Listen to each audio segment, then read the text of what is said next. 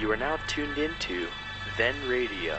If you enjoy our videos, we ask that you consider joining our Patreon to support our channel.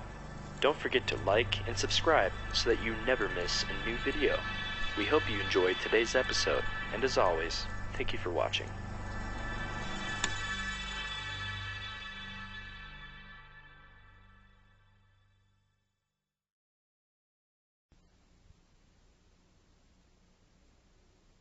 The Columbia Workshop, under the direction of Irving Reese.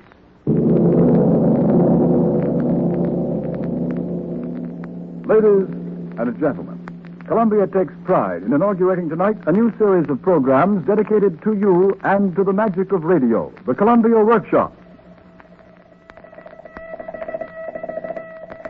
The Columbia Workshop believes in radio, in its past accomplishments, and in its promise for the future. Radio has reduced the area of the world to a split second of time for the transmission of human thought and feeling through man's literature, his music, his spoken word. In the 5 centuries that bridge the years since Gutenberg invented movable type and gave the world the store of man's knowledge through the printed word, no discovery has promised greater potentialities for shaping the world's culture than the slim, swift path of the electric wave.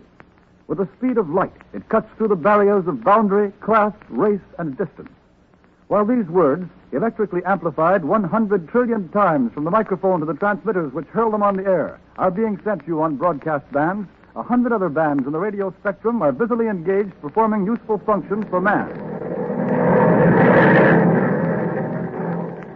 At this second, somewhere 20,000 feet above the Earth's surface, giant aerial transport planes are winging their way above clouds through night and fog, following the straight, invisible electric path of the radio beam signal, which guides them unerringly to their destination.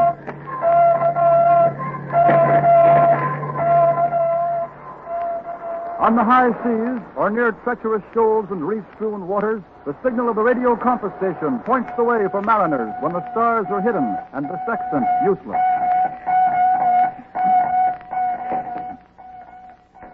In hospitals throughout the world, electrical surgery and shortwave artificial fever machines, radio's contribution to medicine are helping scientists in their onslaught against disease and pain.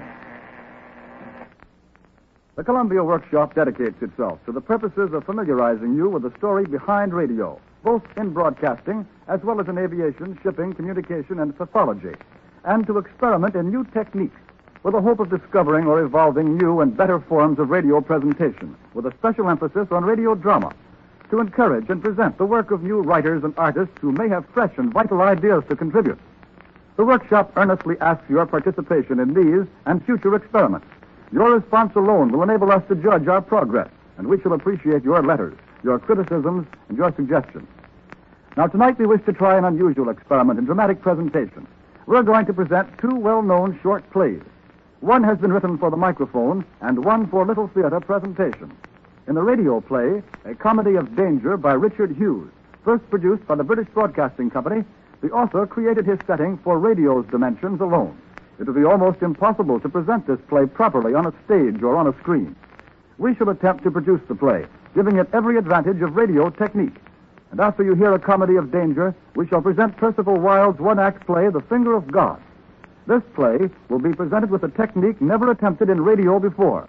Mr. Myron Statler, well-known director of the Little Theater, has been asked to stage this play in the studio exactly as if he were presenting it before a theater audience. The performers will pay no attention to the microphone. They'll move around as the stage business demands on a special set which we have erected in the studio. Through the cooperation of the Columbia Engineering Department, a parabolic microphone, which can be focused like a spotlight, will be trained on the actors from a distance of 20 feet and will follow their movements as they go through the business the play calls for.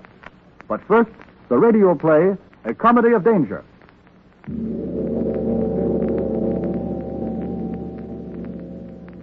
A gallery in a Welsh coal mine, 1,000 feet below the surface of the earth.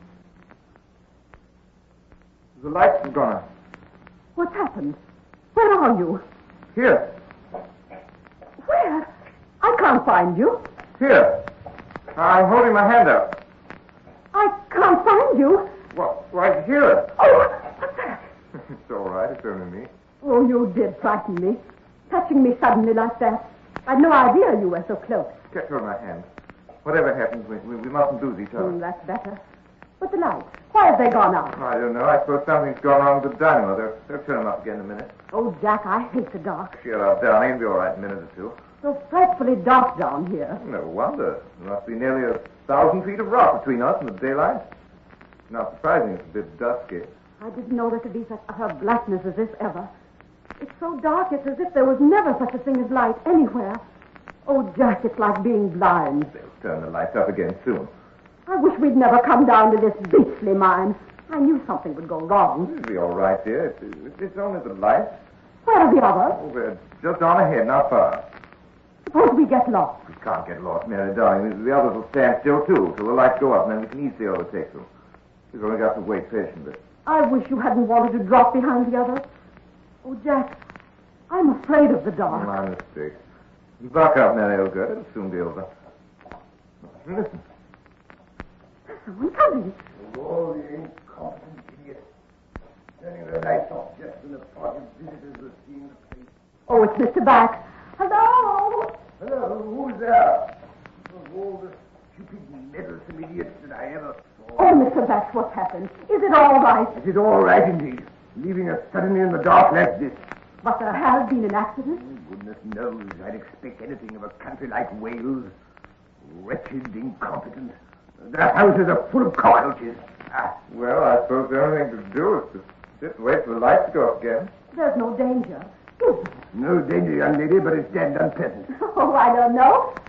I'm beginning to think it's rather fun. Well, if you can find any fun in breaking your shins in the dark... Why don't you call it fun?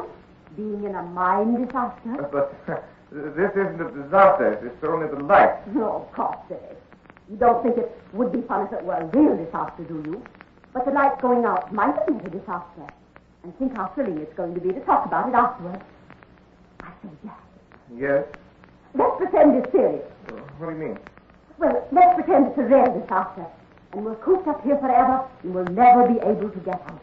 Don't joke about it. Oh, no. There's no real danger, is there? Let's get all the thrills we can. With all the morbid ideas. Young people nowadays... I love thrills. Let's pretend the roof's falling in and they can't get at us. All right. Baby, you are. Here we are, my dear, buried alive. Oh, Jack. Alas, they will never find us. Oh, Jack. Well, I'm so frightened. what else? About the roof having fallen in. But it hasn't. It's only pretend. Yes, but when I pretend, it seems so real. Well, then don't pretend. But I want to pretend. I want to be frightened. Only hold my hand tight, won't you? Go on. We shall suffocate or starve or both, my dear, in each other's arms. Oh, Jack. Even death shall not part us. Oh, Jack, don't. It's too awful. Our poor young lives cut so short. Oh, don't. There'll be articles in all the newspapers. I wish I could read them. Well, you can't have your funeral and watch it, young lady. Oh, this is fun. I wouldn't miss it for anything. Jack! Jack! Quiet. Let's go. You're frowning me. Leave go of it. Jack! Jack! Scream. Oh, Jack! Pull yourself together. We're all right. We're not hurt. No, sir, we're not hurt. But listen. Water. Oh, no. It's only an echo. Oh, Mr. Max, can't we find the other? I don't think we could, young lady. It wouldn't be much use to us if we did. The echo's getting louder. Yes, it isn't an echo. It is water. The mine's flooding. We'll be drowned. It's an echo. Oh, Jack, I don't want to die. I won't. It's got to come sometime, young lady. Isn't it better for us that now in your lover's arms, both of you together? You won't fool us very well with this stoical about death at your age, but we're young. We've got all life before us. Well, can't you keep quiet about it then, you young Japanese? Do you think I want to die either? But it isn't good manners to talk about it. Where would it be if we all started screaming about it, eh? We can at least die like gentlemen. Indeed, I tell you, it's very well for an old chap like you to die anyhow in a year or two. But it's different for us. We're young. Well, if you want a casino, you shall have one, sir. Do you think it's any easier for the old to die than the young? I tell you, it's harder, sir, harder. Life is like a trusted friend. Grows more precious as the years go by. Oh, what's your life worth to the world? Who's dependent on you? What good are you to anyone? Well, what good are you, young man? One person is dependent on me anyway. You mean that you're loved by this young lady? If you both die, what loss is left to the world? Opposite quantities cancelling out. Oh, you beast. You cruel beast. I must speak, madam, in common justice to my age. Since that young cub has started the subject, the old are always being treated with her unwillingness to die. Look here, instead of talking like this, let's do something. Let's make some sort of an attempt to escape. What do you propose to do, young man? Why, look for some way out. We can't stay here and drown like rats in a cage. Oh, the dark. I do hate the dark. I think I could go more easily if I could see light. Just once before it happens. It's coming closer. Listen. Yes. It would be honest in another 5 minutes. Pray heaven, let's finish this off quickly. Oh, think of dying somewhere out in the open, in the sunlight. Me able to see you, and you able to see me. What bliss that would be. It's strange. How little cats wonder what will happen to them after death. One hardly thinks about it. Yet I don't know. How thrilled we should be if we met a chap who really knew. In 5 minutes, we're going to know ourselves. All three of us. I've always wanted to travel. Now I'm going to. Oh, Jack, my poor dear. You know, I'm beginning to feel as excited about it as a child going to the seaside for the first time. Aren't you? Jack, how queer you are. I never looked at it like that. Well, I wasn't in any hurry to die, but now it's coming. I feel sort of proud of myself, as if it was a wonderful thing to manage to pull off. Oh, Jack, There's only one thing I'm sorry about. What is it? My work. If it wasn't for that, I'd go to death without carrying a tuppenny damn. I'd die just for the fun of the thing, to see what it felt like. I shouldn't worry about that if I were you. The world will get on all right without you, never you fear. And what is your work? I write poetry. And you call that work? Jack, the water's coming. It's over my feet. Oh! Courage, darling. Oh, Jack, I don't want to die. I hate it. I loathe it. I want to live. Don't make it harder, do you? You don't think it's fun for me, do you, having to die? Jack, it's awful. Only for one more hour. Oh, I do want to live another hour. Oh, God, can't I be allowed to finish my work? Blast your work, sir. Do you think you're the only one dying before his time? I tell you, every man dies before his time, even if he lives till he's as old as Methuselah. Oh, it's up to my knees. Don't touch at me like that, man. It won't do any good. For the water, the current washing me away. Hold tight, then. Got too tight. Oh, if I could only see you. Just think of all the things I meant to do. Oh, shut up about the things you'd meant to do, you young cub. Will you realize we're all in the same boat, and it's as hard for me to die as it is for you? Or worse, by Gad, 1,000 times worse. You hoary old sinner, can't you prepare to get out of the world instead of cursing at me? Oh, Jack, let's pray. Pray if you like, Mary, I can't. Oh, Jack, don't! I can't die. I'm an old man. I won't. Oh, hold yourself in, you old coward. Oh, Mr. Bax, I'm quite calm now. I don't mind dying. Nor do I. Not so close. Help me! Help me! Help! Help! It's no good, Mr. Bax. No one can possibly hear us. The only thing is to keep calm. It won't be long now. Help! Help! Help! What's that? Listen! Help! Help! Shut up! We ought to listen. It's up to my waist, Jack. I got it. I want Captain. We're here! Find her alone! They'll find our bodies. That's all. They'll find us if they're quick enough. Find her alone! Still! That's right! They can't be quick enough. Besides, I don't want them to find me. Help! Be quicker, you fools! Quicker, we're drowning! Oh, why can't you behave sensibly? Jack, darling, I'll never leave you. How do you know they let you stay with him, you little fool? What do you know of death? Death means nothing. Not even a breath of the wind or a mere drop of the rain. Not even a dirty ghost dragging its chains on the staircase. Jack, it's up to my chin. Help me. Let me lift you in my arms, darling. Then when it gets up to my chin, we'll die together. Tell me, it isn't true what he's been saying. No, darling. Of course it's not true. Hurry up, you goat! You blockhead! Smash your way in! We're drowning, I tell you! Drowning! Quick! Goodbye, Jack, dear. They must be nearly through. Oh, this suspense! How much longer before we know that we're going to live or die? I don't care which. But I do want to know. Look! There's a light! A hole in the roof! Quick! They're through! Right below there! Touch on to the rope! Quick! I'm an old man! There's a girl here! My God, Jack. You're safe. Come along, young lady. I've got the rope. Thanks. No, never mind. I'll head up here. She'll be all right. I'll give you something to write about, too, my boy. All right above there. Have you got her? Right. Now the neck. Up you go. Quick, Mr. Beck. The water's still rising. No, my boy. After you. You're more value in the world than I am. Nonsense, sir. After you, you're an older man than I am. Quick now. There won't be time. You've got Mary to think of now, Jack. All the way above there. No. Melody! It's me you're holding up. You ought to be back. We'll have you up first. There's no time to wait.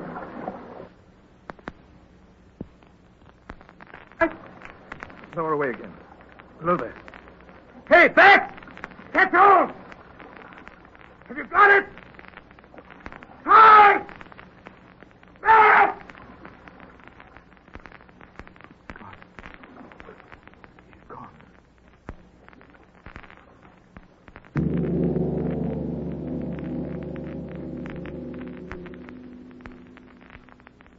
And now we are about to present Percival Wilde's play, The Finger of God, with a technique heretofore untried in radio.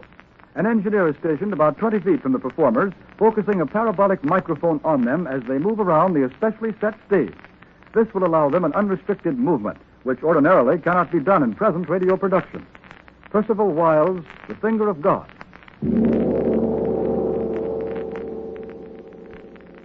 The living room of Strickland's apartment. As the curtain rises, he is kneeling and burning some papers in a grate near the main door. Benson, his valet, is packing a suitcase which lies open on the writing desk. Benson, Yes, sir? close the window. It's cold. Yes, sir. Why, sir, the window's closed. It's been closed all evening. Benson, Yes, sir. don't forget a heavy overcoat. I've put it in already, sir. Plenty of fresh linen, Yes, sir. collars and ties. I've looked out for everything, sir. You sent off the trunks this afternoon? Yes, sir. You're sure they can't be traced? I had one wagon taken to a vacant lot, and another wagon taken to the station. Good. I checked them through to Chicago.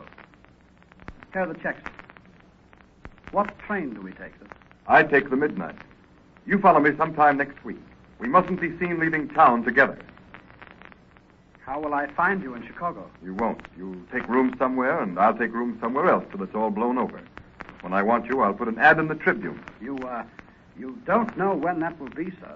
As soon as I think it's safe. Maybe 2 weeks, it's maybe a couple of months.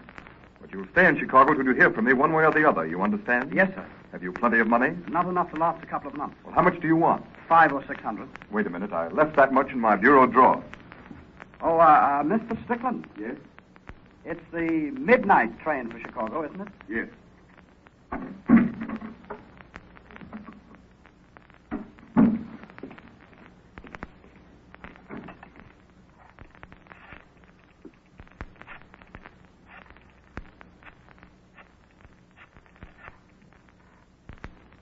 Hello? Hello, this Finley? This is Benson. He's going to take the midnight train to Chicago, Pennsylvania. You'd better arrest him at the station. If he once gets to Chicago, you'll never find him. And, Finley, you won't forget me, will you?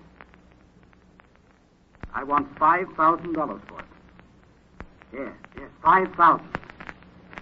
Well, that's little enough. He's got almost 300,000 on him. You won't turn in all of that to headquarters, will you? Yes, it's cash. Large bill. Midnight to Chicago.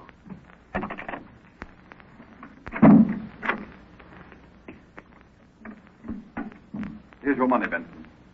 Thank you, sir. Shall I go now? No, wait a minute.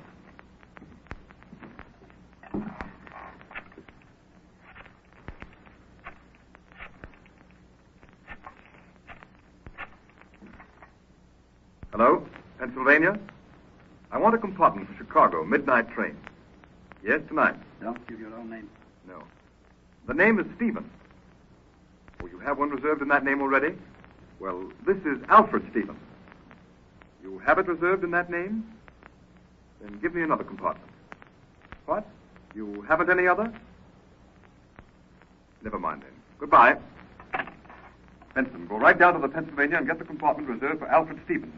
You've got to get there before he does. Wait for me at the train gate. Yes, sir. Now, don't waste any time. I'll see you later. Very well, sir.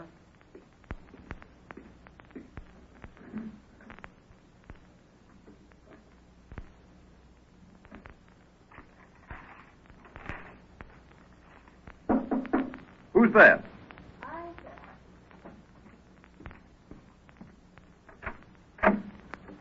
Who are you? Why, don't you remember me, sir? No. I'm from the office, sir. The office? Your office. I'm one of your personal stenographers, sir. Oh, I suppose I didn't recognize you on account of the hat. Well, what do you want? There were some letters which came late this afternoon. You're bothering me with them now. I've got no time. For that, you'd better go. I thought you'd want to see these letters. Plenty of time tomorrow. But you won't be here tomorrow, will you? Won't be here? What do you mean? You're taking the train to Chicago tonight. But how did you know? Taking a train to Chicago? Of course not. What put that into your head? Why, you told me, sir. I told you? You said so this afternoon. I didn't see you this afternoon. No, sir. Then I found this timetable. Where did you find it? On your desk, sir. On my desk. Yes, sir. You're lying. Mr. Strickland. That timetable never reached my desk. I lost it between the railroad station and my office. Did you, sir? But it's the same timetable, you see. You checked the midnight train. I reserved a compartment for you. You reserved a compartment? I knew you'd forget it. You have your head so full of other things. So I telephoned as soon as you left the office. I suppose you made the reservation in my own name? No, sir. What? I thought you'd prefer some other name. You didn't want your trip to be known. No, I didn't. What name did you give? Stevens, sir. Stevens? Alfred Stevens. What made you choose that name? I don't know, sir. You don't know? No, sir. It was just the first name that popped into my head. I said Stevens, and when the clerk asked for the first name, I said Alfred. Have you ever known anybody of that name? No, sir. You're sure you never knew anybody of that name? How can I be sure? I may have. I don't remember it. How old are you? You're not 20, are you? You think so? And I'm 47. It was more than 25 years ago. You couldn't have known. No, sir. What is your name? Does it matter? You didn't recognize my face a few minutes ago. My name can't mean much to you. I'm just one of the office force. I'm the girl who answers when you push the buttons 3 times. These are the letters I brought with me. Well, what are they about? Well, this one's from a woman who wants to invest some money. How much? Only $1,000. Why didn't you turn it over to the clerk? The savings of a lifetime, she says. Well, what of it? Well, she wrote that she had confidence in you. She says she wants you to invest it for her yourself. You shouldn't have bothered me with that. Did she enclose the money? Yes, a certified check. Well, write her that... Oh, you know what to write. But I'll give the matter my own attention. Yes, sir. She says she doesn't want a big return on her investment. She wants something that'll be perfectly safe. And she knows you'll take care of her. Yes, of course. Well, what else have you? A dozen other letters like it. All from old women? Some of them. Why did you bring them here? Every one of these letters asks you to do the investing yourself. Oh. And you're leaving town tonight. Here are the checks. Every one of them's made out to you personally, not to the firm. You shouldn't have come here. I haven't time to bother with that sort of thing. Every man who has $5 to invest asks the head of the firm to attend to it himself. It means nothing. I get hundreds of letters like those. Still. Well, what? You must do something to deserve such letters or they wouldn't keep on coming in. It's wonderful to inspire such confidence in people. Do you really think so? Oh, it's more than wonderful. It's magnificent. These people don't know you from Adam. Not 1 in 100 has seen you. But they've all heard of you. And what's even more real than you is your reputation. Something in which they rest their absolute confidence. So you think there are few honest men? No, there are many of them. But there's something about you that's different. Something in the tone of your voice and the way you shake hands. Something in the look of your eye that's reassuring. Oh, there's never a doubt, never a question about you. It's splendid, simply splendid. What a satisfaction it must be to you to walk along the street and know that everyone you meet must say to himself, there goes an honest man. It's been an inspiration to me. To you? Oh, I know you don't remember who I am. But you don't imagine that anyone can see you as I've seen you, work with you as I've worked with you, without there being some kind of an effect. You know, in my own trouble. Oh, you have trouble? Well, you don't pay me a very big salary, and there are others whom I must help. But I'm not complaining. I used to be like the other girls. I used to watch the clock and count the hours and the minutes till the day's work was over. But it's different now. How different? I thought it over. Made up my mind that it wasn't right to count the minutes you worked for an honest man. Are you sure I'm an honest man? Don't you know it yourself, Mr. Strickland? You remember a few minutes ago you spoke the name of Alfred Stevens? Yes. Suppose I told you there once was an Alfred Stevens. Suppose I told you that Stevens, whom I knew, stole money. Stole it when there was no excuse for it, when he didn't need it. His people had plenty, and they gave him plenty. But the chance came, and he couldn't resist the temptation. He was 18 years old then. He didn't even know what to do with the money when he had stolen it. They caught him in less than 24 hours. It was almost funny. He was punished. He served a year in jail. And what a year. His folks wouldn't do a thing for him. They said such a thing had never happened in their family. He told his family that he never wanted to see them again. He changed his name so they couldn't find him. He left his hometown. He came here. And he's been honest ever since. Ever since. For 28 years. It was hard at times, terribly hard. It managed to live. It wasn't pleasant living. It wasn't even decent living, but he stayed alive. I don't like to think of what he did to stay alive. He thought the year in jail was terrible. The first year he was free was worse. He'd never been hungry in jail. Then his chance came. Yes, it was a chance. He found a purse in the gutter, and he returned it to the owner before he made up his mind whether to keep it or not. The man who owned the purse gave him a job. Then they said he was a hard worker, and they promoted him. They made him manager. They gave him more chances to steal. But there were so many men watching him, so many men anxious for him to make a slip so that they might climb over him, that he didn't dare. And then? Well, the rest was easy. Nothing succeeds like a good reputation. And he didn't steal because he knew they'd catch him. But he wasn't honest at bottom. The rotten streak was still there. After 28 years, things began to be bad. He speculated, lost all his money, and made up his mind to take other money that wasn't his. It was wrong. It was the work of a lifetime gone. But it was the rottenness in him coming to the surface. It was the thief he thought dead coming to life again. What a pity. He'd been honest so long, he'd made other people think he was honest. Was he wrong, Mr. Strickland? Stevens, please. Look, I don't know what sent you, who sent you, but you've come here tonight as I'm running away. Well, you're too late. You can't stop me. Not even the finger of God himself could stop me. I've gone too far. Look, here's money. Hundreds of thousands of it, not a cent of it mine. And I'm stealing it, do you understand me? Stealing it. Tomorrow the firm will be bankrupt, and there'll be a reward out for me. Here, if you please, is your honest man. What have you to say to him now? The man has been honest so long that he's made himself think he's honest. Can't steal. Do you believe that? I was left a little money this week, only a few $100s, hardly enough to bother you with. Will you take care of it for me, Alfred Stevens? Good God.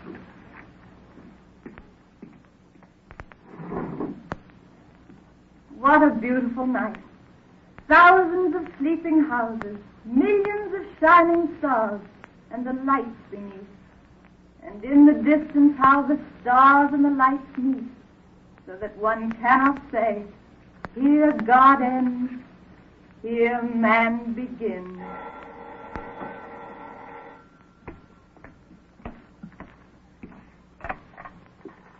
Yes? You're afraid I'm going to miss the train? Well, I am going to miss it. I'm going to stay here and face the music. I'm an honest man, do you hear me? I'm an honest man. There. Did you hear what I told him? Did you hear what I... Why, where are you? Where are you? Why, she's gone.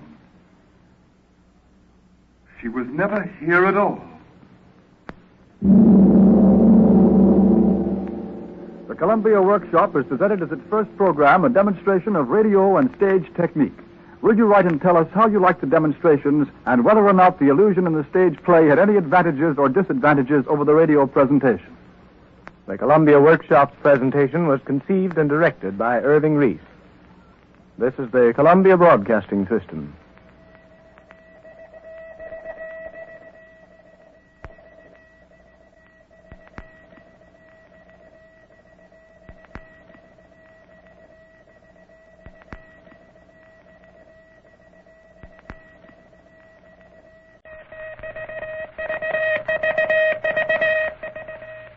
Columbia Workshop under the direction of Irving Reese. Ladies and gentlemen, tonight the Columbia Workshop is about to present its second program dedicated to you and to the magic of radio. Before we do, we wish to thank you for your generous response to our request for your opinions on the experiment we demonstrated of radio technique versus stage technique. During long rehearsals of the stage play with a parabolic microphone, we learned a great many things which, added to your opinions of the broadcast, have led us to decide to continue the investigations in the use of the parabolic microphone for radio drama. More than 80% of the letters told us that the stage play presented exactly as it would be in the theater, allowing the artist's freedom of movement enhanced the illusion of dramatic reality. Because of your interest and response, we're planning further experiments along this line with modified equipment which will enable us to overcome some of the difficulties we encountered, and with dramatic scripts which will be shaped especially for the scope of the parabolic microphone. The first will be ready in a few weeks. Tonight, we're presenting as another experiment the work of a new radio writer, Leopold Prosser. Mr. Prosser has constructed an unusual radio play called Broadway Evening. Broadway Evening has no plot. It is an ear impression of an evening in the life of an average New York man and woman on Broadway. Many of the sounds that you'll hear will actually come from the crossroads of the world to form an authentic background for our play.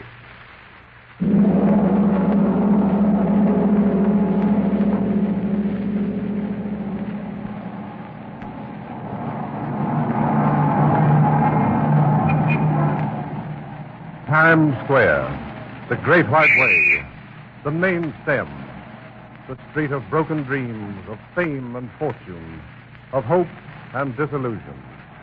Its great hotels would house a city full of people. Its restaurants would feast them. Its electric signs would light all their streets. The sayings of its sages, the soothsayers and its philosophers, would keep them reading for a lifetime. As bright as noon the whole day long, more stars than there are in heaven, the gayest spot in all America. The world beats to the pulse of Broadway, and its heart is the crowd that moves beneath its gaudy halo. Great ships bring them here, and swift airplanes. They come in 1,000 trains and 10,000 automobiles, in huge buses, and sometimes on foot. Visitors from the furthermost reaches of the United States, from all the Americas, pleasure seekers from the ends of the earth.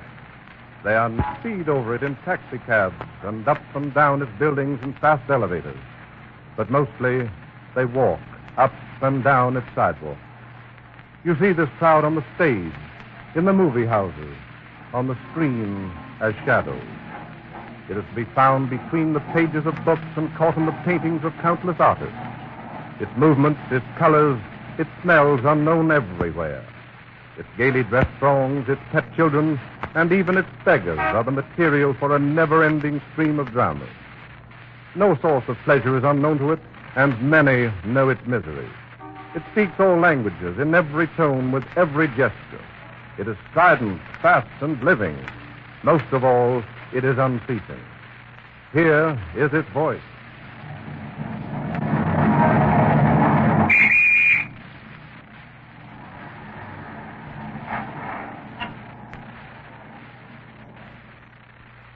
Broadway Evening by Leopold Prosser.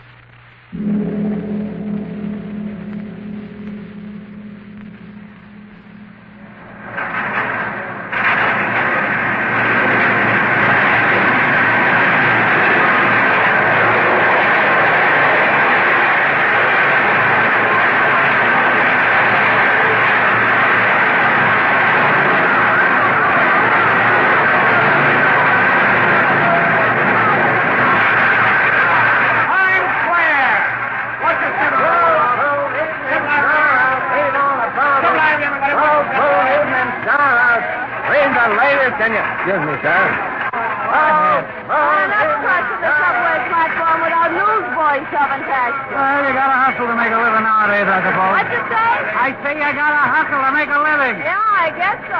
Okay, Harry, I'll be seeing you. Come on, Fred, come on. Read all about it. Get your latest copy here. Saw my horoscope this morning on the influence of Venus. Yeah? What'd it say? Oh, a lot of laughing. They got my character down pat. A lot of hooey, if you ask me. Yes, so. Things often turn out, though, just as I predict. Coincidence. What'd you say? I said coincidence. Yeah, that's true. It's funny, though, just the same. Hey, you better watch yourself. Yeah, getting a cough. Well, that reminds me, I gotta get something for Junior's call. That ad up there, think it's any good? Can't tell. Why'd you get some and try it? You don't know what to get nowadays. Good evening, sir. Get your coffee. Gotta reline the drawers in the bedroom chest. A lot of dust collected. Don't know where it all comes from. Wind blows it from the street, I suppose. Right, the dust 1 minute and it all settles again the next minute.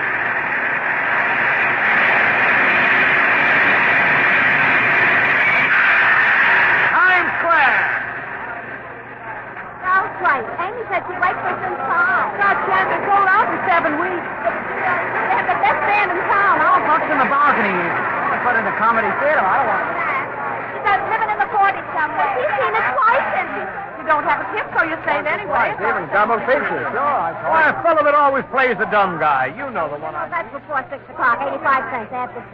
Can't act, she's good looking, that's all. Up in the gallery? Well, we might as well be outside. A complete show, dinner and dancing. Yeah, but there's such a cheap crowd there. The cricket's about 8:40. That's not the way to play. You don't have to order frog legs if you don't want them. No, it doesn't go up until 9. Give me American cooking every time. American. Here's the picture. He doesn't do this. What's your here, Pretty? Music show, I tell you. Yes, but now you're like a society star. You gotta wear a top. Where'd you pay $3? All the latest song hits for a nickel. Songs of the San Quentin Radio. 5 cents. Voyage to all the popular songs. Only 5 cents. Gotta watch yourself in weather like this. First thing you know, you're down with a grip or something. That's right. Gosh, it's getting muggier again. Yeah, it feels like another scorcher. Yeah. Well, cool inside the moving picture houses. Well, that's something. Boy, it's been hot. And some say it can't be done. Out in California, the land in the midnight sun, they use it all the time. So here you are, folks. Not $1, not 50 cents, but only 1 dime. For a dime, you get the greatest invention. What's the name, Sally? I don't know.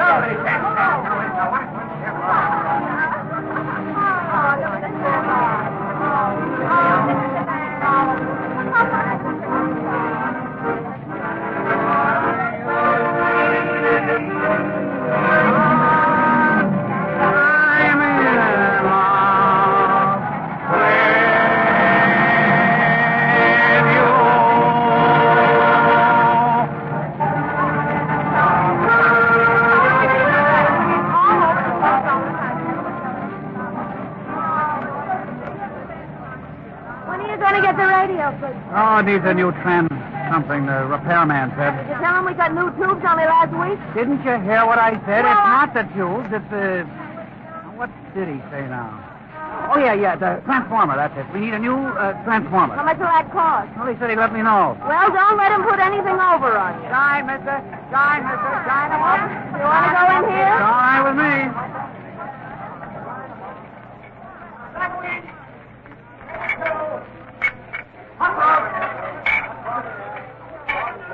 Get your section of machines, sir, please. Huh? Get the section machine. Oh, yeah. Oh, you never know what to get in these places. Yes, whatever you want. Well, I don't know what I want. Well, guess I'll have some eggs.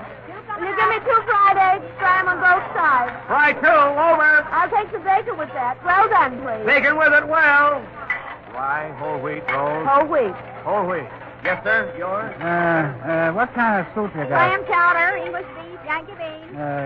Yankee bean. Yankee bean. Omelet dinner? No, just soup. Yankee bean, all off. Now, I'll take one of those veal cutlets. That one. This one? No. Oh, this one. Yeah. Vegetables? Well, let's see. Cauliflower, spinach plain, cabbage, spinach cream. Well, spinach cream. Spinach cream, yes, sir. String beans, French fried potatoes, Brussels sprouts, peas, macaroni, mashed potatoes. Mashed. Mashed. Here you are, sir. Check. What's that? Oh, yeah. Here's my check. Say, do you mind putting a little gravy on the mash? Not at all. Gravy on the mash. Gravy on the mash. Gravy on the mash. Gravy on the mash. Apple pie with ice cream. Appaloola. Liver and bacon. Liver and bacon. Chowder. Chowder. Carrots and cheese. Carrots and peas. French fries. French fries. Coffee. Coffee. Coffee. Coffee. Tea. Tea. Cream or lemon? Cream. Cream. Coffee. Coffee. Coffee. Coffee. Coffee. Coffee. Fry two. Liver. Milk. Shrimp. This one. That one. That one. This one. Holla. Milk. Turnip. Pie. Chocolate. Pie. Carrot. Pie. Cutlet. Ranch. Medium. Toast. Butter. Cheese. Pie. Boiled cheese. Topping cheese. Cheese. Topping cheese. Cheese. Cheese. English cheese. Yankee. Cheese. Yankee. Cheese. English. Topping. Cheese. Cheese. Cheese. Cheese. Coffee. Cheese. Cheese. Cheese. Cheese. Cheese.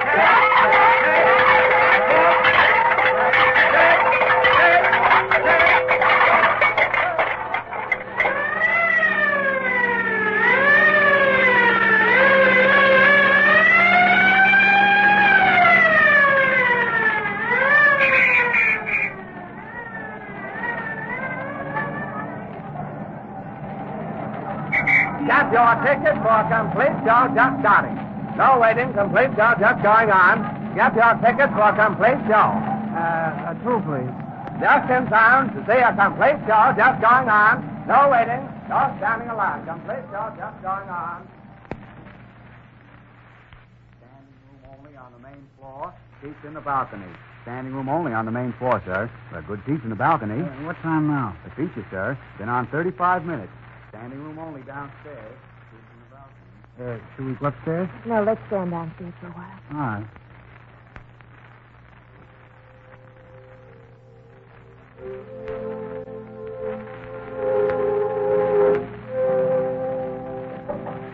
Dorothy, I didn't expect to find you here. I'm going away, Reggie. Going away, Dorothy? Why? Well, I realize it's all over between us. You and about Viola. And well, there doesn't seem to be any good reason for my staying around anymore. Let's sit here. Okay. Gee. Thanks, Dorothy. You're swell. Yes. Well, I guess it's goodbye. Yes. Goodbye. Reginald. Yes, Dorothy. Aren't you going to, for old time's sake, won't you kiss me goodbye? Kiss you goodbye? Well, of course, Dorothy. Well, how nice. Viola. That's Louise, darling. Isn't she lovely? Yeah. Please don't let me interrupt. But Viola, we were just... That's all right, Reginald. You don't have to justify yourself to me. I have eyes. But Viola, darling, listen to me. Dorothy and I are really... Please don't make matters worse by lying. You're free to act as you please. Viola, listen to me. Viola, you don't understand. Let me explain. Viola, you must listen to me. You don't understand. You don't understand. You don't understand. Single down front, madam. Plenty of seats on the far aisle.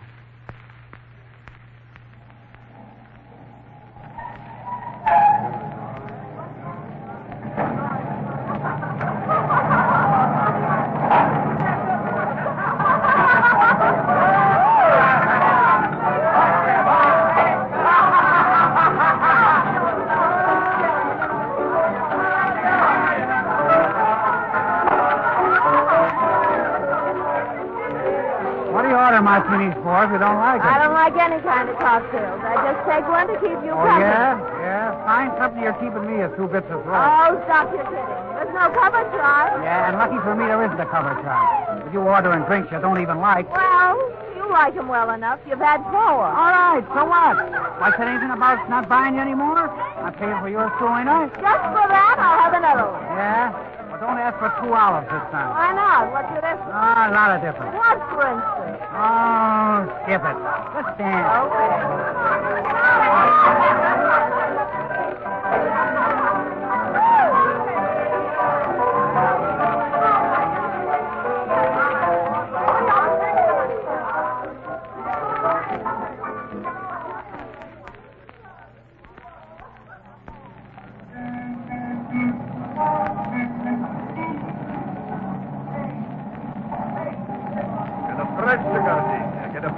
Gardenia, only a dime. Get a fresh gardenia.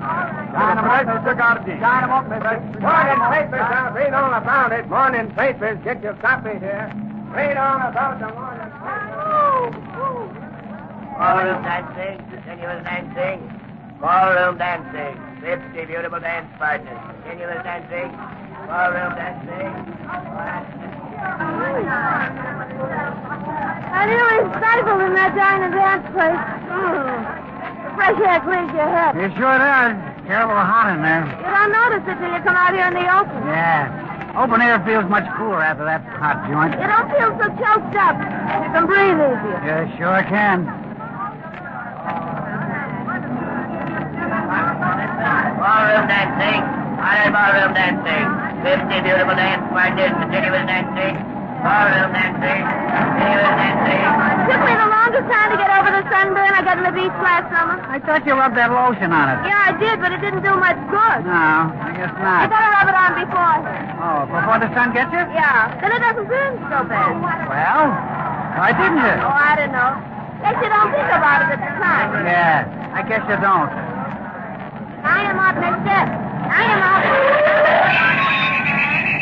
Here. What's the matter? You colorblind? Can't you see the red light?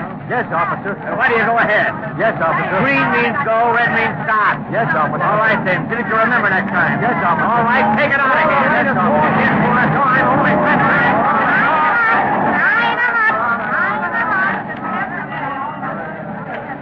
Sightseeing buses down to the village.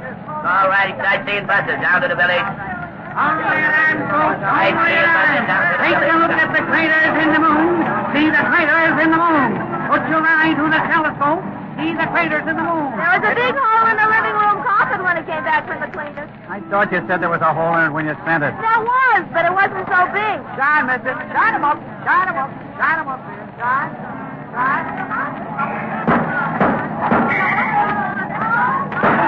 Get right in, folks. Get right in. Come right inside. That's right. Now get right down here in front here, folks. Get down here so I won't have to yell so loud.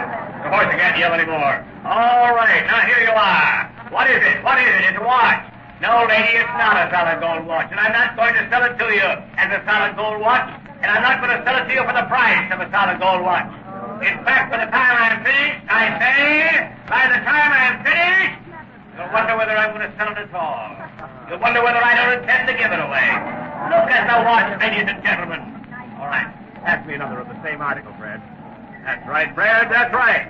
A man couldn't wish for a better assistant. These watches, ladies and gents, is solid 14-karat rolled gold-plated cases. There's only two of them, and the cases are solid 14-karat rolled gold-plated cases. Now, you'll ask me, what's the difference between that and the gold you pay for on watches that the swell stores charge you $50 and $100 and $200 for? And I know you all buy one or two of them watches every week. What's the difference? Well, I'd be telling a lie if I said I knew. Yes, I'd be telling a lie. But I know this much. I said I know this much. That those swell stores where you pay $200 and $300 for a watch don't have any rent to pay there on the swanky avenues. Oh, no. And they don't have any insurance to pay. They don't have to pay for the uniforms with solid silver buttons on the la-di-da doorman. They don't have to pay for the elegant attendants in tuxedos at 10 o'clock in the morning to help you select your monogram cufflinks. Oh, no. And that's why they can give you things so cheap. But I have to pay to have my windows cleaned every 6 months and the floors swept. And so that's why I've got to charge you $500 for a watch, and the Tony stores only charge you $10. Yes, ladies and gents, $10 was what I was getting for these solid 14-karat rolled gold-plated watches this morning. But for you folks, I'm going to do better, because I know you have confidence in me, see? Not 10, not 9, not 8. Here, wait a minute. I'll tell you what I'll do. You folks are going to be glad you came in here tonight. Hand me one of them there rings, Fred. One of them 18-karat solid rolled gold-plated engagement rings with a genuine stone. That's it, Fred. We've been together for a long time, eh, Fred? You trust me, and I don't trust you. Now, hold it up where they can all see. Now, ladies and gents, take these two articles together. The 14-karat solid rolled gold-plated watch and the 18-karat solid rolled gold-plated ring. Shine, mister, shine. Shine 'em up, mister.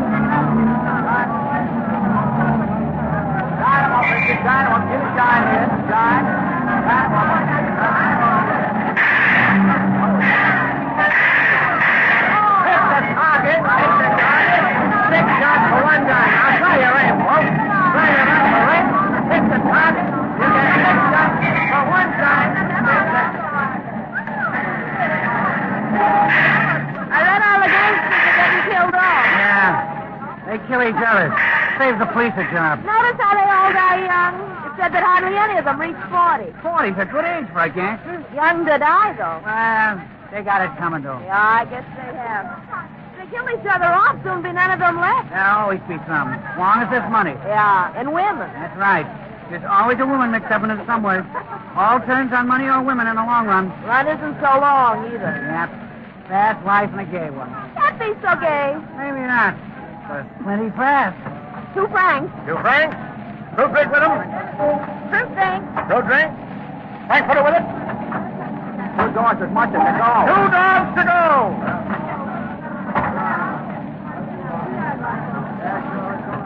Those cocktails have gone to my head. Yeah, got quite a kick in them. Cocktails always make me a little dizzy. Well, I suppose that's what they're for. Yeah, but you gotta drink a lot of them. They charge too much. That's right. Nothing in them. Must be all profit. Well, you get away with it. Sure do. It's a good business. Well, business if you know how to work it. Well, they know. They sure do. You bet they do. Now bring all about it. Get your coffee up the morning. Right there.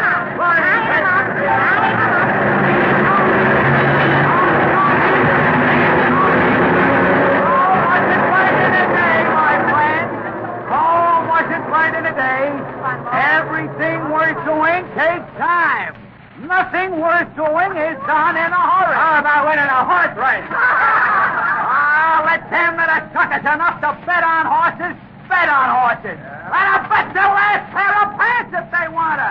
If you're going to be a sucker, you're going to be a sucker, and I can't do anything about it. Yes, you can. Give us the winners. All right. You can laugh. You can laugh. What this matter concerns your bread and butter, I tell you. It touches the fundamental solidarity of the only stock you got left to stand on. It's your...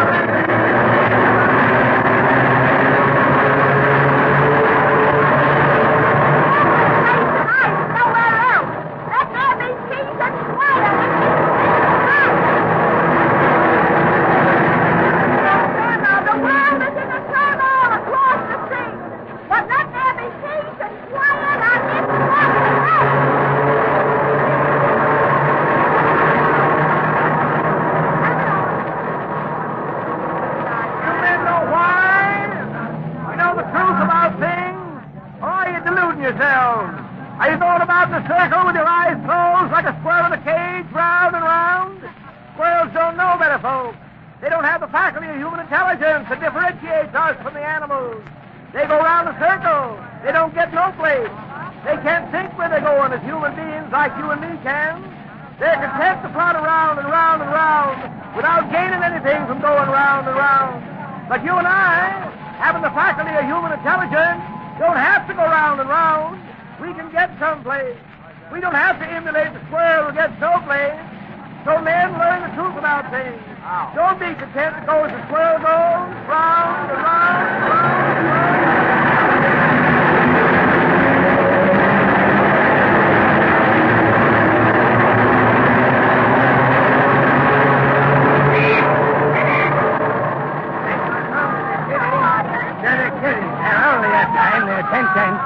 Give the kiddies a real treat. Here you are, lady. Just one place. I'll read all about it. Morning papers, read all about it. Sign them up.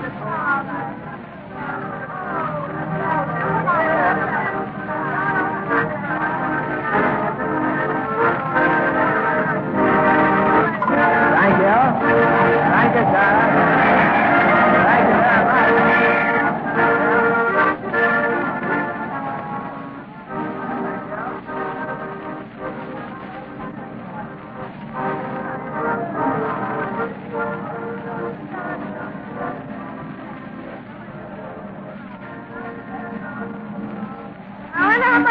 Big shot musicians are worth. Supposed to play in the high-class music hall at the moment. Hard to say. Must be worth plenty, though. They say that if they played in the street, nobody would take the slightest notice. I suppose so. Well, they got good publicity agents. Still, I guess you gotta have something to get those big audiences and your picture in the newspaper. Yeah, I guess they know their stuff all right. Must be a lot just as good, though. Gotta get a break. That's all. Right. That's right. They gotta get a break. I am up. Take one home to the kiddies. They're only 10 cents. They're only a dime. Take one home to the kiddies, folks. Here you are, ladies. They're only 10 cents.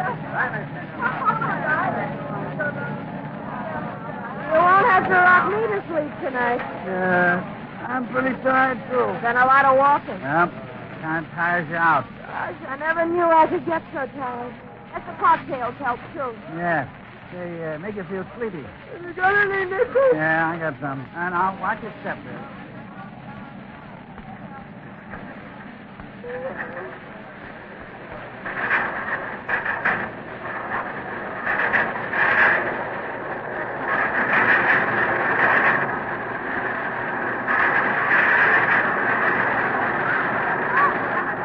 You get those cocktails. Till other time. Oh, gee, I'm sleepy. So am I.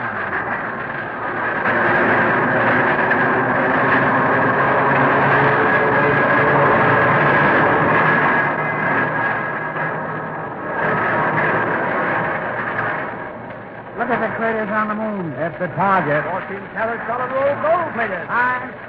Take it out of there. Lady on the mast.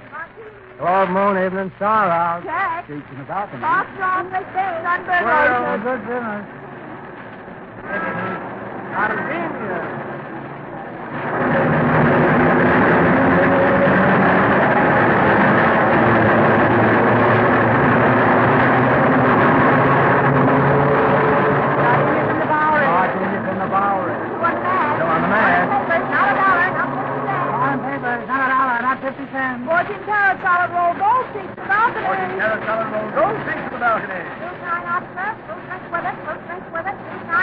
Float drink with it, float drink with it. Squirrels, 5 cents a bag. Squirrels, 5 cents a bag.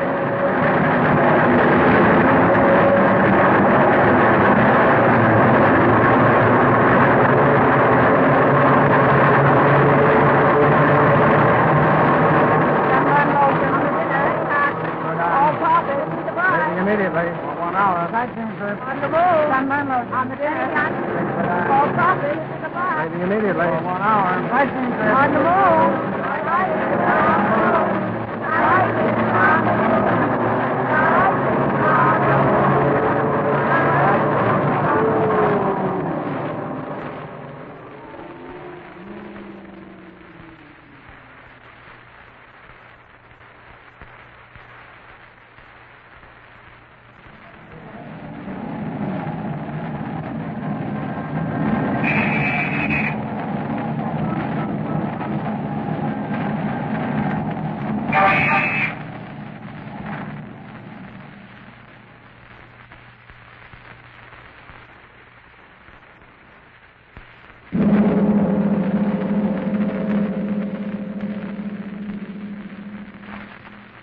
The Columbia Workshop has presented, as an experiment in radio drama, Leopold Prosser's impressionistic radio play, Broadway Evening.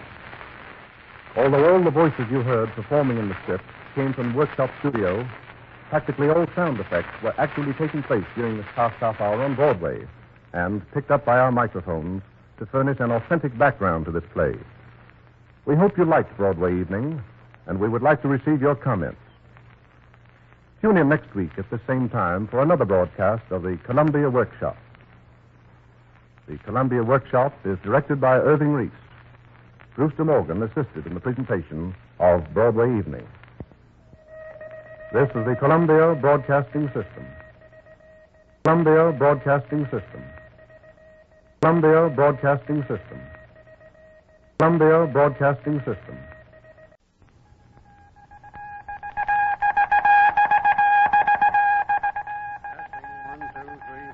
Testing 1, 2, 3, 4. Testing 1, 2, 3,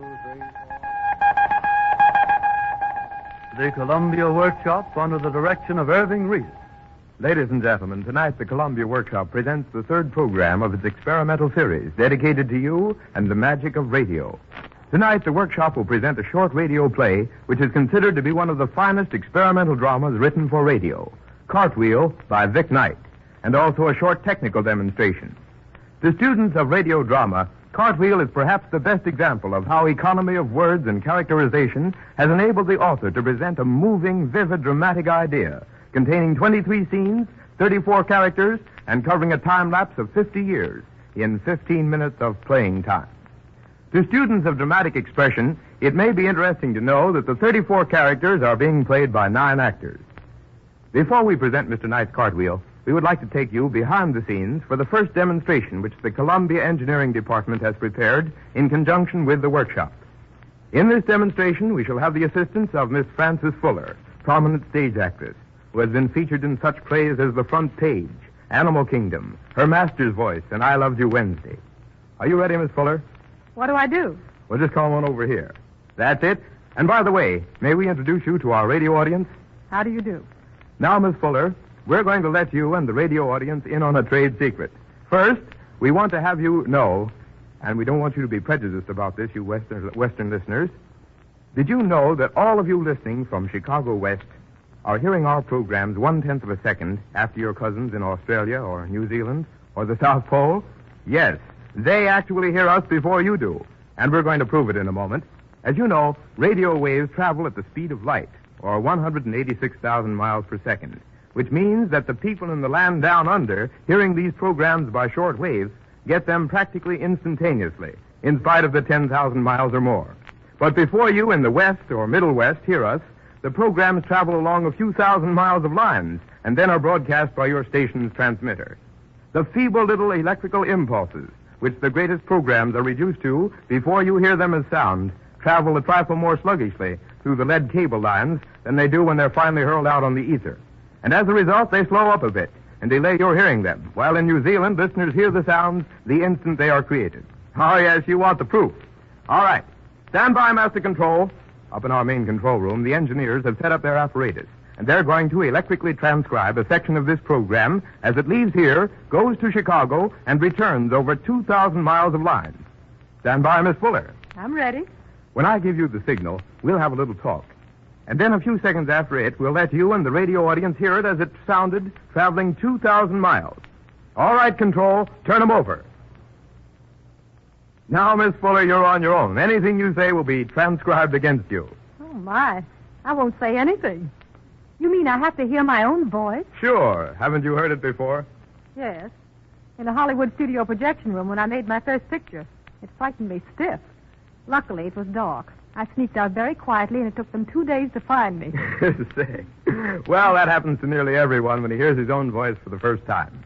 But a great many theater audiences and producers feel quite the contrary about your voice. Suppose you recite something for us. Recite? Sure. You do, and I will, too. Well, you start. All right, now let's see. Frances had a pretty voice. Its frequencies were slow. It left New York at 8 p.m., returned at 8:10. Did you just make that up? Sure. Well, I'll have to do the same. Twinkle, twinkle, radio star. There's your voice, and here you are. Now you hear what others do. Oh, there, now, don't feel blue. Bravo! And now for the finish. I'll count a number, and you follow it after a slight pause. 1, 2, 3, 4. 5. Cut. Cut? Cut what? Well, that was the signal to the engineers that we were finished. And now, in just a moment, when the boys get their equipment all lined up, we'll hear all of that over again. May I go now? Oh, no. Don't forget, you're in Cartwheel, and we're all waiting to hear that, I can assure you. I'll keep watching the control room, and as soon as Mr. Voorhees gives me the signal, well, we'll be ready. Are you ready yet? All right, there it is. And now, ladies and gentlemen, listen to voices leaving New York and then coming back over 2,000 miles of wire.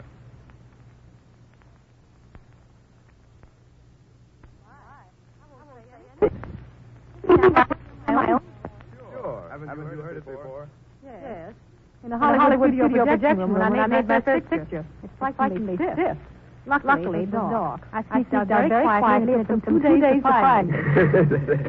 Well, that happens to nearly everyone. Here's his own voice for the first time. But a great many theater audiences and producers feel quite the contrary about your voice. Suppose you recite something for us. Recite? Sure. You do, and I will, too. Well, you start. All right, now let's see. Frances had a pretty voice. Its frequencies were slow. It left New York at 8 p.m., returned at 8:10. Did you just make that up? Sure. Well, I'll have to do the same. Twinkle, twinkle, radio star. There's your voice, and there you are. Now you hear what others do.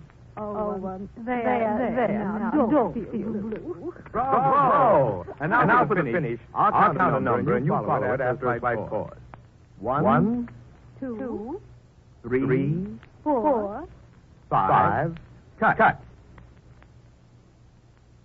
There you are. That little echo you heard were the voices returning after having been sent around 2,000 miles of line. And now, ladies and gentlemen, before the stage is set for Cartwheel, we'd like to give you a little demonstration of the progress which has been made in the past few years with the most important unit of all radio equipment, the microphone. It is the heart of all radio broadcasting, and each modification of the microphone has brought with it wider scope and greater entertainment in your radio programs. You know, at one time, the letter S was the bogey of every engineer and performer in radio. Weak hearts trembled at lines like, "She sells seashells on the seashore." A sudden loud sound on the old carbon microphone could blast the station right off the air. Let us show you the contrast between the carbon microphone of 20 years ago and the modern velocity microphone in use today. Mr. Ray Collins, will you help us with this experiment? Why, certainly. Ray Collins is well known to you all as a leading player in many Columbia radio dramatic productions. Ray, do you remember Lincoln's Gettysburg Address or Hamlet's soliloquy? Well, I've played Hamlet. Good. Suppose you stand here between these two microphones and do the soliloquy for us. I'll be glad to. Now, while Mr. Collins does the soliloquy from Shakespeare's immortal Hamlet, Mr. Voorhees, the workshop's engineer, will keep cutting from the carbon mic of 20 years ago to the modern, high-quality, sensitive microphone of today. See if you notice much contrast. Mr. Collins. To be or not to be, that is the question. Whether 'tis nobler in the mind to suffer the slings and arrows of outrageous fortune, or to take arms against a sea of troubles and by opposing end them, die, sleep no more. And by a sleep to say we end the heartache and the thousand natural shocks that flesh is heir to, is a consummation devoutly to be wished. To die. Sleep? The chance to dream? Aye, there's the rub. For in that sleep of death, what dreams may come when we have shuffled off this mortal coil must give us pause.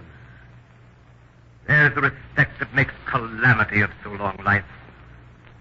For who would bear the whips and scorns of time, the oppressor's wrong, the proud man's contumely, the pangs of despised love, the law's delay, the insolence of office, and the spurns that patient merit of the unworthy takes, when he himself might his quietus make with a bare bodkin. Thank you, Mr. Collins. Ladies and gentlemen, the changes you noticed in quality represent 20 years of research and improvement in broadcasting microphones. But quality alone has not been the only objective. As important as quality is flexibility of use for perspective. We're now going to show you the difference in pickup perspective between the dynamic microphone, which was the latest type before the velocity was perfected, and the velocity. Miss Francis, it's your turn to help. With pleasure, sir. Thank you. With pleasure, sir. Thank you. Ladies and gentlemen, Miss Arlene Francis, one of radio's best-known actresses. One of radio's best-known actresses. How do you do? Arlene, suppose you do Lincoln's Gettysburg Address for us. Start on this dynamic microphone over here and walk around it in a circle. All right. 77 years ago, our fathers brought forth on this continent a new nation, conceived in liberty and dedicated to the proposition that all men are created equal. Now we are engaged in a great civil war, testing whether that nation or any nation so conceived and so dedicated can long endure. We are met on a great battlefield of that war. We have come to dedicate a portion of that field as a final resting place of those who here gave their lives, that that nation might live.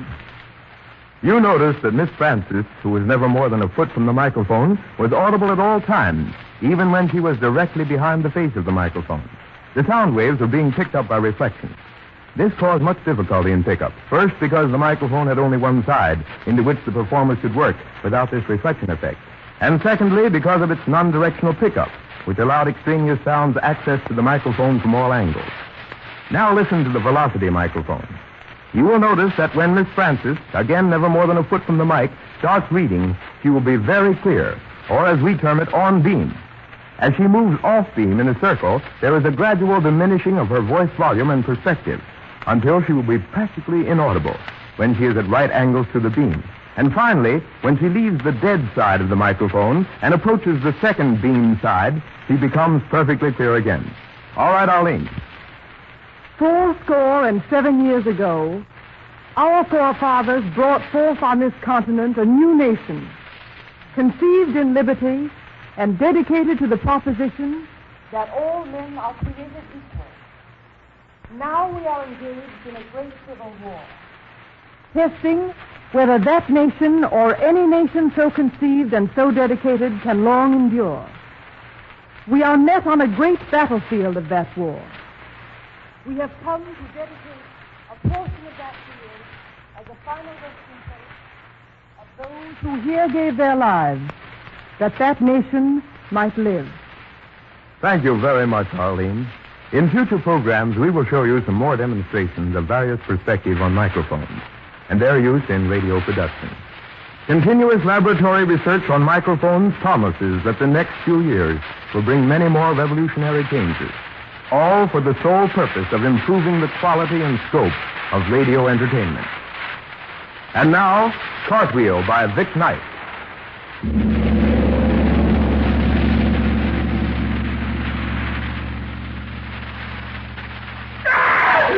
Let me go! Let me go, I tell you! Give me my cartwheel! It's mine! Cartwheel! Cartwheel! Cartwheel!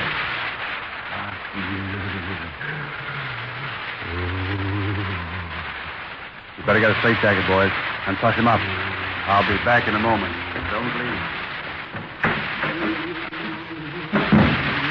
Are you his son? Yes, Doctor, I am. I guess he's lost his mind, hasn't he? No ordinary case, this. What can you tell me about it? What is this cartwheel he speaks of? It's a long story, Doctor. It goes back more than 50 years. When Dad was working in the United States Mint down in Philadelphia. He was just a young fellow, about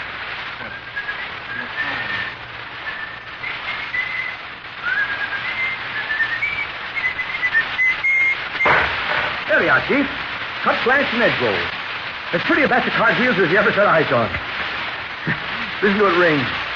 No sound just like a cartwheel ringing, is it, Chief? Guess not. Get him cleaned up in a hurry, Dempsey. Just got word the president's bringing a party through this afternoon. What? President Arthur? You mean he's coming here? To the Mint? That's right. Garfield used to drop in pretty often, but this is Arthur's first visit. Gee. What? Say, Chief. Look at this. Look. What's eating it? What? Why, the date on this. Why, Chief, only half of one of the eights is printed on this coin. Just half of an eight that looks like a 3. A 1384 silver dollar. Good God, Dempsey. Don't tell me that whole batch of dollars. Oh, no, sir, no, sir. Only these last few, only 3 of them, sir. You like to scare me to death. Let me see. Sure enough. 1384 instead of 1884. Only half of one of the 8. Well, I'll be... What'll I do, Chief? Toss them back in the bullion? There's only 3 of them. No, Dempsey, don't do that. If we throw them out, the run will be short. Better just let them pass. Forget it. And don't say anything to anybody. Chances are nobody will ever notice it anyway. Pretty slick. A 1384 cartwheel.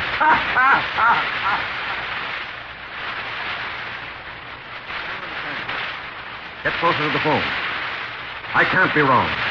There were only 3 of those coins. I know because I went to the Mint personally and talked to a young fellow named Dempsey, the chap who turned them out. Yeah. Here's the point. You know enough about coin collectors to realize what this means to me. What's that? Precisely. Yes.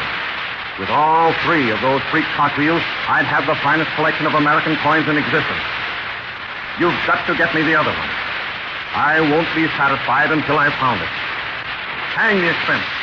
I'd pay $25,000 before I'd see anybody else get that coin. You always told me, Martha, I'd make a lot of money in the mint, but I couldn't keep any of it.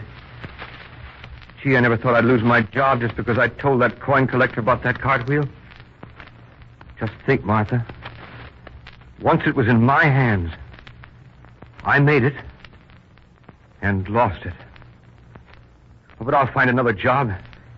Maybe before the baby's born. And mark my words, Martha. Someday I'm going to get that cartwheel. Yes, sir, I'm going to get it. It may pass through 1,000,000 hands, but someday I'm going to... 2 lamp wicks, a gallon of kerosene, and a pound of your best chicory. And say, how about throwing in a piece of liver for the catch, eh? Mix me up a moxie. Sweet caprals. A pound of sugar.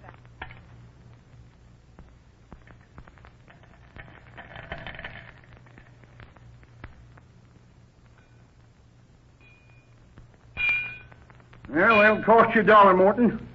Might seem like a heap of money for you to pay, but if you send off to that place I told you about for your store teeth, the whole thing won't run more than $5. Well, do you want me to yank out them teeth, or don't you, Morton? Well, sit down then. I'll get my pinchers, and don't be wasting my time, because I got that bay mare and them 3 other horses to shoe yet today, and I ain't hankering to be delayed.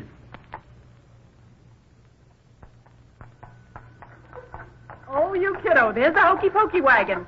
You got money, Archie. Why don't you buy some? 23 skidoo to you. I ain't going to waste my silver dollar that way, Aggie. No, sirree. I'm going to hold on to it. Don't forget, the Floridora Sextette's coming to the casino next Saturday. While it is true that he impressed me as a very sincere and capable fellow, Dempsey's past record shows that he was discharged from a job at the United States Mint. Period. This indicates questionable character, and I'd rather not have him in our employ. All right, boys. Come on here. I'm looking at horses, looking at blackjack. 21, the old army game. 1 seat over to blackjack, men. 1 seat over. Deal me in. Going again. Blackjack, $1 and up. All right, cards for the gamblers. Hit me, big fella, hit I'm me. looking at horses, looking at blackjack. 21, the old army game. O Lord, let us be worthy of these thy blessings, and let them be acceptable unto thee. For it is more blessed to give than to receive. Amen.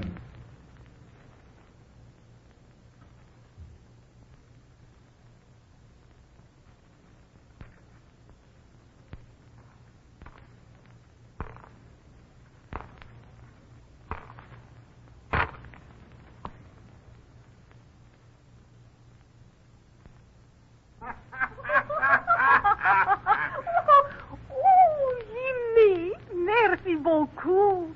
Cela fera bien l'affaire. Now the mamselle know why they say doughboy.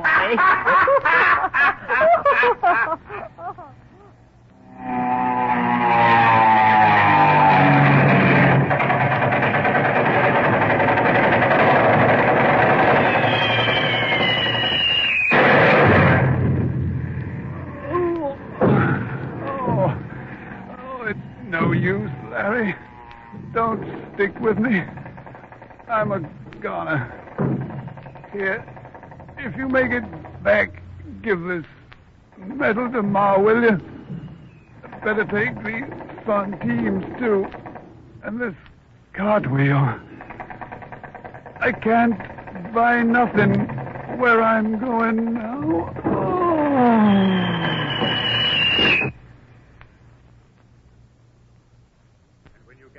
Son, don't forget.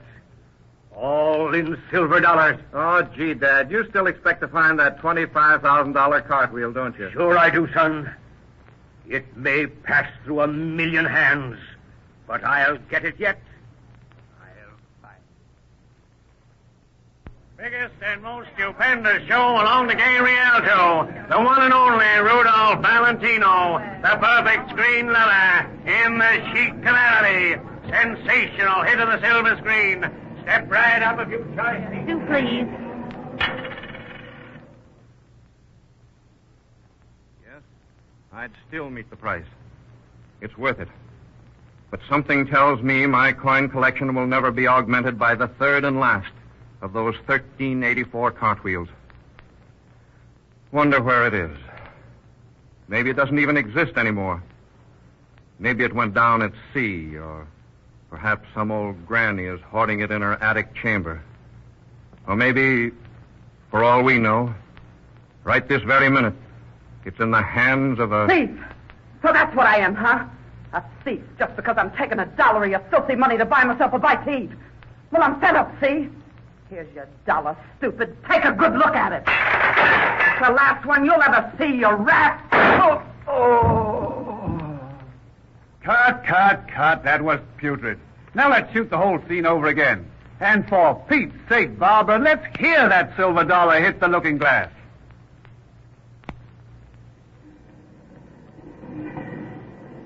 Only $1, Jim. Let's get one. Oh, but Elsie, we don't need it, I tell you. But we will need it soon, honey. I know, but let's wait, Elsie. I never was a plunger. No, Jim, please. Let's get it now. I want it, Jim. Oh, but honey, I've got $1, Jim. This old silver one. I've held on to it for a long time, just for something like this. Please, Jim. Oh, all right. But I can't see the sense of buying a baby buggy before we've even got a baby.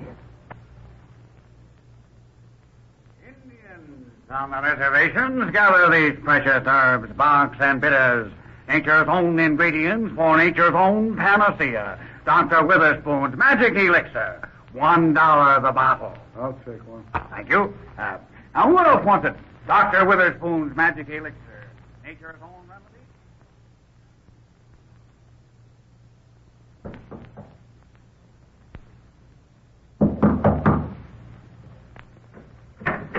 Telegram, sir, for Mr. Hemingway. Thanks. It's collect, sir, $1.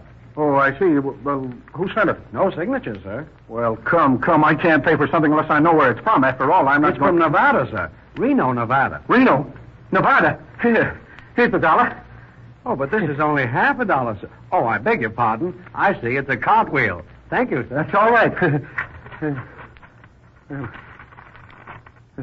Have changed my mind. Stop.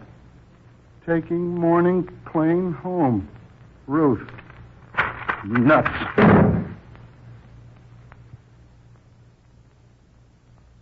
He's been acting pretty strange, Ma, since he went to that fortune teller. Cartwheel. That's all he ever thinks about. That cartwheel. Wasting his time. 'Cause you know he'll never see it again. Come on, Glutton, divvy it up. What's the haul? Oh, 3 or 4 C-notes, I guess, counting all this chicken feed. Gee, I didn't even leave that cashier enough jack to keep a lady bugging hair nets. Nice going. Say, Spike, look at this. Holy smoke. A cartwheel. Must be sort of an antique, too. Look at the dates. Hey, 1384. Gee, that must be way back in Buffalo Bill's time. Give me it, you dumb cluck. Sure. Just as I thought. What's the matter? It's a phony. No. Why, you ignorant mug. How could there be a United States dollar in 1384 when Columbus didn't even find the place till 1776? Ain't you never read your civics? Well, I ain't ever had much schooling. Yeah. Here goes this phony cartwheel into the spittoon.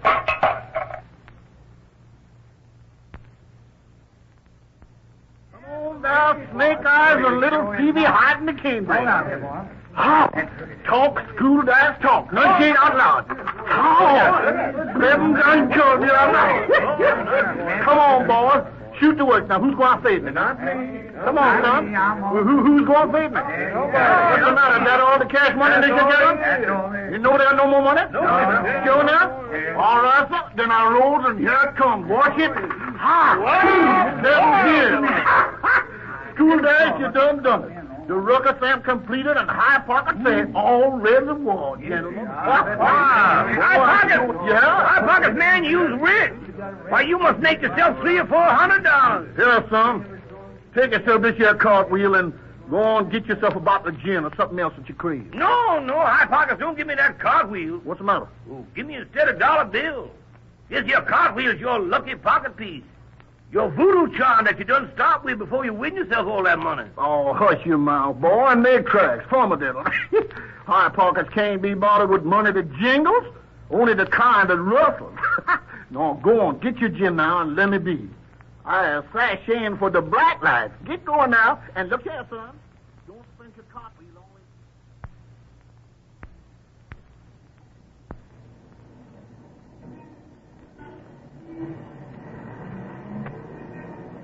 Say, would you give a buddy a dime for a cup of coffee? Cup of coffee? Yes, sir. A dime for a cup of coffee? But why should you charge me a dime when I know where I can get it for a nickel? It's outrageous. You don't get me, pal. I'm hungry. Awful hungry. I ain't seen food for 3 days. You still recognize it. Same old stuff. Same old stuff. Here, you take this $1. Get 10 cups of coffee. Get 20 cups. Get going. Gee, thanks, buddy. Sucker. That's $18 so far tonight, and the evening's young.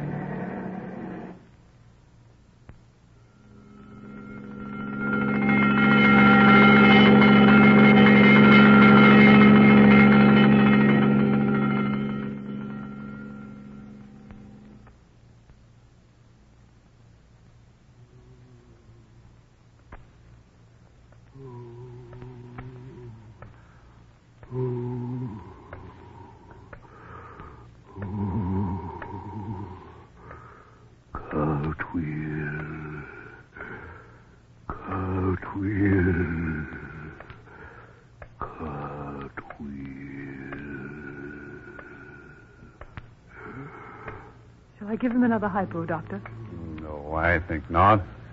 In his condition, I hardly believe he feels any pain. He cried out all through the night, Doctor. Mumbled something hardly intelligible, except for an occasional mention of a cartwheel and 1,000,000 hands. Yes, I know. His son explained that to me last night. Just stay with him, Miss Maxwell. He doesn't have much farther to go.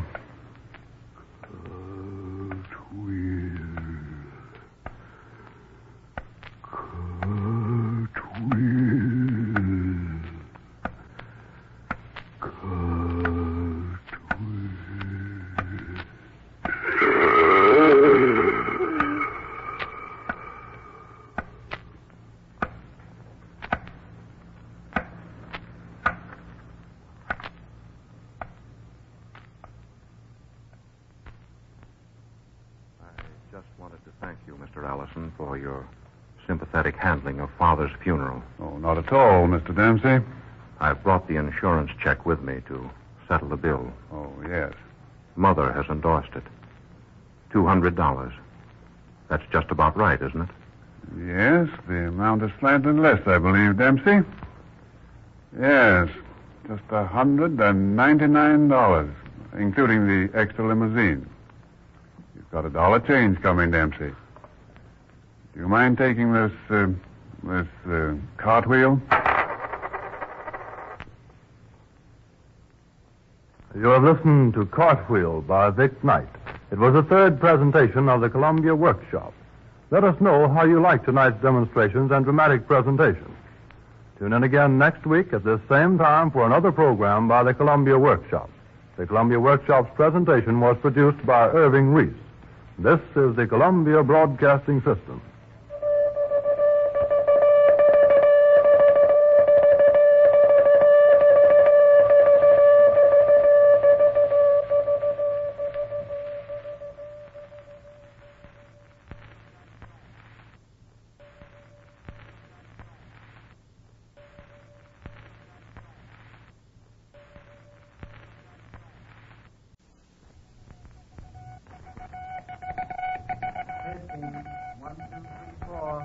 Testing. 1, 2, 3. 1, 2, 3, 4. Testing. 1, 2, 3, 4. The Columbia Workshop under the direction of Irving Reese. Ladies and gentlemen, tonight the Columbia Workshop presents its fourth program of an experimental series dedicated to you and the magic of radio. Thank you for your letters on last week's program. The workshop staff was pleased to learn that you liked the technical radio demonstration. Your letters will help shape our policy for future programs. If you have any suggestions for demonstrations that you would like to hear or stories you would like to have dramatized, write us. The workshop has a number of guests in the studio tonight, among them one who is very well known to you. Won't you come over and say a word, David Ross? Thank you, Mr. King. Good evening, ladies and gentlemen. This is a new role for me. I mean watching a broadcast. But really, I'm deeply interested in the progress of the workshop for many reasons, and I'm glad to be here. And I think that work of this sort also deserves your best interest. From it will come the advancement that only research and experiment can give any art. That they will fail from time to time is to be expected. Now, I'm one of the workshop's severest critics, and you too should voice your criticisms as well as your praise. But their successes will be important because they contribute information and knowledge to an art that is still very young. Therefore, to the workshop staff, I extend my very best wishes. Thank you, Mr. Ross. Tonight, the workshop presents two short plays. First, the British Drama League's prize-winning comedy drama, which has a title singularly appropriate for the workshop, Experiment, by Mary Parkington. Then the workshop will introduce the work of a playwright who is making his debut in radio, Brian J. Byrne. We have selected a short episode entitled Highway Incident from a play Mr. Byrne will have produced this fall. And now, Experiment by Mary Parkington.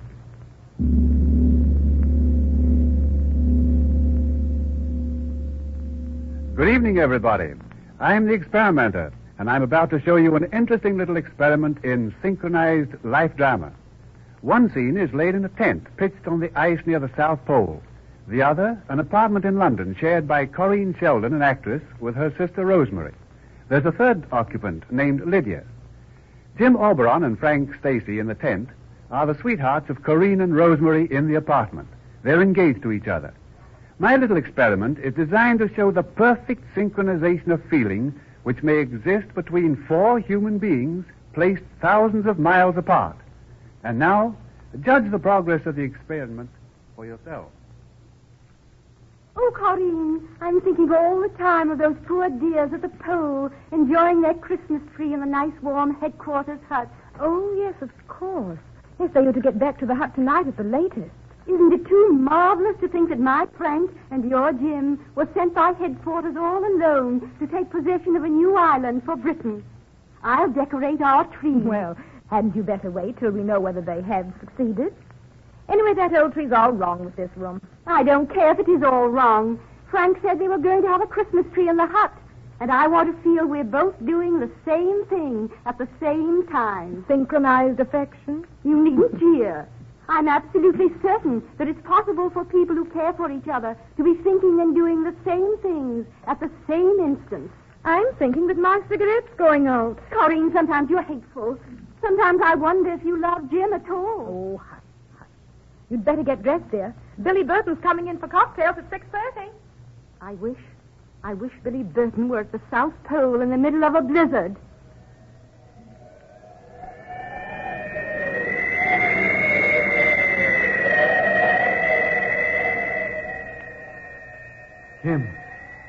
Jim, old man. What's the matter? The blizzard stopped after 4 days. What's the difference? We'll never get back. Oh, buck up, Jim, can't you? Where's your will? Done for, I guess. Like me. Right, old man. You've only got to use it. Can you use your fingers, Frank? Half and half. They're going numb again. So's my will. Some queer thing got hold of you, Jim boy. Frank, give me those letters. Out of my pack. Righto. They'll cheer you up a bit. Lordy, this pack's chock full of ice. There are your letters. Jim! I say, Jim! Found something? Crumbs! Biscuit crumbs. How much? Oh, nearly 2 mouthfuls. That all? It's more than we've had for the last 2 days. You finish them. Makes no difference to me now. No. We'll divide them up fair. There. One mouthful. Yep. Two. Here, Jim. Jim, I say. Oh. Asleep again. Well, he's better off.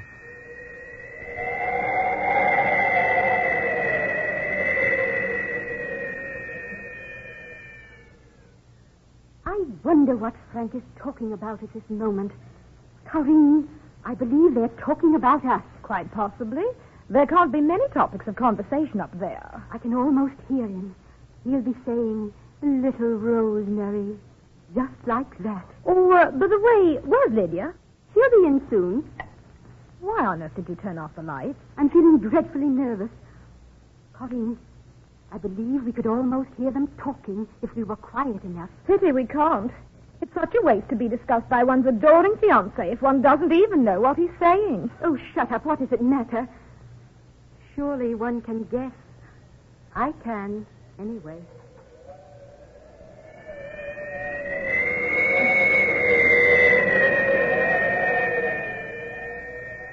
Jim!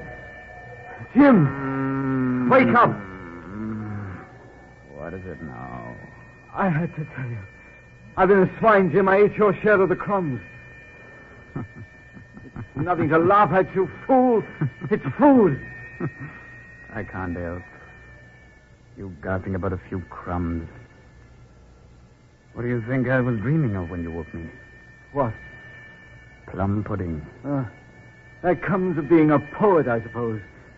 Oh, how big was it? Oh, the size of the sun. With enormous currents.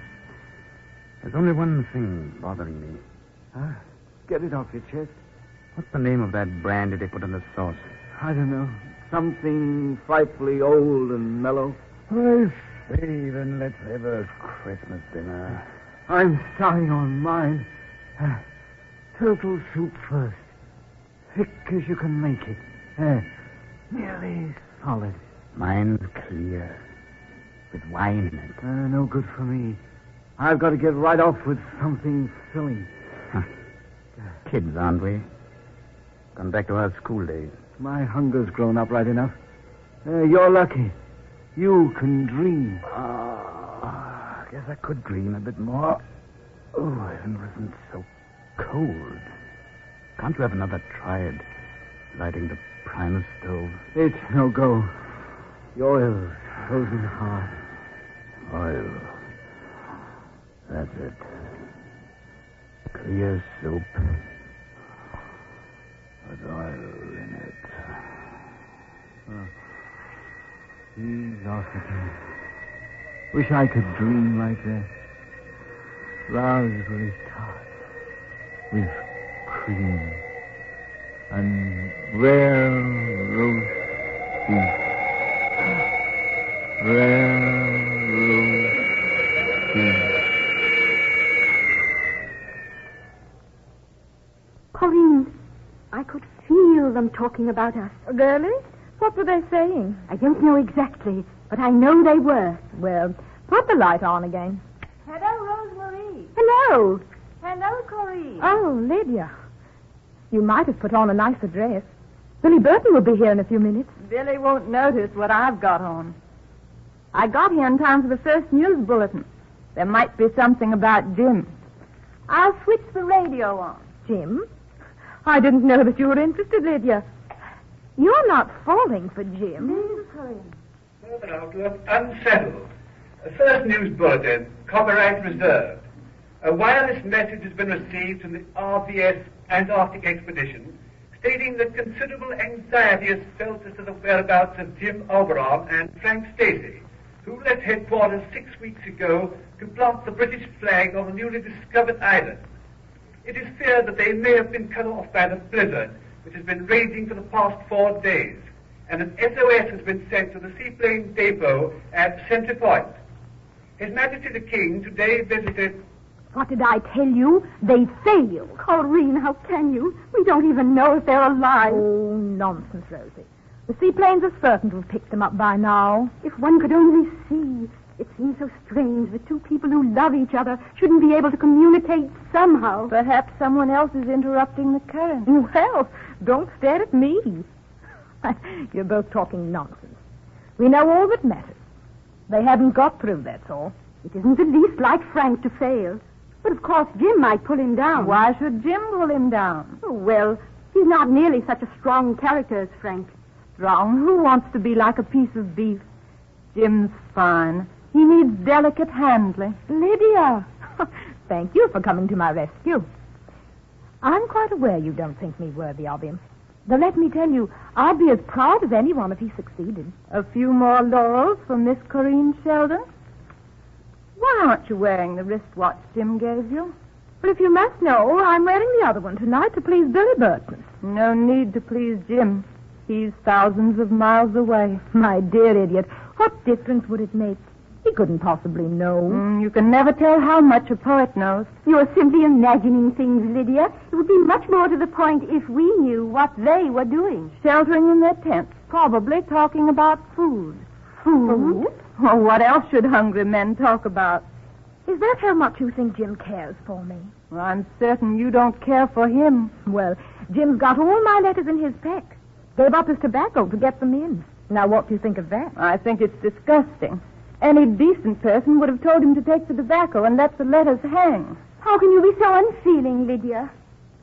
I shouldn't wonder if Jim's lying snug in his berth and mooning over my letters at this very moment. I can see him taking out those letters, one by one, kissing them, I suppose. He's crazy about me. Poor old Jim.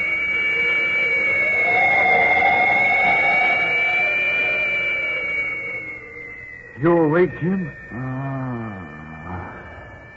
No use, Frank. I'm done for. No. Think of the people at home. Look at these letters. Think of Corinne. Isn't it worthwhile getting back? No. But what I don't understand... Those letters... You've been reading them all right. Every spare moment. Yes. That's why. You mean you found out that you... You knew?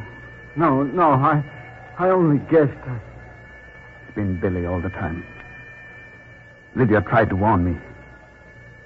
You see that? There's nothing. Nothing to go back for. Right, old man. I mean to get back, and I'm taking you with me. If I could only get that stove thawed out. We'll freeze to death before they get here. If you only had something to burn. You could throw it. Which I haven't. Yes, you have. Burn these. Corinne's letters? Yes. They do the trick. Quick. Give me the matches. The first letter she wrote. Now the rest. All of them. What a smoke they make. Smoke. Smoke. She's slipping away in smoke.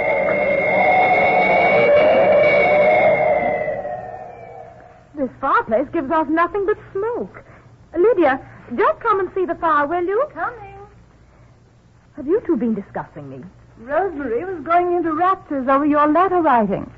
I only ventured to suggest that letters in bulk may be a pretty good test. Are you trying to make out that Jim is testing me? The test doesn't lie with Jim. Lydia Cresswell, you're in love with Jim Aubrey. Thank you, Corinne, but my private feelings are my own affair. Not when you allow them to interfere between two people who happen to be engaged to each other. Are you quite sure it's I who am interfering between you and Jim? Rosemary, what's that? An airplane, isn't it? I can't hear anything. Seaplanes going to them. All the way from London? Oh, isn't you ridiculous, Rosie? You may say what you like, but I can hear them. If they shouldn't be in time. If they shouldn't be in time. Hold on, Jim.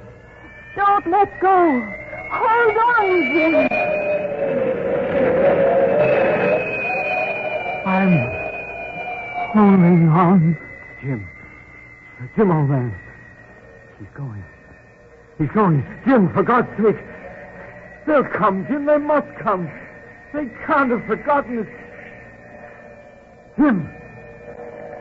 Do you hear a plane? They're coming for us, Jim. Hold on. Good. George, you frightened me just now. What was I saying? Why, you told me you were holding on.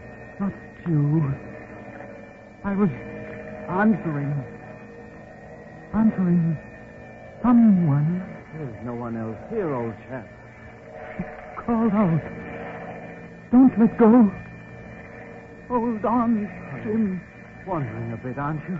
It's all right, though. Imagine Corinne's calling for you, if that helps. No. Not Corinne.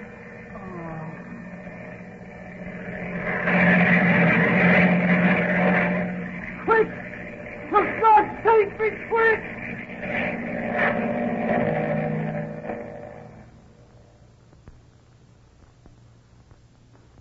Good evening again, everybody. I'm extremely sorry to have to tell you that my little experiment in synchronization has been a complete failure. Time and place were most carefully chosen. But I regret to say that I observed none of that delicate coincidence between soul and soul which might have been expected from four persons in such circumstances, except by an accident which I cannot account for in the case of a young woman who had no sort of connection with my scene. Strange and unaccountable. Quite unaccountable.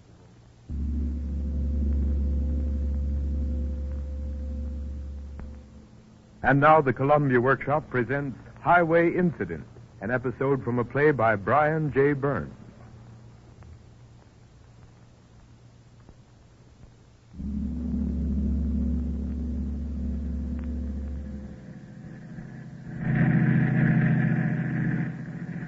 Swell night for driving, ain't it, boss? Yeah. Swell night. Clear and cool. I enjoy driving on a night like this. So do I when you take it easy. You don't call this fast, do you? I do.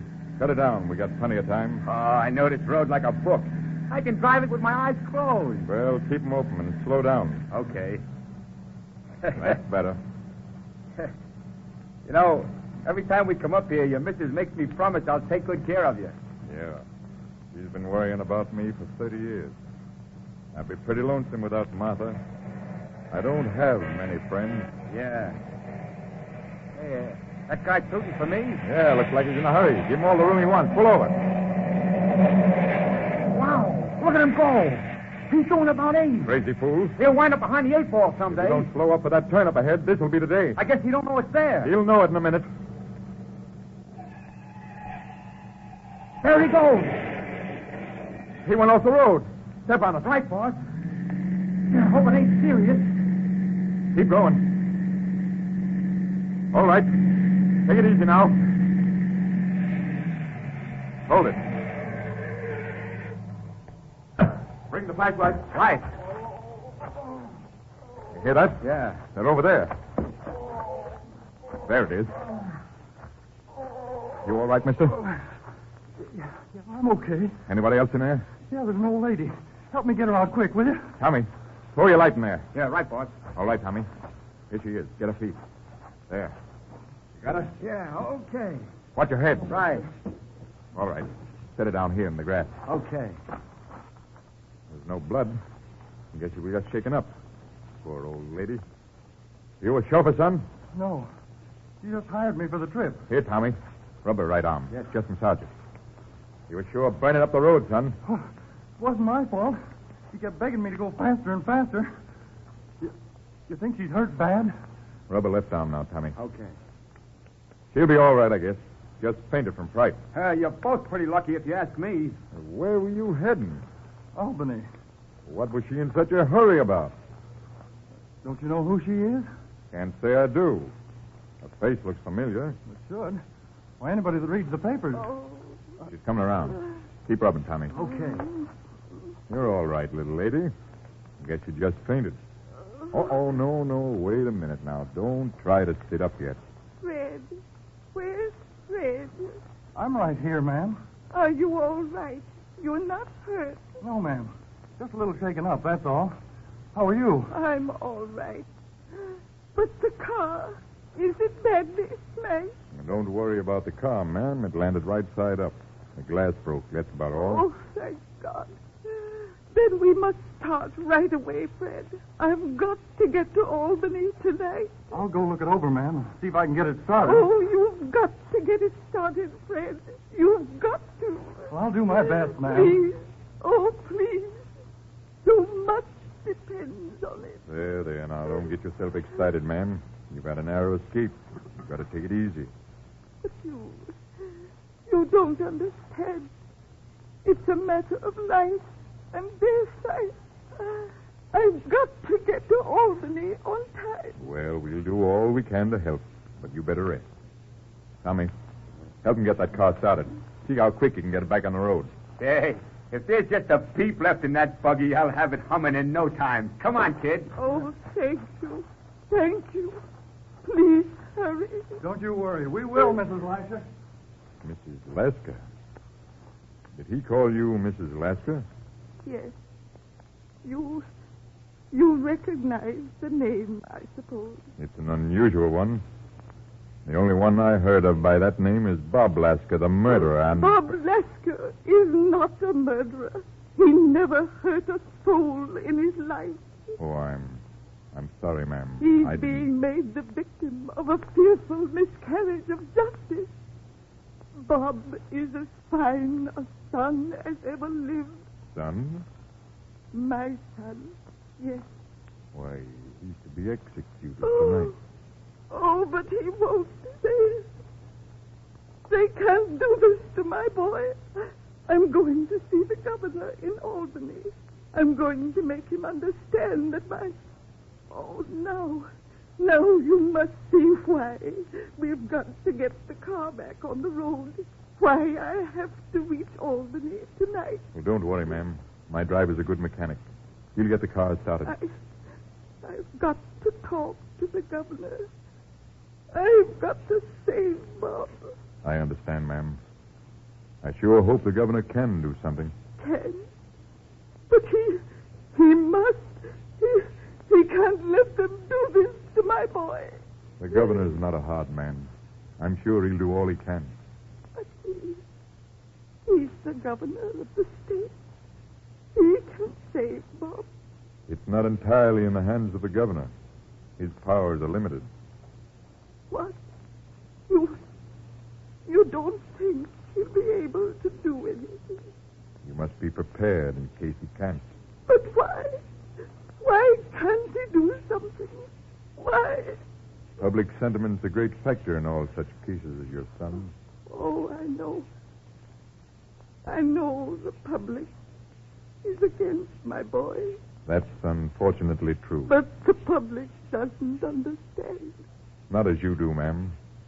If judgments were dictated by the hearts of mothers, there wouldn't be any execution. Oh, it's brutal, inhuman. It's the expression of the public mind. Then the public is brutal and inhuman. They are persecuting my son. Unfortunately, he has a bad record, and that doesn't help him in the present circumstance. But he was never a bad boy. He was wild, yes, but not bad. I wish for your sake it was like that. Then you share the public opinion. You believe my boy guilty. I have no opinion in these cases, ma'am. And until I met you, Bob Lasker concerned me very little. But now... Now? I feel that for ever bringing a little lady like you moments of pain he deserves... Oh, please. Please, don't say it. Please. I'm sorry for you, ma'am. Very sorry. I don't mean to hurt you. I'm just trying in my clumsy way to soften the blow for you in case the governor should... Oh, but that can't happen. It can't. I've got to make him see this from my viewpoint. Now look, little lady. You have been entirely on the tragic side of this matter. Did you ever stop to consider that, black as it seems, it has a bright side? A bright side? Yes. I presume you're a religious woman. Why? Then you must know that your son is more fortunate than he is unfortunate. What? In knowing his time and having the great good fortune to be prepared to meet his maker. Being prepared? Are you a clergyman? No, ma'am. I'm just a plain man who lives the things he was taught. Those are the things we must believe, especially at a time like this. You are preparing me for the worst. For the best, ma'am, if you're truly religious. Life's nothing more than a preparation for death. Why, I hadn't looked at it that way. But you must. Death is our greatest blessing because it's a promise. A promise of all the things we wish for. A promise? What do you mean? It's the promise of eternal peace, tranquility, and immortality. I've been raised to think so. Then to fear death is to doubt your heritage. Oh, I don't fear it for myself. And you mustn't fear it for him. If I could only know that my boy is aware of these things. We know them best when we come close to the end. He will know them, too. Do you think so? I'm sure he will. I hope so. I could bear it better if I could be sure that Bob realizes the end is the beginning. They've got the car started. Yes. But somehow it doesn't seem so desperately important now. Why? Because you have reminded me of the things I should never have forgotten. My boy's destiny is in tender hands. Then you're ready for whatever may happen? I am fortified. I'm glad, ma'am. Thanks to you. If the things I've said have helped you, I'm happy indeed. They have. Hey, boss. Yes, Thompson? We got her shaken. I think we can get her up on the road now. All right. Come on, little lady. Yes. I'll help you up. Take it easy. Oh. There you are. Now, here, take my arm. Thank you. Lean on me. How's that? Better? Thank you. Here we are. The car's almost as good as new. Thanks. Gee, you sure know your autos. I cut my teeth on one. You ready, Mrs. Lasker? Coming straight. Hey, what's them bends, kid? You got a lot of them between here and Albany. Don't worry. I've learned my lesson for tonight. Okay, boss. It's all set. Fine. Are you all right, little lady? Yes, I'm all right. Let me help you into the car. Thank you. Easy now. There you are. Now I can see how fortunate the accident was. I don't know how I can ever thank you. Oh, that's all right, ma'am. I'm happy that I've been able to help. You have helped me more than you know. I'm sure I shall never forget you. Goodbye. And thanks again. Goodbye, little lady. Good luck to you. And to you. So long, lady. Hey, watch your step, kid. I will.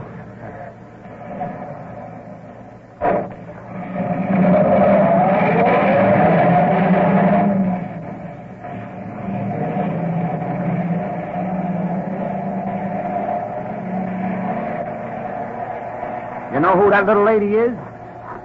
Yes. You do? Bob Lasker's mother. Yeah. She told you, huh? Yeah. I had a long talk with her. You sure fixed her up.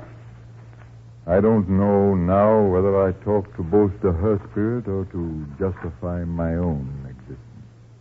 Say, boss, what's the matter with you? Matter? Hey, you look like a ghost. Why? And you're shaking like a leaf. What's the matter? Did you see what she did before she left? What do you mean? She took my hand, Yeah? pressed it to her cheek, kissed it. Yeah. It was my right hand. The hand that'll throw the switch to shoot 2,000 volts into her boy tonight. You have heard the fourth presentation in the Columbia Workshop series. Your criticisms and suggestions will be welcome and will shape the workshop's policy to a great extent. Tune in next week for another program of the workshop. Tune in next week for another program of the workshop. Tune in next week for another program of the workshop. Tune in next week for another program of the workshop. The Columbia Workshop under the direction of Irving Reese. Ladies and gentlemen, tonight the Columbia Workshop presents the fifth program of its experimental series, dedicated to you and the magic of radio. In line with its policy of introducing the work of new authors, the Workshop is pleased this evening to offer an unusual drama dealing with the dark recesses of the subconscious mind. We present Case History by Milton M.E. Geiger.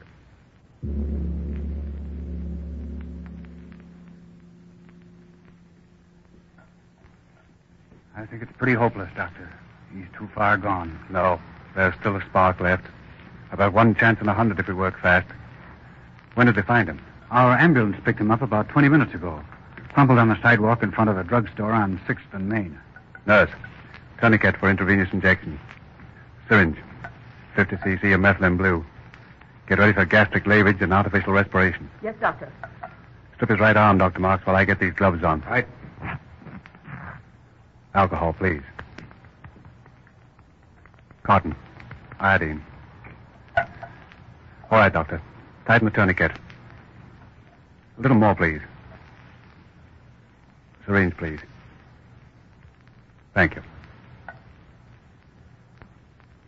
There. Stand ready with the respirator if he starts coming around. All ready, Doctor. Consciousness and reflexes are restored sometimes before the entire injection of the methylene. He's coming out of the coma. Quick, stop the respirator. All right, Doctor. Put the mask on his face. Nurse, get another 50 cc of methylene ready in case of lapses.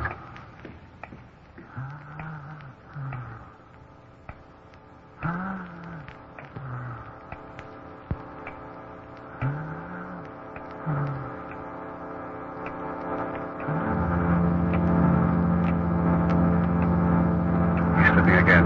Hypodermic, please. He's slipping again. Hypodermic, please. He's slipping again. Hypodermic, please.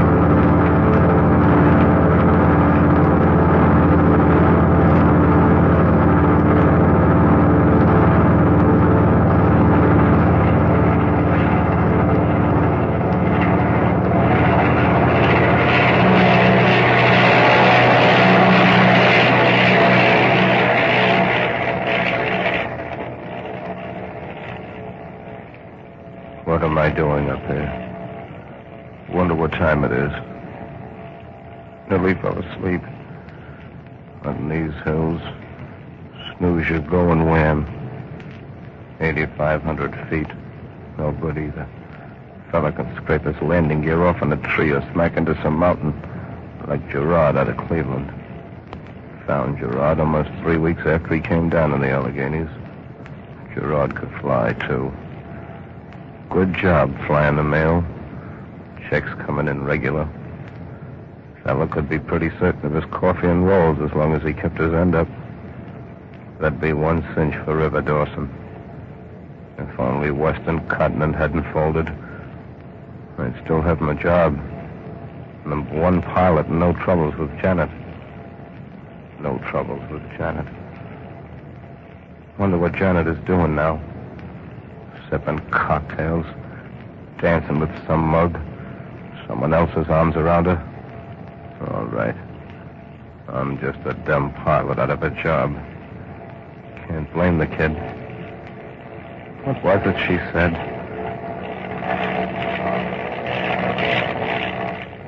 Why can't you give it up, Weaver? Now that Western Continent is out of business, give up flying. Get yourself another job. It gets them all. It comes to everyone, they all say at the field. It'll come to you, and where'll I be, River? It'll be all right. Some of the men have been in it since the Wright boys flew at Kitty Hawk. Yes. And their legs are broken in a dozen spots. And crooked. And shiny where they're scarred. and they talk of their miraculous escapes. And then one day they don't escape. Every week, one of the boys who've been in it since the Wright brothers flew at Kitty Hawk comes to the end of his string. Give it up, River. I can't.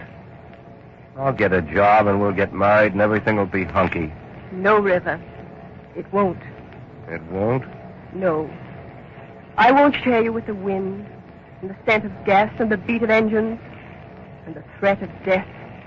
I want my man for myself and not for the service of machines. You're wrought up. I'll call you tomorrow. No. I won't be home to you. I'm sorry, River. I've made a decision. I'm asking you to make one. But think. I don't have to think. I can't do anything but fly. It's in my blood. There's no decision to make when there's only one course. I'm sorry, River. Terribly sorry. Sorry. Yes, you're sorry. Maybe you'd like me to be a ribbon clerk or a dandy in evening pumps. Well, I'm not. It ain't my speed. I stick to the stick. I'll be seeing you.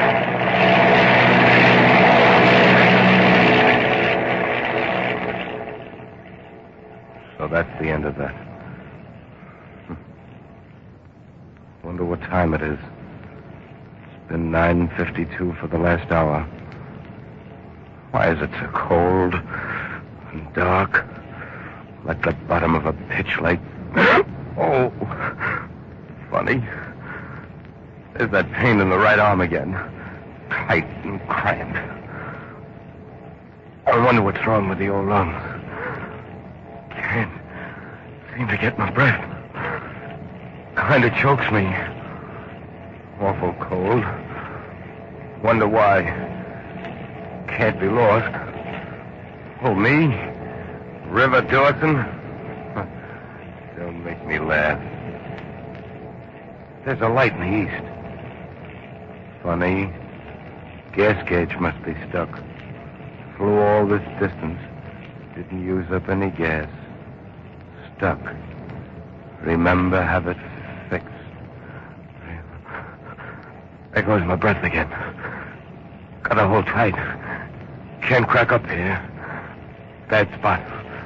Never find me. Better set all controls in neutral. Slipping.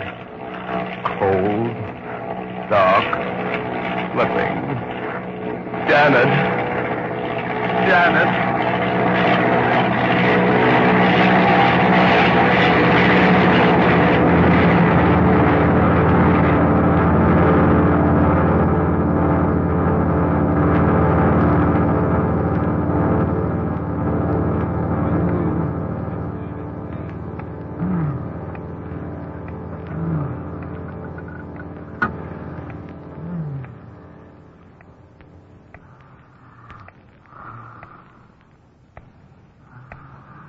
Slipping again. Hypodermic, please. Yes, Doctor. His respiration's more labored.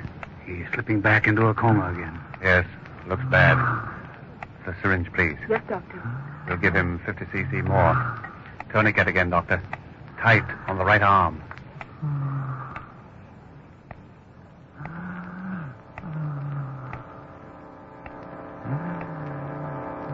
Tight on the right arm. Tight on the right arm. Tight on the right arm.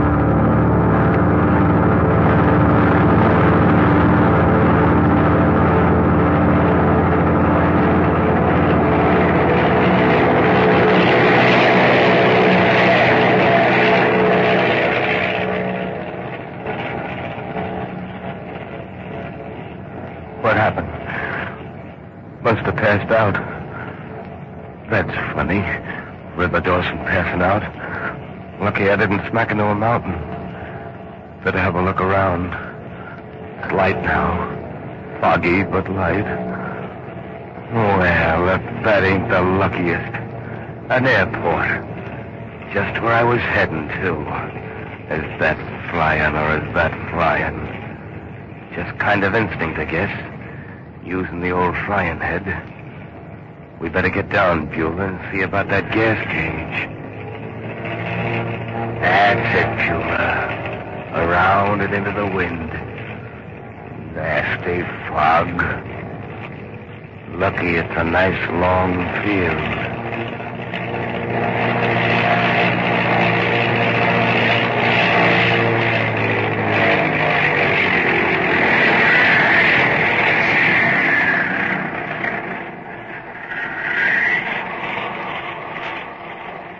Easy, Beulah. Easy does it.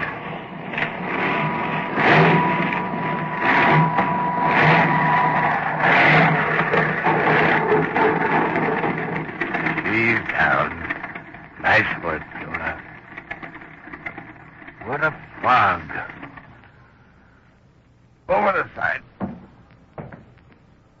Well, where is everybody? Not even a ship on the field. I'd better do a little investigating. Ought to be some stirring in the administration building. There's a bunch on the rail. That's a relief. I was beginning to feel creepy around this morgue and this fog. Ah, thickest Turkish coffee. Funny-looking bunch. Old horse face there. Sadder than sad. Bony-looking guy. I ought to feed him an apple.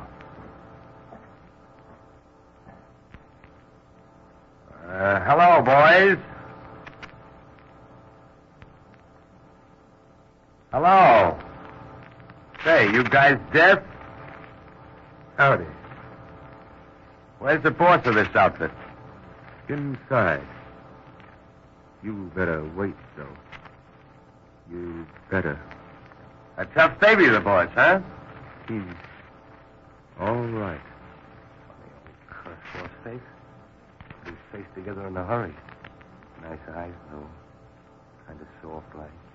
Asian. I guess I'll go in anyway. It's formal to report. I'll see you, boys. No. Don't go in. I wouldn't. Say, the boss must be poisoned. Oh, I don't know. Pretty regular when you get to know him. If you get to know him.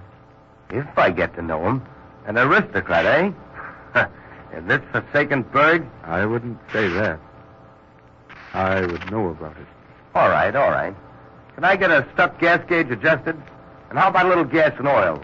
Gauge says I'm full up, but that couldn't be. I've been flying all night. That'll be all right. Will it now? All by itself. It'll be all right. But finally, I bet. What I want to know is, do I get a gas gauge unstuck? It'll be all right, I guess. Well, I want a gas gauge fixed, and I want gas and oil. And if you boys aren't talking, your boss is. So one side. Where are you from? Huh? Oh, Los Angeles. San Diego, really, but I took off from Angel. Nice trip? Oh, sure. All right. You ever been around these parts before? Don't quite remember seeing you, stranger. I don't think. You set up, Chet. This man's a guest, see? He ain't staying, so you treat him like a guest, see? You got such a big mouth. I've been around. Maybe you haven't. But I've done plenty flying, plenty. I think I'll have a look around until the big shot can see me and check me in and out. Mind I go with you? No, I don't mind. Thanks. Be good, boys.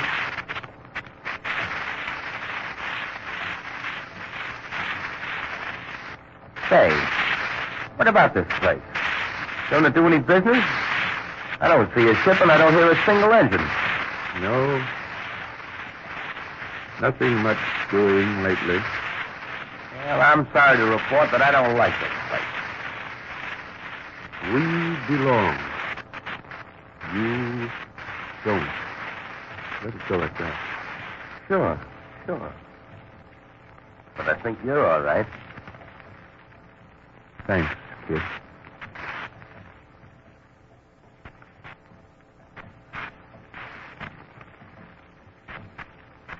Well, this is number 1 hangar. Well, a ship as I snore in my sleep. And a beauty. I never would have thought it of the old bird. A real beauty. Look at those lines. Long and sleek and slick and... Boy, she's a honey, what I need. Mercury Airlines. Cruising speed 180 miles per hour. Well, she'll do all right. Man, that's what I like to see him. Hey. When did that ship come in? Last night. Where's the luggage? And the passengers? About somewhere. I ain't exactly the local nursemaid. You know, I wouldn't say this to anyone but you. You look on the level, and if you ain't, it's my funeral, not yours. But is that bunch stealing planes? Stranger, you grieve me. All right, don't talk then. I'm not looking for trouble. Unless you get gay with my ship out there. Then watch out. Don't worry, kid. All right. I was just serving notice, you might say. I've heard of plane smuggling to 2x4 powers that'll buy up anything that'll hop 50 feet. Revolutionaries and that sort of thing. But let it pass. Only hands off my ship. Look. That man on that oil drum. Reading out of that little leather book. I know him. Honest? Sure. Brad Young used to sit like a jackknife like that and read and read. Hey! Oh, no. No, it can't be. No, that's impossible.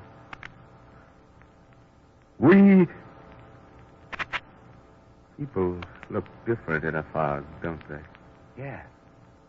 You guess they do. Only it sure gave me a start at first. I bet it did. You grabbed my arm so it'll be black and blue. I bet. I thought sure it was old Brad Young. He looked up at us so sad and expecting like I thought I recognized him, and then I didn't, and then I did again. But it's impossible. I tell you, I never did see such a bunch of melancholy mutts, if you don't mind my Spanish. I never did see such a bunch in all my days.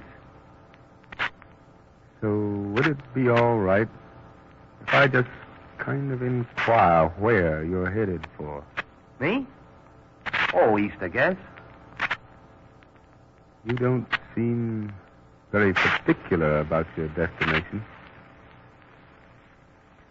Feeling a bit low, kid? No, I know I'm okay. Well, yeah. Shoot, yeah. That is, if you feel like it. I'm always glad to listen to a man's troubles, if it'll help him. Don't see where it makes any difference if I tell you. Girl trouble. That's nothing. Don't be foolish. Lost my job with Western Continent when it folded, too. That's nothing. Nothing to shout about, but nothing to get you down. Don't be foolish. I wouldn't do anything rash, you know. What's this I hear about a trans-Pacific line? There ought to be jobs for the right men. Trans-Pacific. That sounds great to me. Trans-Pacific. Trans-Pacific. If only I...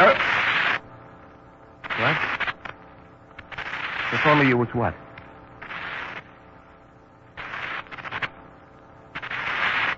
Never mind. All right again, but to me you sounded like a guy in the trenches that's just heard about Broadway or Main Street or Fox Junction, that's all. Well, mighty fine. You left Los Angeles last night? That's right. Had a battle with a girlfriend. It's all up, too, if you want to know. So I checked out of my room and tore down to the field, and here I am. And here you are. You came straight out to the field. No stops. Think. Think very hard. It's important, kid. Think. Think. Think. Sure. Straight out. No. No, not quite, I guess. Say, cut it out. My arm hurts. Sharp. Cut the question. Cut it, I say. Cut it out, do you hear? I'm on the level, and this place isn't. I can tell you. Look, cut it, see? And my arm aches. What's that?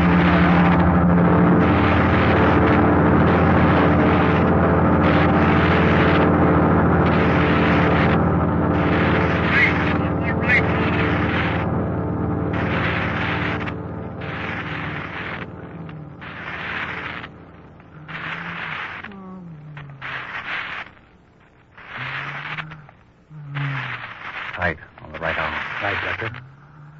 He's coming to again. Syringe. Hold his left arm, Doctor. He's reaching for the tourniquet. If this metal brings him around again, I think he'll be all right.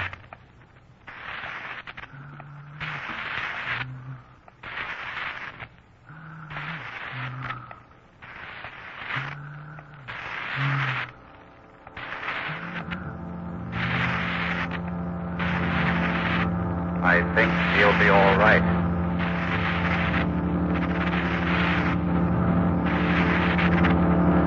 I think he'll be all right.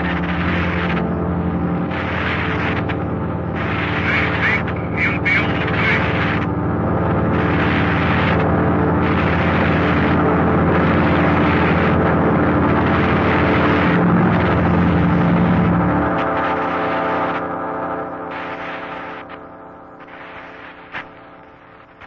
You'll be all right, kid. Just think. It's important. Think. Think what? Did you stop any place between the time you left the airport and here? I don't know. And the back of my neck hurts. I can't think. I can't. It was raining. Yeah. It was coming down heavy, and it was late. There was a light on the corner. And it said drugs. I got some cigarettes. That's right, cigarettes. That all? Nothing else? Think. Think. That's all. Oh, I don't know. I can't think. I tell you, my arm aches, my neck. He wrote in the book. Yeah. The druggist. He had a face like a prune. I thought he's got a face like a prune and a head like a shiny bowling ball. He bent over to write in the red book. He wanted to know my name. For cigarettes? Sure, yeah. Yeah, for cigarettes. He asked, what is your name? And I said, Hector Higgins. Wasn't that a scream? Hector Higgins.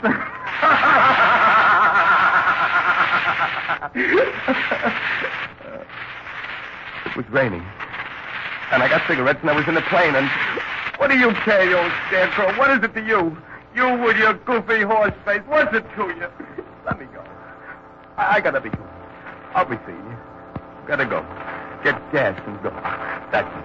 I won't stand this way for another minute. I have to go. Let me go. I can't. I think you can go back. It's hard, but you can do it. No. Easy does it, kid. That man. That man on the oil drum again. That man. I know now. It is Brad Young. It is, I tell you. Look, he's walking away from me. But it's Brad. Brad! Brad Young! Brad, wait! Don't you know me, Brad? He's turning. He heard me. It's Brad. See? He recognizes me. He's smiling at me. Brad. Talk to me. Hello, River. Sure is great to see you again. No. No, it can't. It can't. Don't lie to me. You can't be Brad Johnson. Stop nodding at me like that. Stop grinning, I tell you. You can't be Brad Young. You crashed in Arizona 4 years ago. Burnt to a crisp. Yes, River. Yes, River, he says. Yes, River. It can't be. It can't. The liner. The Mercury ship I saw in the hangar. Well, what about her?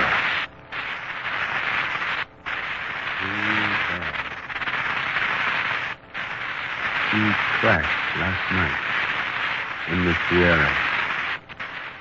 Smashed England. All hands clear. Man. Oh, I've got to go. Let me out of here. My ship. Where's my ship? Let me get to my place. That light. That awful glaring light from the building. And there's someone standing in the doorway. Someone. My plane, I can't find it. There's Bond. You, Fred, stop that grinning and nodding.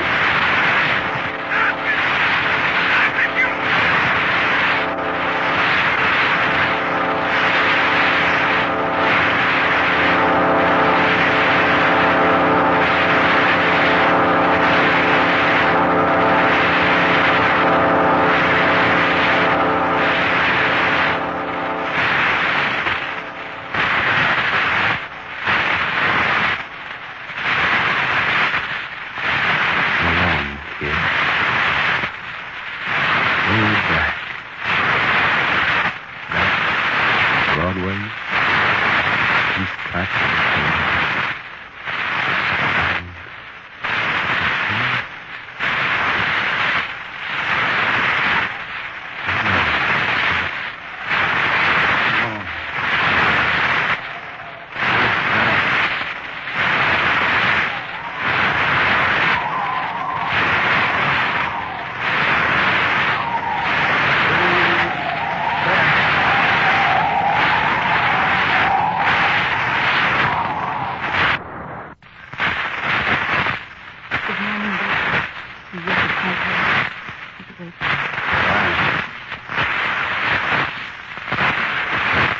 Hello.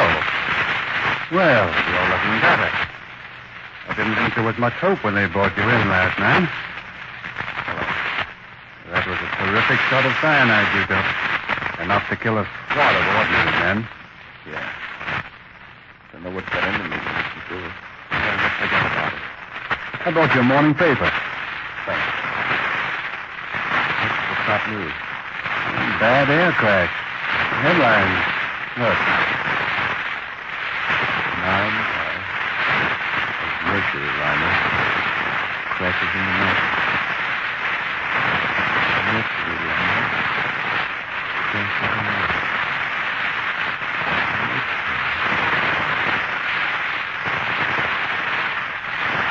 Did you know about it? No. Hurry. I don't think I heard it.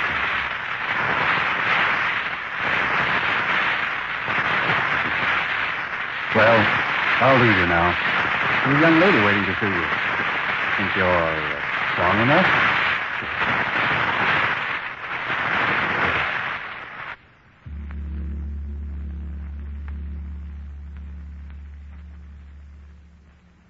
Case History by Milton M. E. Geiger has been presented as the 5th program in the Columbia Workshop series.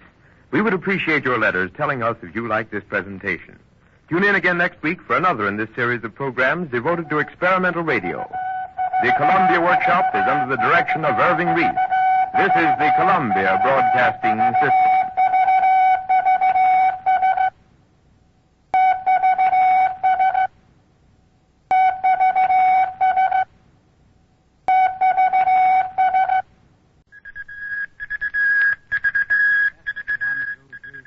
Testing 1, 2, 3,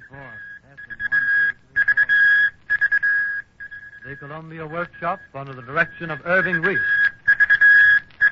Ladies and gentlemen, tonight the Columbia Workshop presents the fifth in its series of experimental programs dedicated to you and the magic of radio. Thank you for your letters on last Saturday evening's broadcast, Case History by Milton M. E. Geiger. Your response to this unusual dramatic script has convinced us that in giving Mr. Geiger his first hearing on network radio, the Workshop has discovered a writer of first magnitude. We shall encourage more of his work. Tonight, we divide our program into two sections. The first half will consist of an interesting technical demonstration, which we believe will help you to understand more about your radio receivers.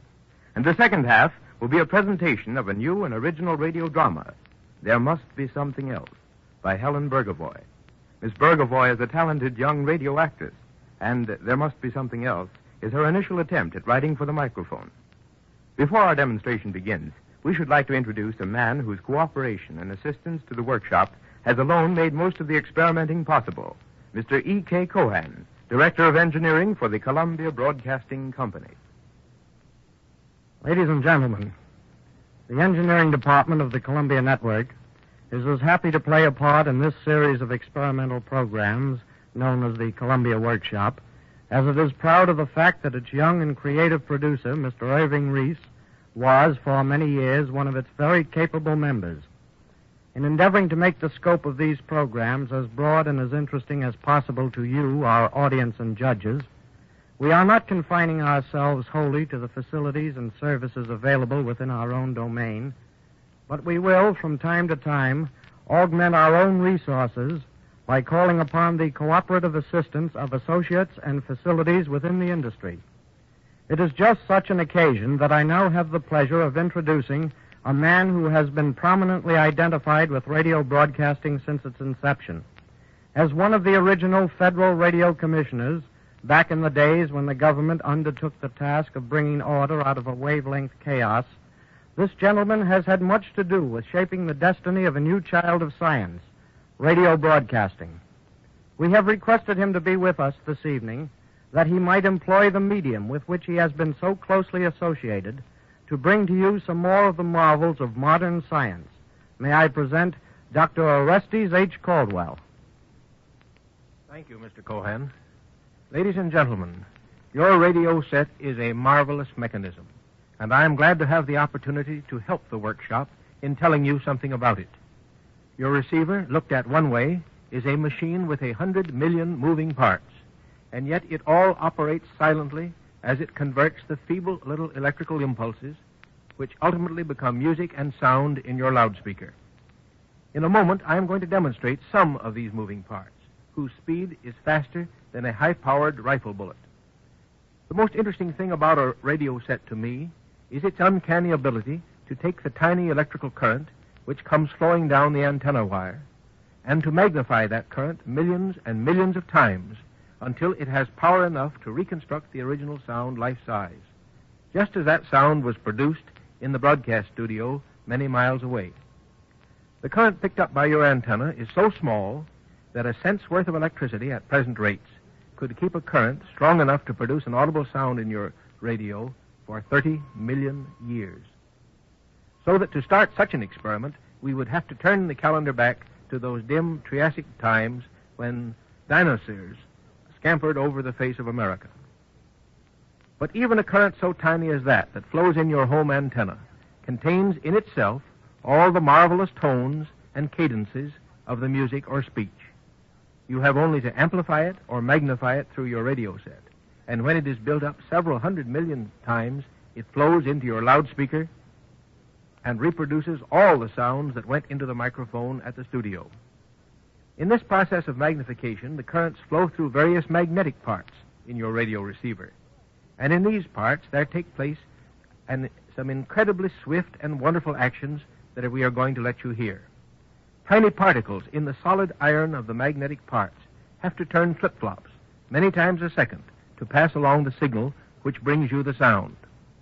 And that iron, in fact any iron, is made up of tiny particles called molecules, which are so small that it takes about 30 million of them laid end to end to measure an inch. When no current is flowing through your receiver, these molecules lie helter-skelter, some turned this way and that, and their magnetic force is neutralized. But when you turn your radio set on, it is necessary for these millions of little soldiers to regiment themselves, to line themselves up, and then continually to about face and countermarch to the music. Upon the accuracy and the unison with which they obey depends the quality of your radio reproduction. When low tones are coming through your receiver, the molecules are about facing probably 100 times a second. When high tones come through, they are called upon to reverse themselves about 5,000 times per second. No scientist has yet been able to devise a microscope powerful enough to enable you even to see one of these little molecules in action. Yet I am going to let you hear these individual iron molecules as they turn over in their steel beds. With the special apparatus we have here in the studio this evening, you are going to hear the movements of particles less than 1/30,000,000th of an inch long. I hold in my hand a piece of soft iron in which the molecules lie relaxed and lazily strewn about in all directions.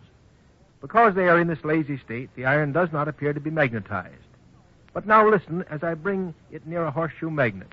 As it approaches the magnet, you will hear the little molecules in the soft iron begin to line themselves up.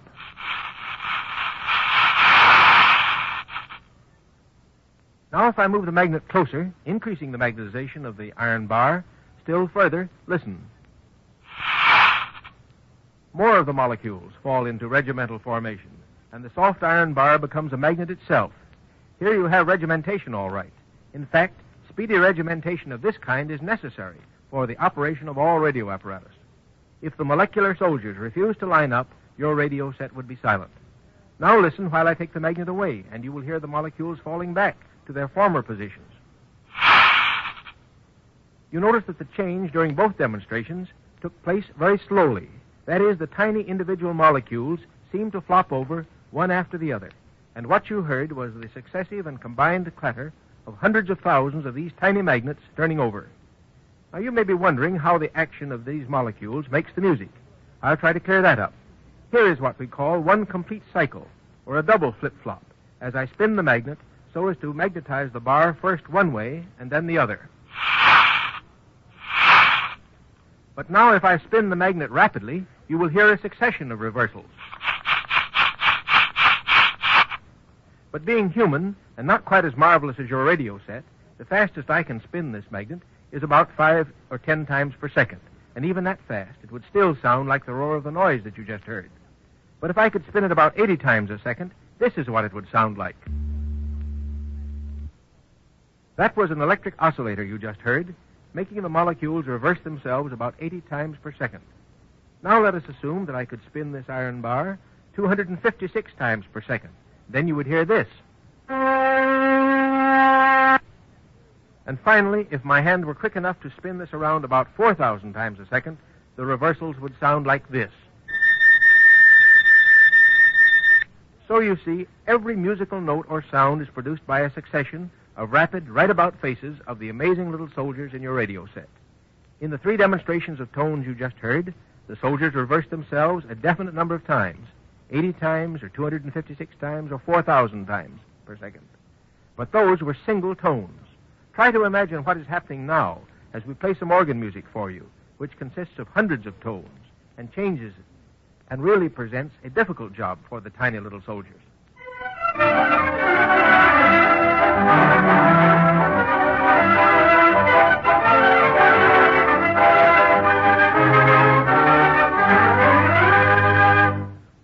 Every time you hear music or speech over the radio, remember that it has been made possible by these rapid about-faces, or flip-flops if you prefer, of millions of tiny little iron molecules, turning somersaults hundreds and thousands of times a second.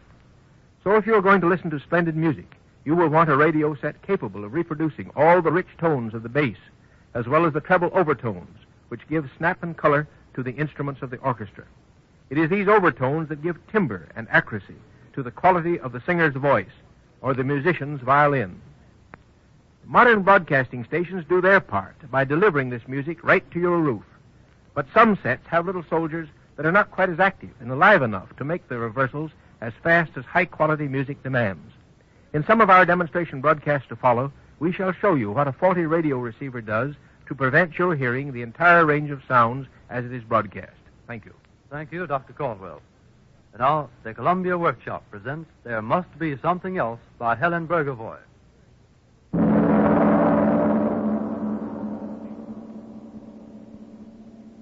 In his carefully sumptuous modern office, John Doe, a successful young businessman, sits at his desk. All the loose ends of the business day have to be tied up in readiness for the morrow.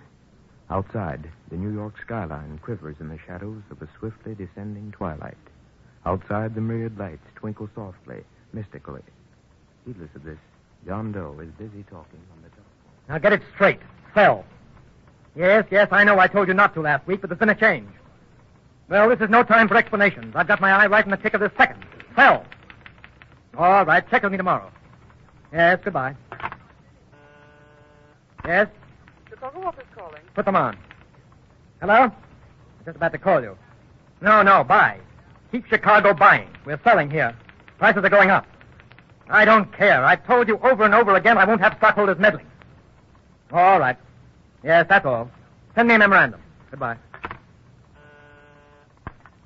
Cable from London, Mr. Doe. Bring it in. I want to dictate a letter.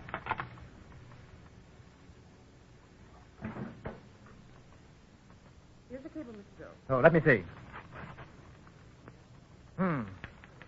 Well, I'll do nothing of the sort. Quoting a figure like that. Wait a minute. Hello? Who? No. Tell him I can't see him. I don't care how long he's waited. Yes. Make it next week. And that goes for everybody. Now, where was I? You wanted to dictate a letter, Mr. Doe. Oh, yes. Hawkins of London. You know the address. No, I think I'd better phone him. Get me London. He'll have to double his offer before he signs that contract. It's too late, Mr. Doe. What? It's 11 p.m. in London now. Oh, that's right. These time differences waste a lot of hours and money. Yes, Mr. Doe. Call Henry on your phone outside and tell him to get the car here. The picker's stopped. Guess business is over. Yes, Mr. Doe.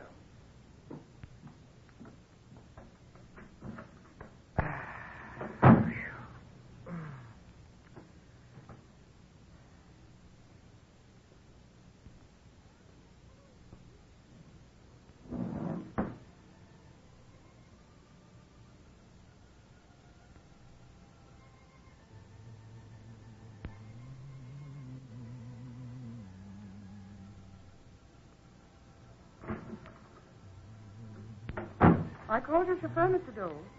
Where is that music coming from? There's an organ studio on the 23rd floor. They must have their windows open.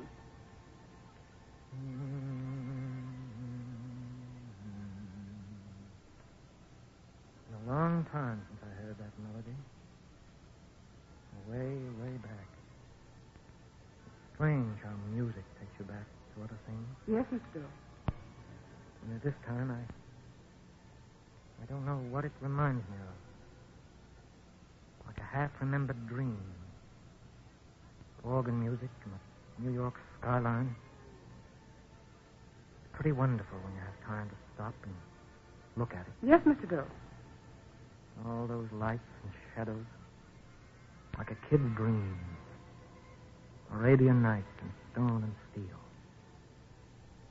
Behind those thousands of windows that glitter and melt into the twilight are other offices just like this one. Other young businessmen, other model secretaries.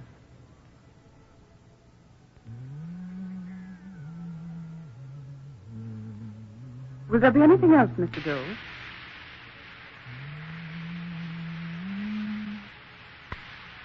There must be something else. There must be the dream. I beg your pardon, Mr. Doe. Oh, pardon me. I was just mumbling to myself. No, there's nothing else. You may go now. It must be that music. I don't know what it made me think of. I'm sorry I kept you. You're the appointment for tomorrow, Mr. Doe. Oh, yes. Never mind. You won't forget your dinner engagement at the Ritz tonight with Mr. Jones about that new contract. No, I'm going on there in a few minutes. I'm afraid I've been keeping you. Oh, no, Mr. Doe. Only looking out there reminded me that once, a long time ago, I was not John Doe, a businessman. I wanted to be a... You'd better run along. It's late. Yes, Mr. Doe. You won't forget that dinner appointment. No. Good night. Good night.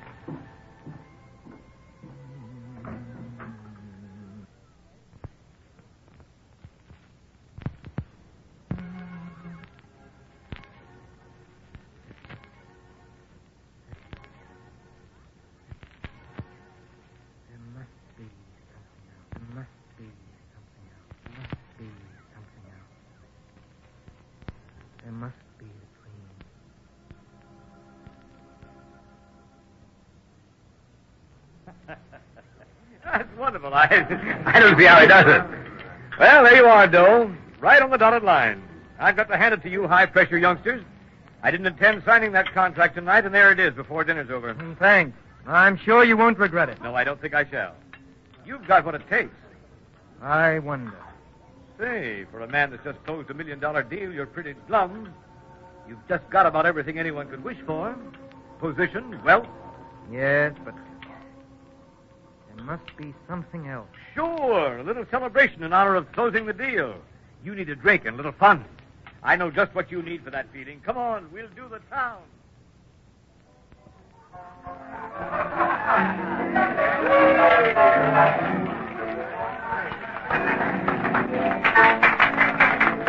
Quiet. She's going to sing. She's a honey. She's a honey. I'm afraid of the dark. If I cling to you, it needs mean a thing to you. It only means that I'm afraid of the dark. I'm afraid of the dark. Won't you hold my hand? I'm afraid of the dark. Won't you understand?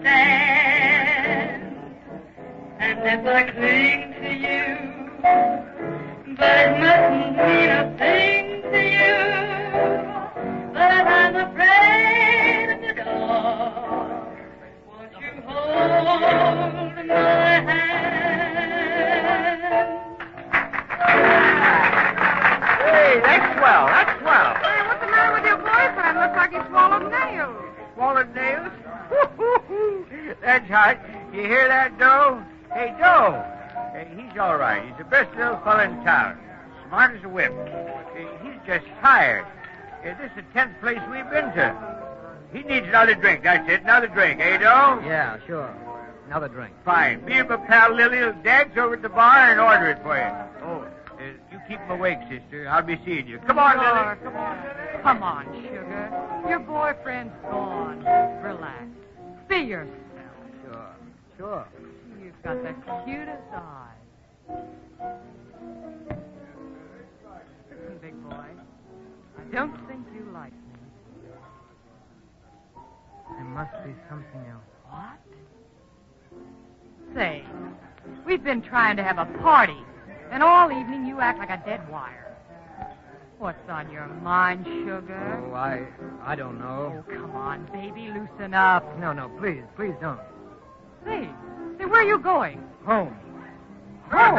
Hey, where are you going? What's the matter? I'm going home, Mr. Jones. Well, I'll go with you. No, that's all right. I'll get home all right. No, can't let my pal Doe go home alone. Come on, Lil. Let's shove off. The party's over. No, don't. Please don't break up the party. Oh, that's all right. Come on, let's go. Come on, everybody go. Come on, guys.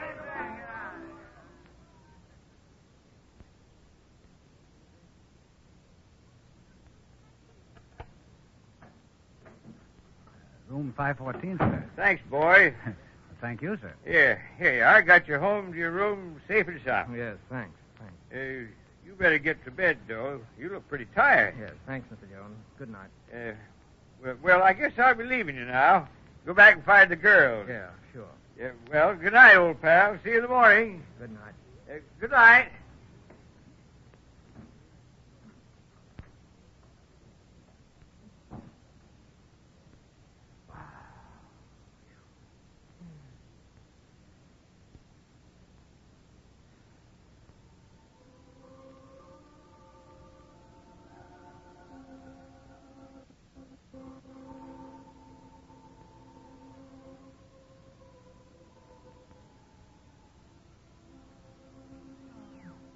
John, come with me. Who are you? John, come with me. Where are you? Come. Dark. I see only a tall white staircase and millions of white steps. Go to her, John. Go to her. Who are you? Why do you sit so still? A bright terror into my heart. I am the deaf composer. I am the mute singer. I am the blind painter. It's cold here. Why do you sit in the shadows of the stairs? Out of these shadows, from remembered sunlight, I fashion a melody. What strange music. I've never heard that tune before. Why did it come from so far away? Because of the deafness, John. And now I hear something else. Words of crushed sweetness distilled upon the air. Only I can't repeat them. That is the poem that was once begun. Finish it. No, I am you. Strange colors suffuse me in transcendent, unheard-of loveliness. Once I was a painter, but the shadows have blinded me. I see your colors through a mist of tears. And your poem and your myth. We wait for you to release us. Shall I buy your unfinished work? You know not what you offer. John, come to me. Go to her, John. Save us. How can I save you? Go where she calls. Speak to her. Touch her hand. Yes. Touch her hand, and we will be saved. Why should I save you? I will go to her. Maybe I will touch her hand. Yes, yes. But I will not save you. You are in rags, and I hate you. I hate you because you are maimed, and your humble faces make me want to strike you. John, take my hand. Oh, yes, yes, I want to. Oh, I see you now. I'm climbing the steps. I must follow. Soon I will reach you. Yes, follow her. Follow the beckoning hands of the dream. Follow. At last I am near you. I can almost touch you. Do you remember this place, John? Oh, it is beautiful here. Do you remember me, John? Surely I have never seen you or this place before. Yet here is a haunting beauty.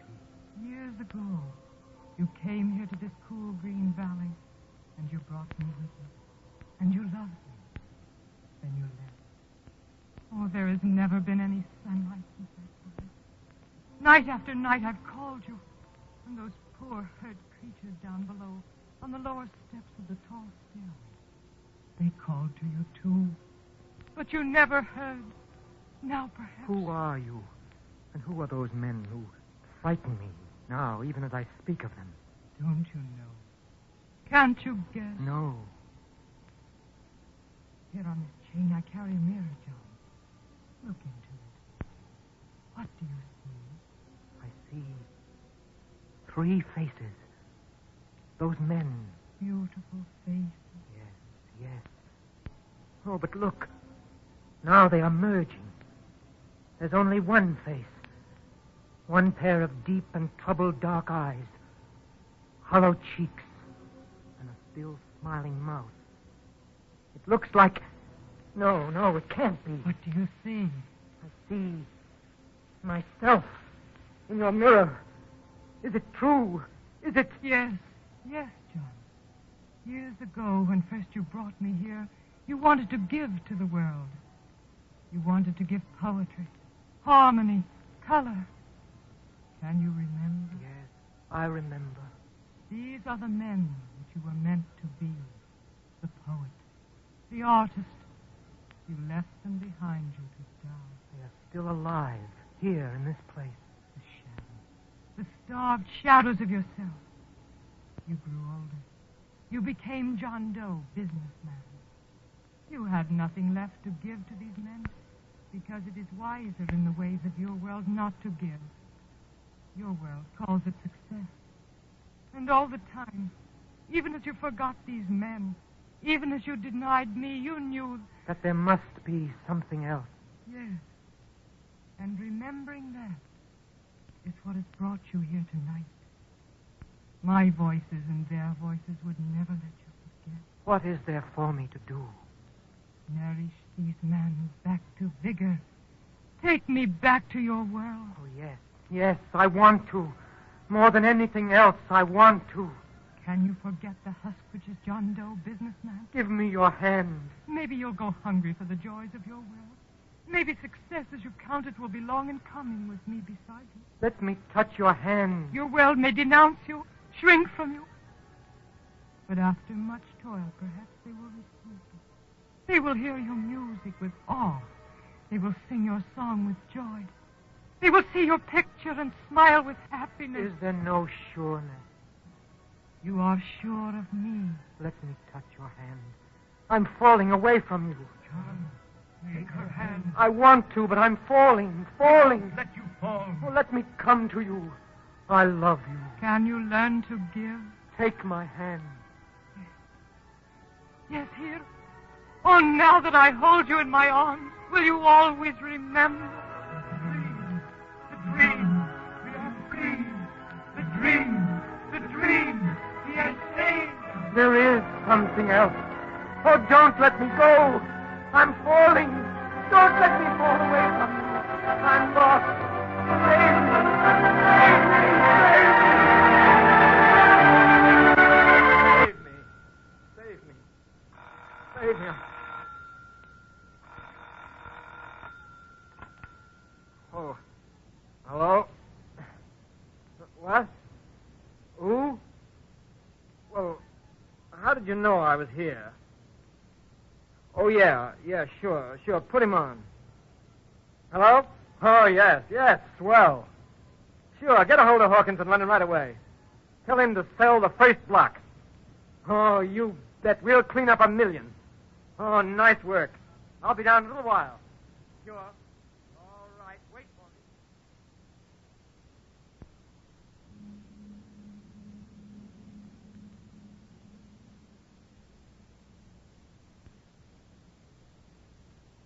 You have just heard the 5th program of the Columbia Workshop's experimental series.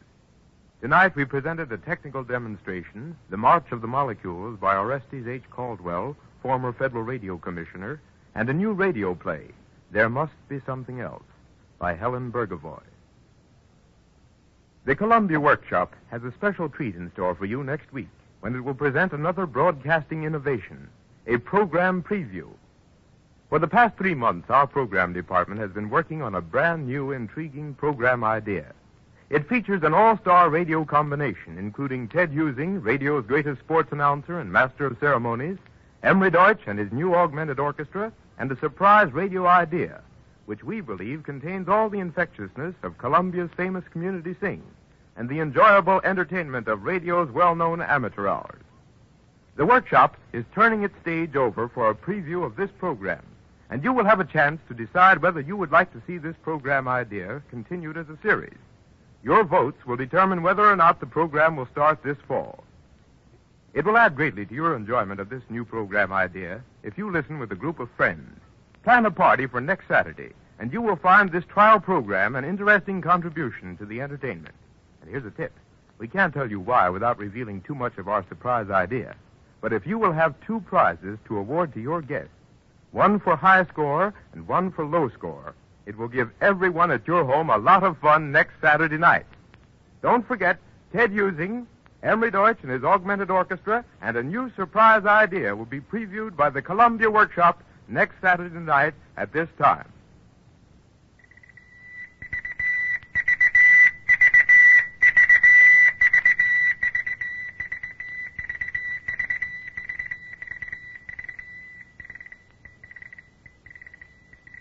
The Columbia Workshop is directed by Irving Reese.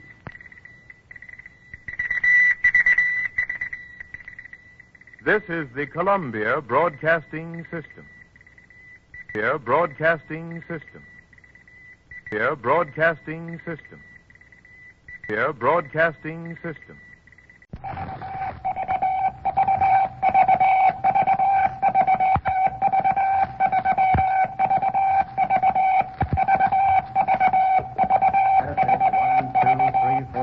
Testing, 1, 2, 3, 4. Testing, 1, 2, 3, 4.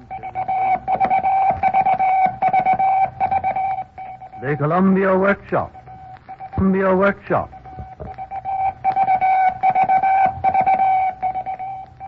Ladies and gentlemen, tonight the Columbia Workshop presents its 7th program of an experimental series dedicated to you and the magic of radio. In our opening broadcast, we promised that from time to time we would present dramatizations of some of the exciting moments behind the scenes in radio. Broadcasting has proved that one of its most important functions is to bring you news while the news is being made. Thus, on Wednesday of this past week, those of you who may have been listening to Columbia's ace commentator, H.V. Carltonborn, heard for the first time in history the actual sounds of battle during the cannonading of the city of Ayaroon in the Spanish Civil War. But sometimes, in spite of hazards and difficulties, it is impossible to have microphones on the spot when important news is breaking. On such occasions, quick attempts are made to reconstruct the story and dramatize it. Thus, 4 hours after the Supreme Court's Gold Clause decision, 10 hours after the burning of Nome, Alaska, 7 hours after the death of King George, comprehensive dramatic broadcasts went on the air. But to William N. Robeson, West Coast writer and producer, and the staff of Columbia's Los Angeles outlet, goes the credit for having established the record, when on January 16th, 1935, the famous prison break at San Quentin was dramatized and put on the air 2.5 hours after the story broke. We're fortunate in having Mr. Robeson here with us. We have asked him to tell you and dramatize the story of the San Quentin Broadcast. Mr. Robeson. Thank you, Mr. King. Good evening, ladies and gentlemen. For the past 3 years, I've been producing a program called Calling All Cars on the Pacific Coast. It consisted of dramatizations of police cases, and as a result, I developed a sort of sensitivity to crime news. We had established records for rapid dramatizations in the Dillinger and Gettle cases, but they toppled with a crash on the afternoon of January 16, 1935, when the first reports trickled in from an isolated sandy peninsula in the north, where the San Quentin machine gun-guarded walls glumly faced the storied towers of San Francisco. I was sitting at home in Hollywood working on a script, half conscious of the radio going in the background. Smoke gets in your eyes from the stage production room area. And now Dean Austin steps to the microphone. Stand by for a special news bulletin. Turn that up a bit, darling. What? Oh, all right. 4 convicts escaped from San Quentin Penitentiary a few moments ago. Severely beating Warden Holohan and escaping through the prison's heavily guarded walls in a prison automobile with 4 members of the prison parole board as hostages. You hear that, not Stuart? known how the convicts Hey, turn off that set, will you? I've got to make a call. They're escaping through Marin County with the police. You know what that means, don't you? Yeah, you'll have to throw out next week's script and do this story. That'll be a cinch. I can work one up in 6 days. Hello, Miss Campbell. Yes? This is Bill Robeson. Listen, save all the reports in that prison break for me, will you? What prison break, Mr. Robeson? You'll read all about it in tonight's papers. It just happened up in San Quentin. Oh. And tell Kim I'm pulling next week's show and substituting this story. All right, anything else? No, that's all. And don't forget to save those reports on the break. Yes, I will. Thanks a lot. Can you imagine that? Kidnapping a prison boy. Boy, what a show that'll be. Well, how do you suppose they ever managed to break out? No, your guess is as good as mine. You'll have to wait for the papers. Anything can happen in the prison as overcrowded as San Quentin. Sounds like you're going to have an exciting week. Wait a minute, I'll get it. Hello? Yes. Oh, just a moment. I'll call him. It's Dick Wiley down at KHJ. I wonder what he wants. Hello, Dick. Hello, Bill. What's on your mind? Listen, Bill, a big news story just broke. Yeah, I heard the flash a minute ago. I want to put a dramatization of it on the air at 5:15. Can you write the script and do it? 5:15? Yeah. Why, it's 20 minutes past 3 now, Dick. I know, but we have a gang of actors here. There's an orchestra available in 15 minutes. Sound boys are standing by. All we need now is a script. How about it? Well, it sounds screwy to me, but I'll try. Wait a minute. When will the car be back there? The garage said they send it back at 5. Oh, that's a help. Hey, Dick, my car's being serviced. I have no way of getting down there. I'll send a cab for you. All right, I'll do it. Okay. Now, look, Dick. Yeah. Get the teletype to San Francisco open, and keep it open. We'll need all the assistance Holloway can give us up there. And then send a man down to the Times to cover their wire. Uh-huh. And have Jack Van Nostrand stand by. I'll need him. Okay. Get the cab on its way, and I'll start the script while I'm waiting. I gotta work fast. Work fast on what? Didn't you just hear? I'm going on the air with the San Quentin break at 4:45. I've got to write the script. Well, how can you? You've only got an hour and 20 minutes, and you don't even know what's happened. Yeah, I know. Fastest I've been able to do it yet is 8 pages an hour, so I'll need an hour and a half to do a 15-minute script. But, Bill, I still insist you don't know what's happened there. I heard the flash, and that's enough to get started on. Oh, it sounds impossible. Yeah, we'll see.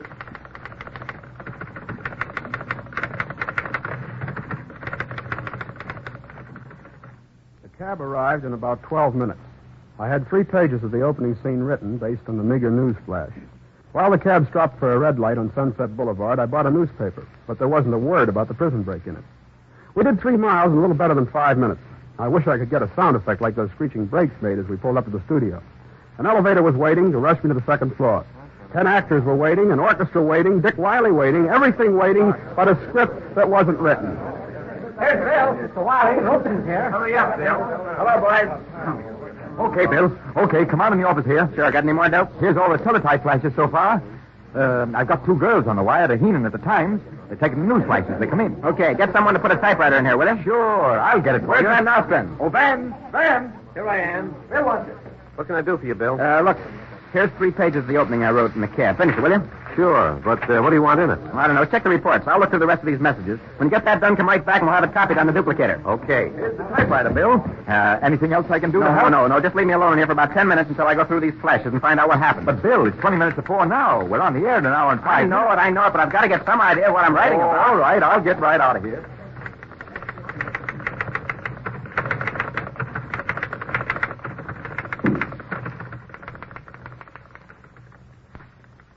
The race between the tapping of the typewriter keys and the ticking of the red second hand on the clock began.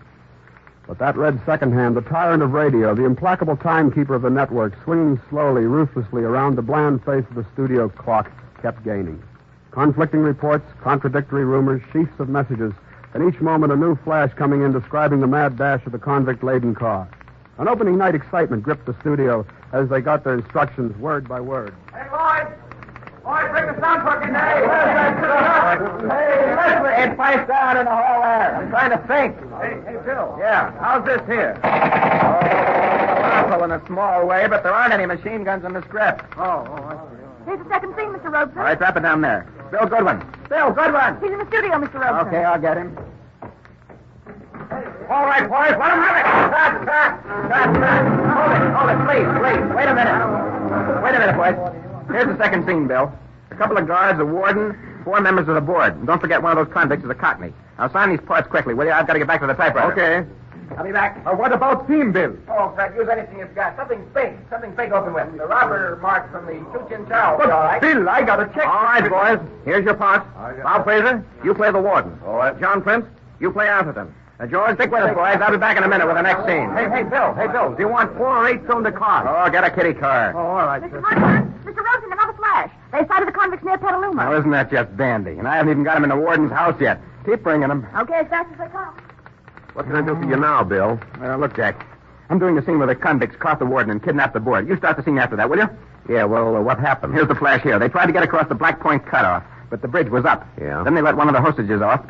They threw him out to throw the police off their trail. Yeah. Now, it's all here. Bang it out in about 3 pages. Okay. I don't have much time, Bill. I know. Hey, listen to this. Check, Bill. Go ahead. Is that okay, or do you want the record? Oh, the record. Yeah, right. From Frisco, Bill. Anything new? Yeah, the convict car just turned down the Hicks Valley Road. Can't those bulls do me a favor and catch that mob? Do you a favor? Sure. Here, I've got the biggest story of the year and no climax to it. Ladies and gentlemen, at this moment, the fleeing convicts are being chased all over Northern California by a policeman who are your friends. Thank you, and good afternoon. That's a swell way to end the show, isn't it? What time is it? 4:30. 15 minutes and we're on the air. Anything else I can do to help you, Bill? To get going. No. Now, keep your eye on the teletype and let me know the second any news comes in. Then I will. Stick right with it.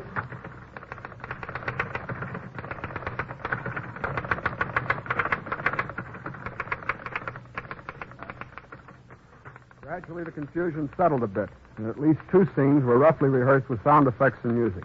As I pounded away at the typewriter, I couldn't help wondering if the whole thing wasn't a foolish undertaking. I remembered my wife's words, "It's impossible." And more as the seconds dribbled away into eternity, I began to think she was right.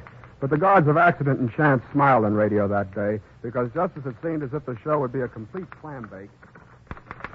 Here's the chase scene, Bill. Yeah, let's see it. That's good. Swell. Hmm. Fine. Mary Garvin, Yes? What is it, Mr. Robeson? run this right off, will you? But I haven't finished the other scene yet. How much longer are you going to be? Oh, we're doing it as fast as we can, Mr. Okay, Robeson. okay. Stay right with it. All right.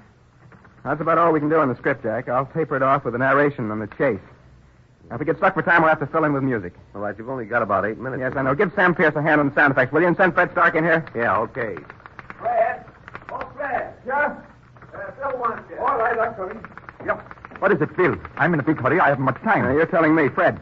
I've got to end this show with a chase narration. Yeah? Those guys are still flying around with that car. Put in that number you used in the Dillinger case. I know the one you mean. Yeah, that's the one. Give it the works. Otherwise, the end of the show will be an awful letdown. No climax. Sure. I will run the boys through one. Okay. Just 4 dangerous criminals At this moment, speeding down the Hicks Valley Road, the armed forces of society closing in slowly, relentlessly against the teaching lawbreakers. Crime does not pay.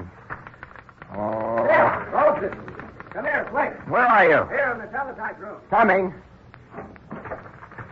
What's up? I don't know, but their special flash bell just rang. Four convicts escaped from San Quentin this afternoon were captured. Wow! After a furious gun battle. There's the show. How much time? 4 minutes. Stand by. Everybody, stand by. Good one. Stand there. Hold everything. Well, we're getting ready to go on. Yeah, but listen, they were just caught. I'm going to write the scene. Now, I'll probably bring it in while you're on the air. Sam. Yeah? Get out the arsenal. Machine guns, 22s, everything you got. We got a big battle scene here. Now you'll have to ad-lib it. Okay. All right, now watch me. Now, if I bring out my right hand up and down like this, that means give it the machine gun fire. Yeah. Now, each time I point my finger at you, I want pistol shots. Okay, right, Joe. Yes. Hey, you're not going to take a chance with the last scene cold, are you? Oh, what else can we do? But the cast won't even have a chance to look at it, you know. Well, that can't be helped. Tell them to do the best they can. I've got to get this typed. There'll only be one copy. They'll have to read it over each other's shoulders. Right. Listen, everybody.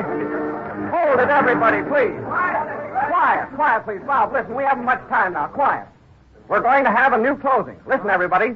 You won't get a chance to see it. We'll assign the parts while we're on the air. Keep your heads and watch for instructions. Robes is working on it now. There'll be only one copy. 1 minute to air, Goodwin. All right. In your places, everybody. Fred, quiet the musicians down. Quiet, boys, quiet. We have one quick run-through. The opening thing, Robert's March from Chu Chin Chow. In 2, Maestoso on the downbeat.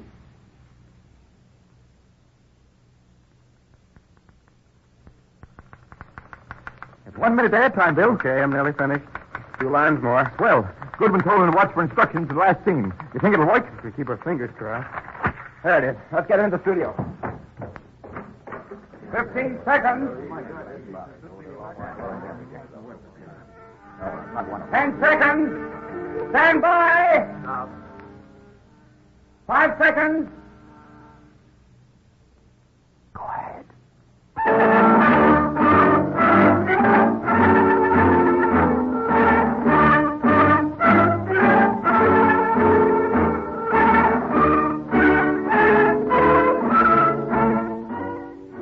Ladies and gentlemen, 2.5 hours ago, the most daring prison break in the history of California occurred at San Quentin Penitentiary. We now bring you a dramatization of this headline news story exactly as the events have been happening, as a special presentation of the Public Events and Special Features Department. Charlie, right here. We will reenact for you the daring break in the events which are occurring at this very second.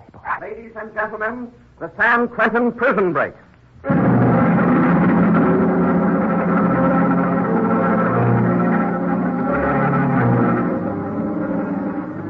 Early this morning, as the inmates at the main cell block in San Quentin Prison file into the washroom, Rudolph Strait, bank robber, joins Joe Christie, hold-up man, Alexander McCoy, British-born robber, and Fred Landers, highwayman. They engage in guarded conversation.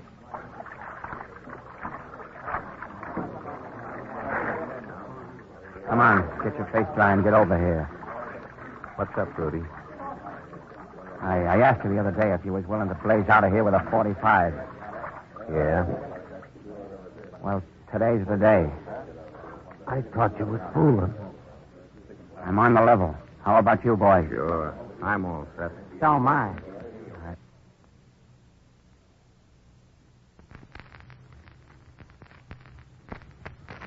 That's great. Now, here's the lowdown. The prison board's meeting with the warden this morning. None of those bulls want any trouble while the big shots are here. Maybe they'll get some whether they want or not, eh, Rudy? You know, I've been thinking, suppose it don't work. Suppose we get plugged or something. You ain't yellow, are you? No, of course I ain't yellow. You better not be. You're in this too deep to back out. I was just thinking. I'll do the thinking. What are you going to do for gas? That's all taken care of. You ain't got nothing to do but come along and do what you're told. We got some 45 stashed away. Say, who's that? Fresh fish, I think. I don't know him. You think he's wise? No, he wouldn't be making a noise if he was. You never can tell about stools. Now, look, The board's meeting in the warden's office, see? Yeah? So what? I got a tip that they all go over to the warden's house for lunch. Now, what's that got to do with us? Plenty. We drive up in the old Ford like we were doing our work. But all the time we got the 45s in our belts. Yeah. Then what? So we go in and we snatch the warden and the prison board. What? You're nuts. No, I ain't. We snatch the warden and the prison board. They'll come in handy. Cops won't shoot so fast when they know we've got big shots in tow. Holy mackerel. The warden and the prison board. Yeah. They've been handing out and turning down paroles all morning. Maybe they'd like to see how it feels to be the guy on the carpet. And for once, we'll be the big shots.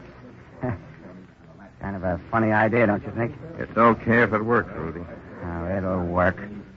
We'll be out of this joint in less than 4 hours. Look out. Here comes a bull. Bring up there, you guys. Bring up. Take it easy.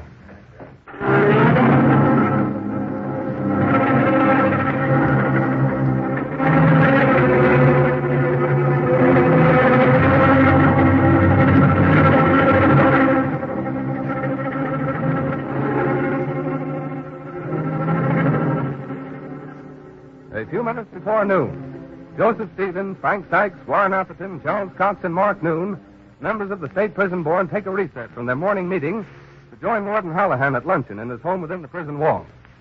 The pleasant, sun-filled room gives no indication of the impending danger that lies just outside those high French windows, where 8 hard eyes are watching every movement, 8 keen ears straining for every word.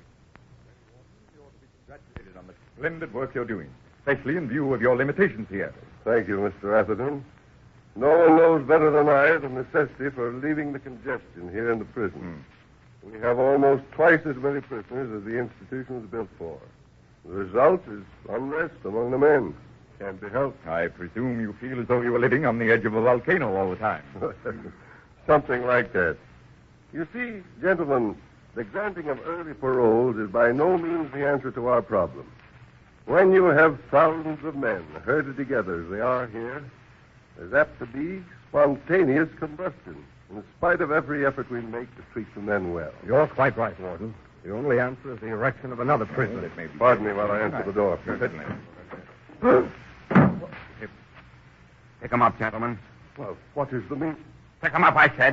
We mean business, Warden. Up with 'em. But look here. You can't come in here like this. Oh, yeah? I've been wanting to do this for a long time, Warden. Have any of you mugs any protest to make? All right, Judy. Cut out the rough stuff. I don't like that guy. Well, snap out of it. We didn't come here to bump the warden off. Well, just what did you come for? We're going to get out of this place. And we're going to take you with us. What? What for? You'll make good bulletproof vests. You boys can be executed for this. If there's any executing to be done, we'll do it. Look here. If you boys... Now, you guys take off your clothes. What? We're going to need them. Come on. Let's have your coats and vests. You can wear our uniform. Leave my coat alone. Take it off. Come on, give me that coat, fella. Oh, my. Ah, My coat. not so bad. Give up. Come on, fork over, all except you. You're too fat. None of us could wear your coat. No, that's consolation. That's big. Not bad at all. You can do something else for us, though. You call the prison gate and tell them to send the warden's car over and that we're coming through and to have the gate open. Go on, there's the phone. Oh, but look here now. Go on. Come on, lift it.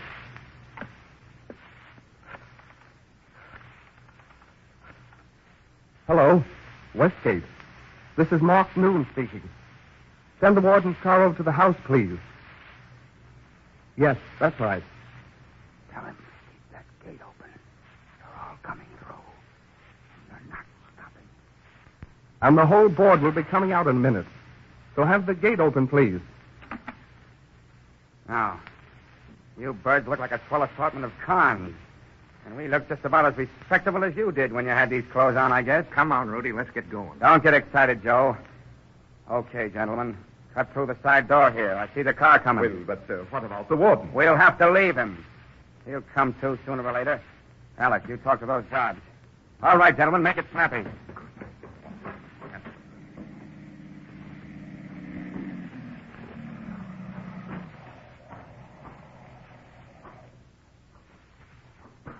All right, you at the wheel. Drop that rifle, quick. What? Drop it or we'll plug you and these guys here. Okay, gentlemen. Pile in the back.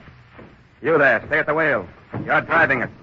And this other guard, you stand on the running board. Come on, boys, make it snappy. Look here, my man. You'll never get away with it. Get in. This is my party. Okay, boys. Let's go. Kick that siren open and drive straight through the west gate.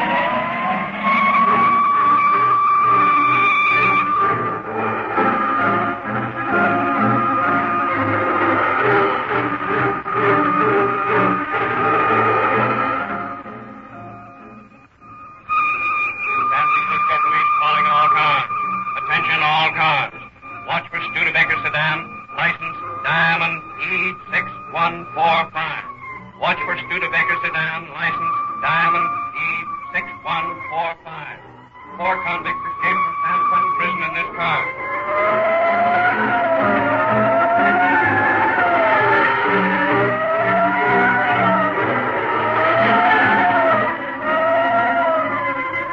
Calling all cars. Calling all cars. Oakland Police calling all cars. Special emergency broadcast. 4 convicts escaped from San Quentin prison this afternoon.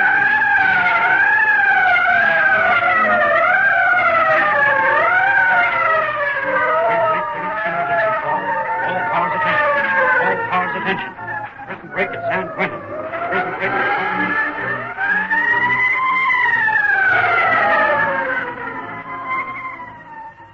Hamilton Field calling bombing planes 211 and 212. Hamilton Field calling bombing planes 211 and 212. Return to your field at once. Return to your field at once.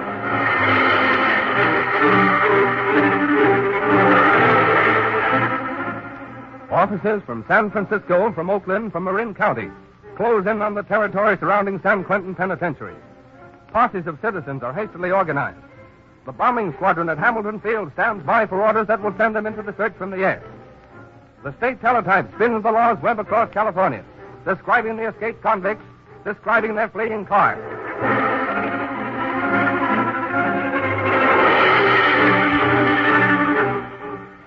A few miles out of San Rafael, the convict car turns off the highway toward the Black Point cutoff. A mile down the road, the cutoff drawbridge swings open with exasperating slowness. They pull up with a burning screech of brakes. Can you imagine that? We're practically out of the heat when that monkey has to start pulling switches. Nothing to do but turn around. You're telling me.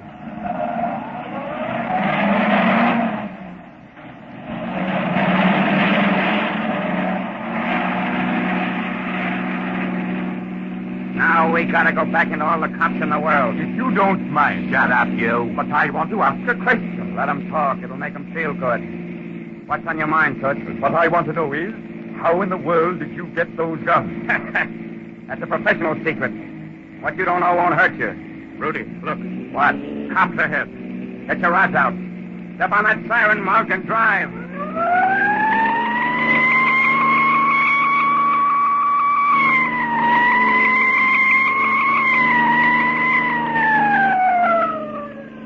Yeah, just as I figured. They're afraid to shoot on account of our passengers. You boys are a great help to us. Look here, driver. What's your name, by the way? Jones. Oh, one of the Jones boys, huh? Well, listen, Jonesy. Just pull up a minute. I'm going to let our fat friend here out. What? Yeah, you're going to get out, and you're going to tell that posse back there to go on home. Or we'll bump off your pals here. Give us a half hour, and everything will be okay. Pull up, Jonesy.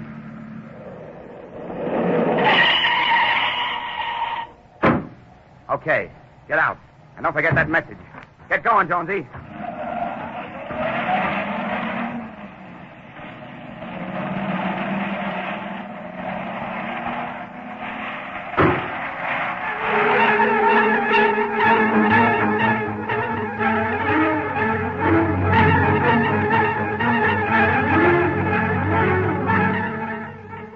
Mark Noon, secretary of the prison board, immediately phones the prison of his whereabouts. With orders to hold fire as long as possible, the army of the law goes into action. As police radios blare last-minute flashes, a posse composed of hundreds of men and scores of police cars block every highway and byway in Sonoma and Marin County. Slowly the law closes in, combing the hilly North Coast country. As the convict's car swoops into the Hicks Valley Road, the posse sights it. The chase is on. Deputy sheriffs pull shotguns from the roofs of high-powered police cars. State patrolmen crouch over white motorcycles, unlimber guns, fire and scream. 10 miles, 12 miles, 14 miles they roar west of Petaluma. The law holds its guns in readiness. The convicts, still out of range, apprehensively look backwards. Then, when they are 18 miles away from Petaluma, the convict's car takes a turn too sharply. The car skids, but law is within range. Duck low, you guys. Hey, Jonesy, keep the car on the road. Can't help it. They shut off the rear. Oh! What's the matter with you? They got me in the light. Try to pick off that guy on the motorcycle, Joe. Come on, Jonesy. I can't go any faster than 50 with that rear tire off. Well, I can. Get out. Oh, don't throw me out, for God's sake, man. Get out. Push him out, Alex. I'll drive the thing. Ah! Gee, I never knew a guy had bounced like that when he hit the road. So you truly the gas on us. I can't get any more speed out of this thing than he did. There's some buildings up here. Find it out there. Okay. I'm going to stop. Jump out fast and run for it when I do.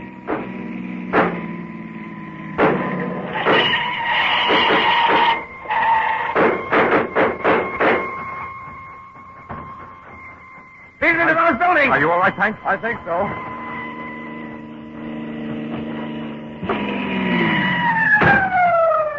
Take him up, Gil. Don't. God, don't shoot, Sheriff. That's Atherton there. They made us change clothes. Where are the convicts? They ran into that building. Okay, men, surround the building. Look out, that college behind you. I got him. Let him have it, boys.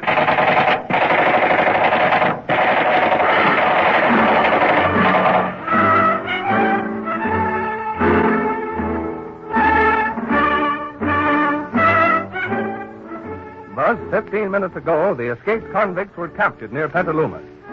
According to the last news flash just given to me, at least one of the convicts is dead, and Warden Hallahan is lying in the prison hospital critically injured as a result of the assault he received at the prisoner's hand.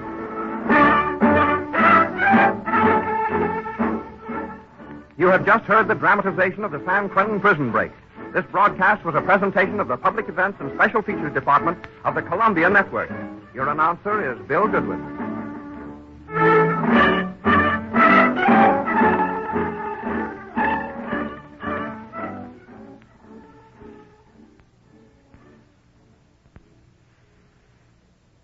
Okay, we're off the air. Congratulations, Bill. That was swell. Oh, yeah, we were lucky. Oh, that's swell show. Bill, thanks, everybody. I didn't think you could do it, but you did. Thank Jack Von Nostra, and if it hadn't been for him, we'd never have gone on. Oh, hell, you had a couple of scenes. You're the baby. Hey, wait a minute. Listen. Open that window, Charlie. See what that kid's yelling. Extra, all about the San Quentin prison break. All about the prison break.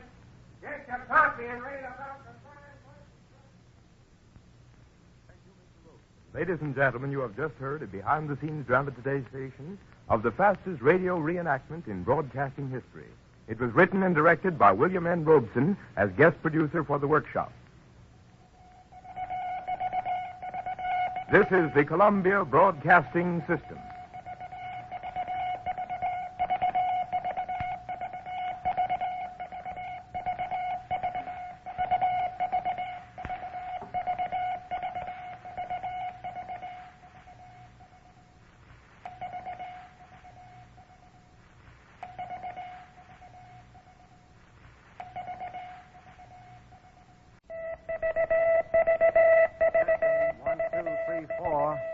Testing, 1, 2, 3, 4.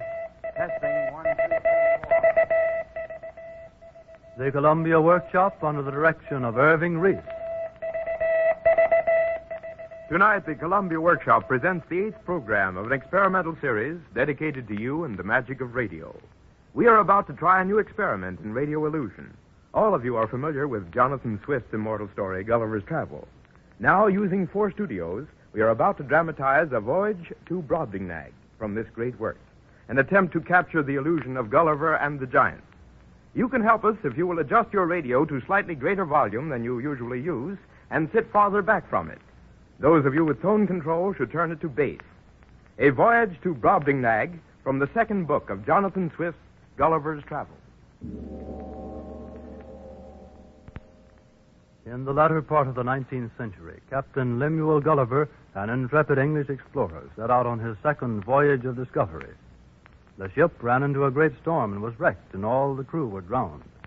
Gulliver himself, by the mercy of Providence, was cast by the sea onto an island, and there for some hours he lay exhausted and unconscious. On awakening, he was surprised to find himself in the midst of what he thought was a dense forest. Huge trees surrounded him, growing so thickly that they shut out all light except that which filtered through from the sky far above the treetops. Suddenly, he hears a great rumbling in the distance. Oh, I sing, I reap as I sing. Oh, I can accomplish anything.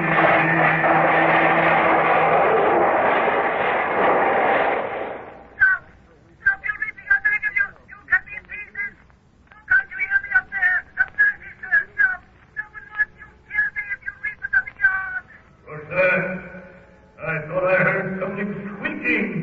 It's me, sir. Down here at the roots of the corn. Don't you hold your head on me. Look down. Look down to the ground. Yes, squeaking. Let me see. Well, by thunder, a flea. A squeaking flea. I'm not a flea. I'm a man like yourself. But I'm only 6 feet tall. Do not harm me, please. I'll do anything you ask of me. What is this? It's bowing down before me. Truly a well-trained flea. I'm not a flea. Where's it got to? Oh, there it is. What? Why, it has only 2 legs. I've never seen a flea with only 2 legs. And now it's standing upright. Well, by the eternal sea, it's fashioned like a man. Pick me up. Pick me up. Can't you hear me? Pick me up. Pick me up. Did I hear it say, pick me up? I must be dreaming. It talks. I'm suffocating among the stalks down here. Pick me up. All right, little flea, I'll pick you up. There you are. Do be careful, sir. Oh, you crushed it between your thumb and forefinger. Put it to my ear. Perhaps I can understand what it is saying. Oh, thank you. Sir, thank you. But I'm afraid you're crushing my ribs between your fingers. Put me in the palm of your hand. Put me on the palm of your hand. Yes, I can understand every word. This is most wondrous. All right, little flea, there you are. Please be careful not to let me fall. Oh, I'm 60 feet from the ground. I most assuredly break my neck. Oh, 60 feet from the ground, listen to it. Why, you're not more than 3 feet from the ground. Where I come from, our distances are in proportion to our size. Where you come from? You mean to say that there are more like you? Yes, indeed. Over the sea there are millions of us. Some even smaller than I. That is beyond belief. But I will take you and show you to my wife. She'll be much amazed. Oh, why, look what I have found. A talking flea. A talking flea. What do you say you have there, husband? A flea? How long have you been so fond of little fleas that you must bring them into the house? Come inside. I'll put it on the table. You shall hear it talk. Talk? A flea talk? What nonsense. Come in, wife, and shut the door.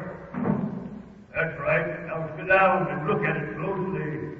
Why, mercy on me. It's shaped like a human being. That's not all. It talks like one. Little flea, say something to my wife.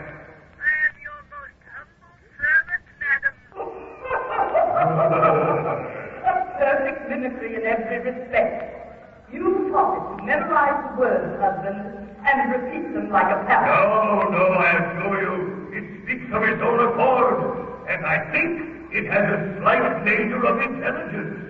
Gracious lady, I was shipwrecked and cast up on your hospitable shores. Your husband found me lying in the cornfield. I'm very hungry. Will you not give me something to eat? Certainly. You shall share our dinner with us. And then you must tell us of your country. Ow!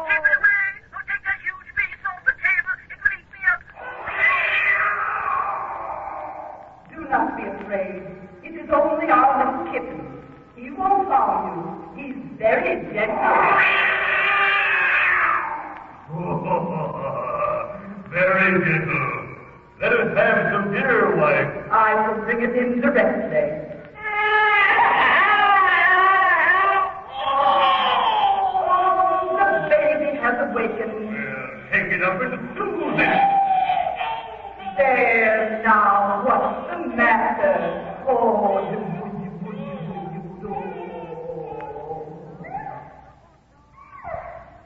She's caught sight of a little flea there. She wants it. She wants to play with it.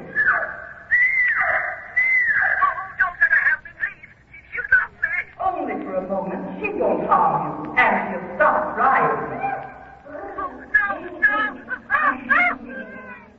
She's put the little flea's head in her mouth. Take it away from her. Here, darling, give it to Mother. That's right.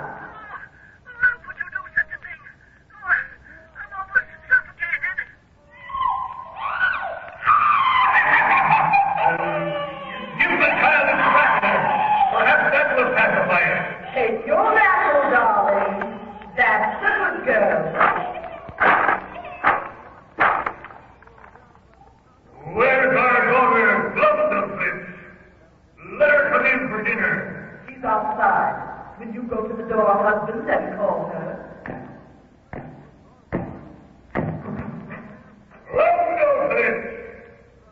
Brobdingnag!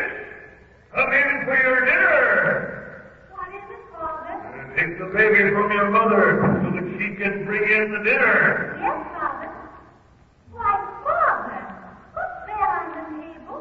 A teeny, weeny doll. Is it for me? No, Blundercliff. It's not a doll. Your father found it in the field. It's alive. We're going to feed it. Why, he's no bigger than my little fingernail. What are you going to do with him, Mother? Oh, your father will decide. Here, take the baby. And as soon as you can, you make some kind of event for the little flea. What are you going to do with him, Father? Meow, meow. No, child. You know what I'm planning to do with it, wife? What, husband? Show him in the marketplace tomorrow. He'll be the most amazing sight for the farmers around here. And then I'll take him to all the towns and cities in Brobdingnag, to the farthermost reaches of the country. He'll make a fortune for us. Yes, we'll take him all over the country. He'll make us rich.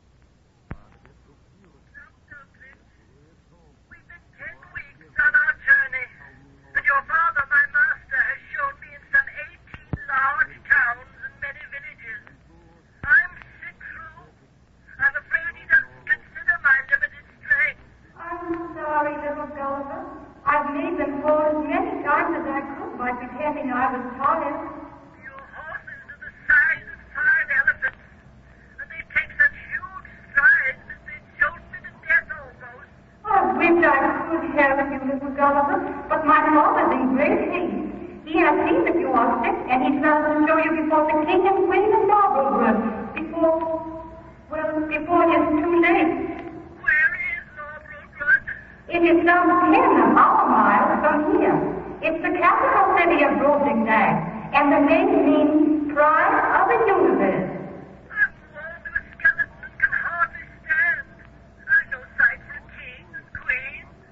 Well, I'll talk to my father about you, but I don't think he'll listen to me. He's amassed great wealth from showing me. It's not to his interest to let me die. But he's not as fond of you as I am, Governor. But if he attempts to take you out of long rest without giving you a long rest, I think I'll sleep with the Queen for you tonight. We must go on, daughter. But I'm still tired, Father. You tire too often, Blobdingnag. We must be off to show Gulliver to the Queen.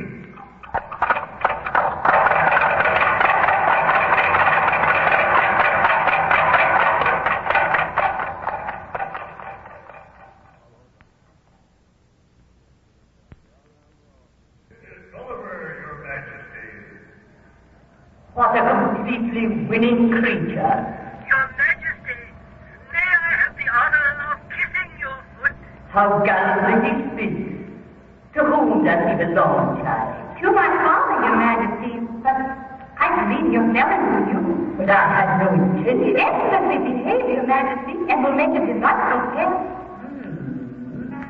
What do you say, Gulliver?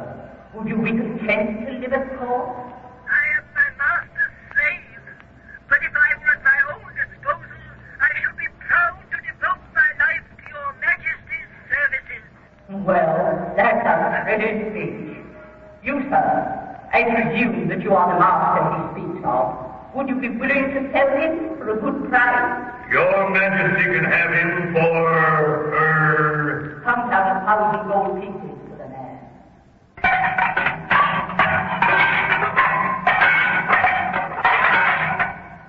Oh, thank you, Your Majesty, thank you.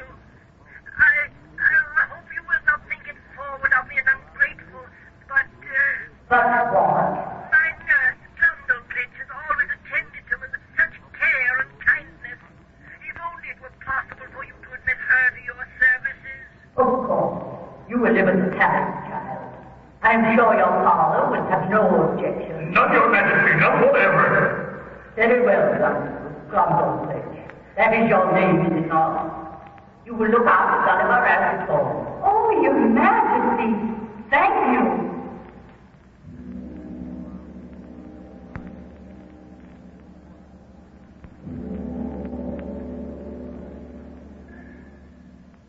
Bring in the 3 wise men.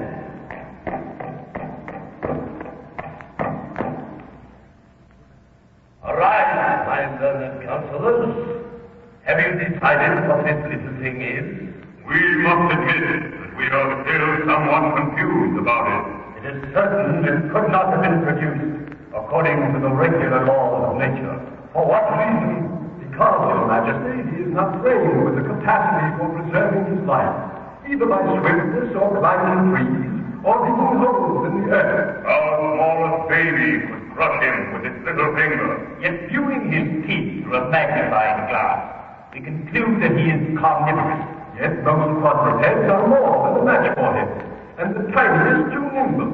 We cannot discover what he lives on. We had thought at first of insects and snails, but the snail would easily outcrawl him, and the insects we fed him, he would not hold in his stomach. They made me nauseous, Your Majesty. I kept telling them that I ate what they ate, nothing else. We soon abandoned the theory that he was a dwarf, because the Queen's favorite dwarf, the smallest ever known in the kingdom, is in the creature's measurements 30 feet tall. He has reached maturity. That is evident. Yes. His beard is visible under a magnifier, and he talks with all the assurance of an ignorant adult, and he tells as many lies. The only conclusion we can reach is that he is some form of flea, a parasite, and a species that probably lives under some rock in a distant part of the kingdom. Don't listen to them, Your Majesty. I can easily explain myself to you. My counselors, your arguments show much wisdom. You may leave us, Your Majesty.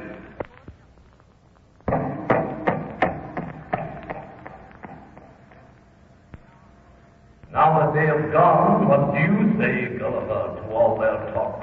Your Majesty, there is a country over the sea that abounds in my species. There are many millions of both sexes. The animals, the trees, and the houses there are all in proportion to our stature. Thus, Your Majesty, I am as able to defend myself and find sustenance there as Your Majesty's subjects are here. It seems that you have memorized well the tale the farmer instructed you in. I assure Your Majesty that I speak the truth. And if you summon Blundellbridge, she will bear me out in everything I say. It is an improbable tale, Gulliver, but I won't question it for the moment. But now I must take you in to the Queen. She has invited you to have dinner with her. Come, Gulliver. I will take you to dinner.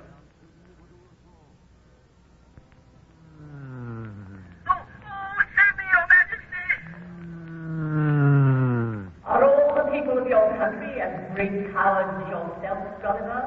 Those common flies will not harm you.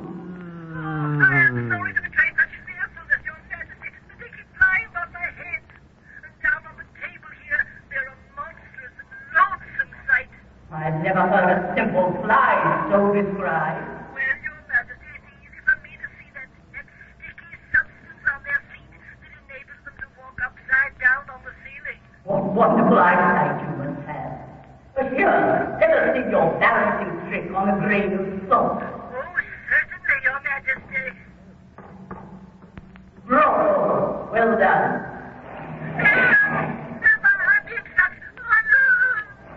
Well, how did you get into that golden tree? Let me lift you out on this spoon. You're a sight.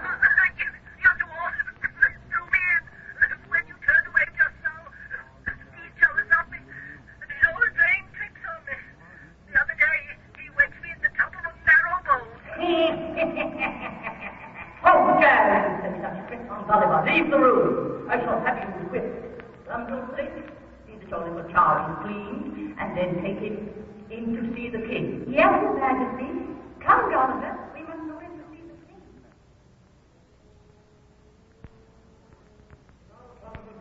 Gulliver, you make frequent mention of war in your part of the world.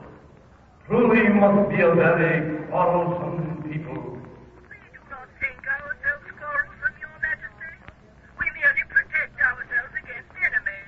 Even little things like you have enemies, then. What enemies? Wild beasts? No, Your Majesty. Ourselves. We fight among ourselves. Even as you keep horsemen to defend your person against self-seeking nobles that would take your power from you. There is a measure of sense in that. You must lose many horsemen. You are fighting so frequently. We seldom lose horsemen, Your Majesty. We have a better method of fighting. A better method? What is it? You've been very kind to me, Your Majesty, and I am grateful. In return, I can do you a slight favor. That sounds amusing. What is it? I can make you absolute master of the lives, liberties, and fortunes of your people. I assure you, little Gulliver, that I have no wish to be so. But there is so much impudence in your proposal that I am curious to hear it. 300 or 400 years ago, in my country, a man discovered a way of making a certain powder that, touched with even the smallest spark, would fly up in the air with a noise greater than thunder. That is very interesting. For what purpose do you use it? Rammed into a hollow metal tube and set off, it will drive a ball of iron with such violence that nothing can withstand its force. With proper equipment, it's possible to batter down the strongest walls, sink ships, and destroy whole ranks of an army at one time. That is amazing. Give me leave, Your Majesty, and I will direct your workmen in the making of this powder. With its help, you can destroy the whole metropolis if it should ever dispute your command. Then listen to me, you creature of spite and bloodshed. I am filled with a bitter wonderment that so groveling an insect could entertain such inhuman ideas and appear so wholly unmoved in telling of such scenes of desolation and carnage. I am deeply sorry to have offended Your Majesty. You have reason to be. Some evil genius brought the help upon me. I would rather lose half my kingdom than be privy to such a terrible secret. And so, as you value your life, never mention the matter to me again.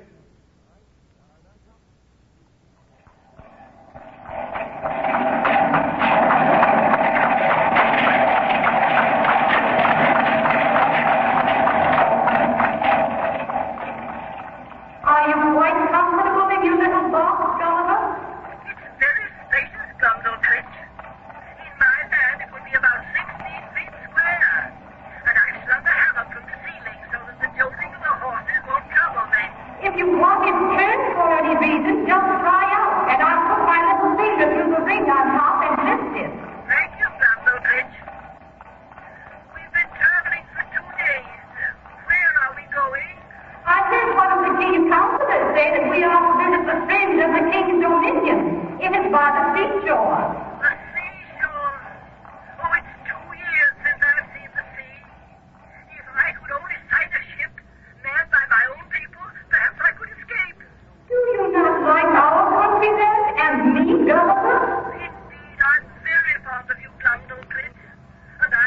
be able to repay you for your kindness to me. But I want to be again among people with whom I converse on even terms. And I'm tired of walking about your streets in fear that some careless person should trample me to death as though I were a frog or a beetle. I dare not aid you escape. The king would put me to death. Oh, I wouldn't want to bring any trouble on you, Glumnodwin. We are by the sea now. If you listen, you can hear the surf.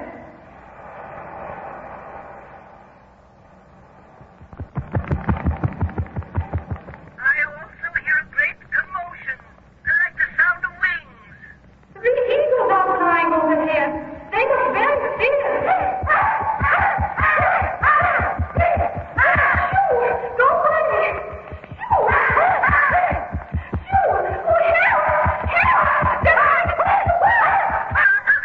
They're lifting my rope! Help me! Help me!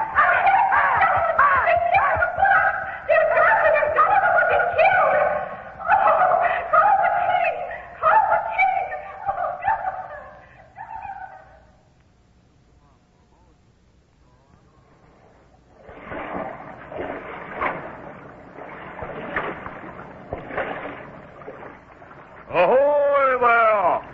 Is there anybody below? Yes. Let me out of this dungeon. I've been floating on the sea for a month, it seems. We'll have you out in a moment. I've ordered the carpenter to saw a hole in the roof. Oh, that's needless. It would take up too much time. Let one of the crew put his little finger into the ring on the top of my box and lift me onto the ship. His little finger. Your troubles have gone to your head, my friend. It would take 50 men to lift you by that ring. Where am I? Alongside the Valiant and speaking to her captain, Thomas Wilcox. I am an Englishman. Where are you bound? Where are we bound? Why, for England. Thank heaven. Get me out quickly. I have a wondrous tale to tell you.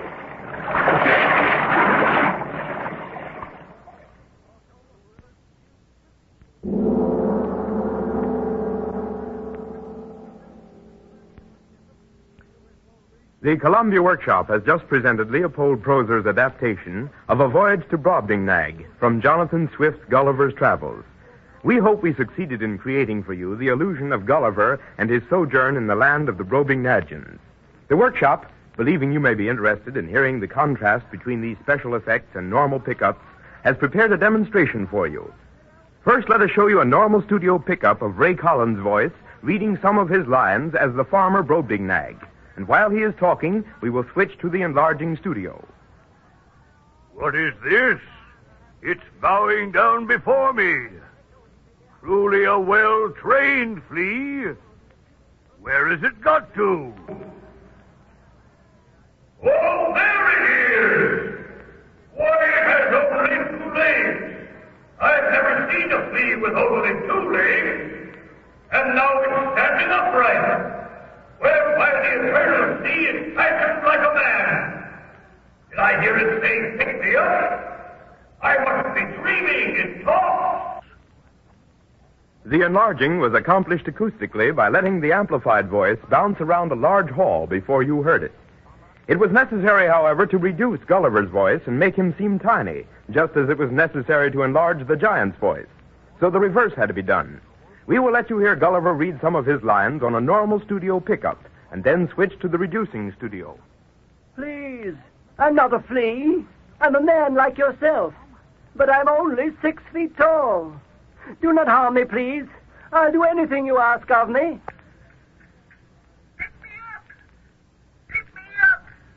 Can't you hear me? Pick me up. I'm suffocating among the stalks down here. Pick me up. Oh, do be careful, sir, or you'll crush me between your thumb and forefinger. Thus, controlled reverberation, which is the reflection of sounds from hard or soft surfaces, was used to achieve the illusion of a voyage to Brobdingnag. Such illusions as you heard this evening represented a new experiment in the use of acoustics in radio drama. But acoustic illusion is constantly used in dramatic programs. Each one of the studios in the Columbia building is constructed with a live and dead end. The live end consisting of reflecting hardwood panels and the dead end treated with absorbent panels. Those of you who listened to the workshop's presentation of Cartwheel heard a rapid switch from one scene, which took place indoors in a small room, to a scene in a church during a sermon. Now, this was accomplished by having the microphone for the small room in the dead end of the studio, and the microphone for the church scene in the live end. Let us demonstrate. Two of our cast will read some lines for you, one close to a microphone in the dead end, and the other about 10 feet away from a microphone in the live end. Listen. This is the dead end of the studio. I am speaking about 1 foot from the microphone. The scene is supposed to represent the interior of a small room. This is the live end of the studio. I'm speaking about 10 feet from the microphone. The scene can represent a large auditorium, a church, or any large room. Having a live end and a dead end, you may wonder why it was necessary to use 4 studios for a voyage to Brobdingnag. Microphones do not discriminate between sounds. If Gulliver had been in the same studio with the Brobdingnags, his voice would have been picked up on their microphone, and consequently would have sounded like a giant's too. It was therefore necessary to have complete isolation for the Brobdingnags in order to enlarge them, and vice versa for Gulliver. This concludes our presentation for this evening. We would appreciate your letters telling us if you like the illusion in A Voyage to Brobdingnag from Gulliver's Travels, and also whether or not you are interested in the technical demonstrations explaining the techniques.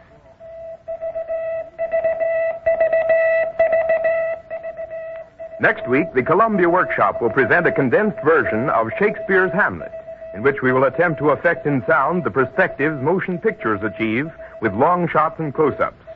The dramatization has been made by Orson Welles, who has achieved great credit for his recent staging of Macbeth. Mr. Welles will perform and assist in the staging of Hamlet.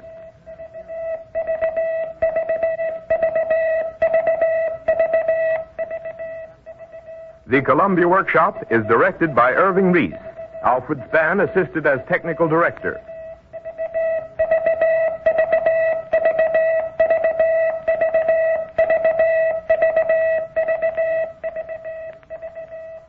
This is the Columbia Broadcasting System.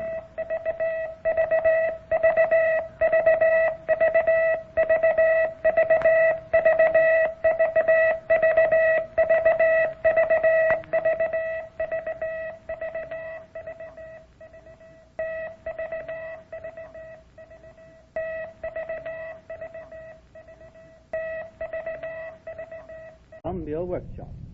Ladies and gentlemen, tonight the Columbia Workshop presents the 8th program of a series devoted to experimental radio. Your letters on last week's program, in which we dramatized Jonathan Swift's A Voyage to Brobdingnag from Gulliver's Travels, were very interesting and welcome. Thank you. Tonight, the Workshop is proud to turn over its resources to Orson Welles. Some months ago, Mr. Welles produced Shakespeare's Macbeth for the Federal Theater.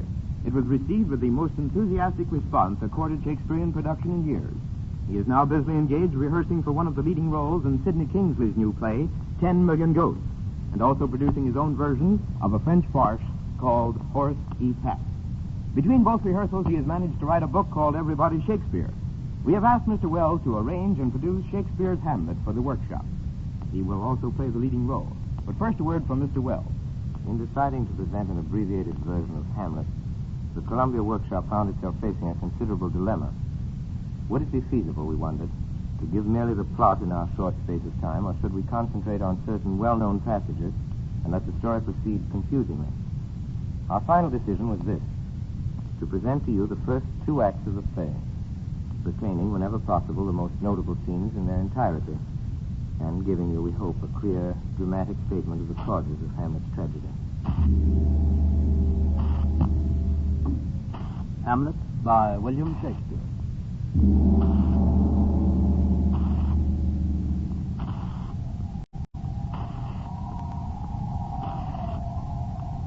It is midnight, and before the castle of Elsinore, a sentry stands at his post. At this house. Long live the king. Bernardo? You come most carefully upon your hour. It's now struck 12. Get me to bed, Francisco. This will need much thanks. It's bitter cold. I am sick at heart. Have you had quiet guard? Not about stirring. Well, good night. If you do meet Horatio and Marcellus, the rivals of my watch, bid them make haste. I think I hear them. Stand ho! Who's there? Friends to the crown and liegemen to the Dane. Welcome, Horatio. Welcome, good Marcellus. What, has this thing appeared again tonight? I have seen nothing. Horatio says it's at our fantasy. and will not let belief take hold of him, touching this dreaded sight, twice seen of us. Therefore, I have entreated him along with us to watch the minutes of this night, that if again this apparition comes, he may approve our eyes and speak to it.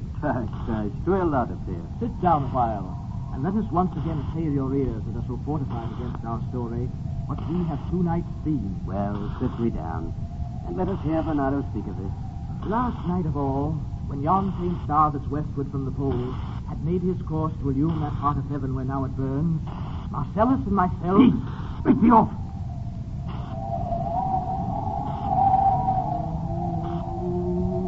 Look, there it comes again.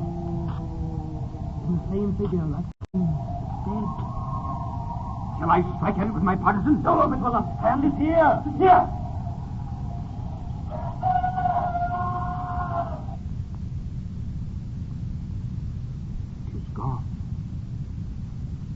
Do it wrong, being so majestical, to offer it sure violence.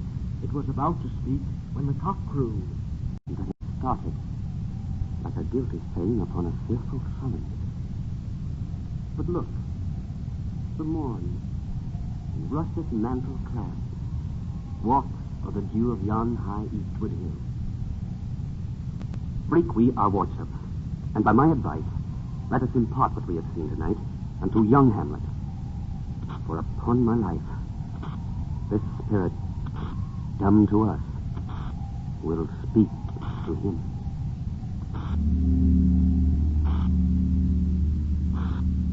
In the great hall of the castle, the court is assembled. Hamlet, a sober figure in black, stands apart from the rest.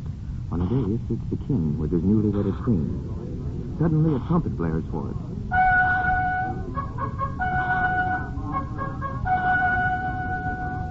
And the king rises. Though yet of Hamlet, our dear brother's death, the memory be green, and that it us befitted to bear our hearts in grief, and our whole kingdom to be contracted in one brow of woe, yet so far hath discretion fought with nature, that we with wisest sorrow think on him, together with remembrance of ourselves.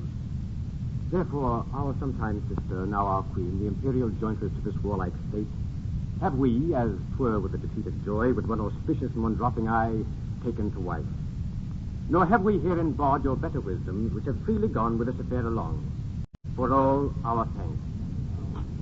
But now, my cousin Hamlet and my son. A little more than kin. And less than kind. How is it that the clouds still hang on you? Not so, my lord. I'm too much in the sun. Good Hamlet, cast thy nighted colour off. And let thine eye look like a friend on Denmark. Do not forever with thy veiled lids seek for thy noble father in the dust. Thou knowest 'tis common. All that live must die, passing through nature to eternity. Aye, madam. It is common. If it be, why seems it so particular with thee? Seems, madam. Nay, it is. I know not seems. 'Tis not alone my inky cloak, good mother, together with all forms, shows, shapes of grief that can denote me truly. These indeed seem, for they are actions that a man might play. But I have that within which passeth show. These were the trappings and the suits of woe. 'Tis sweet and commendable in your nature, Hamlet, to give these morning duties to your father. But you must know your father lost a father, that father lost his, and the survivor bound in filial obligation for some term to do obsequious sorrow.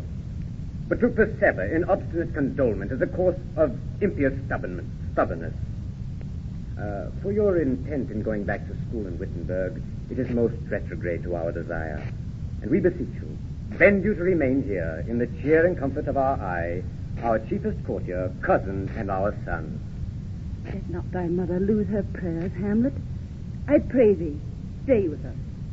Go not to Wittenberg. I shall in all my best obey you, madam. Why, 'tis a loving and a fair reply. Be as ourself in Denmark. Madam, come, this gentle and unforced accord of Hamlet is smiling to my heart. Come away.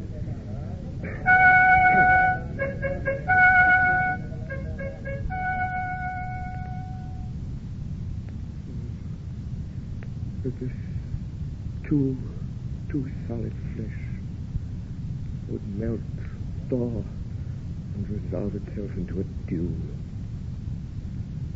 Or that the everlasting had not fixed his cannon against self-slaughter. Oh, God, God. How weary, stale, flat, and unprofitable seem to me all the uses of this world. Fie on it. Fie. 'Tis an unweeded garden that grows to seed. Things rank and gross in nature possess it merely. That it should come to this. But 2 months dead, nay, not so much, not 2. So excellent a king that what of this Hyperion to a satyr. So loving to my mother that he might not beteem the winds of heaven visit her face too roughly. Heaven and earth must I remember. Why, she would hang on him, as if increase of appetite had grown by what it fed on. And yet within a month, a little month or ere those shoes were old with which he followed my poor father's body, like Niobe, all tears. Why, she, even she, ah, God, beast that wants discourse of reason would have mourned longer. Married with my uncle, my father's brother, but no more like my father than I to Hercules. Within a month. Yet the salt of those most unrighteous tears that left the flushing in her galled eyes, she married. Ah, what wicked speed. To boast with such dexterity to incestuous sheets. It is not, nor it cannot come to good. But break my heart, for I must hold my tongue. I'm glad to see you well. Horatio, or I do forget myself. The same, my lord. And your poor servant ever. Sir, my good friend, I'll change that name with you. And what make you from Wittenberg, Horatio? Marcellus. My good lord. Bernard, I'm very glad to see you. Good evening, sir. But what in faith make you from Wittenberg? My lord, I came to see your father's funeral. I pray thee do not mock me, fellow student. I think it was to see my mother's wedding. Indeed, my lord, it followed hard upon. Thrift, Horatio, the funeral baked meats did coldly furnish forth the marriage tables. Would I had met my dearest foe in heaven, or ere I'd seen that day, Horatio. My father. Methinks I see my father. Oh, where, my lord? In my mind's eye, Horatio. I saw him once. He was a goodly king. He was a man. Taken for all in all. I shall not look upon his like again. My lord, I think I saw him yesternight. Saw who? My lord, the king, your father. The king, my father? 2 nights together. At these gentlemen, Marcellus and Bernardo, on their watch, in the dead watch and middle of the night, being thus encountered. A figure, like your father, armed at point exactly cap a pie, appears before them, and with solemn march goes slow and stately by them. This to me in dreadful secrecy in part they did, and I, with them, the 3rd night kept the watch, where, as they had delivered, both in time, form of the thing, each word made true and good, the apparition comes. I knew your father.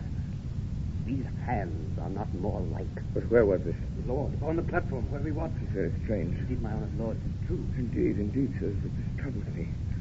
I'll do the watch tonight. We do, me lord. Armed, say you? Armed, my lord. From top to toe? Me lord, from head to foot. I will watch tonight. Perchance to walk again. I warrant it will. If it assume my noble father's person, I'll speak to it, though hell itself should gape and bid me hold my peace. So fare you well at once. Upon the platform, twixt 11 and 12, I'll visit you. Our duty to your honor. My father's spirit in arms. All is not well. I doubt some foul play. Would the night were come. Till then, sit still, my soul.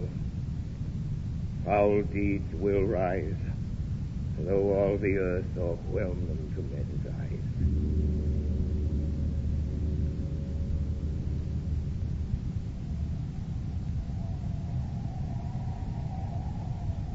Yeah, by truly. It's very cold. The nipping and an eager air.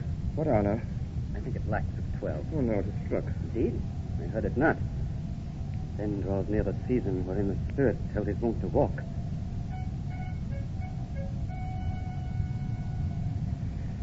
What does this mean, my lord? Oh, the king doth wake tonight and takes his rouse, and as he drains his draught of Rhenish down the kettle drum and trumpet doth bray out the triumph of his pledge. It's the custom. Aye, there it is. But to my mind, though I'm native here and to the manor born, it is a custom more honored in the breach than the observant.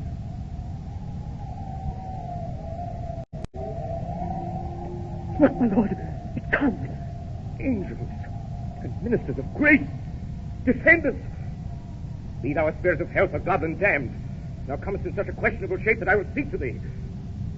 I'll call thee Hamlet, king, father, royal Dane. Oh, answer me. Let me not burst in ignorance, but tell why thy canonized bones, cursed in death, have burst their cerements. Why the sepulchre wherein we saw thee quietly inurned hath oped its ponderous and marble jaws to cast thee up again. What may this mean? Say, why is this?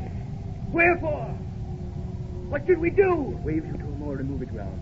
But do not go with it. No, by no means will not speak. Then I will follow it. Do not, my lord. Why, what should be the fear? I do not set my life at a pin's fee. It weighs me forth again, I'll follow it. You shall not go, my lord. Hold up your hand. I rule you shall not go. My faith cries out and makes each petty artery in this body as hardy as enemy in lions and nerves. Still am I called. Unhand me, gentlemen. By heaven, I'll make a ghost of him that lets me. I say away. Go on. I'll follow thee.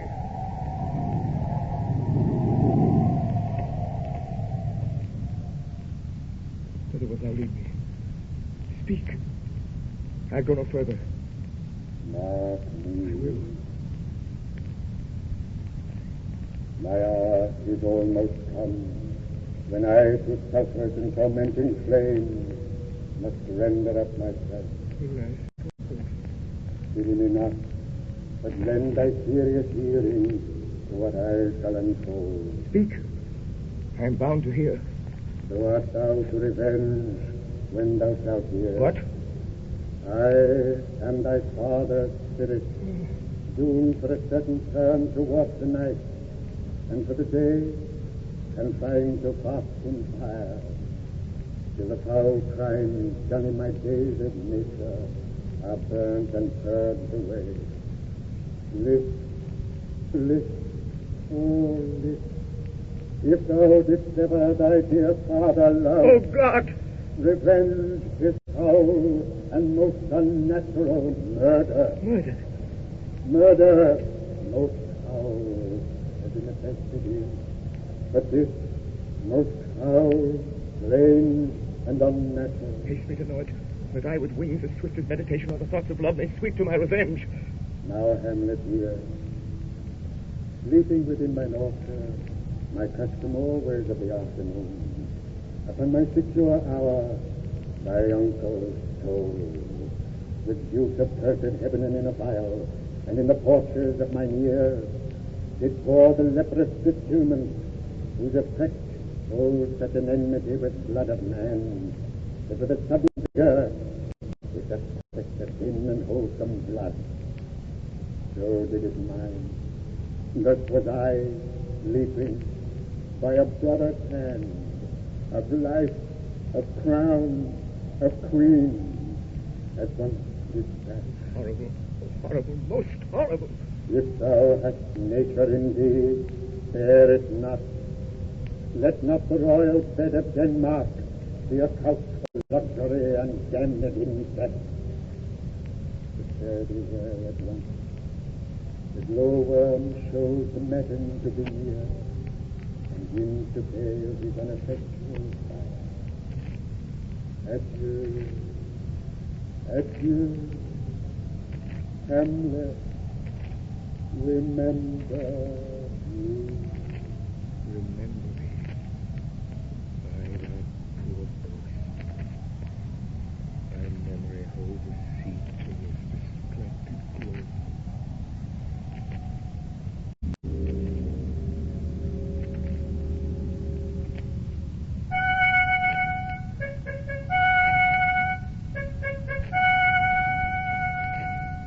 Welcome, dear Rosencrantz and Guildenstern.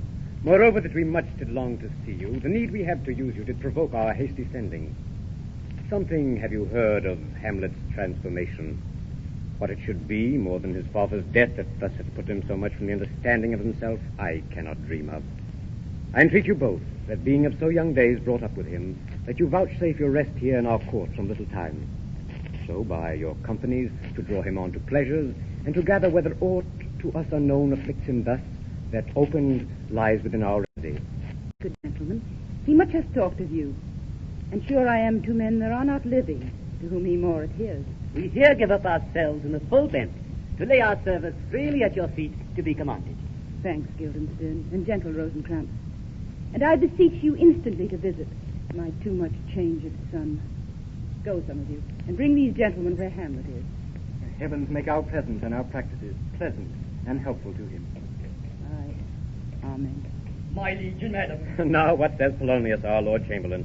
He tells me, dear Gertrude, that he hath found the head and source of all your son's distemper. I doubt it no other than the main. His father's death, and our hasty marriage. My liege and madam, to expostulate what majesty should be, what duty is, why day is day, night night, and time is time, were nothing but to waste night, day, and time. Therefore, since brevity is the soul of wit, I will be brief. Your noble son is mad. Mad, call I it, for to define true madness, what is to be nothing else but, mad. But let that go. More matter, with less art. Madam, I swear I use no art at all. That he is mad, 'tis true. 'Tis true, 'tis pity, and pity 'tis true. And now remains that we may find out the cause of this defect. Or rather say, the cause of this defect. How may we try it further? You know, sometimes he walks 4 hours together here in the lobby. So he does indeed. And look, where sadly the poor wretch comes reading. Away, I do beseech you, both away. I'll board him presently. Oh, give me leave. How does my good Lord Hamlet? Well, God have mercy. Do you know me, my lord? Excellent well. You are a fishmonger. Not I, my lord. Then I would you were so honest a man. Honest, my lord? Why, sir, to be honest as this world goes is to be one man picked out of 10,000. What do you read, my lord? Words. What is the matter, my lord? Between who? I mean the matter that you read, my lord. Slander, sir. The satirical rogue says here that old men have gray beards, that their faces are wrinkled, their eyes purging thick amber and plum tree gum, and that they have a plentiful lack of wit, together with most weak hands. So this be madness, yet there is method in it. Will you walk out of the air, my lord? Aye, into my grave. Indeed, that is out of the air. How pregnant sometimes his replies are. My honorable lord, I will most humbly take my leave of you. You cannot, sir, take from me anything that I will more willingly part with all, except my life. Fare you well, my lord. These tedious You go to seek the Lord Hamlet. There he is. God save you, sir. My honored lord. Oh, my. My most dear lord. Good friend. How dost thou, Guildenstern? Rosencrantz, what makes you at Elsinore? To visit you, my lord. No other occasion. Beggar that I am, I'm even poor in thanks. But I thank you. Were you not sent for? Is it your own inclining? Is it a free visitation? Come, deal justly with me. Come. Come. I may speak. What should we say, my lord? Well, anything but the purpose. I know the good king and queen have sent for you. To what end, my lord? That you must teach me. Or by the right of our fellowship, be even and direct with me, whether you were sent for or no. My lord, we were sent for. I will tell you why. So shall my anticipation prevent your discovery and your secrecy to the king and queen moult no feather I have of late. But wherefore I know not, lost all my mirth, forgone all custom of exercises, and indeed it goes so heavily with my disposition that this goodly frame, the earth, seems to me a sterile promontory, this most excellent canopy, the air. Look you, this brave o'erhanging firmament, this majestical roof, fretted with golden fire, why, it appears no other thing to me than a foul and pestilent congregation of vapors. Oh, what a piece of work is man. How noble in reason, how infinite in faculty, in form and moving, how express and admirable. In action, how like an angel. In apprehension, how like a god, the beauty of the world, the paragon of animals. And yet, to me, what is this quintessence of dust? Man delights not me. No, nor woman neither, though by your smiling you seem to say so. Oh, my lord, there was no such stuff in my thought. Why did you laugh then when I said man delights not me? To think, my lord, if you delight not in man, what Lenten entertainment the players shall receive from you? We quoted them on the way, and hither are they coming to offer you services. He that plays the king shall be welcome. His majesty shall have tribute of me. There are the players. Your hands then. Come, you're welcome. But my uncle, father, and aunt, mother are deceived. In what, my dear lord? I am but mad north, northwest. When the wind is southerly, I know a hawk from a handsaw. Well be with you, gentlemen. Hark you, Guildenstern, and you too, Rosencrantz. That great baby you see there is not yet out of his swaddling clouts. I will prophesy comes to tell you the player's market. My lord, I have news to tell you. My lord, I have news to tell you. When Rochus was an actor... The actors are come hither, my lord. Buzz, the best actors in the world, either for tragedy, comedy, history, pastoral, pastoral, comical, historical, pastoral, tragical, historical, tragical, comical, historical, pastoral, scene indivisible, or poem unlimited. You are welcome, master. I am glad to see thee well. Come, we'll have a speech straight. Give us a taste of your quality. Come. A passionate speech. What speech, my lord? I heard thee speak me a speech once, but it was never acted, or if it was, not above once. The play I remember pleased not the million. It was caveat to the general. One speech in it I chiefly loved was Aeneas' Tales of Dido. If you live in your memory, begin at this line and see. The rugged Pyrrhus, like the Hyrcanian beast... It begins with Pyrrhus. The rugged Pyrrhus, he whose sable arms. So proceed. The rugged Pyrrhus, he whose sable arms, black as his purpose, did the night resemble, when he lay couched in the ominous horse, hath now his this dread and black complexion smeared with heraldry more dismal. Say on, come to Hecuba. But who, oh, who hath seen the moblet queen? The moblet queen. That's good. Moblet queen is good. Run barefoot up and down, a clout upon that head, where late the diadem stood, and for a robe a blanket in the alarm of fear caught up. But if the gods themselves did see her, then when she saw Pyrrhus make malicious sport in mincing with his sword her husband's limbs, the instant burst of clamor that she made would have made milch the burning eyes of heaven and passion in the gods. Look, whether he has not turned his color and has tears in his eyes. Pray you, no more. That is well. I'll have thee speak out the rest soon. Good my lord, will you see the players well bestowed? Come, sir. Follow him, friend. We'll hear a play tomorrow.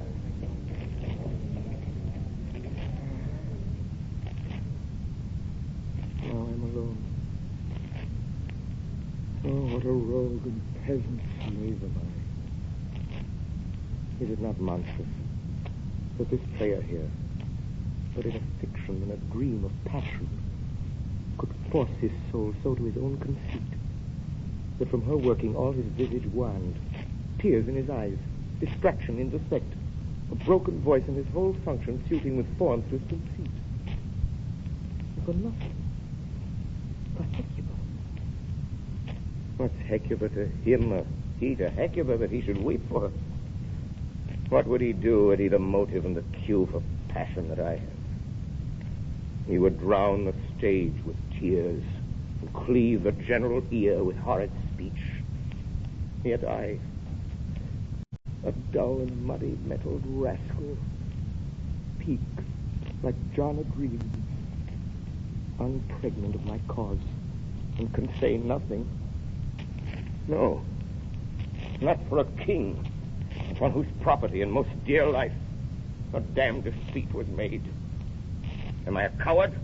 Who calls me villain, breaks me pay to cost, plucks off my beard and blows it in my face, tweaks me by the nose, gives me the lion's throat, as deep to the lungs? Who does me this, huh? Zounds, I should take it, for it cannot be that I am pigeon-livered and lack gall to make oppression bitter. For ere this, I should have fatted all the region kites with its slaves. Oh, bloody body villain, remorseless, treacherous, kindless villain. Oh, vengeance! Why, what a lass. This is most brave that I, the son of a dear father murdered, prompted to my revenge by heaven and hell, must like a board unpack my heart with words and fall a cursing like a very crab. Scullion. Fly upon fly. About my brain. I have heard that guilty creatures sitting at a play have by the very cunning of the scene been struck so to the soul that presently they have proclaimed their malefactions. I'll have these players play something like the murder of my father before my uncle. I'll observe his looks. I'll tend him to the quick. If he but blench, I know my course. The spirit, I have seen maybe the devil, and the devil hath power to assume a pleasing shape, yea, and perhaps out of my weakness and my melancholy. He is very potent with such spirits. He uses me to damn me. I'll have grounds more relative than this. The play's the thing, wherein I'll catch the conscience of the king.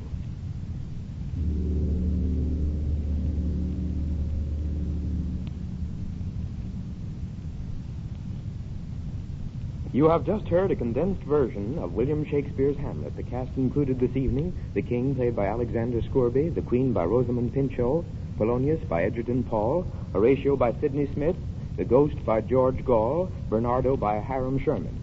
This program was arranged and directed by Orson Welles. Irving Reese directed the radio effects. The Columbia Workshop would appreciate your comments on this production. This is the Columbia Broadcasting System.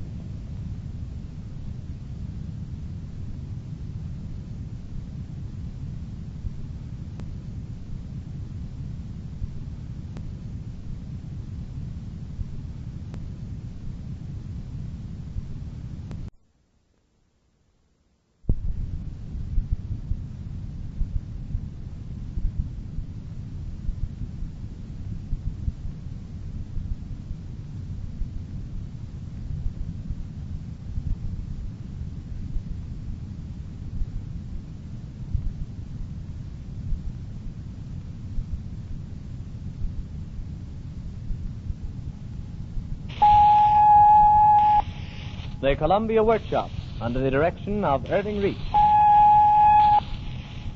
Ladies and gentlemen, the Columbia Workshop offers its 15th program in a series devoted to experimental radio. Some 2 months ago, we offered you on the Workshop a radio version of the first 2 acts of Hamlet by William Shakespeare. The response from our listening audience was instantaneous and highly flattering. So much so that tonight we go on to finish the play. If you enjoy the drama, if you believe after tonight's performance that Shakespeare should become a regular feature on radio, write to us and say so. We are eager to have this gauge of radio public opinion. Tonight's version of Hamlet, like that of some weeks ago, is the work of Orson Welles, who also plays the role of Hamlet. And now we take pleasure in introducing to you in person Mr. Orson Welles. In our previous broadcast, we concerned ourselves with establishing the causes that led to Hamlet's tragedy. In especial, the revelation by the ghost of his father's murder, by Hamlet's own uncle, who is now the King of Denmark. This, and the knowledge that his mother had remarried immediately, has left Hamlet a creature mad for revenge.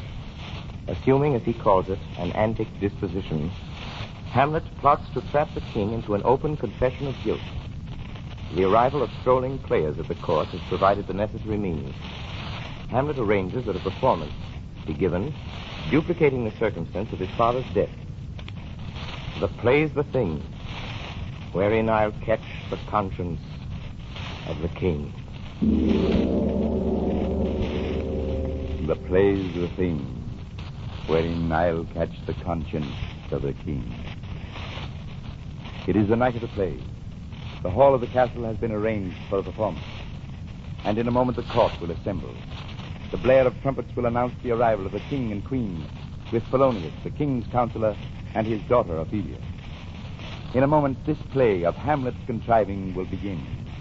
But now, for an instant, we find him giving some last-minute advice to the players. Speak the speech, I pray you, as I pronounced it to you, trippingly on the tongue. But if you mouth it, as many of our players do, try it as least the town crier spoke my lines. Now, do not saw the air too much with your hands, thus. But use all gently. I warrant, Your Honor. Oh, be not too tame, neither, but let your own discretion be your tutor. Oh, there be players that I have seen play, but neither having the accent of Christians, nor the gait of Christian, pagan, nor man, have so strutted and bellowed that I have thought some of nature's journeymen had made men and not made them well. They imitated humanity so abominably. I hope we have reformed that indifferently with us, sir. Oh, reform it altogether. Huh? Go, you make ready. Horatio. Yes, sweet lord. At your service. There is a play tonight before the king. One scene of it comes near the circumstance which I have told thee of my father's death. Observe mine uncle. Well, my lord. Oh, he's coming to the play. Get to a place.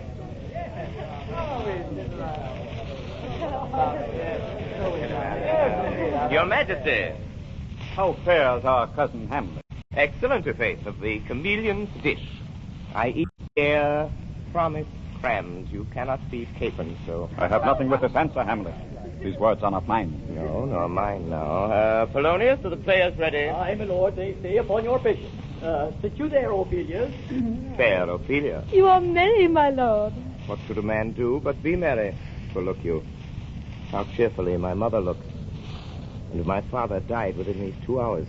Nay, 'tis twice 2 months, my lord. So long.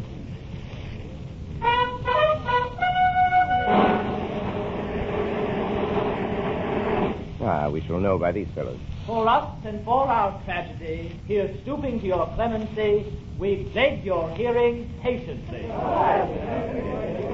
Full 30 times hath Phoebus' cart gone round Neptune's salt watch, and Hellas' orbit ground, since love our hearts and Hymen did our hands unite commutual in most sacred band. So many journeys may the sun and moon make us again count o'er, ere love be done. Faith, I must leave thee, love, and shortly too. My operant powers their functions leave to do, and thou shalt live. Oh, confound the rest! Such love must needs be treason in my breast. And second husband, let me be accursed. None weds the second, but who kills the first. Wormwood, wormwood. So think thou wilt no second husband wed, but die thy thoughts when thy first lord is dead. Both here and hence pursue me lasting strife. If once a widow, ever I be wife. 'Tis deeply sworn.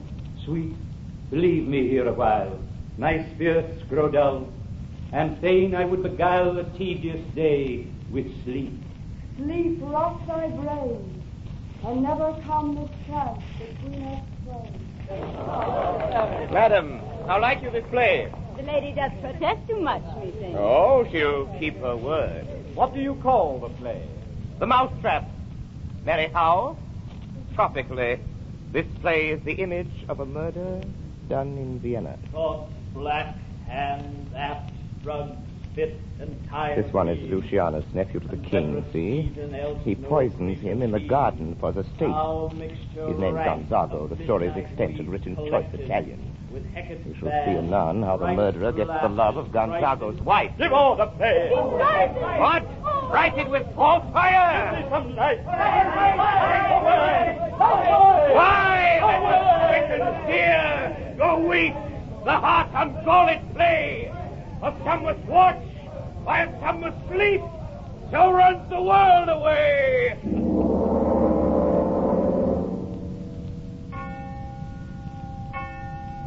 Tis now the very witching time of night, when churchyards yawn, and hell itself breathes out contagion to this world. Now could I drink hot blood, and do such bitter business as the day would quake to look on. Soft. Now to my mother. The realization that his crime has been reenacted before the entire court, under the guise of an evening's entertainment, has completely unnerved the king. He sees there can be no peace for him while Hamlet remains in Denmark. So in a desperate move, he arranges that Hamlet shall be sent to England and secretly put to death. In his chamber, the king, torn by conscience, attempts to pray. Hamlet, passing on his way to the queen's apartment, observes the kneeling figure. Now might I do it, Pat? Now he's praying. Oh, my offense is rank. It smells to heaven. It hath the primal eldest curse upon it. A brother's murder. Oh, what form of prayer can serve my turn? Help, angels, make us say, bow stubborn knees, all may be well. And now I'll do it. So he goes to heaven. So am I revenged. Oh, this is hire and salary, not revenge. He took my father grossly, full of bread, with all his crimes, broad flown, as flush as May. Am I then revenged to take him in the purging of his soul when he is fit and seasoned for his passage? No. Absorbed. And know thou a more horrid bent. When he is drunk, asleep, or in his rage, at gaming, swearing, or about some act that hath no relish of salvation in't, then trip him, that his heels may kick at heaven, and that his soul may be as damned as black as hell whereto it goes. My mother stays. Good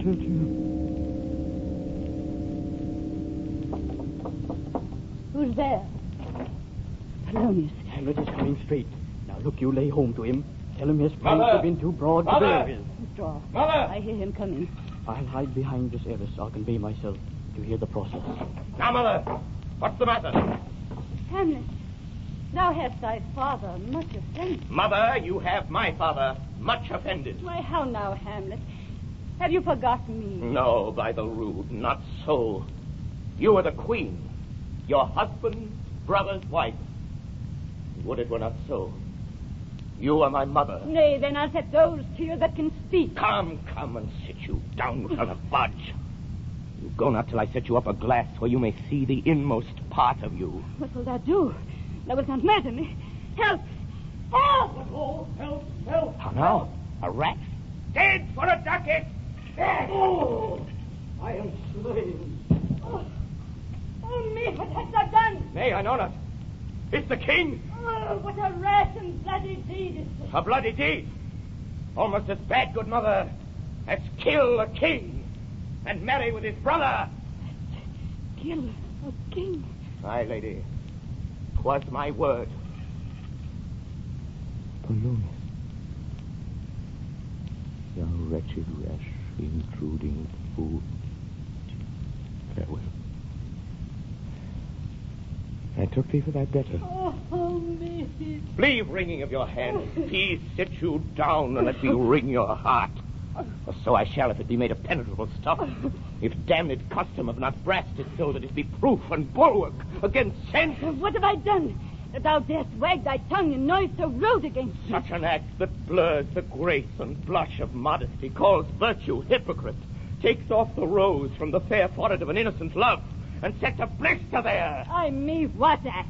That roars so loud and thunders in the index. Look here. Upon this picture, and on this, the counterfeit presentment of two brothers.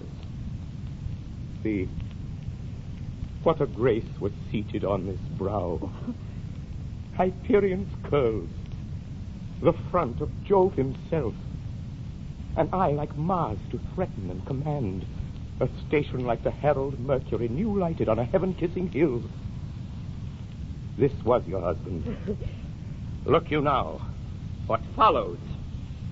Here is your husband, like a mildewed ear, blasting his wholesome brother. Have you eyes?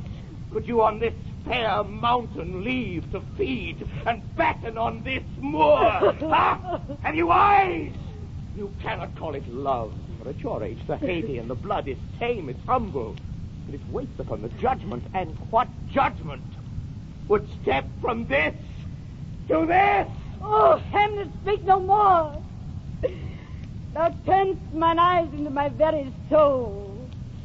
And there I see such black and grained spots as will not leave their king. A murderer and a villain, a slave that is not 20th part the tithe of your preceding lord, a king of shreds and patches. Save me, and hover on me with your wings, you heavenly gods. What would your gracious figure? He's mad.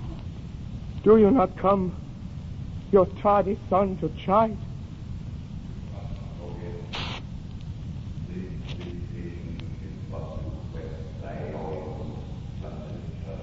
Alas, how is't with you that you do bend your eye on vacancy? Why, look you there. Look how it steals away. My father! In his cabin he lived! Look where it goes! Even now! Out of the portal! This is the very coinage of your brain. Mother, For love of grace, lay not that flattering unction to your soul, that not your trespass, but my madness speaks. It will but skin and film the ulcerous place, whilst rank corruption, mining all within, infects unseen. Confess yourself to heaven. Oh, Hamlet, thou hast cleft my heart in twain. Oh, throw away the worser part of it, and live the purer with the other half. Good night. But go not to my uncle's bed. Assume a virtue if you have it not. And when you are desirous to be blessed, I'll bless him, beg of you. So again, good night. I must be cruel, only to be kind. Be thou assured, if words be made of breath, and breath of life, I have no life to breathe what thou hast said to me. I must to England. You know that. Alack, I had forgot. 'Tis so concluded on. Good night, mother. Thus, Hamlet leaves his mother, hoping his words have had the desired effect. But the queen, after her son's converse with an unseen spirit, is now more convinced than ever that Hamlet is mad. She reports her conclusions to the king, who speedily commands that Hamlet shall leave at once for England. And so Hamlet is banished from Denmark. But the peace for which the king has prayed is not to come. The murder of Polonius proves the mainspring of greater and more tragic events. Bereft of her father, Ophelia goes insane. The Danish people are stirred almost to rebellion. And finally, with the return of Laertes, the son of Polonius, they are provided with a necessary leader. Now the rabble has risen, and, led by Laertes, storms the castle in which the king and queen have secluded themselves. Suddenly the doors break open, and Laertes appears at the head of the mob. Where is the king? Sir, send you all without. No. I pray you, give me leave. Keep the door. Oh, thou vile king, give me my father. Tell me, Laertes, why thou art thus incensed? Let him go, Gertrude. Speak, man. Where is my father? Dead. But not by him. How came he dead? I'll not be juggled with. If I am guiltless of your father's death, the chalice leveled to your judgment here, as saved us to your eye. Oh, no. What noise is that?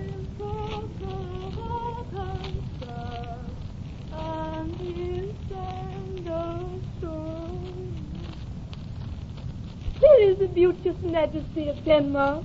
How do you, pretty lady? Well, Godolphin. Ha! They say the owl was a baker's daughter. Oh, heat dry up my brain. Here's 7 times salt burn out the sense and virtue of mine eye. Dear maid, kind sister, sweet Ophelia. Oh, heavens, if possible, a young maid's wit should be as mortal as an old man's life. Why, there's rosemary. That's for remembrance. There's rue for you, and here's some for me. Ha! We may call it every grace for Sunday. Oh, you must wear your rue with a difference. I would give you some violets, but they withered all when my father died. God have mercy on his soul, and on all good Christian souls, I pray God.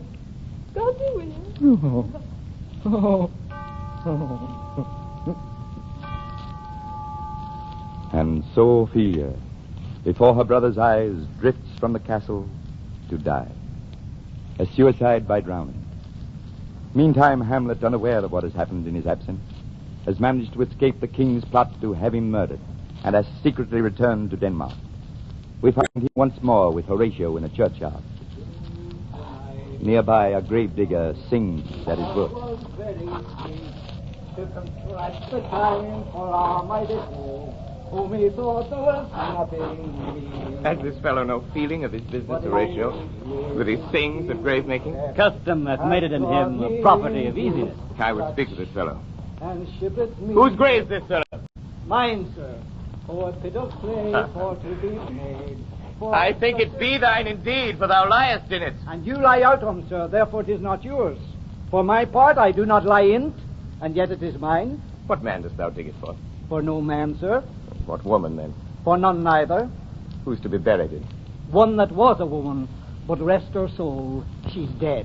How absolute the knave is, Horatio. How long hast thou been a gravemaker? Of all the days of the year, I came to it that day our last King Hamlet o'ercame Fortinbras. How long is that since? Cannot you tell that? Every fool can tell that. It was the very day young Hamlet was born.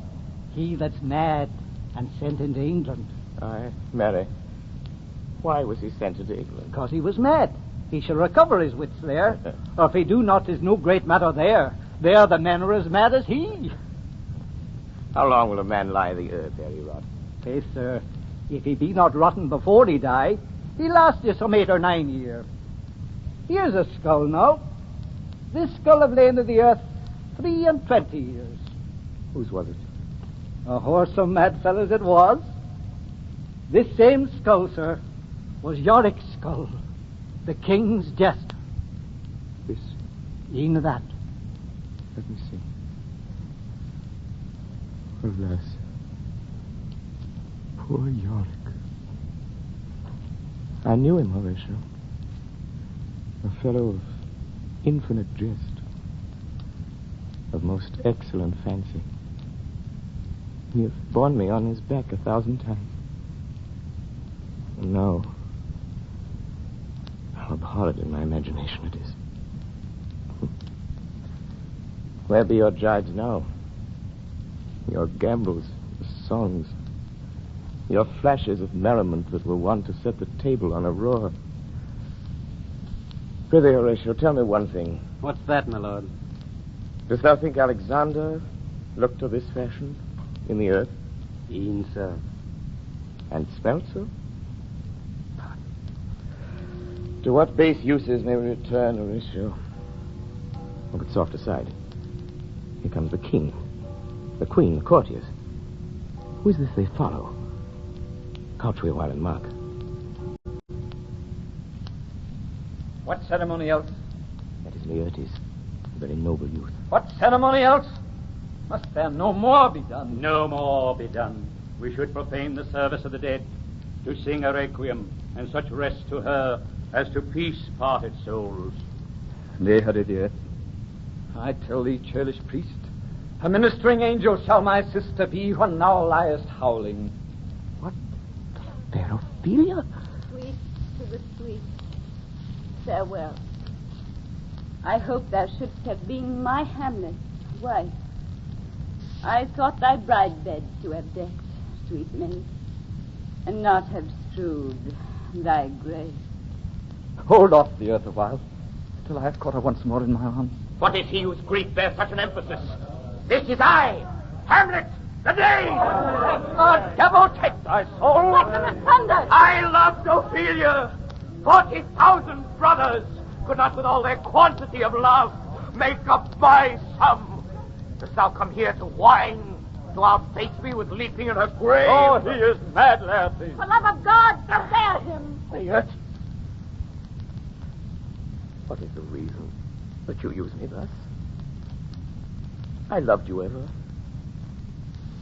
but 'tis no matter. Let Hercules himself do what he may. The cat will mew, and dog will have his day. Now Laertes, determined to be revenged, finds an ally in the king. Thus the latter arranges that Hamlet and Laertes shall duel. Ostensibly for sport, the contest is treacherously conceived. Laertes' rapier bears an envenomed point, and if this fails, the king has prepared a poisoned drink to ensure the death of Hamlet.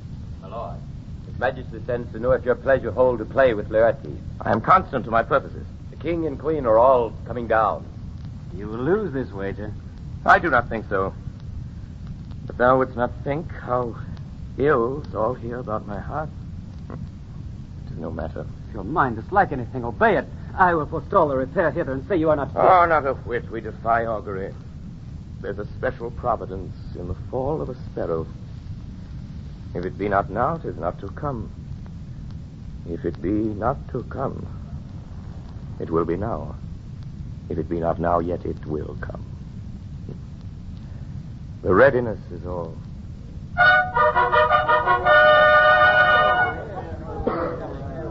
Come, Hamlet.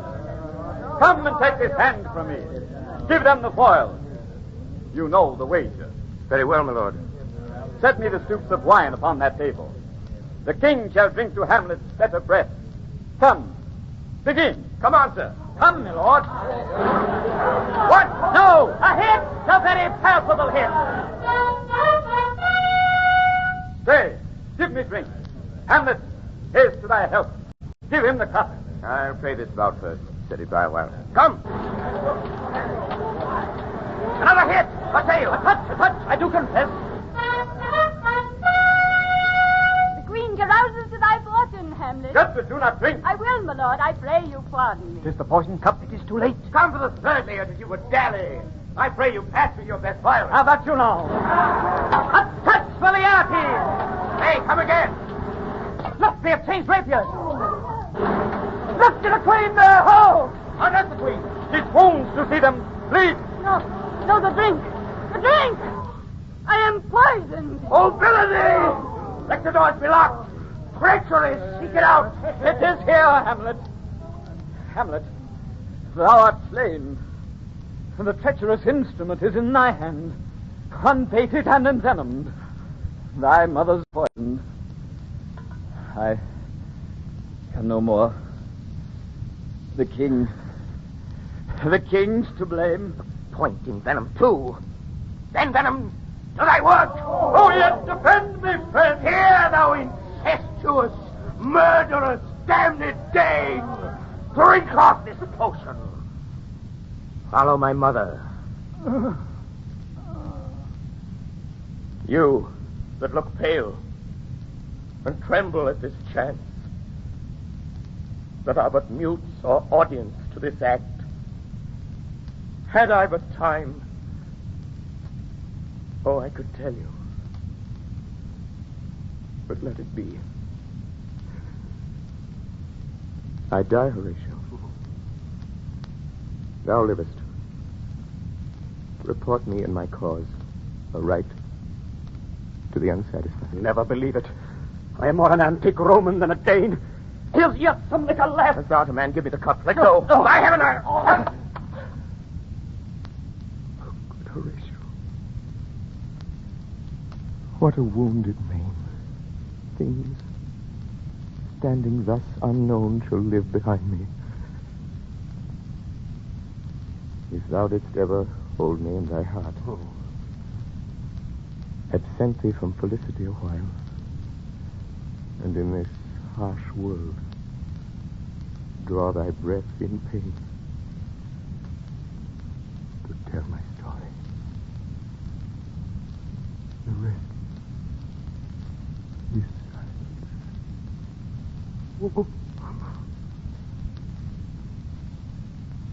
Now cracks a noble heart. Good night, sweet prince, and flights of angels sing thee to thy rest.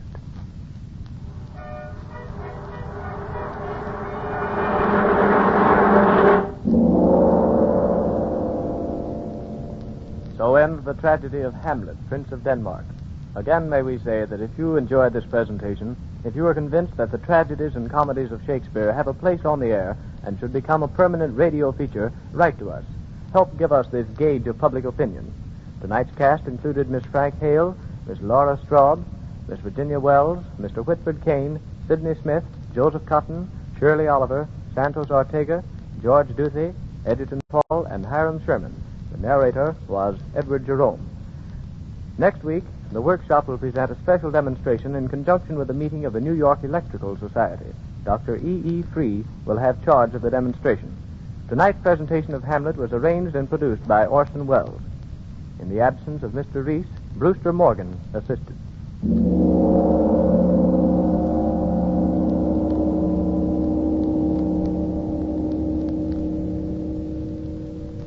The Columbia Workshop's presentations are conceived and directed by Irving Reese. This is the Columbia Broadcasting System.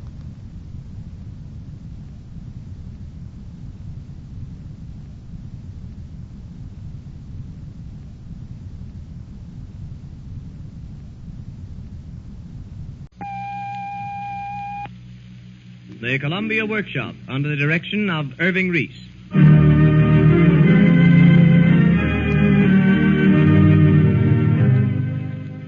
High up on a building on Pennsylvania Avenue in Washington, immortalized in granite are these words of Abraham Lincoln's. The patent system added the fuel of interest to the fire of genius.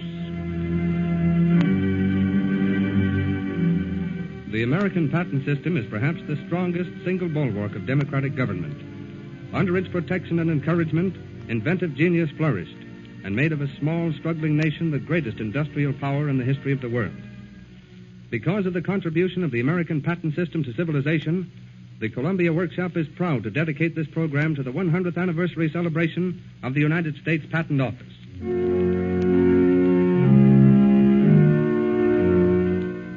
Let us turn back the pages of history to Venice in 1594.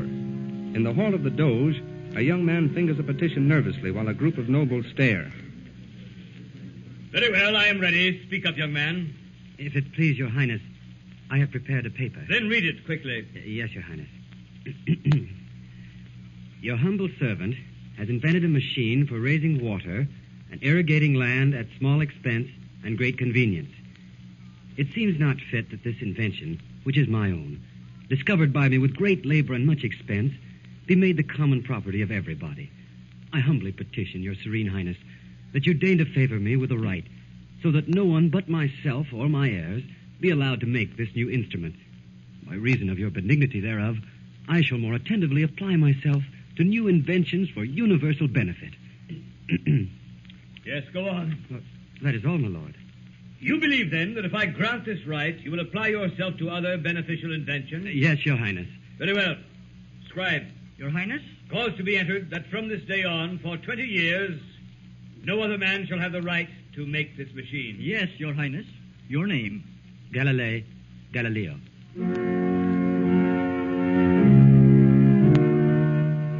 On the fruits of Galileo's promise, I shall more attentively apply myself to new inventions for universal benefit. The world has long been aware. Thus was a young man, destined to be one of the world's greatest scientific minds, encouraged by the Doge of Venice.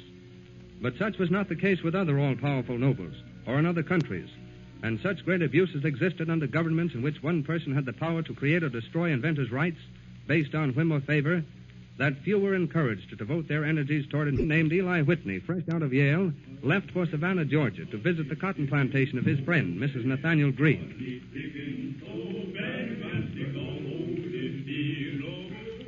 It is an afternoon in the summer of 1792. Young Whitney, who has shown a marked aptitude for mechanical design, watches a group of Negroes in the shed of the plantation.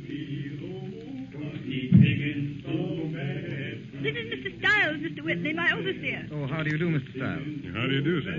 Your people work hard here. Yes, sir. Seeding cotton takes a long time, and we've got shipments to make regularly. Tell me, do they have to pick each seed out of a cotton ball by hand? Yes, sir.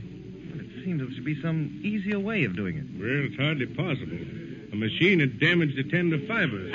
I'll wait till Mr. Whitney could make a machine that would. He's made some very clever things for me. He would earn the gratitude of the whole South. It might be done. Oh, no, Eli. You're here for a vacation. I won't have you worrying about cotton. Why, a machine could do all that work in an hour. By George, I will do it.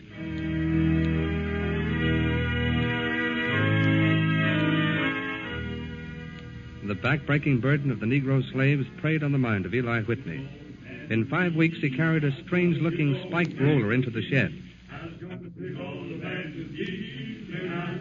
Hello, Mr. Whitney. Hello, Mr. Stiles. Could I interrupt your work for a few moments? Why, yes, sir. All right, boys. Take a rest. Well, what's that you've got there, Mr. Whitney? That's a cotton gin, Mr. Stiles. Cotton I gin? think it may work. May I set it here? Sure, set it right down here. Now, can you have one of the slaves bring me a basket of cotton bolls? Well, are you sure Mrs. Green won't mind? You know, cotton's pretty expensive and those spikes. Mr. Bell, if Mrs. Hewitt hears this, we'll be thrown out, apparatus and all. We'd better go to bed and start again early tomorrow. What? Oh, nothing. There, that little thumbscrew will hold. If I could only stretch that diaphragm a wee bit tighter. Oh, confound that hammer. There goes our room and board. Why? Mrs. Hewitt has complained 3 times this week about the noise.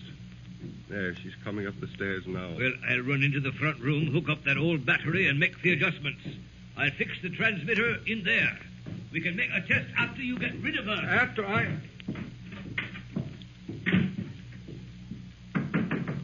Come in. Ah, good evening, Mrs. Hewitt. Please come in. It's not evening, Mr. Watson. It's night. You and your friend will have to stop that noise. Oh, yes, Mrs. Hewitt, we'll and stop if you right keep at- burning the gas this late, I'll have to increase your rent. Well, of course we and expect the way to pay a you've little littered bit- this room with all those wires. What are you men doing? Mrs. Hewitt, Mr. Bell is a great man. Someday maybe the world will remember that this house, because of these wires. Someday the world will be able to talk through these wires, Mrs. Hewitt. Mr. Watson, you've been drinking. No, Mrs. Hewitt, think of it. People will be able to hear through it for blocks all the way from Boston to New York. Will you please hold this wire? I've got to tighten the connection. Oh, all right. But why can't your friend hold it? Well, Mr. Bell's in the front room making the connection. Oh, the wire's alive. It bit me. Oh, I'm sorry. It was an accident. Mr. Bell must have opened the circuit. I wonder why... Mr. Watson, come here. I want you. Why, that's Mr. Bell's voice. I thought he was in the front room. Listen. Mr. Watson, come here. I talked to Mrs. Franklin Harris on board the Aquitania. They're about 1,200 miles at sea now. The Aquitania. One moment, please. It is long distance. Operator, this is the Amalgamated Smelling Company. Please cross-connect our offices in Seattle, San Diego, Chicago, Baltimore, and Tampa for a conference call. Just a moment, please. So the few feet of wire which carried the first words of Alexander Graham Bell accidentally, after he had spilled some acid and called for his assistant, spread into a network of 150 million miles of lines over 5 continents, carrying 69 million calls a day. But if the first words carried over a line were strange, stranger words still signalized another historic milestone in American invention less than a year later. It is the last... And try to keep the revolutions uniform, about 1 a second. Right. I'll have to bend close to the mouthpiece. Are you ready? Yes, sir. But what will you say? I hadn't thought of that. Let me see. I've got it. Ready, Weaver. Turn. Mary had a little lamb. Its fleece was white as snow. And everywhere that Mary went, the lamb was sure to go. All right, Weaver, that's enough. Are those Macintosh apples, Tom, or Rome beauties? Yes, and you'll have to transport them to our homes, Tom. We'll use the $2 to buy more tinfoil, Weaver. Just throw the cigars out. Now we'll set the needle back. Now, when I signal, turn the crank at the same speed. Would you like to listen, Mr. Cruzy, and you too, Carmen? Sure. Sure, of course. Hold this to your ear. All ready, Weaver. Turn. So, I hope they're good apples.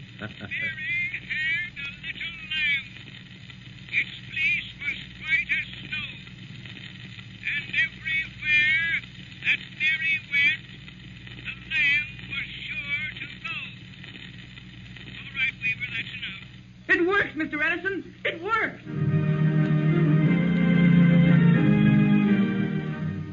Thus, with the words of a nursery rhyme, man's voice was first captured and imprisoned on a sheet of tin foil.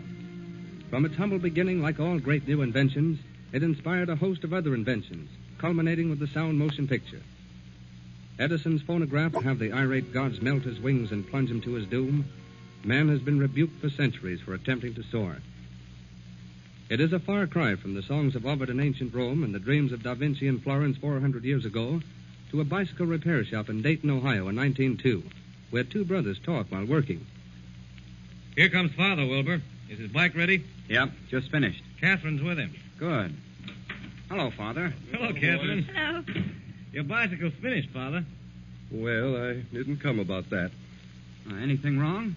Boys, you'll have to stop those glider flights. You've been disappointing the village undertaker for months. They couldn't stop now, Father. Oh, it's too late to quit. Your business is going to pieces. You're the laughingstock of the whole town. You'll both break your necks before you finish. Please, Father. You've already flown the glider. You found out that it stays up. What are you after now? Power. Stand here, fellas.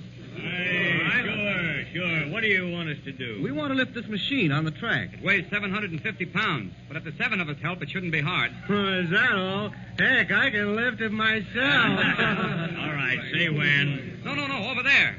All right, all together now. Come on, lift. On, up with it. Easy. Good. Now, ease her down now. Easy. There you are. Yeah. Thanks very much, boys. Oh, that's all right. All right, Wilbur. Strap yourself in. No, Orville. We tossed the coin 4 days ago. But you won then, Will. Well, I had my chance, but that restraining wire slipped. Yes, I know, and you didn't go up. So it's still your chance. Now, don't argue. We've waited long enough. Get in. As you say. Strapped? Yep. You got the benzene on? Benzene on. Have the switch on? Switch on. Give the propeller a crank. All right.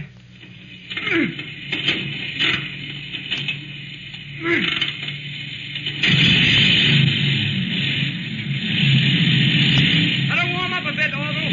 All right.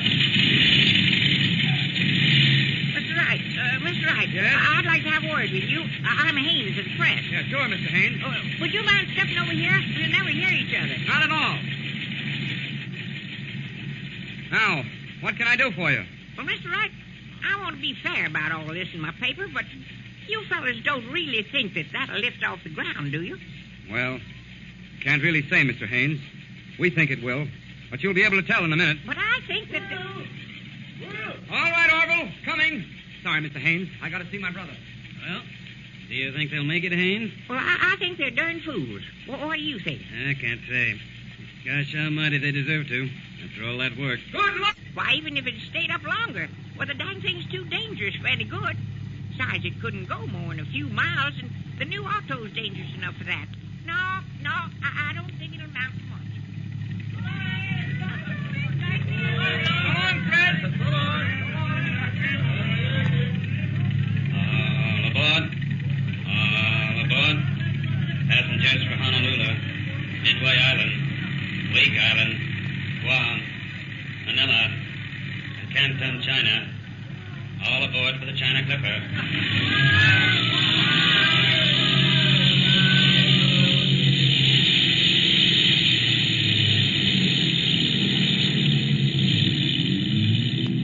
Slowly, gracefully, the 25-ton multi-motored bird skids along the waters of San Francisco Bay, dips under the new bridge, rises to the infinite blue, points its prow to China and to Macklin, First Assistant Commissioner of the United States Patent Office, who will tell you something of the future of the patent system. We now transfer you to Washington, D.C. The variety of inventions and experiences of the past have frequently led to the question, has everything of any importance been invented? Those who have studied the history of inventions answer emphatically no. In 1845, the first Commissioner of Patents, Ellsworth, said his resignation was of no great concern because mankind had achieved all of which it was capable, at least in the direction of material perfection. Since then, we have seen the telegraph span continents and oceans. Then came the telephone and later the radio. At a time of the beginning of the radio, with its dot and dash signals from station to station and from ship to shore, the horseless carriage clattered down our streets. Even at that time, the picture will cross continents and oceans on pathways as definite as to altitudes and direction as the straightest railway track. Great airships will take off and land with the accuracy of the schedule of commuters' trains, day and night, in clear weather, fog, or storm. The number of our airports will, of course, greatly increase. Automobile transportation, as we know it today, has many problems which must be solved. The problems of road crossings and of automobile parking and storage need only to be thought of as having been worked out ideally to envision the actual conditions in a very short time. For example, automobile parking and storage in the cities will be like the handling of airplanes on an airplane carrier. Driving to the hotel or theater, one will step out of his car and it will drop from sight to be returned to the owner promptly on call. We're all looking forward to the advent of television. Developments in the photoelectric cell and other electrical marvels are bringing practical use of television nearer every day. Soon television will take us to the scene of action of news events of peace or war, accident or parade. We may watch distant football games now where we only listen. In the realms of science, we may expect many surprises. For instance, in the near future, electrical microscopes will give us details of minute wonders, seen with enlargements many times that of which glass lenses are now capable. And by the same token, electrical telescopes may take us hundreds of millions of light years of distance farther out into the universe. We will also be able to see in the dark. With all these things, there must follow the development of human engineering. Our relations to each other in the community, state, and nation must be studied and improved in proportion to our development of instrumentalities which serve man. Not only will man... Tune in next week for the workshop's presentation of one of the outstanding experimental dramatic scripts, Rhythm of the Jute Mill, by William Robeson. This is the Columbia Broadcasting System.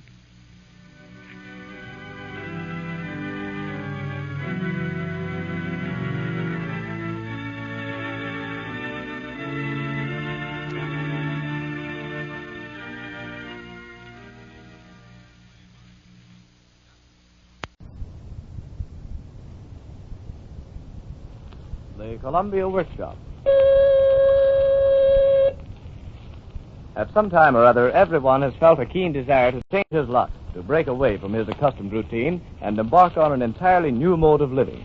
For the purpose of our story, we assume that this same urge is felt by characters who are purely fictitious, and that the immortals of literature, who exist only between the well-worn covers of books, yearn for release from monotony, even as you and I.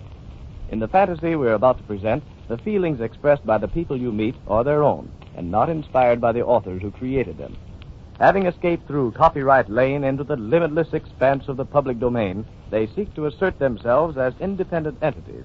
We present the Messrs. Tony and Samuel Weller from the Pickwick Papers, Sarah Gamp and her mythical friend Mrs. Eris from Martin Chiselwit, Alice, the Duchess, the Mad Hatter, the Mock Turtle, the White Knight, and the Dormouse from the Alice books by Lewis Carroll. And from the tragedy of Hamlet, Prince of Denmark by William Shakespeare, we give you the melancholy Dane himself. Having announced our list of characters, we leave them to speak for themselves. Hush, here they come. No, Sammy, I've changed my mind. I ain't a-coming with you. I don't want to go making no changes at my time of life. Now, look here, Alden. Seeing as that was me made you famous in a manner of speaking, by having had you for a father, you ought to be ashamed of yourself for wanting of me to go about in a new world like a orphan. Orphan's what it's going to be, Samuel. No public domains for me, that's what I says. Give me the people what I came into the world with. Mr. Pickwick, Mr. Jingle, Mr. Tupman, and the rest on 'em. I feels at home with them. I don't want to go meeting no strangers. And why not? There's lots of people as good as us in the public domain. All the Shakespeare people there is, and Cleopatra, and the Queen of Sheba. Hundreds and thousands of them there is. And you can meet 'em all if you'll only come out of your shell. And supposing I doesn't like 'em when I meet some, Samuel? Then you can give 'em a piece of your mind like you used to do in Pickwick, can't you? Well, Sammy, I could try me hand at it, so to speak. But if I doesn't have Mr. Dickens along to put the words in me mouth, I mightn't make such a very good fist on it. Well, you never knows what you can do till you tries. As the elephant said when they asked him if he could play the piano. Well, Samuel, I might go with you, Vance, if it'll keep you quiet to sort of try it. Who knows but what we might meet Mr. Dickens himself there if all you says is true? Oh, no, Alden. Mr. Dickens won't be there. No chance of that. He was a author, and authors never goes into the public domain themselves. They don't like it. And they don't like their characters that go in there neither. But there ain't nothing they can do to stop 'em when they've been alive as long as you and me have. All right, Sammy. There ain't never no time like the present. So if your heart's set on it, just let me button up my gaiters and off we go.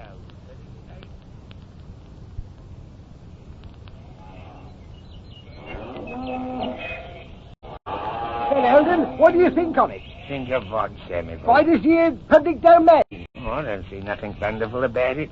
Looks like a bit of Sussex to me down Clayton way. Queer lot of people about, though. Well, you know, Eldon, it takes all kinds of people to make literature. You mustn't forget there's you and me that's from literature. Yes, we are, Sammy. And maybe as how we ought to have stayed there. Tell me, Sammy, is we likely to meet any bidders? Yeah, just as like as not, Eldon. You know, there's a lot of them in literature, fact and fiction. All the bidders as I ever knowed was matters of friction, Samuel. And none on them knowed what a fact was. Bidders. Oh, Samuel, protect me from the bidders. You'll have to learn to protect yourself, Eldon. And you better be pretty quick about it, too, because you're going to meet lots on them there. Why, here's one to come in now. Good morning, Mrs. Gamp. Oh, and if it ain't that there nice Sammy Weller. Oh, and your poor dear pa, too. I suppose you say you're going to the convention. Look after me, Samuel. Look after me. You know, as I was saying to my dear friend Mrs. Harris only this morning, Mrs. Harris, I says, I'm a-going over to that there convention in the public domain, I says. And she says to me, Harris, she says, I'd more than half a mind to come with you, she says. But I didn't want her to traipsing along, Mr. Weller. And why not? 2 bidders is only half as dangerous as one. Oh, Mr. Weller, if you ain't the one. You always was one for your little jokes, wasn't you? I ain't joking, ma'am. Bidders is poison, ma'am. That's what I says, poison. Oh, so that's it, is it? Poison? Yes, ma'am, poison. And speaking of poison, how did you happen to become a bidder, ma'am? Oh, dare you imbibing old varmint. Why, you know... No, what's this here? What is it? What's the matter, Eldon? Can't I leave you alone with a lady for half a minute? But you must go getting over all excited. Oh, Mr. Sammy, I'm so glad you're here to protect me. But I ain't, ma'am. This old ragabone father of mine needs all the protection I got. But here comes a gentleman what looks like one of them knights of chivalry. He might protect you if he ain't got nothing better to do. Well, I never. If it ain't that dear, kind, good gentleman, Mr. Gallagher. Just in time to save a poor, weak woman what's being imposed on. You honor me too much, fair lady. Fair lady. Oh, Mr. Galahad. Oh, ain't you the one? Oh, but not that I haven't seen better days and always had me own horses. Until that there Mr. Dickens took advantage of me and put me in a book. I was about to say, madam, that you honor me too much in calling me Sir Galahad. That noble knight is many leagues away. Well, who are you then, a-coming along and raising up me hopes like that?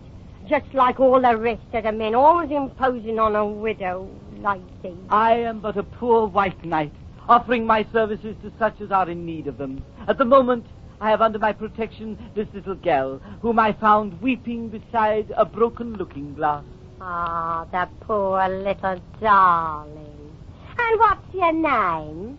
What's the matter, lovey? Lost your tongue?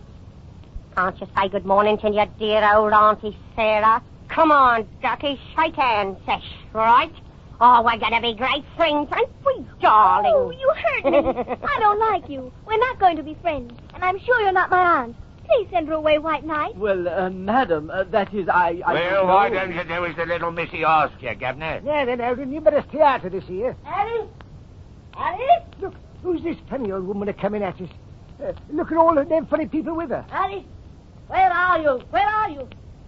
Oh, there you are, you naughty girl. Come along at once. We'll be late for the convention. It's the Duchess. Oh, I'm so glad she's come. Come along this instant. I've got to go and find the orders. Now, how do you think we can have a convention if you aren't there to pour tea? Oh, you'll break my heart. Come on, Mr. Weller. We can follow her, and then we shan't lose ourselves. All right, ma'am. Lead the way. Yeah, doing all right, Eldon, for one who don't like bidders. I knows what I'm a-doing of, Sammy. There's safety in numbers, me boy. There's safety in numbers. Now see what you've done. Our nice new friends have left us, and the Duchess has gone and dissolved into tears. She hasn't gone anywhere. She dissolved right here. She'll be back directly. But how can she come back if she hasn't gone? Let's ask the Hatter. He was right behind her when she went. But you said she didn't go. Now you're being stupid. Go over and stand on your own square. And don't you move until I tell you to. Now, where's that Hatter? Oh, there you are. What shall we do about the Duchess, Hatter? Let's have an inquest. But she isn't there. How do you know she isn't? She was here just a minute ago. Here today, gone tomorrow. Then we shall have to wait until the day after tomorrow. Certainly not. She might not go. Then we couldn't have an inquest. It would never do. Give me my fountain pen. Where is it? In my pocket. Which pocket? My vest pocket. My pen and ink vest pocket. Alice. Oh, there's that stupid mock turtle. I wonder what he wants. Off with his head! Off with his head! And we'll all have soup for tea. There's the Duchess. I told you she hadn't gone. All our trouble for nothing. What trouble? We didn't have the inquest. No, but we might have had. Then where should we have been? Here, of course. No, we shouldn't. We should have been where the Duchess was. But she wasn't anywhere. And that's just where we should have been. Nowhere. Oh, let's change the subject. Where's that mock turtle? He's crawling away. Bring him back. It's nearly dinner time. Come, Turtle. Nice, Turtle. Come along, Turtle. But I don't want to come till after dinner. I think you're very unkind, Turtle. If you feel you'd rather we didn't have any dinner, I'll speak to the Duchess about it. Oh, she's gone. I do believe she's running after that old Mr. Weller that was here. Doesn't make any difference. We shall see them all at the convention. Move the White Knight, Alice. Come along, Turtle. Thank you very much, and while we're on the way, I'll tell you the sad story of my life. You've told us that before. It begins once I was a real turtle. I'm very sorry, but I made that up. I'll tell you the real story this time. How can a mock turtle have a real story? Be quiet, Hatter. Can't you see the poor thing is very sorry for himself? Begin, Turtle. Thank you. My mother, a beautiful fat brown cow, was born in Gibraltar. A silver spoon was in her mouth, round her neck a golden halter. That's not very good poetry. Don't interrupt, Hatter. Go on, Turtle. She was clever and sweet, with very small feet, an admirer of Mrs. Grundy, and her friends with a glad, proud smile she'd greet when she took me to church on Sunday. How happy was I in my calfhood days as I nibbled the grass and clover. You'd not find another with my sweet ways if you searched the whole world over. But soon I came on a troublous time, as always with cattle and men. For when father was called to a happier clime, poor mother, she married again. Oh, sad is the lot of a bovine tot, step-sired by a Holstein bull. With clouds my sky was overshot, my sorrowing cup was full. At an auction one day, my step-papa was sold to a vigorous bidder, and then, for the second time, Mamma was a lorn and lonely widow. At last she died, and I was so benumbed by this bereavement, I stayed a calf, I refused to grow. Observe the great achievement. For had I died, 'twould have been my lot to be flavored with mace and myrtle, and basil and thyme, and chopped shallot, and guzzled as pure mock turtle. Poor mock turtle? I didn't say poor, I said pure, and please don't interrupt. But such a fate I scorn to meet. I would not end so lowly, for life, I swear, is very sweet by everything that's holy. Frustration, though, doth wait for me, for now my frame so scrawny, not e'en mock turtle can it be, just plain mulligatawny. Oh, you poor thing. Isn't there anything we can do for him, Hatter? Best thing we can do is to keep him out of the way of the Duchess. She loves mulligatawny. Look at the way she's always throwing pepper at anybody. That isn't the Duchess, it's the cook. Well, what's the difference? The Duchess pays her to do it, doesn't she? She hasn't paid her cook for months. Alice? Alice? Oh, there's the Duchess again, Hatter. Whatever shall we do? She's terribly angry. She always is. Ah, there you are. Why aren't you at the convention? Where have you been? We were just going to the convention. I didn't ask where you were going. I asked where you've been. We haven't been anywhere. Where are you now? Here. Then, here is where you were. And this is where you've been, isn't it? Oh, I'll teach you. Where's that there turtle? I want my dinner. Oh, I knew this was going to happen. Oh, please, Duchess, don't eat the mock turtle. Besides, he isn't a real mock turtle. He's only a mulligatawny. No, he's been deceiving me, has he? Off with his head. I hate mulligatawny. Just like a woman, she always told me she loved it. This way, Samuel, this way. Now see what you've done. Wasted all this time, and now those Dickens people are coming back. Off with you, off with you. Down to the convention. Hurry, get along, get along, get along. Yes, you're right, Eldon. This is where he was. Look, there they go now. We can easily catch them. Oh, Lord, Sammy. Oh, Lord. I ain't so young as I used to be, and this here strange climate seems to get me in the windbag. All right, Eldon. Take it easy now. Now, don't go getting of yourself all excited like. Sit down a minute. Thank you, Sammy. Yeah. I'll be all right in a minute or two. Did we give her the slip, Sammy? Did we give her the slip, that there gamp vidder? Well, she ain't here now, and that's something. But you never can tell when she might find us again. Well, if she does, Sammy, all I ask is that you don't leave me alone with her. That's all I ask. Oh, I wish as how I hadn't never come along with you, Sammy. Then I shouldn't never have met her. Oh, look after you, Eldon. But you must remember all the nice people you meet in here. That little Alice and the Hatter. And even that there funny old Duchess has her points. Maybe she has, Sammy, but she's got him pretty well covered up. Now, what's this here turtle critter a wanting of? Excuse me, sirs, and may please your exalted highnesses, I bring an invitation from the Duchess. She requests the pleasure of your company at afternoon tea. Oh, afternoon tea, is it? I thought it was a convention. Afternoon tea is always a convention with the Duchess. And what's we going to convene about? Well, there's the price of pork, election of officers, boundaries of the public domain, a nomination of a president. Both parties are expected at the Duchess's party. There are two, sir, the reprobates and the publicans. And which one you want us to vote for? The one you can get the most out of course. It's quite democratic, ain't it, Eldon? What I want to know is, who is this here Duchess? And what's she Duchess of? Good sir, she's my mistress, the Duchess of Wonderland. How about the Duke? Will he be there? Alas, sir, there is no Duke. Yes, what I thought. You can go and tell your Duchess what is our Tony Villa don't take tea with no vitters. Well, Eldon, if you don't want to come, you needn't. But I'm a-going, and you can wait till luck comes back. And if you ask me, what I says is that our the widders has more cause to be afraid of you than you has to be afraid of the vitters. So goodbye, Governor. I'll see you when it comes back, if I ever does come back. Of all the ingratitudinous weasels I ever did see, that's what comes of treating of them kind. Oh, Samuel, to think of you were going off and leaving me like this. Your pardon, sir. I trust I do not intrude. And if you does, what then? Then, sir, I shall continue on my way.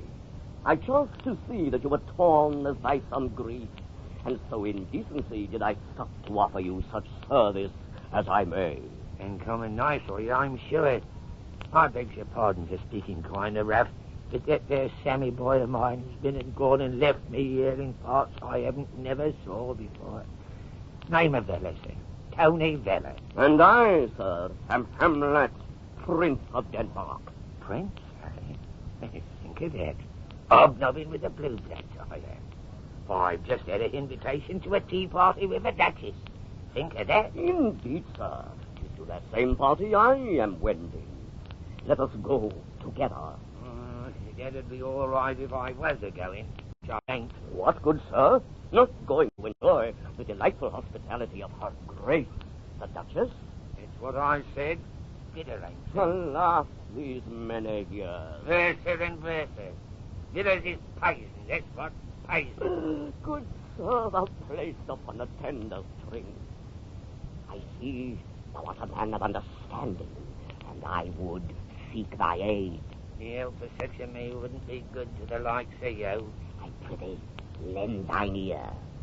In days long past, when I was but a lad, a noxious villain, probing into matters which concerned him not, William Shakespeare by name, spy upon me at the play. He thought not of the evil he did to me, and took me free of guile within his brain, and it turned me round, and let it spew me, summoned forth into the world, a vaporing offspring of a mother indifferent to mistake. Sounds to me as if you was a wronging, Governor, to go a-defending of yourself like that. And that, good sir, is just the burden of me tale. For from that evil day, I've roamed the world, strutted and stalked on every stage, mouthed and jived in every tongue, including the Scandinavian, have been discussed and torn apart by all who paid their pittance to observe me in my ravings. The melancholy Dane. Was Hamlet mad? Good sir, I pray you tell me in very truth, was Hamlet mad? So it's uncommon queer you should be a-carrying on like that, Mr. Hamlet. You know, I'm a victim myself. I thought perchance 'twas so. And to what rogue do you owe your plight? I wouldn't go so far as to say he was a rogue, Mr. Hamlet. Maybe he was a bit arrogant-like. Sort of one of them there dreamers what brings us poor, helpless critters into the world without a thinking of the harm they're a-doing of us. Thou speak as a man of thought and reason, Sir Tony. Exactly, Mr. Hamlet. And I'm glad as how you recognise us as a gentleman when you sees me. Not as how I am, Sir Tony, as your Highness was good enough to call me, but what as how I might have been, Sir Tony, or even Lord Tony, if that there Charlie Dickens hadn't made up his mind as I was only fit to handle horses and run away from villas. Which brings us to the purpose of our visit to the Duchess. Hold on now, hold on. What purpose? What visit? I tells you, Mr. Hamlet, I ain't a-going to visit no Duchess. That's why I'm a-sitting here alone. You can go by yourself, your Highness. No villa Duchesses for me. Oh, what fools these mortals be. Your whole state of being irks you, yet nothing will you do to change it. Did you observe? I spoke a line not mine by deed of gift. Well, your Highness, I don't see as how going to see where the Duchesses are going to help. Oh, it isn't only going to be tea. It's really a very important convention. A lot of influential literary characters will be there. We hope to get sufficient support to enable us to make a declaration of independence. The King, Queen, the Knave of Hearts are coming. The Knave is the Postmaster General, and many of the court, from diamonds, clubs, and spades. We might get a full pack, and we could have a new deal. It might help a bit. But what's this here Duchess got to do with it? The Duchess is a person of the greatest importance in literature, particularly to the younger generation. I haven't never heard of it. Never heard of the Duchess of Wonderland? Come to think on it, it seems as I recollects Miss Trotwood telling young Master Copperfield about it one day. You know, Mr. Weller, the Duchess has never really liked herself. Don't wonder at that. But seeing as how you make such a point on it, I'll come. But look hard at me, your Highness. Don't let her go a-setting off a cap at me. I'm ready. Next day. 'Tis but a short distance. One can almost hear the chattering from here. See, the tables spread upon the lawn beneath the...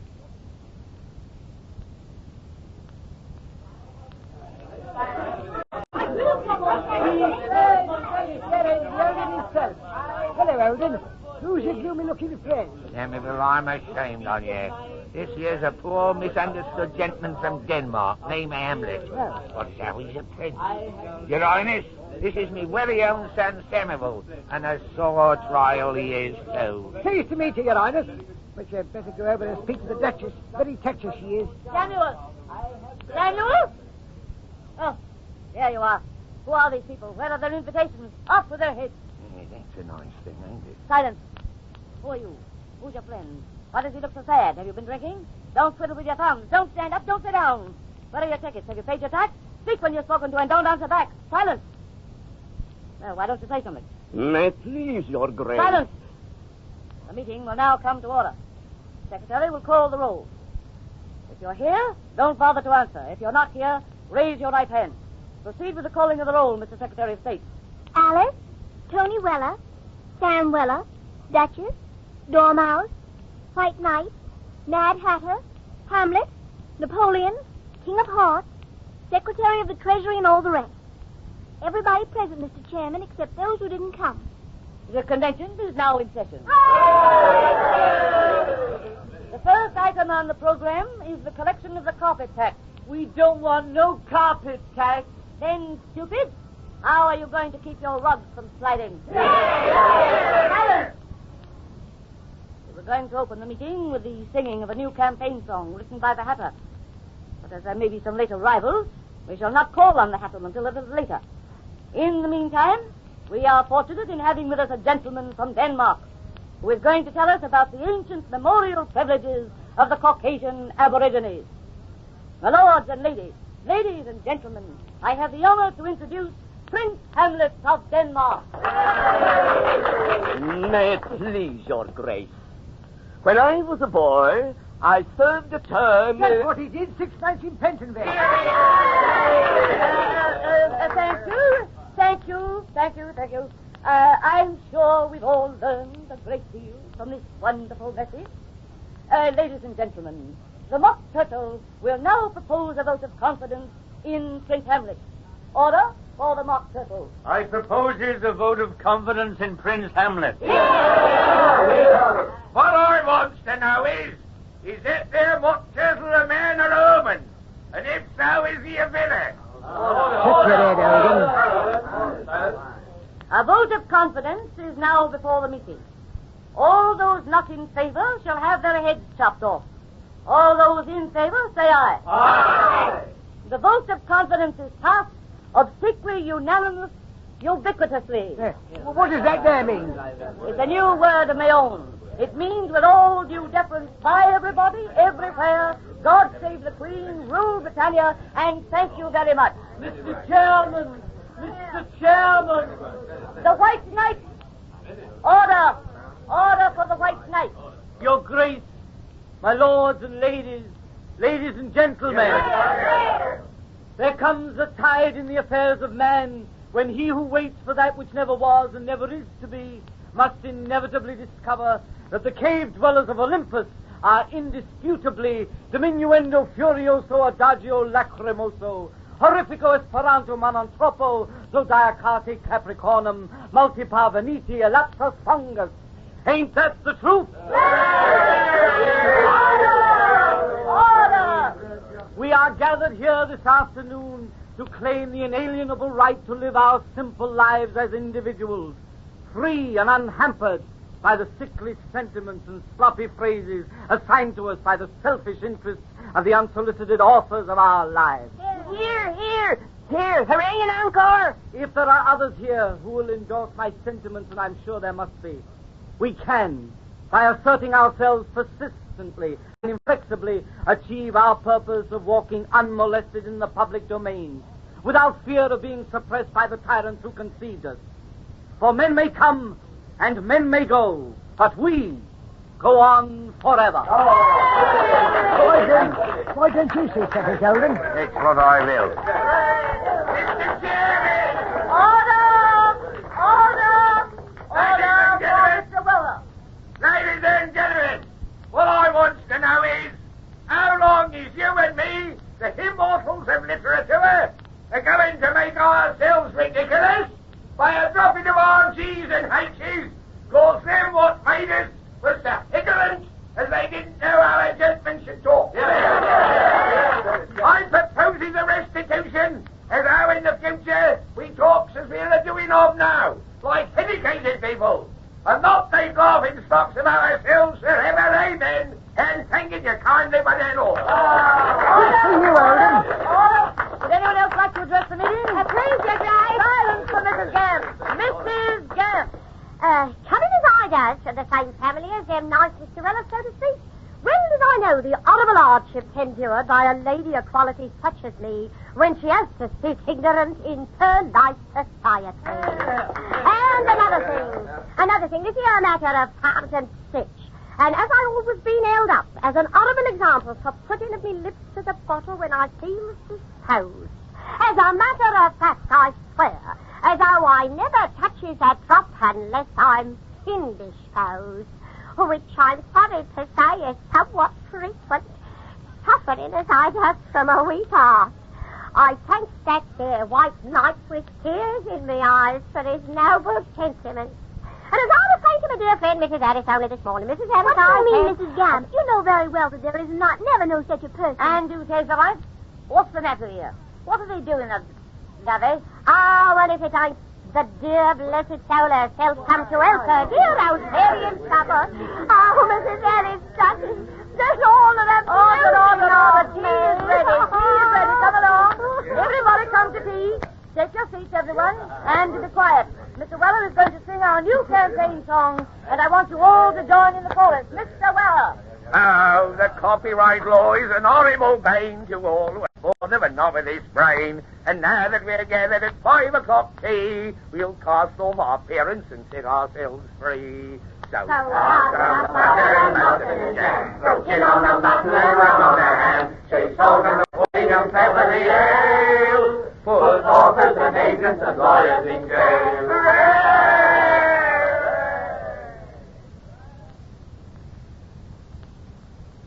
You have just heard a performance of Public Domain by Eustace Wyatt, presented by the Columbia Workshop.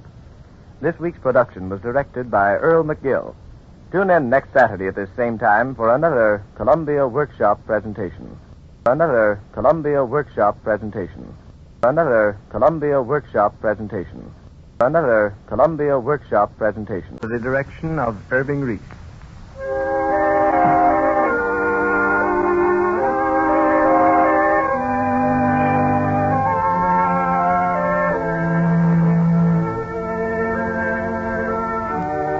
The Happy Prince by Oscar Wilde.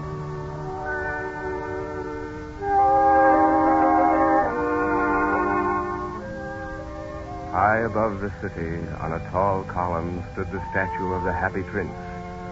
He was gilded all over with leaves of fine gold. For eyes, he had 2 bright sapphires, and a bright red ruby glowed in his sword hilt. In the winter, the Happy Prince was alone. But in the summer, he was much admired by everyone who came to the public square.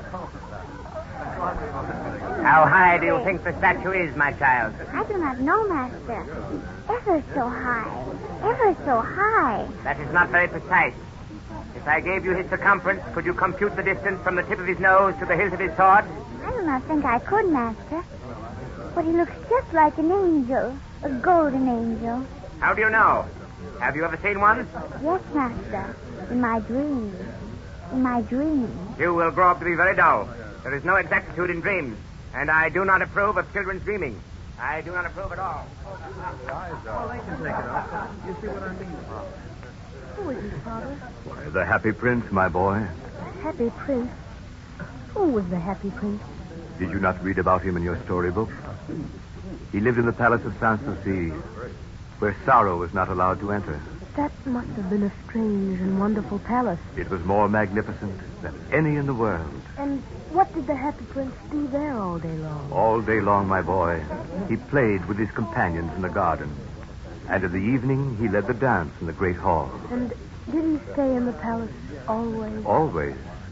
You see, round the garden ran a very lofty wall, and the prince never cared to ask what lay beyond it. Why not? Because everything around him in the palace was so beautiful, and he was so happy. And what happened to him? Why, nothing happened to him, my son. Nothing. Except that he tasted all pleasures and never wept. Did he never weep at all, Father? He never shed so much as a single tear. And that is why the courtiers called him the Happy Prince. For indeed, happy he was. Follow the way it rises. Yes, Mr. Mayor. He is beautiful as a weathercock. But not quite so useful. That is true, Mr. Mayor. He is not quite as useful as a weathercock. I am a practical man also. He will reign over the marketplace for many generations, and visitors from far-off lands will say, what a happy town that can boast a statue like the Happy Prince. Yes, and they will also say, what a sensible town council, and what a wise mayor. Oh, thank you. They might say those very words.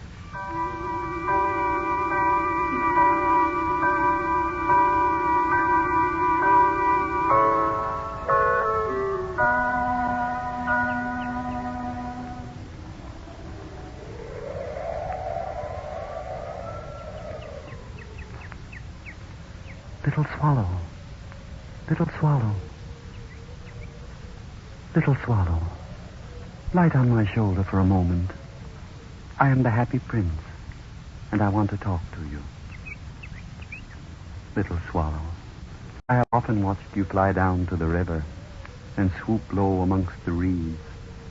You love one of them, and that is why you linger in this cold town amid the winter snow, instead of joining your brothers in Egypt. But your reed was fickle, wasn't she? She would not go away with you. And so tomorrow you start for the land of summer. But first, will you do me a small favor? A small service? They have set me high above the town, little swallow. And I, the Happy Prince, who never wept in life, in death, weep for the ugliness and misery that he sees all about him. My heart is made of lead, and yet I cannot help but weep, because I see far away in a poor little house, in a mean street, a mother who stitches by candlelight, and on a straw pallet by her side, her little son is wasting away with fever, Pluck the ruby from the hilt of my sword, little swallow, and take it to her as fast as you can. And then come back and tell me about her.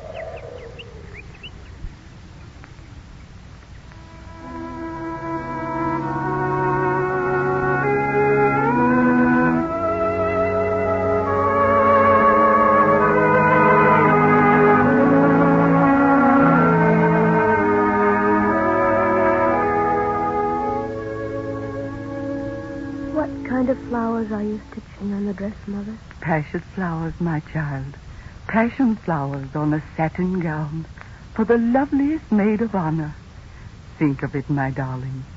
She waits on the Queen at the state ball tomorrow. I should like to see the Queen. Will I ever be well enough to see the Queen as she rides by in her coach?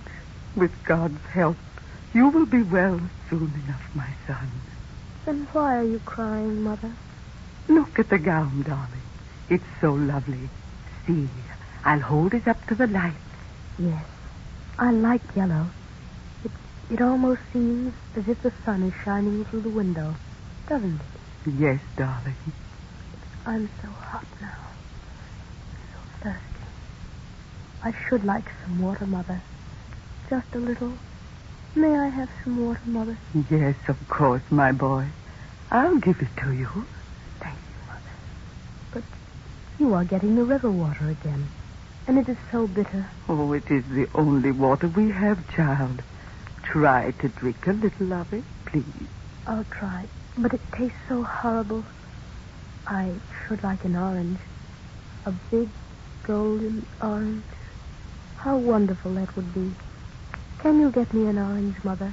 Oh, my darling, I should like to bring you heaps and heaps of golden oranges. But until I finish this dress for the Queen's lady, I shall not have money enough to buy even one. A golden orange. Try to sleep, my darling, and I'll stitch as fast as I can. Yes, Mother, but I'm so thirsty and so hot.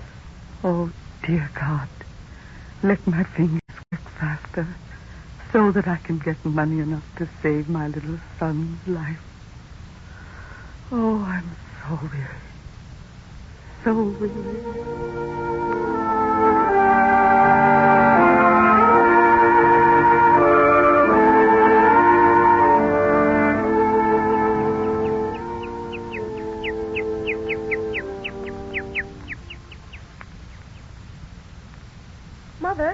Mother, wake up. Oh, what's the matter? Heavens, I fell asleep, and the gown not half finished. Oh, what will the Queen's lady say? I slept a little, Mother, and now I'm quite cool. Let me feel your forehead, darling. Why, yes, your fever's going down. Oh, thank you, dear God. My son will get well soon. I'm not very ill now, am I? Sleep again, child. And while you do, my fingers will work like lightning. The dress will not take long now. Why, what is this on the table? What have you found, Mother?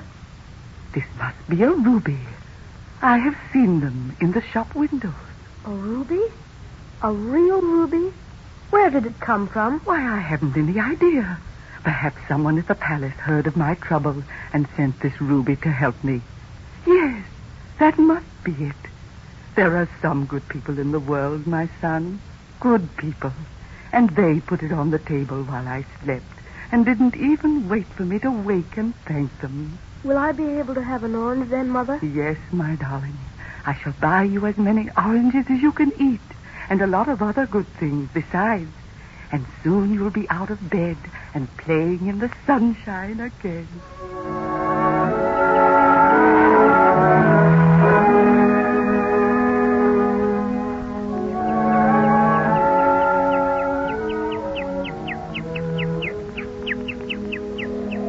Thank you, little swallow. You have done a good action, and that is why you feel less cold. But I suppose that you are now thinking of Memnon in Egypt on his granite throne, and the crocodiles lying warm in the sun, and the Sphinx, as old as the world itself. and you want to join your brothers who are building a nest in the temple of Babuouk, and hear the pink and white doves cooing to each other from the eaves. But first, look with me across the town to a garret, where a young man sits writing. His hair is brown and crisp. His lips are red as pomegranate, and he has large and dreamy eyes. No, little swallow, I have no ruby for him, but my eyes are made of rare sapphires.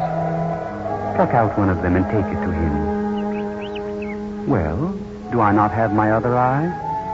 Pluck out the stone and take it to this young man, and hear something of his story.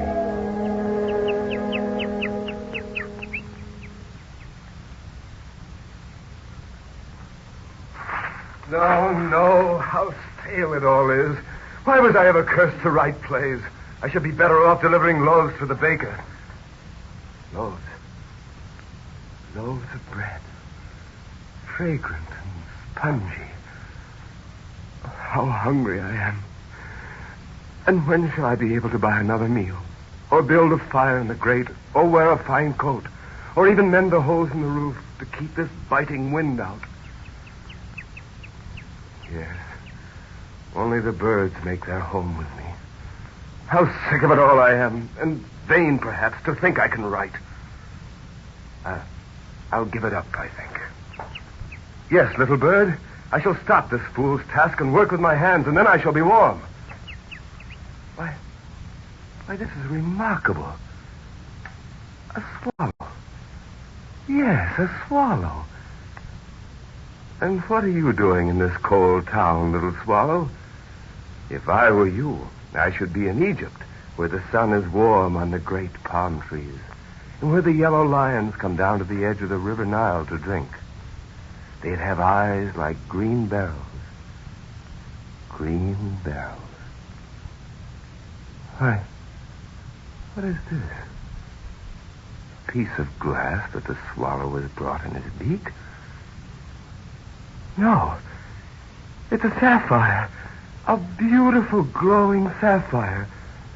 What providence sent that bird in here? I shall buy food. I shall throw away these rags. I shall be warm. And my play. Oh, you wonderful swallow. I shall finish it. I shall finish my play.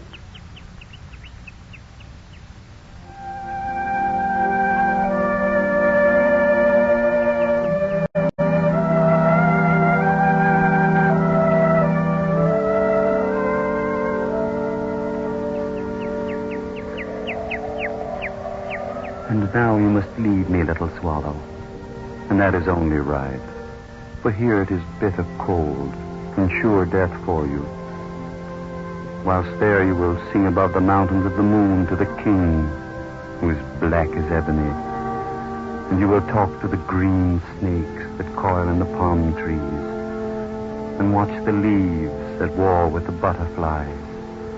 But before you bid the happy prince farewell, lie down to my feet, little swallow, and listen for a while to the match girl.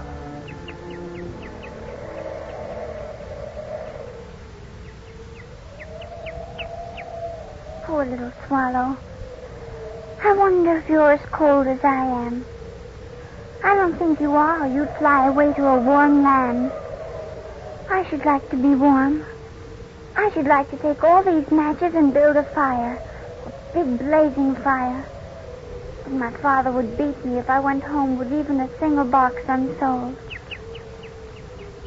You are flying away.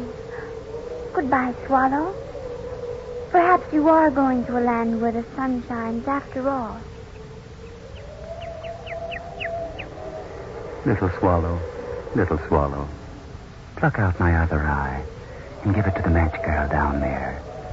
She has neither shoes nor stockings, and her little head is bare.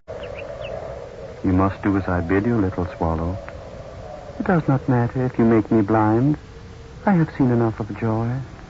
With that poor little girl down there, pluck the sapphire and drop it before her. She will take it home, and her father will not beat her.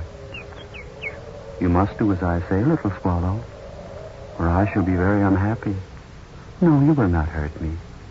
Take the stone down to the little match girl.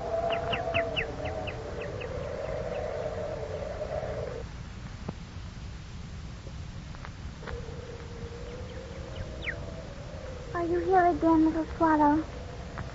I wish I could take you home with me, but I think you'd be colder than you are now. What are you carrying in your beak?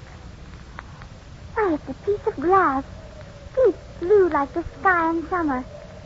I think you want me to have it, don't you, little swallow? Oh, it is so pretty. Perhaps if I take it home to my father, he'll forget to whip me. Oh, what a lovely blue stone.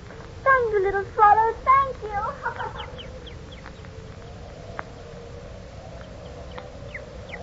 She was laughing, little swallow, wasn't she? That sound paid me 1,000 times for the loss of my eyes. You have been a splendid messenger, dear little swallow. And now you must start on your journey to Egypt. You must not stay in this cruel cold any longer. No, little swallow. It is kind of you to say that you will never leave me, but I do not need you any longer. And so fly away to your brothers in Egypt, for I have heard you sigh for the scent of the lotus flowers, and I know that you miss your sleep in the tomb of the great kings. So go with my blessing for all the help you have given me. Do you really mean what you say, little swallow? Or are you speaking out of kindness to me? Yes, you could be my eyes by day, and at night you could sleep at my feet. Well then, little swallow, fly over the city. Fly swiftly, but miss nothing. Tell me of the misery and want you find there. I have a plan to lessen some of it. Go, little swallow. Return soon and tell me what you have seen.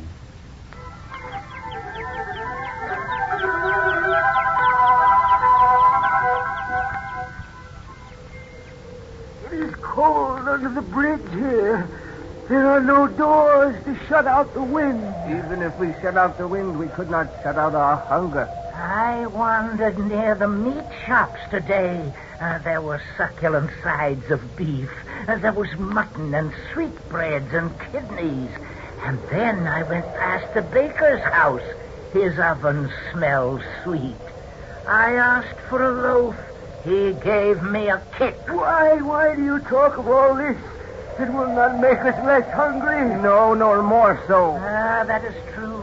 Hunger and cold and the lack of bed are one to us. We are beggars. The poor can spare nothing, and the rich are stingy. I wandered near the fruit merchants. There were bunches of glistening grapes. There were melons and bananas from hot countries. There were figs and dates.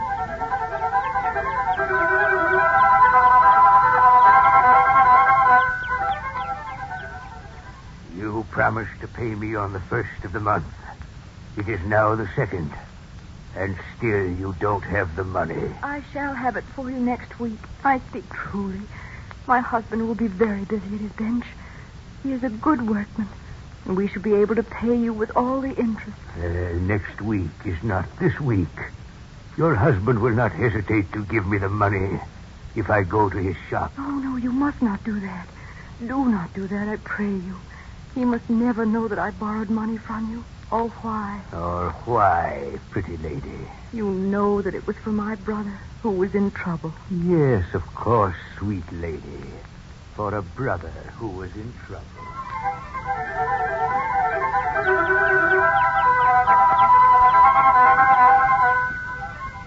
It's not a very heavy ring, and I shall give you 2 shillings for it.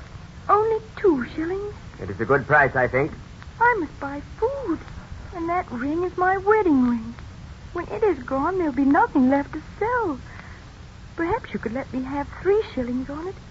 3 shillings, yes? I shall give you 2 shillings, as I said. It's a good price.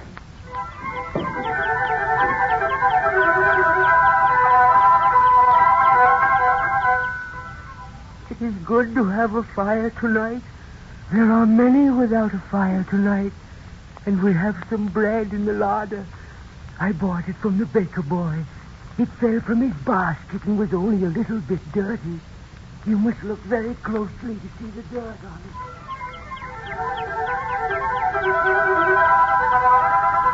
Give me food, and I shall eat forever. To wear that coat for just one day. But it was all fire. I cannot afford drugs, Doctor, to ease the pain. We could not find any wood for a fire, Mother. The bills must be paid somehow. We could move to a smaller room. It was beautiful, and now she is haggard. We have always gone ragged, it seems. He spends all his time in the taverns now. The winter fevers will get us sooner or later. Her husband's dead, and she is helpless. Coal is not for the poor. I had meat once. How shall we live through the winter? What is our life to us? My children send faces and like knives in my heart. Huddle close together, we may be warmer. We are hungry. We are cold. We are in pain. We are ill. We are dying. Hope has left us. And manly pride. And honor. We are hungry. We're starving. Why do we live? We are hungry. We are homeless. We are in pain. We are weary. Hungry. Weary.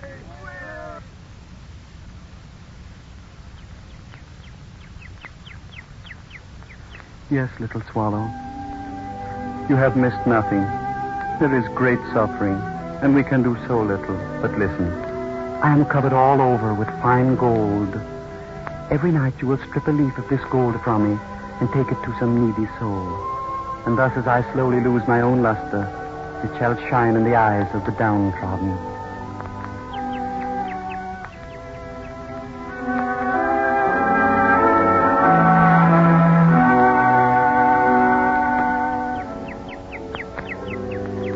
All done, little swallow, all done. I have not even one speck of my former brightness left. I was once so proud, a happy prince. And now I must be a pitiable sight. I heard the mayor talking about me this morning, and I know that he will soon have me pulled down.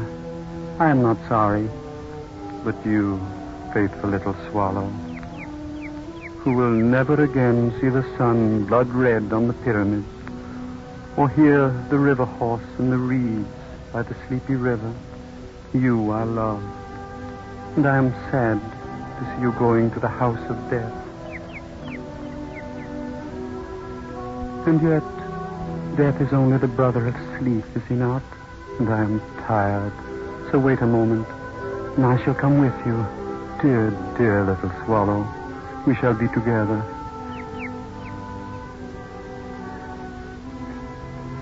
You are dead, little swallow, and my heart is cold and breaking.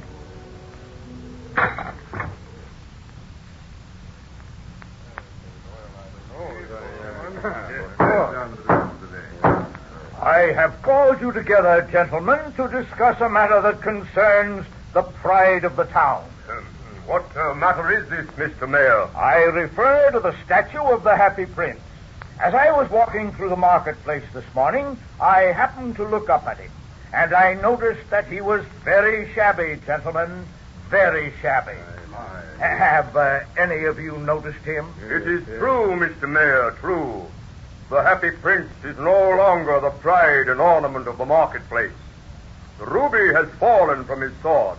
His eyes are gone, and he is golden no longer. In fact, he is little better than a beggar. You are very observant. And then, too, I noticed a dead bird at his feet. A dirty, bedraggled swallow. Yes, I too saw the bird. Well, then, since the statue is no longer beautiful, he is no longer useful. Do you all agree with me? Absolutely. Yes, of course. Very yes, good. yes, we all agree. Yes, yes. It's undeniable. Most assuredly. Yes. And so I propose that we pass a resolution to melt down the Happy Prince. Agreed. A resolution. Melt him down. I suppose. Yes. I'm all good now. And when he is removed from his pedestal, I propose that we erect a substitute. Yes, substitute. Yes. A substitute not unworthy, I trust, of the place the Happy Prince once held in our hearts. Good idea. A happy plan. By all means. Very thing. How right he is. And not unworthy substitute. And this substitute, Mr. Mayor, shall be... Well, my friends and advisors, what could be more fitting than a statue of myself? Himself? What? A statue of himself? Why, that is monstrous. The statue should be of me. No, I should have the statue. I have been longest in council here. The people would wish me on a pedestal. pedestal and no one else. If we must have a statue, I am best fitted to be the subject. I have a broad brow. I comport myself with dignity. I should look well in bronze. Let it be a man of action like myself, perhaps on a horse. They will erect my statue sooner or later. Now is a fine opportunity. I have given most to the treasury. They could repay me with dishonor. Oh, let it be a young man like myself with a bit of swagger. As the mayor, the honor should be mine alone. But I have a new coat. The statue would look well in a new coat. I have been told that I greatly resemble the Happy Prince. How they boast of their miserable shortcomings. Let the statue be a fitting one. Me, for example. No. Me.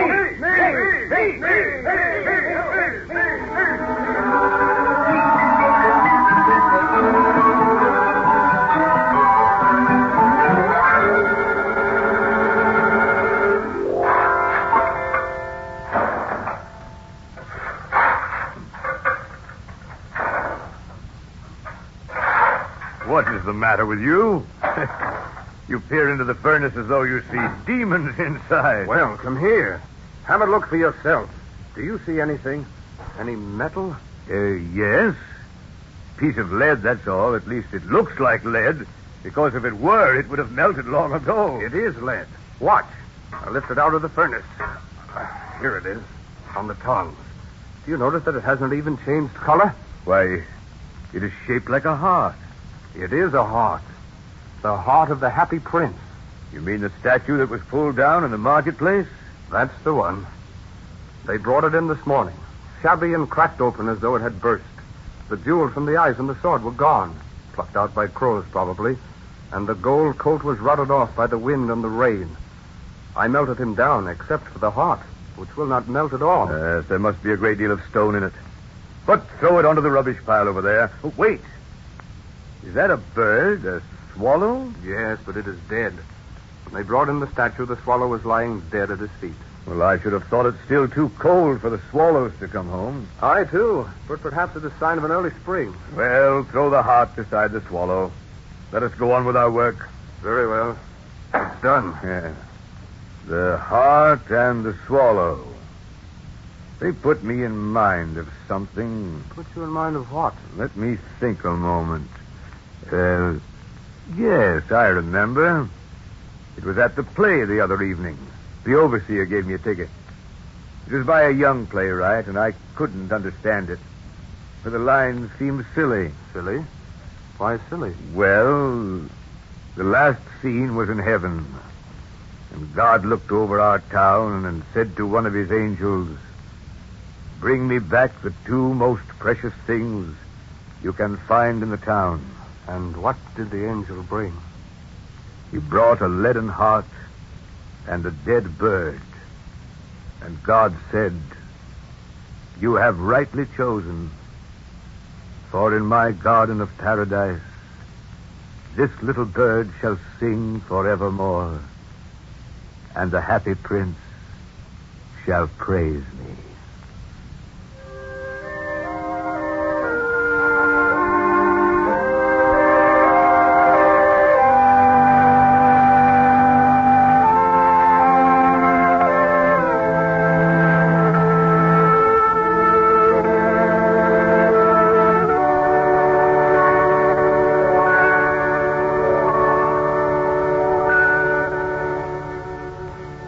That is the story of the Happy Prince.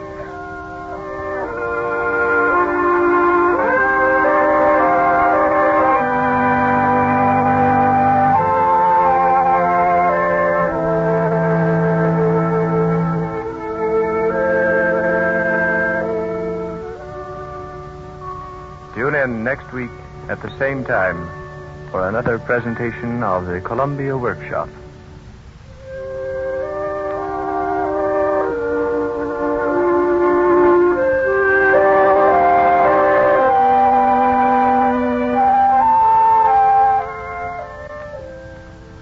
The Columbia Workshop has presented as a special holiday program Oscar Wilde's The Happy Prince. Leopold Prosser adapted the story for radio. The Columbia Workshop is under the direction of Irving Reese. This is the Columbia Broadcasting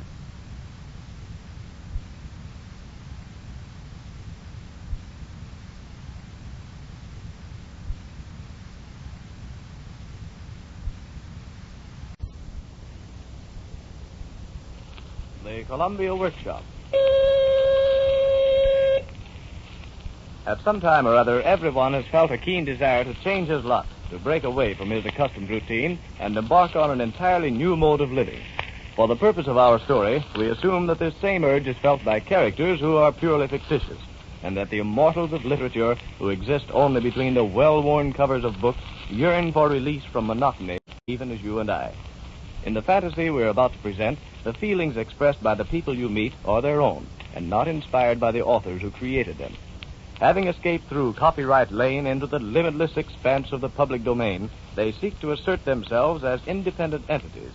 We present the Messrs. Tony and Samuel Weller from the Pickwick Papers, Sarah Gamp and her mythical friend Mrs. Eris from Martin Chiselwit, Alice, the Duchess, the Mad Hatter, the Mock Turtle, the White Knight, and the Dormouse from the Alice books by Lewis Carroll. And from the tragedy of Hamlet, Prince of Denmark by William Shakespeare, we give you the melancholy Dane himself.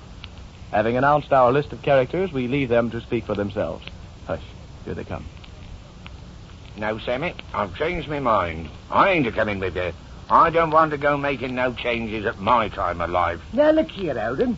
Seeing as that was me made you famous in a manner of speaking, and had you for a father, you ought to be ashamed of yourself for wanting of me to go about in a new world like a orphan. Orphan's what it's going to be, Samuel. No public domains for me, that's what I says. Give me the people what I came into the world with. Mr. Pickwick, Mr. Jingle, Mr. Tapman, and the rest on 'em. I feels at home with them. I don't want to go meeting no strangers. And why not?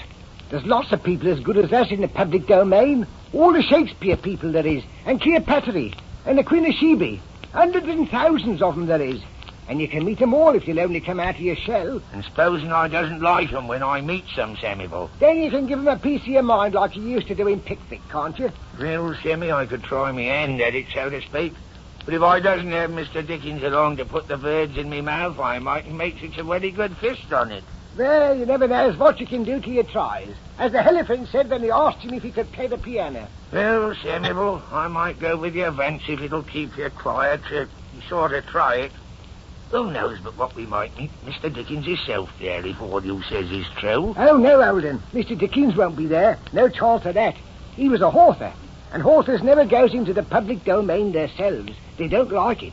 And they don't like their characters a going there neither.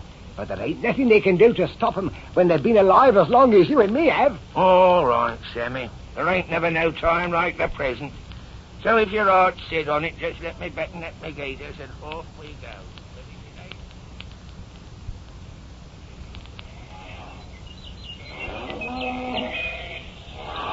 Then, Alden, what do you think on it? Think of what, Sammy? Why does the public domain? Oh, I don't see nothing wonderful about it. Looks like a bit of Sussex to me down Clayton way.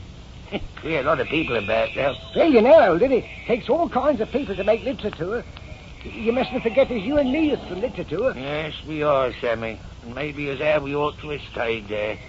Tell me, Sammy, is we likely to meet any bidders? Yeah, just as like as not, Alden. You know, there's a lot of them in literature, fact and fiction. All the bidders as I ever knowed was matters of friction, Samuel. And none on 'em knowed what a fact was. Bidders. Oh, Samuel, protect me from the bidders. You'll have to learn to protect yourself, Alden. And you better be pretty quick about it, too, because you're going to meet lots on 'em there.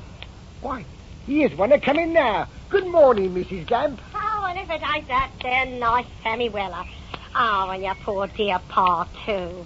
I suppose you say you're going to the convention. Look after me, Samuel. Look after me. You know, as I was saying to my dear friend Mrs. Harris only this morning, Mrs. Harris, I says, I'm a-going over to that there convention in the public domain, I says. And she says to me, Harris, she says, I'd more than half a mind to come with you, she says. But I didn't want her to traipsing along, Mr. Weller. And why not? 2 bidders is only half as dangerous as one. Oh, Mr. Weller, if you ain't the one. You always was one for your little jokes, wasn't you? I ain't joking, ma'am. Bidders is poison, ma'am. That's what I says, poison. Oh, so that's it, is it? Poison? Yes, ma'am, poison. And speaking of poison, how did you happen to become a bidder, ma'am? Oh, dare you imbibing old vomit. Why, you know... No, what's this here? What is it? What's the matter, Alden? I'll leave you alone with a lady for half a minute, but you must go a-getting of it all excited Oh, Mr. Sammy, I'm so glad you're here to protect me. But I ain't, ma'am. This old wagabone father of mine needs all the protection I got. But here comes a gentleman what looks like one of them knights of chivalry. He might protect you if he ain't got nothing better to do. Well, I never. If it ain't that dear, kind, good gentleman, Mr. Gallagher. Just in time to save a poor, weak woman what's being imposed on. You honor me too much, fair lady. Fair lady. Oh, Mr. Galahad. Oh, ain't you the one? Oh, but not that I haven't seen better days and always had me own horses. Until that there Mr. Dickens took advantage of me and put me in a book. I was about to say, madam, that you honor me too much in calling me Sir Galahad. That noble knight is many leagues away. Well, who are you then, a-coming along and raising up me hopes like that? Just like all the rest of the men, always imposing on a widow lady. I am but a poor white knight, offering my services to such as are in need of them. At the moment, I have under my protection this little gal, whom I found weeping beside a broken looking-glass. Ah, the poor little darling. And what's your name? What's the matter, lovey? Lost your tongue? Can't you say good morning to your dear old Auntie Sarah? Come on, Ducky, shake hands, that's right. Oh, we're going to be great friends, aren't we, darling? Oh, you hurt me. I don't like you. We're not going to be friends, and I'm sure you're not my aunt. Please send her away, White Knight. Well, madam, that is... No, Eldon, you better stay out of this here. Alice? Alice? Look, who's this funny old woman coming at us? Look at all of them funny people with her. Alice, where are you? Where are you? Oh, there you are, you naughty girl. Come along at once. We'll be late for the convention. It's the Duchess. Oh, I'm so glad she's come. Come along this instant.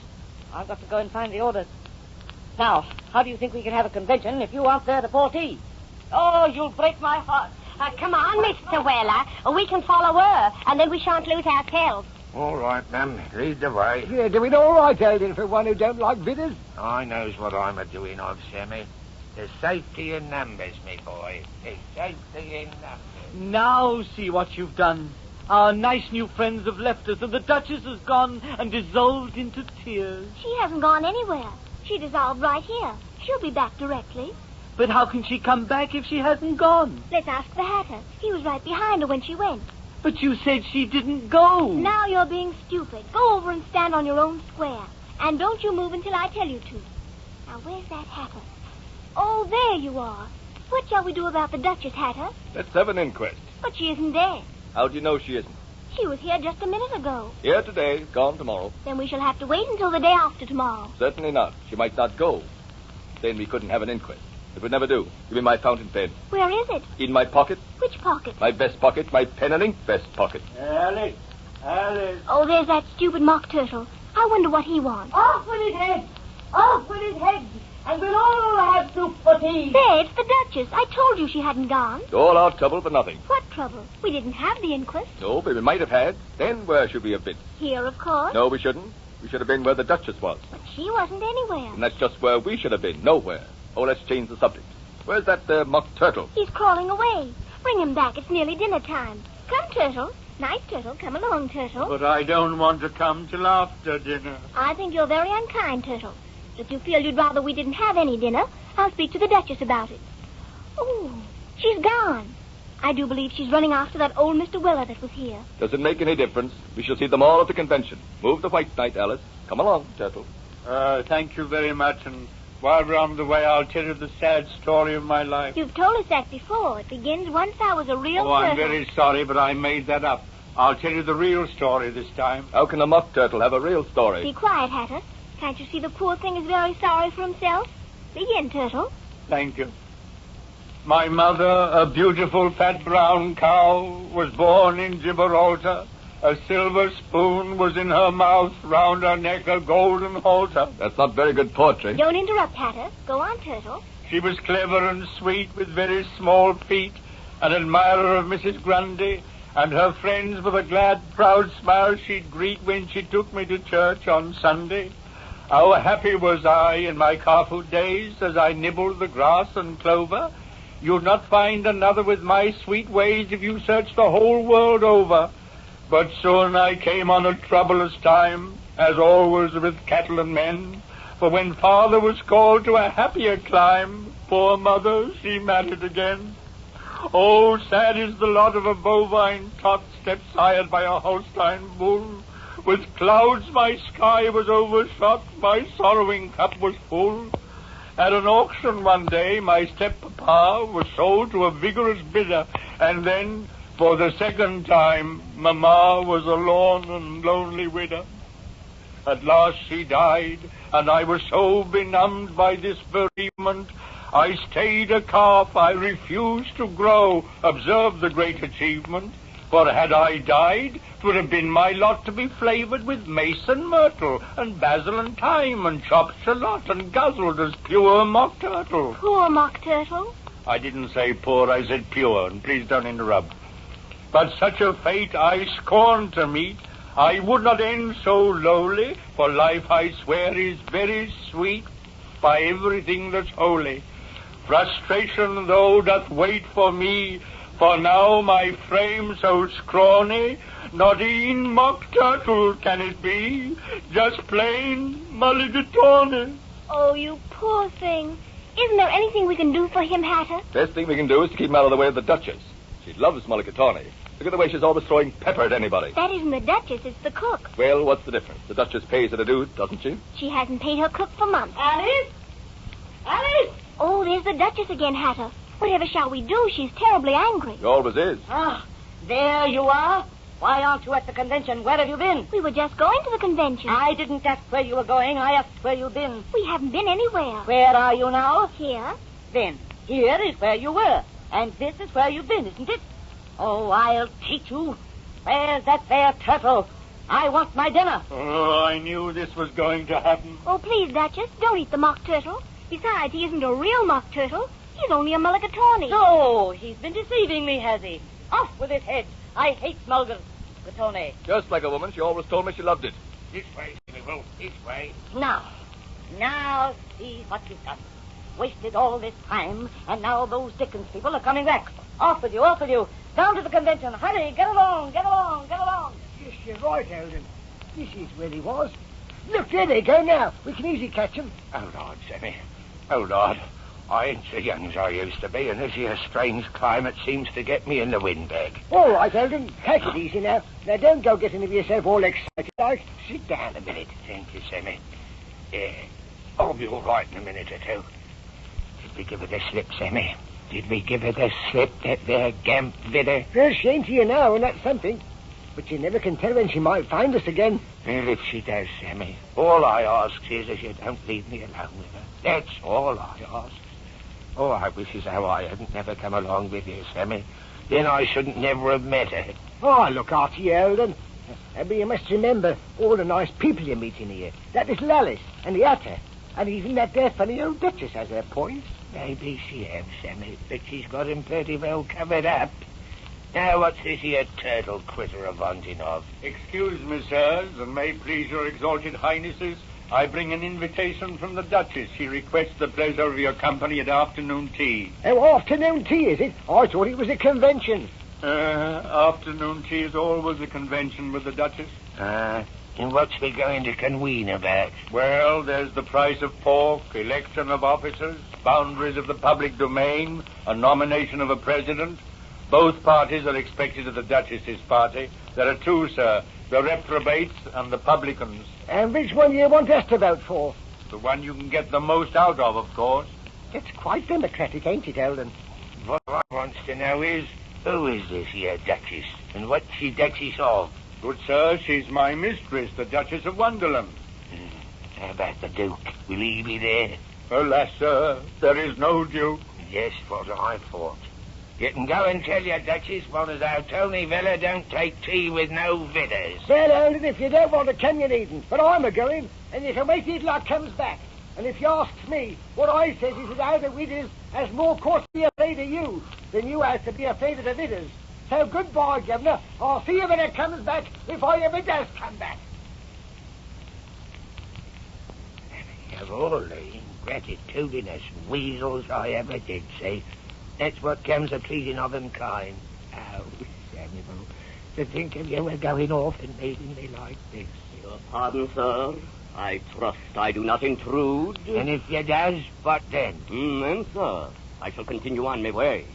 I chanced to see that you were torn as by some grief, and so in decency did I stop to offer you such service as I may. And coming nice for you, I'm sure. I begs your pardon for speaking kind of rough, but that there Sammy boy of mine has been and gone and left me here in parts I haven't never saw before. Name of Vella, sir. Tony Vella. And I, sir, am Hamlet, Prince of Denmark. Prince, eh? Think of that. Hobnobbing with the blue bloods, I am. I've just had an invitation to a tea party with the Duchess. Think of that. Indeed, sir. 'Tis to that same party I am wending. Let us go together. That'd be all right if I was a-going, which I ain't. What good, sir?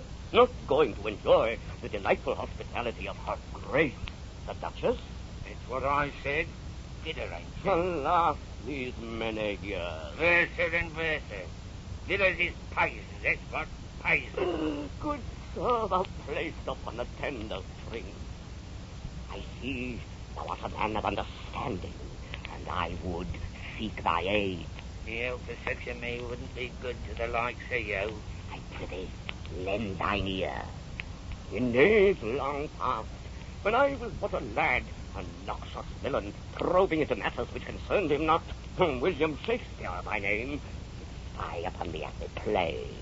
He thought not of the evil he did to me, and took me free of guile within his brain, and did turn me round, and let it spew me, summing forth into the world, the vaporing offspring of a mother indifferent to mistake.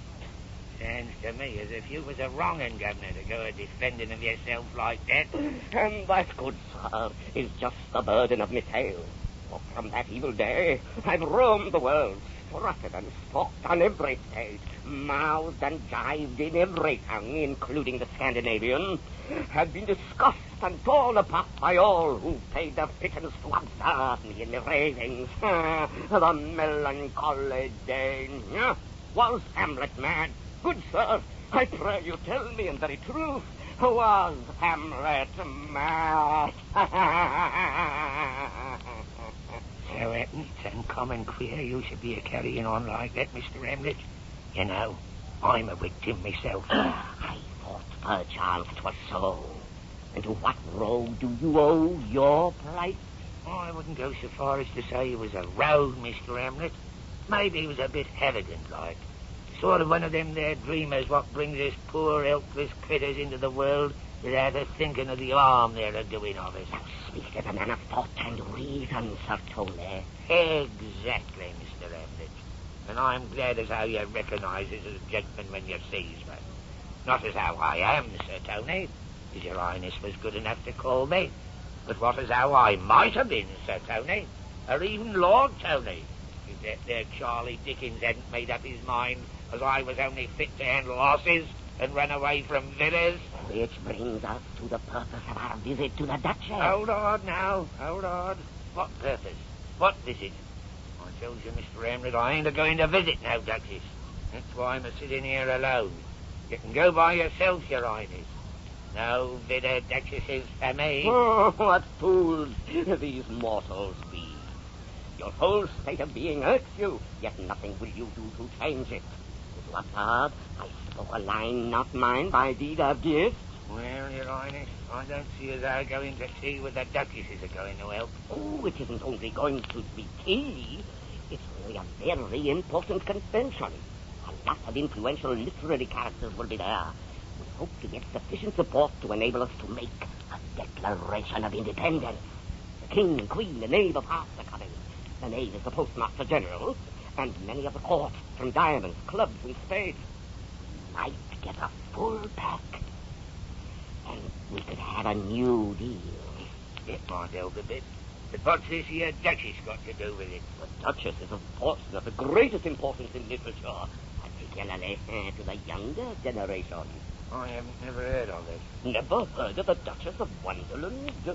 Come to think on it, it seems as I recollect Miss Trotwood telling young Master Copperfield about it one day. You know, Mr. Weller, the Duchess has never really liked herself. Don't wonder at that. But seeing as how you make such a point on it, I'll come. But look hard at me, Your Highness. Don't let her go a setting of the cap at me. I'm ready. Each day. 'Tis but a short distance. One can almost hear the chattering from here. See, the table spread upon the lawn beneath the...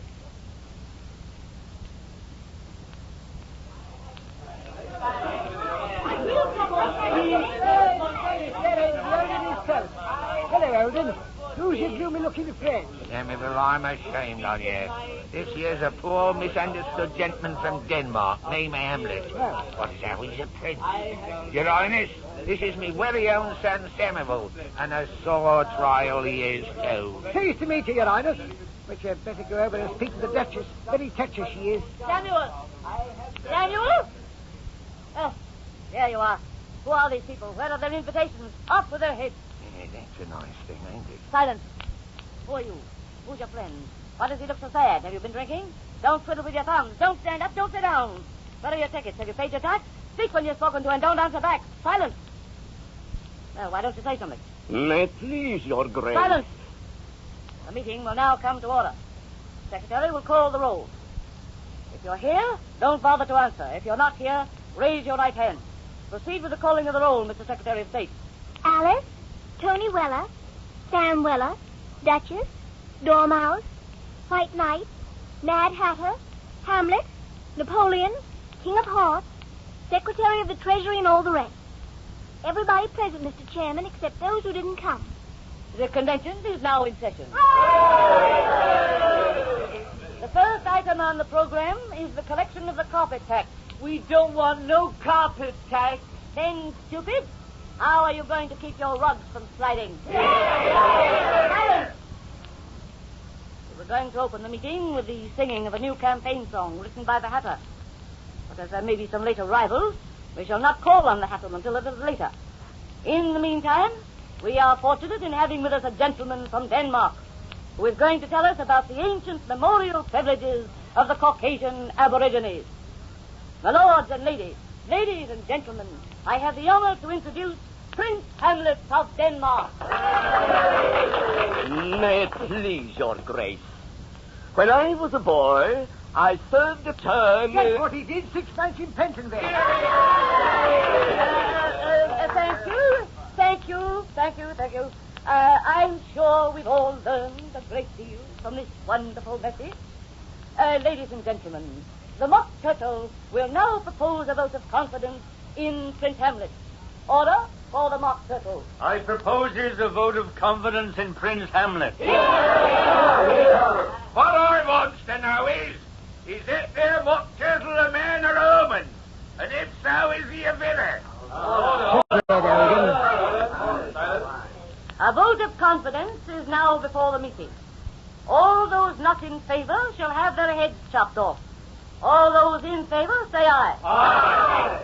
The vote of confidence is passed, obsequious, unanimous, ubiquitously. Well, what does that there mean? It's a new word of my own. It means with all due deference by everybody, everywhere, God save the Queen, rule Britannia, and thank you very much. Mr. Chairman! The White Knight! Order for the White Knight. Your Grace, my lords and ladies and gentlemen, there comes a tide in the affairs of man when he who waits for that which never was and never is to be must inevitably discover that the cave dwellers of Olympus are indisputably diminuendo furioso adagio lacrimoso, horrifico esperanto manantropo, zodiacate capricornum, multipa veniti elapsus fungus. Ain't that the truth? Order!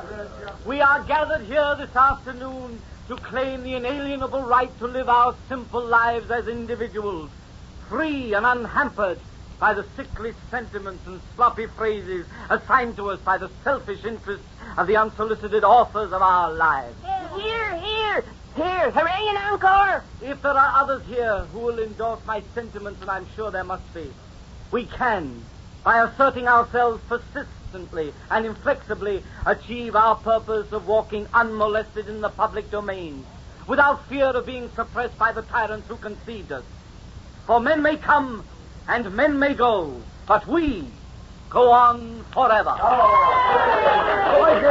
Why don't you say something, Sheldon? It's what I will. Order for Mr. Weller. Ladies and gentlemen, what I wants to know is, how long is you and me, the immortals of literature, are going to make ourselves ridiculous by a dropping of our G's and H's, cause them what made us was so ignorant as they didn't know how a gentleman should talk. I'm proposing a restitution as how in the future we talks as we are doing of now, like educated people, and not make laughing stocks of ourselves forever, amen, and thanking you kindly by then all. Would anyone else like to address the meeting? Please, Your Grace. Silence for Mrs. Gamp. Mrs. Gamp. Coming as I does from the same family as them nice Mr. Weller, so to speak, well as I know the horrible hardships endured by a lady of quality such as me when she has to speak ignorant in polite society. And another thing, this here matter of cards and stitch. And as I always been held up as an horrible example for putting of me lips to the bottle when I feels disposed. As a matter of fact, I swear, as though I never touches a drop unless I'm indisposed, which I'm sorry to say is somewhat frequent, suffering as I does from a weak heart. I thank that there white knight with tears in me eyes for his noble sentiments. And as I was saying to my dear friend, Mrs. Harris, only this morning, Mrs. Harris, What do you mean, Mrs. Gamp? You know very well that there is never no such a person. And who says the right? What's the matter here? What are they doing, lovey? and if it ain't the dear blessed soul herself come to help her, dear old Mary in trouble. Oh, Mrs. Harris, darling, there's all of that. Tea is ready. Come along. Everybody come to tea. Take your seats, everyone, and be quiet. Mr. Weller is going to sing our new campaign song, and I want you all to join in the chorus. Mr. Weller. Oh, the copyright law is an horrible bane to all who are born of a novelist's brain. And now that we're gathered at 5 o'clock tea, we'll cast off our parents and set ourselves free. So out on the mountain Jack, broken on the mountain and round on the hand, chase hold on the pudding of Beverly Ale, full authors and agents and lawyers in jail.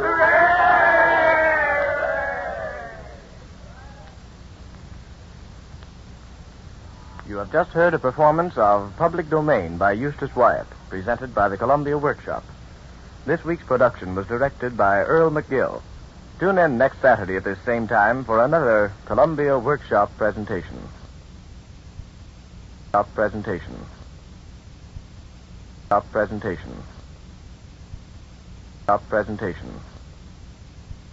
Columbia Workshop, under the direction of Irving Reese. Ladies and gentlemen, the Columbia Workshop presents as its 31st program in a series devoted to experimental radio, the first of a new group of demonstration programs designed to acquaint you with the unusual properties of the human ear.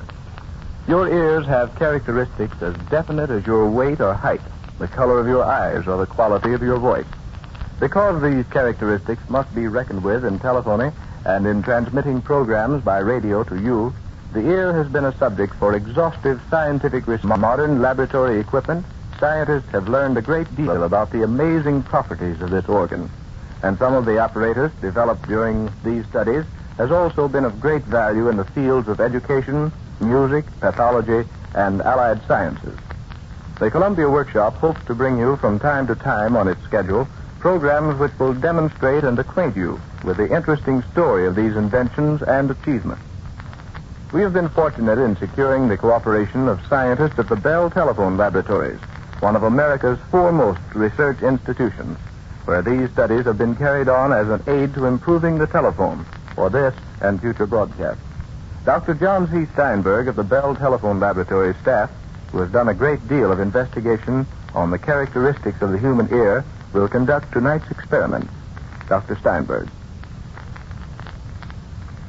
Many of us have marveled at the apparatus which makes radio possible, but are inclined to take for granted an ancient instrument without which radio could not exist. The human ear has been thousands of years in development, and its construction and function is vastly more intricate than the most modern radio equipment.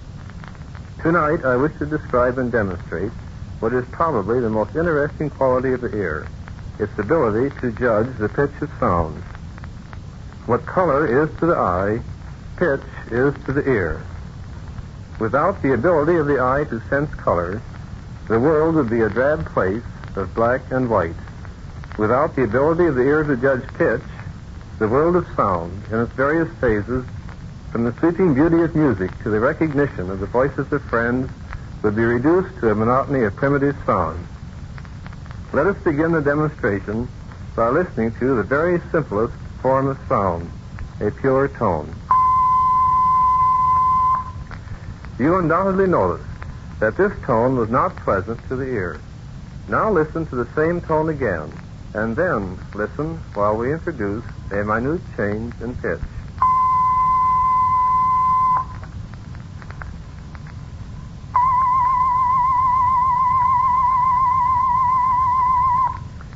In the latter tone, the pitch was varied only 3%, and at a rate of 6 times per second. The ability of your ear to appreciate this small change altered a sound from a lifeless tone to one having an almost musical quality, like the sound of a human voice singing a high note. Under normal room conditions, the ear can detect a change 1,000 times as small as the one you heard.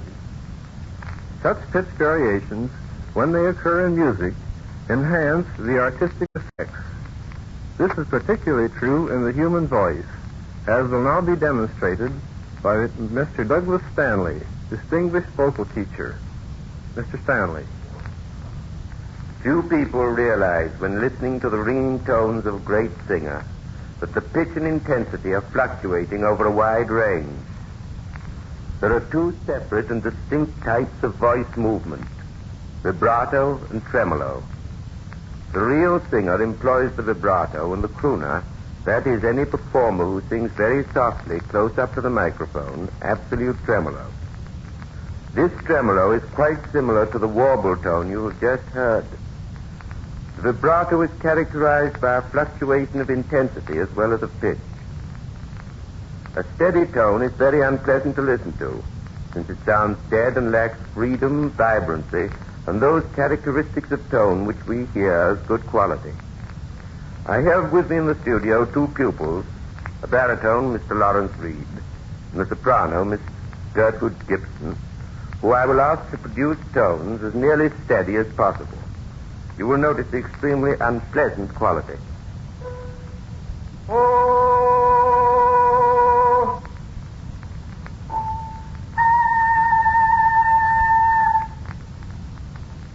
Again, when the vibrato is too slow, the quality is bad. Mr. Reed will sing a tone with far too slow a vibrato, which he will then speed up until a proper frequency is attained. Notice the improvement in the quality as the speed of the vibrato increases.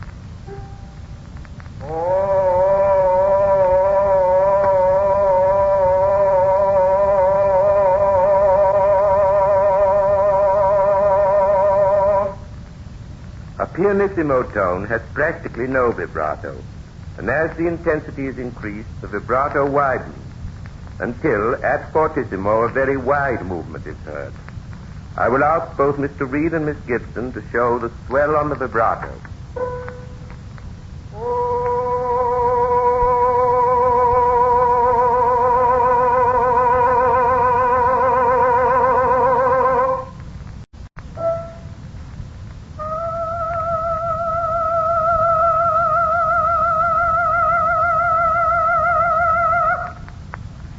It is very difficult for a properly trained singer to produce a tremolo, but I will ask the soprano to try to do so.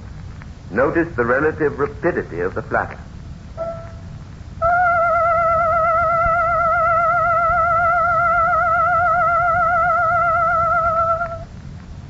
The tremolo occurs when the throat is in constricted tension and the walls of this cavity flutter.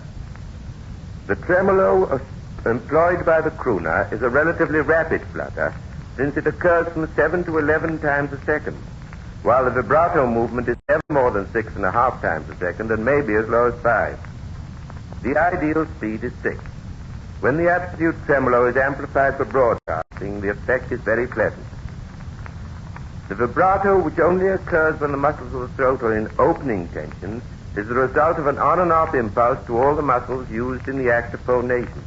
The breathing muscles coordinate with this movement, while they do not coordinate with the tremolo.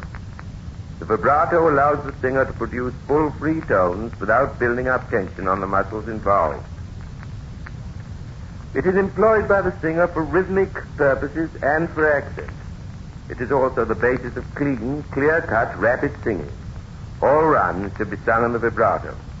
I will ask Miss Gibson to vibrato 5 times and then a run of 5 notes, 5 tones of the major scale on the vibrato.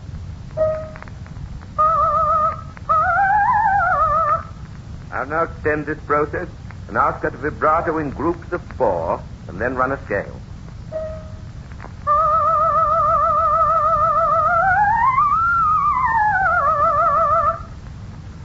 When the voice moves from tone to tone on the vibrato, all slurring or jerking is eliminated, and the singer is able to accomplish a true legato. Again, when a note is tied over through an accent or a beat, the accent is indicated by one vigorous vibrato. Where a slur is indicated on the music, the singer vibratos up or down, producing a pearly musical effect pleasant to the ear, in place of a slur, which is a form of steady tone, despite the fact that the pitch changes, and is therefore unpleasant to the ear. Mr. Lawrence Reed will sing part of Du bist die eine Blume by Schumann, illustrating these points.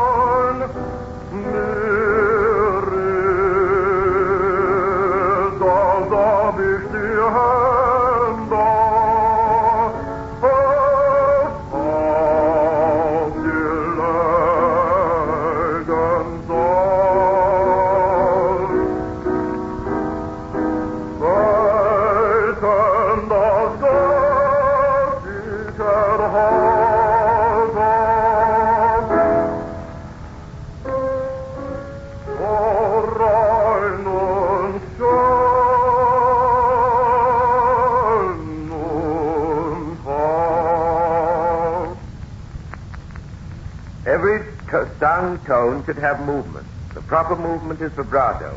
However, a tremolo sounds pleasant when amplified for broadcasting or recording, despite the fact that it is always associated with a very soft tone. Of course, the singer who uses a real vibrato gives a far more dramatic and compelling performance. And now, Miss Gibson will sing part of Madame Butterfly's entrance from the opera Madame Butterfly, illustrating the use of the vibrato.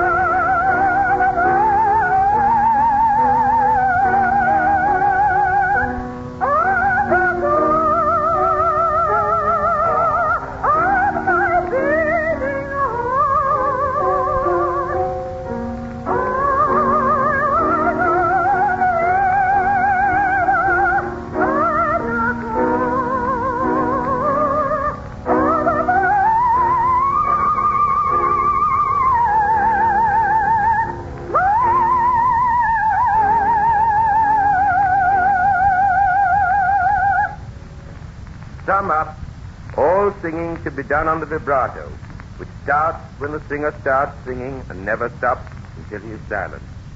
The steady tone is always anathema, since our ears only perceive a fluctuating tone was one of good quality.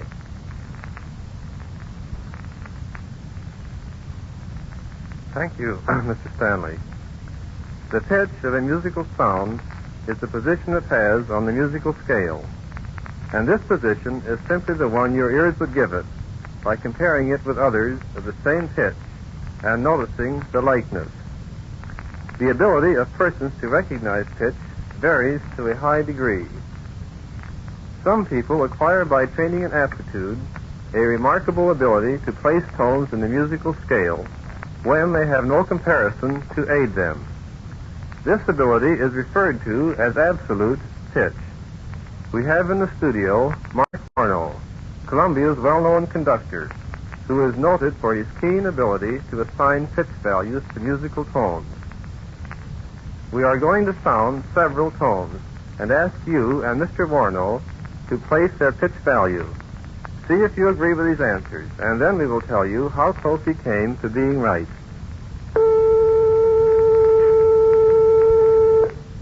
Well, that was the main actual above middle C. Correct, Mr. Warno. The note you just heard was A above middle C. As most of you know, the smallest pitch interval on the standard musical scale is a sema or half tone. It is the difference between a black and the nearest white notes on the piano.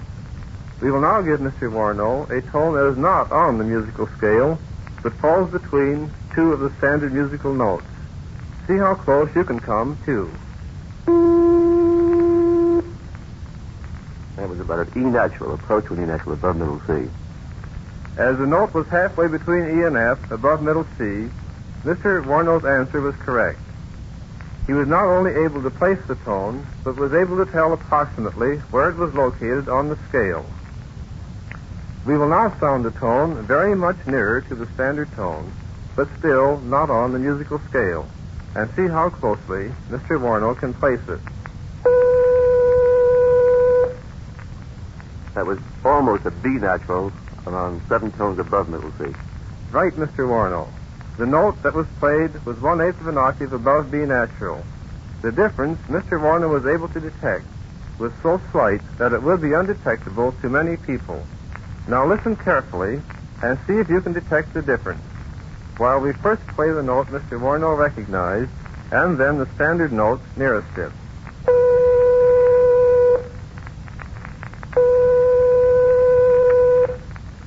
Thank you, Mr. Warno. The demonstration you just heard of absolute pitch sensitivity illustrates the delicate qualities of perception the ear is capable of, where it has been trained to perform such work. But your own ears are called on, each second they listen to sounds, to perform even more delicate work unconsciously. Without pitch sensitivity, a violin and a piano would sound almost alike to you. In the next portion of our demonstration, I should like to show just why they do not sound alike and what your ear does to make the difference. All musical sounds have a fundamental tone and several additional tones called harmonics. Such a sound can be likened to a house, the foundation of which is the fundamental, and the harmonics the structure, floor by floor. There is not very much difference in the kind of foundation buildings have, but once the structure rises, they vary considerably. Here is a fundamental tone, like the foundation of a house. Now we add one harmonic. The building starts to rise. Now we add 2 stories to the base. Now the fundamental plus 3 harmonics. You noted that as the harmonic structure was built up, the tone began to assume more identifiable musical proportions. All the tones you just heard had the same fundamental or foundation. The addition of the harmonics changed the quality of the tone, but not the pitch. Here is an interesting demonstration. Listen to a simple tone played in fundamental tones only.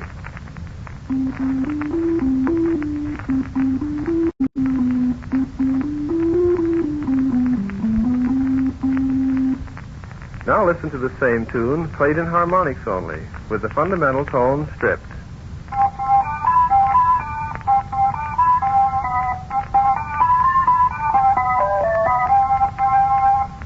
And now in fundamentals again at first, and then with 3 different harmonic changes. As you listen, remember that the same notes are being used each time, only the harmonics are being altered.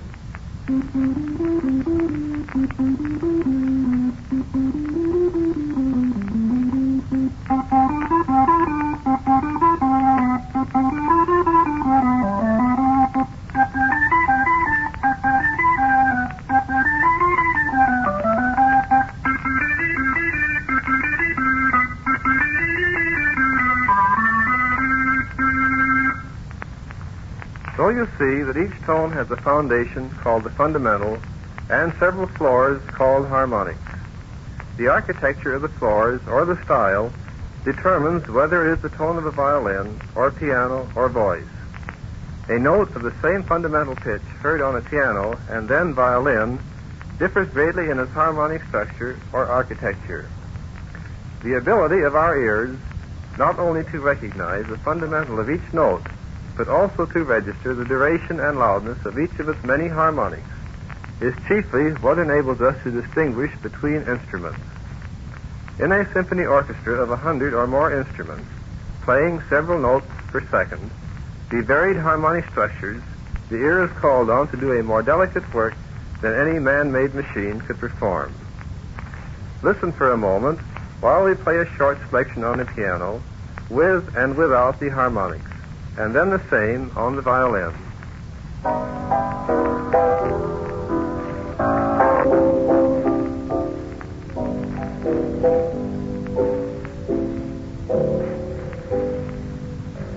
Now the same on the violin.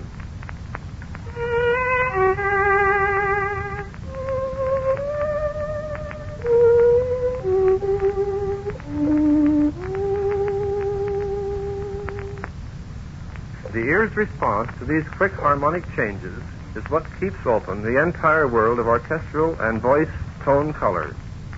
It is often surprising to learn how far the quality of a musical sound can be distorted without the ear regarding the pitch as having changed. This is especially true of the human voice. Miss Rhoda Arnold, soprano, has been kind enough to assist us in the experiment. As she sings, the lower harmonics of her voice will be removed, marring the richness of her tonal quality, but the pitch will remain unchanged. Miss Arnold. One magic night within his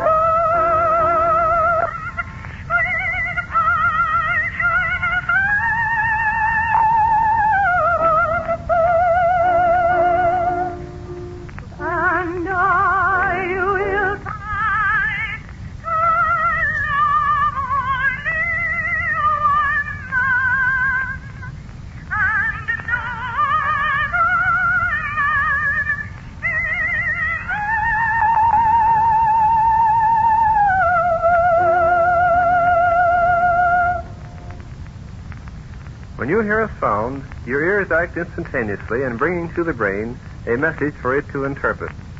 Fast as they act, however, a chain of many things must happen as the sound penetrates its way through the delicate and intricate labyrinth of the ear.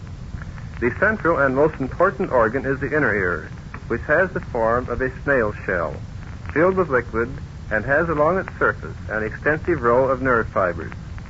The nerve fibers may be likened to a long row of piano keys connected with the strings of the brain.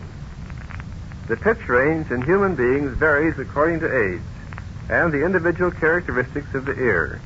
No two persons' ears respond the same way to high and low pitched sounds, but the degree of pitch separation that the ear can identify is nearly the same in all humans, and this knowledge is used in music and in radio to a great extent. You are undoubtedly familiar with a musical scale, of which the following is an octave.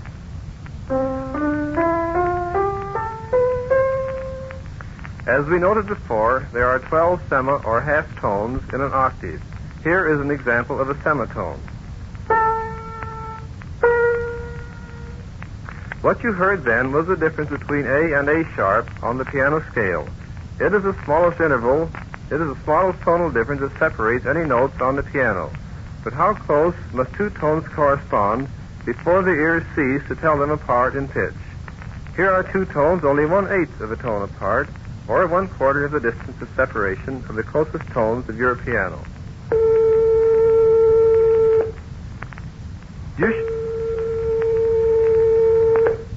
You should have been able to hear the difference between these two tones. But suppose we strike two tones 1/100th of a tone apart, like this.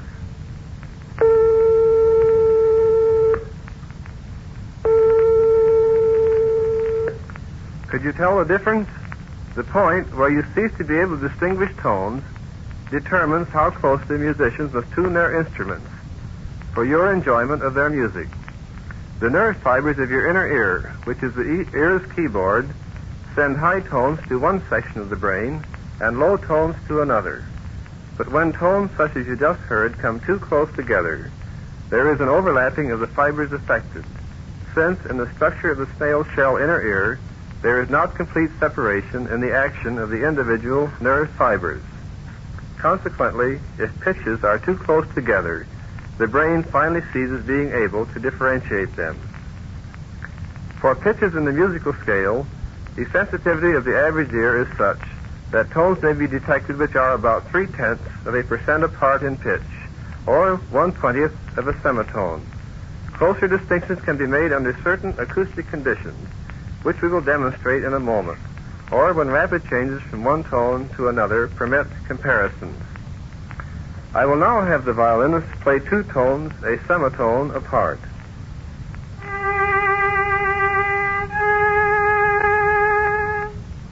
He will now play two tones 1/20th of a tone apart.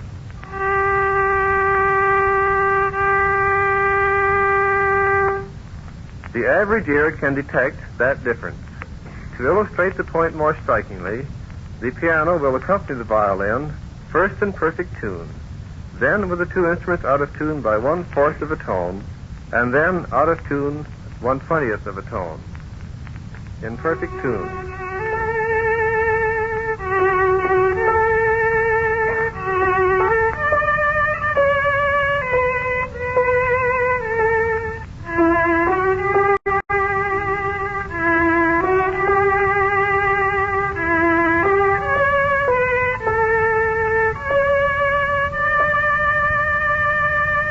And now, a 1/4 of a tone out of tune.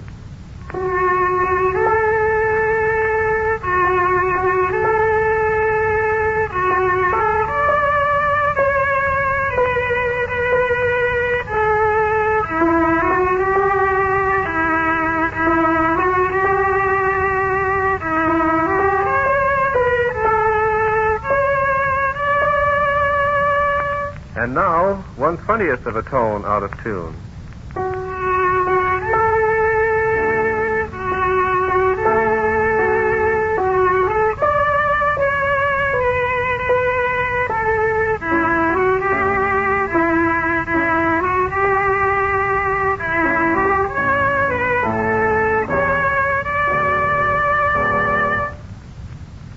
How close tones must be to appear the same pitch depends on the pitch of the tones themselves and somewhat on their loudness.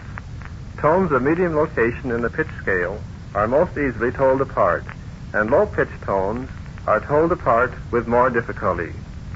You heard on the workshop programs, in other demonstrations, a great deal about the acoustics of studios. You have heard of live rooms, which reverberate sound, and of dead rooms, whose walls absorb sound so that no reflections come back.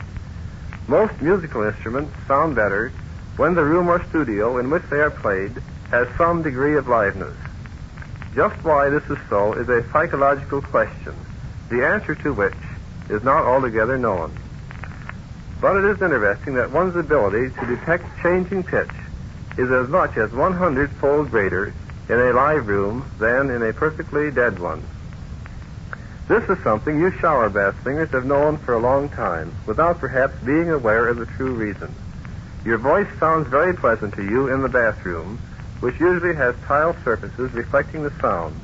Then, as you step into the bedroom, which usually contains rugs and draperies absorbent to sound, disillusionment comes.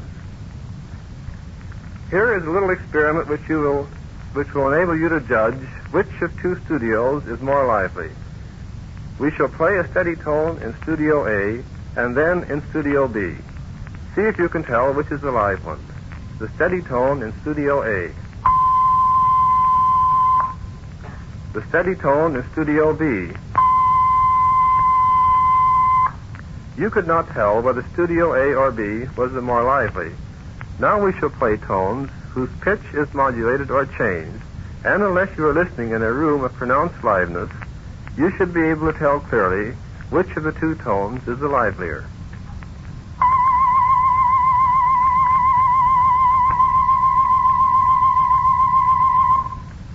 You undoubtedly were able to tell that the second of the two studios was the livelier.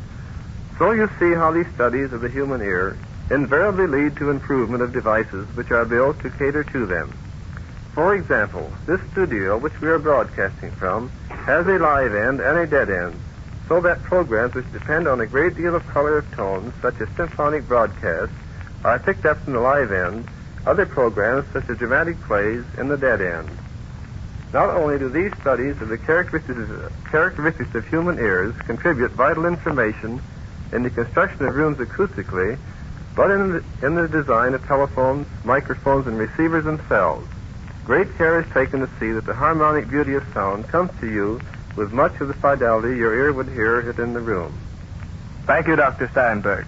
Ladies and gentlemen, the Columbia Workshop has presented the first of a group of programs dealing with sound and the human ear.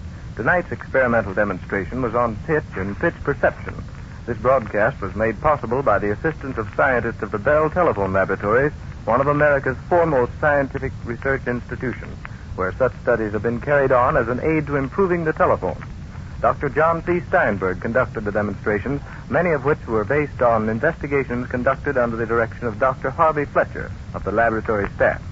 The workshop wishes to acknowledge its indebtedness to these men and to Mr. T.E. Shea and Mr. John Mills, whose generous help is enabling us to present this series on sound and the human ear, the next of which will be heard in about 4 weeks.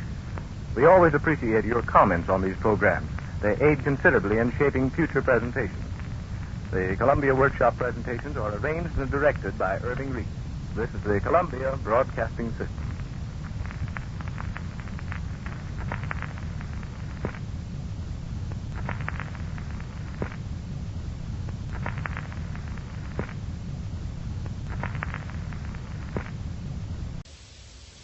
Ladies and gentlemen, this broadcast comes to you from the city. The world has watched with wonder for 3 days, not for the common occasions of brutal crime or the usual violence of one sort or another, or coronations of kings or popular festivals. No, but for stranger and disturbing reasons. The resurrection from death in the tomb of a dead woman. Each day for 3 days there has come to the door of her tomb at noon a woman buried. The terror that stands at the shoulder of our time touches the cheek with this. The flesh winces. There have been other omens in other cities, but never of this sort and never so credible. In a time like ours, seemings and portents signify.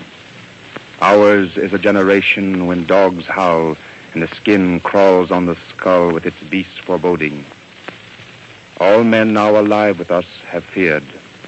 We have smelled the wind in the street that changes weather. We have seen the familiar room grow unfamiliar, the order of numbers alter, the expectation cheat the expectant eye. The appearance defaults with us. Here in this city, the wall of the time cracks. We take you now to the great square of this city. We are here on the central plaza. We are well off to the eastward edge. There's a kind of terrace over the crowd here. It is precisely 4 minutes to 12. The crowd is enormous. There might be 10,000. There might be more. The whole square is faces. Opposite over the roofs of the mountains. It is quite clear. There are birds circling. We think they are kites by the look. They're very high. The tomb is off to the right somewhere. We can't see for the great crowd. Close to us here are the cabinet ministers. They stand on a raised platform with awnings. The farmers' wives are squatting on the stones. Their children have fallen asleep on their shoulders. The heat is harsh. The light dazzles like metal. It dazes the air as the clang of a gong does. It is 1 minute to 12 now. There is still no sign. They are still waiting. No one doubts that she will come. No one doubts that she will speak, too. 3 times she has not spoken. Now it is 12. Now they are rising. Now the whole plaza is rising. Fathers are lifting their small children. The plumed fans on the platform are motionless. There's no sound but the shuffle of shoe leather. Now even the shoes are still. We can hear the hawks. It is as quiet as that now. It is strange to see such throngs so silent. Nothing yet. Nothing has happened. Wait. There's a stir here to the right of us. They're turning their heads. The crowd turns. The cabinet ministers lean from their balcony. There's no sound, only the turning. First the waters rose with no wind. Listen. That is she. She's speaking. Then the stones of the temple kindled without flame or tinder of maize leaves. They see her beyond us. The crowd sees her. Then there were cries in the night haze, words in a once-heard tongue, the air rustling above us as at dawn with herons. Now it is I who must bring fear, I who am 4 days dead, the tears still unshed for me, all of them. I for whom a child still calls at nightfall. Death is young in me to fear. My dress is kept still in the press in my bedchamber. No one has broken the dish of the dead woman. Nevertheless, I must speak painfully. I am to stand here in the sun and speak. The city of masterless men will take a master. There will be shouting then, blood after. Do not ask what it means. I do not know. Only sorrow and no hope for it. She is gone. No, they are still looking. It is hard to return from the time past. I have come in the dream we must learn to dream, where the crumbling of time like the ash from a burnt string has stopped for me. For you the thread still burns. You take the feathery ash upon your fingers. You bring yourselves from the time past as it pleases you. It is hard to return to the old nearness, harder to go again. She is gone. We know because the crowd is closing. All we can see is the crowd closing. We hear the releasing of held breath, the weight shifting, the lifting of shoe leather. The stillness is broken as surface of water is broken, the sound circling from in outward. Small wonder they feel fear. Before the murders of the famous kings, before imperial cities burned and fell, the dead were said to show themselves and speak. When dead men came, disaster came. Presentiments that let the living on their beds sleep on woke dead men out of death and gave them voices. Masterless men, when shall it be? Masterless men will take a master. What has she said to us? When shall it be? Masterless men will take a master. Blood after. What has she said to us? Blood after! They are milling around us like cattle that smell death. The whole square is swirling and turning and shouting. One of the ministers raises his arms on the platform. No one is listening. Now they are sounding drums, trying to quiet them likely. No, something is happening. There in the far corner. A runner, a messenger, staggering. People are seeing him, people are calling. He comes through the crowd. They are quieter. Only those on the far edge are still shouting. Listen. He's here by the ministers now. He is speaking. There has come the conqueror. I am to tell you. I've raced over sea land. I've run over cane land. I've climbed over cone land. It was laid on my shoulders by Shall and by Shan, that standing by day and staying by night were not for my lot till I came to the sight of you. Now I have come. Be warned of this conqueror. This one is dangerous. Word has outoared him. East over sea cross has all taken every country. No men are free there. Ears overhear them. Their words are their murderers. Judged before judgment, tried after trial, they die as do animals. Offer their throats as the goat to a slaughterer. Terror has taught them this. Now he is here. I tell you, beware of him. All doors are dangerous.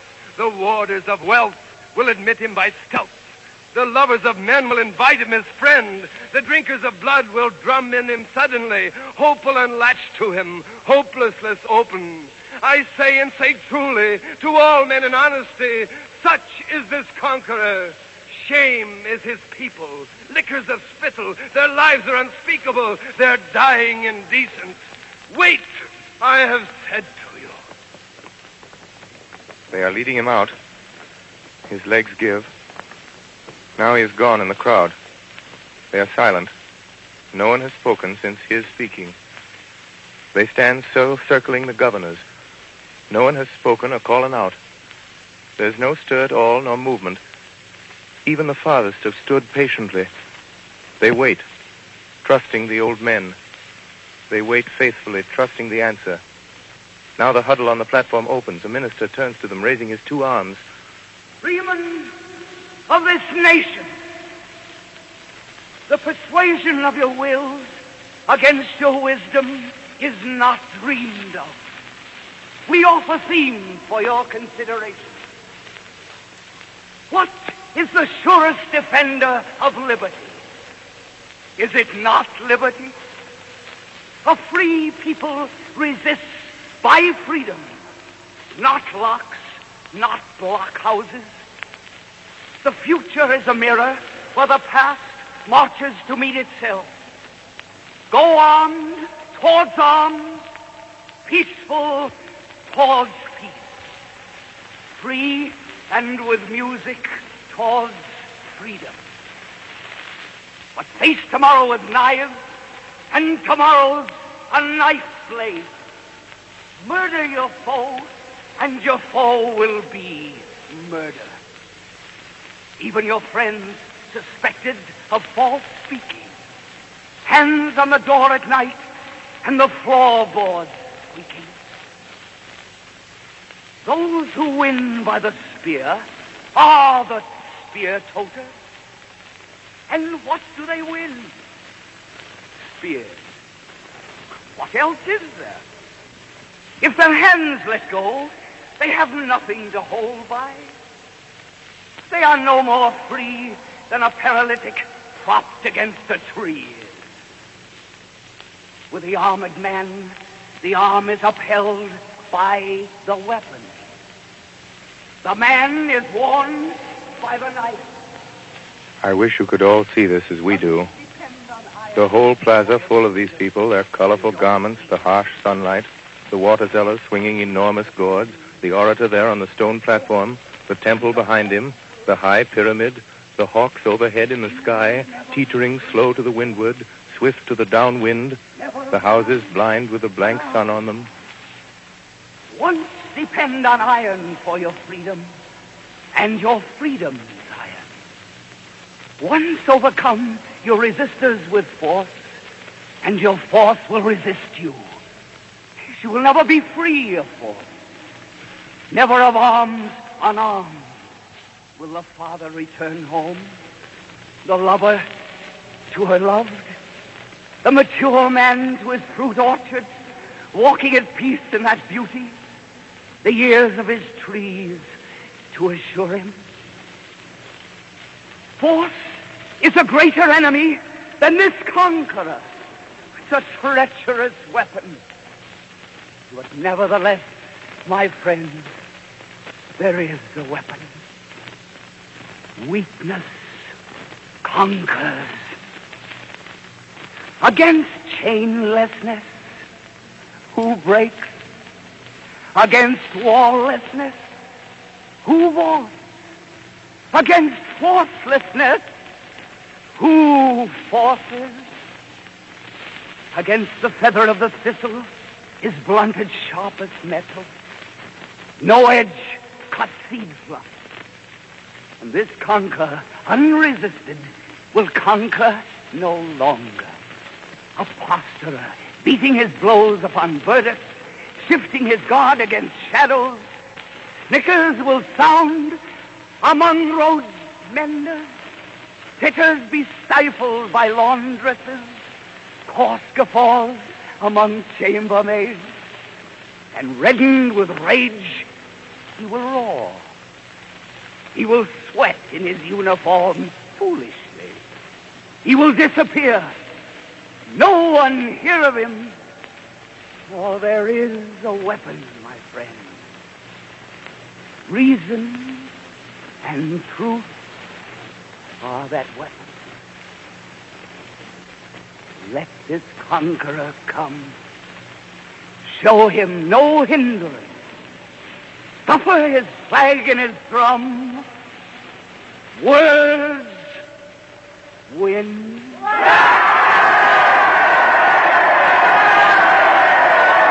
There's the scout now. He's done. He's climbing down. A great speech. They're all smiling and pressing around him. The women are squatting in full sunlight. They're opening packages. Bread, we'd say from the look. Yes, bread. Bread wrapped between corn leaves. They're squatting to eat. They're quite contented and happy. Women are calling their men from the sunny stones. There are flutes sounding a way off. We can't see for the shifting and moving. Yes, there are flutes in the cool shadow. Children are dancing in intricate figures. Even a few old men are dancing. You'd say they'd never feared to see them dancing. That's odd. The music has stopped. There's something... It's a man there on the far side. He's pointing. He seems to be pointing back through the farthest streets. The people are twisting and rising, bread in their fists. We can't see what it is. Wait. It's a messenger. It must be a messenger. Yes, it's a message. Another. Here he is at the turn of the street, trotting, his neck's back at the nape. He looks tired. He winds through the crowd with his mouth open, laboring. The people are offering water. He pushes away from them. Now he has come to the stone steps, to the ministers. Stand by. We're ready. Listen. He's leaning on the stone. He's speaking. Let us come to conquer. I am to tell you. I have run over cornlands. I have climbed over conelands. I have crossed over mountains. Now I have come. I bear word. Beware of this conqueror. The fame of his story, like flame in the winter grass, widens before him. Beached on our shore with the dawn over shoulder, the lawns were still cold when he came to the sheep meadows. Sun could not keep with him, so was he forward. Fame is his sword. No man opposing him still grows his glory. He needs neither foeman nor thick set of blows to gather his victories, nor a foe's match to earn him his battles. He brings his own enemy. He baggages with him his closet antagonist, his private opposer. He's setting him up at every road corner, a figure of horror, with blood for his color, fist for his hands, reek where he stands, hate for his heat, sneers for his mouth, clout for his clothes, oaths if he speak, and he's knocking him down in every town square till hair's on his blade and blood's all about like dust in a drought.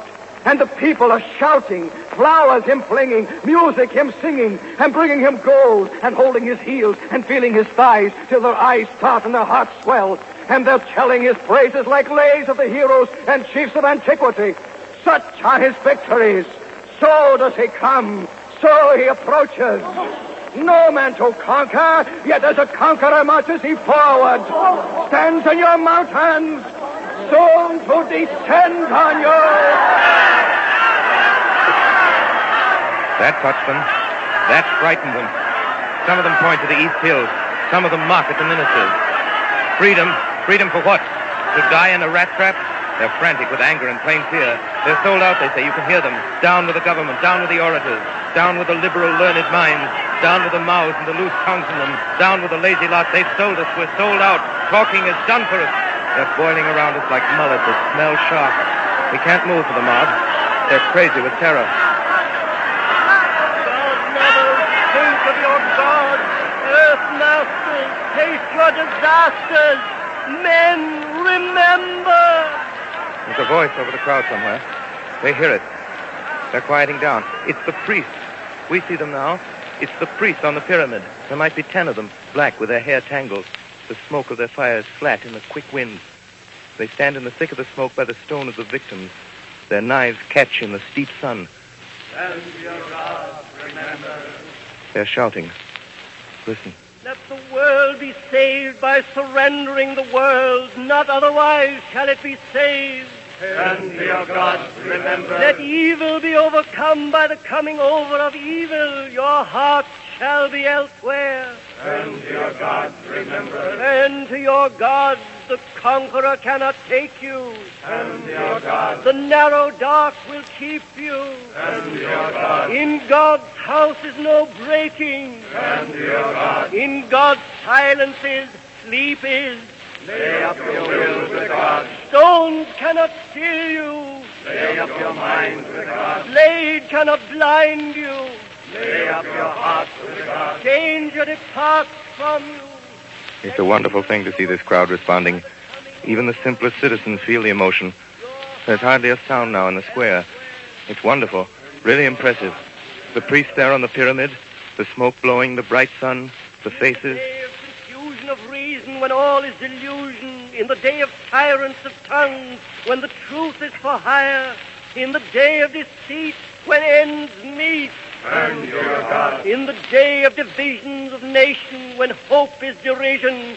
In the day of the supping of hate, when the soul is corrupted. In the day of despair, when the heart's bare. Turn to your God.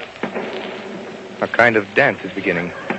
A serpent of people, a current of people, coiling and curling through people. A circling of people through people, like water through water. Out of the stir of the sun, out of the shout of the thunder, out of the hush of the star, withdraw the heart. A very young girl is leading them. They've torn the shawl from her bare breast. They are giving her flowers. Her mouth laughs. Her eyes are not laughing. Leave now the lovely air to the sword and the sword bearer. Leave to the mark and the mark. Withdraw the heart. She's coming. The drums pound. The crowd shrieks. She's reaching the temple. She's climbing it. Others are following. 5, 10, hundreds are following. Crowding the stairway. She's almost there. Her flowers are fallen. She looks back. The priests are surrounding her.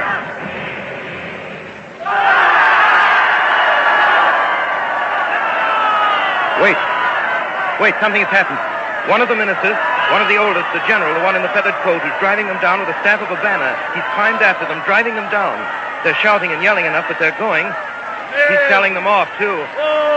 You can hear him. Men, all men, listen. Twist your neck on your neck bones. The knife will wait in the pit for you.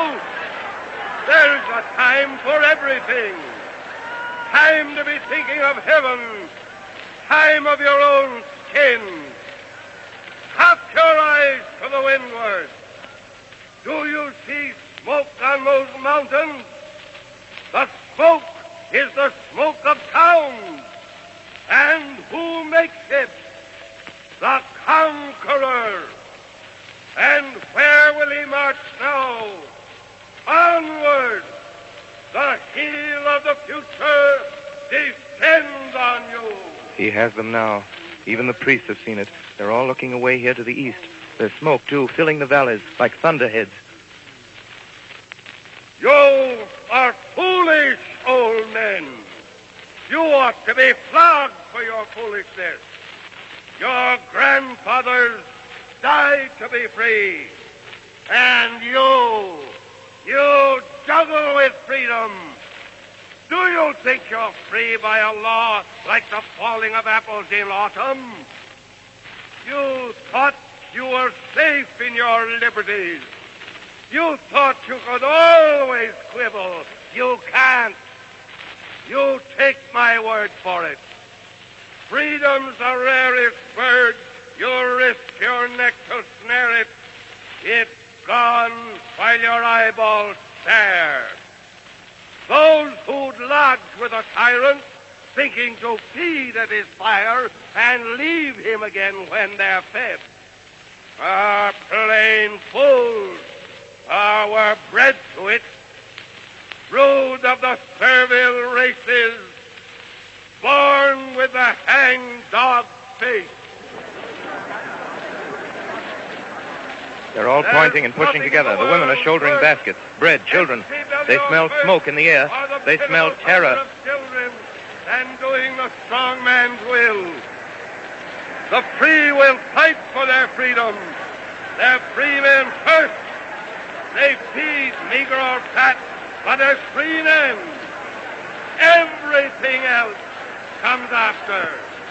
Food, roof, craft, even the sky and the light of it. The sun is yellow with smoke. The town's burning. The war's at the broken bridge. Are you free? Will you fight? There are still ages for fighting.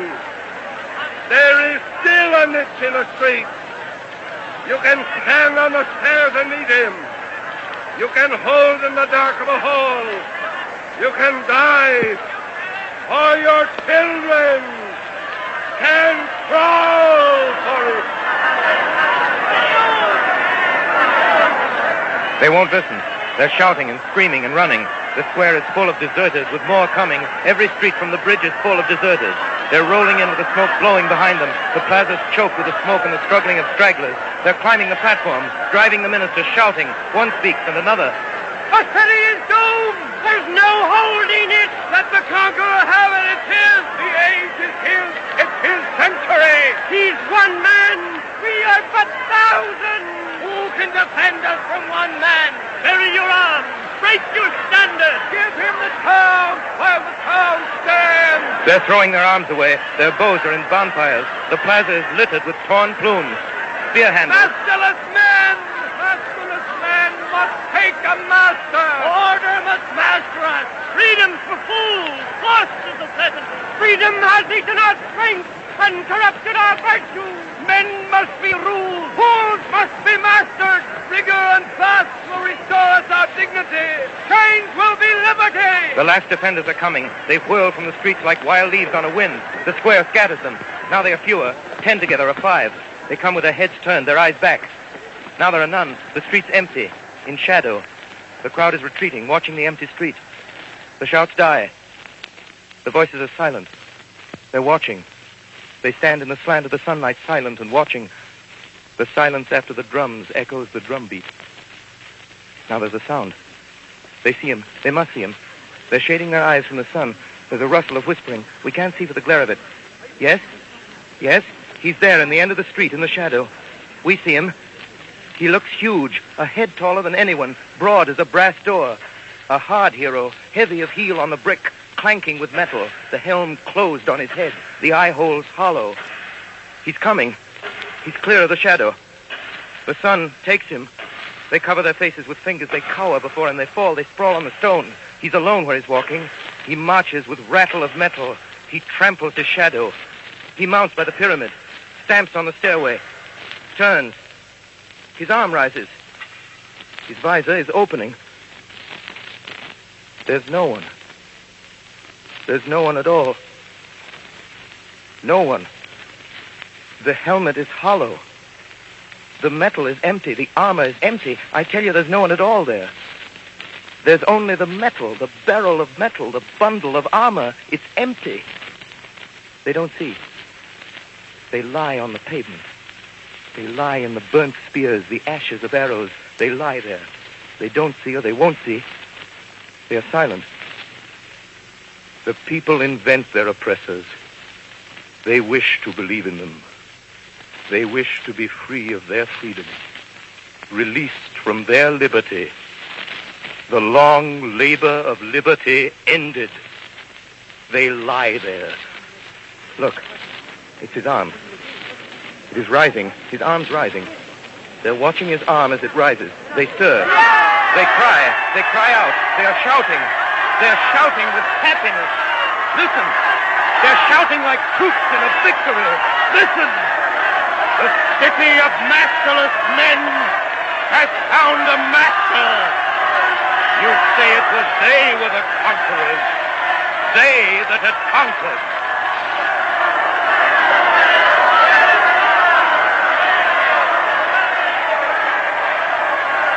The city is fallen.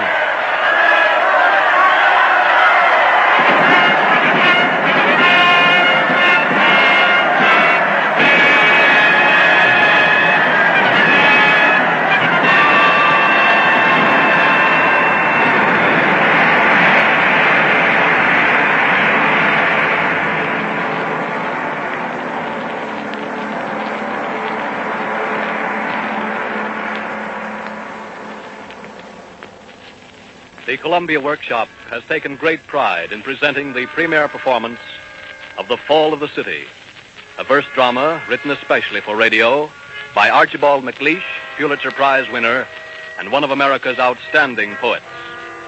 The production was produced and directed by Irving Reese. Orson Welles and Burgess Meredith were starred in the production, which included a cast of 200.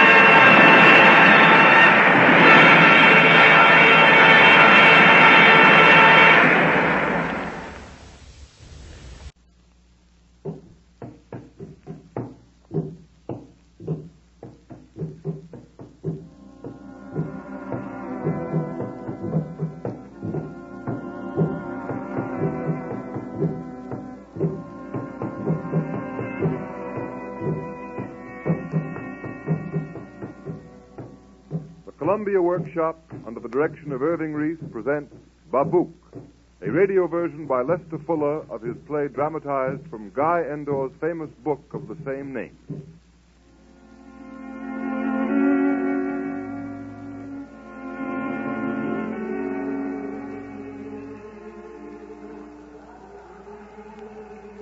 The year 1790. A slave ship bound from Africa to the French sugar plantations on the Isle of San Domingue in the West Indies. We're on the ship of death.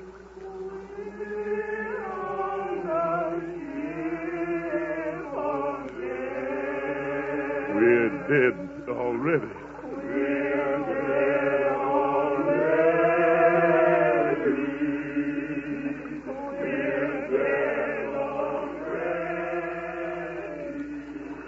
This is the last time I sign on a slave runner. You'll get used to it, son. We land tomorrow. Hey, shut up! All of you, shut up! They think we're going to eat them. White men don't eat human meat. You're crossing the water to the white man's land. You'll wear golden clothes and work in the white man's fields. Yeah. Golden clothes.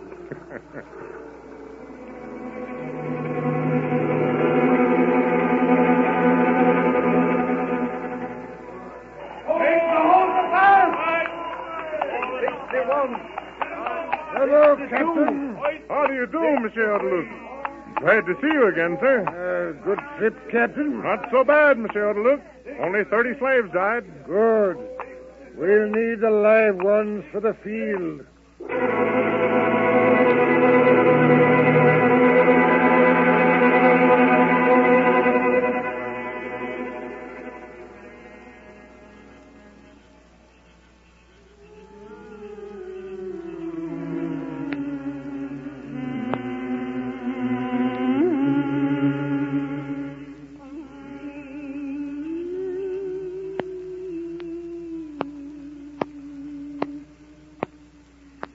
You're sad, Babuouk.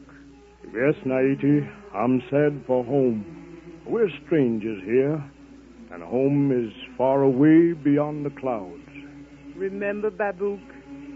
Remember how we used to gather round the lighted fires at home, and how we listened to the wise men tell stories? Stories about brave men? Yes, and I was the best storyteller in the village. But here in San Domingue, your tongue is tied. The other slaves think the devils of dumbness are in you. Huh? Will your tongue always be bound, Babuouk? Why are we slaves? If we run away, we're beaten. Will it always be like this, Babuouk? We're like beggars here.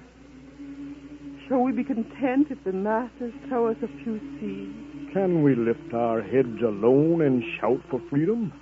The others are like children. They click their heels in the air for a piece of candy and forget that their sweat waters the king. Someday all this will be changed. Someday we will all rise up and beat down our enemies. Someday. Oh, you're beautiful, Naiti. Let me put my head in your lap. Your hands are soft and cool. They melt away my sadness. My heart lies quiet.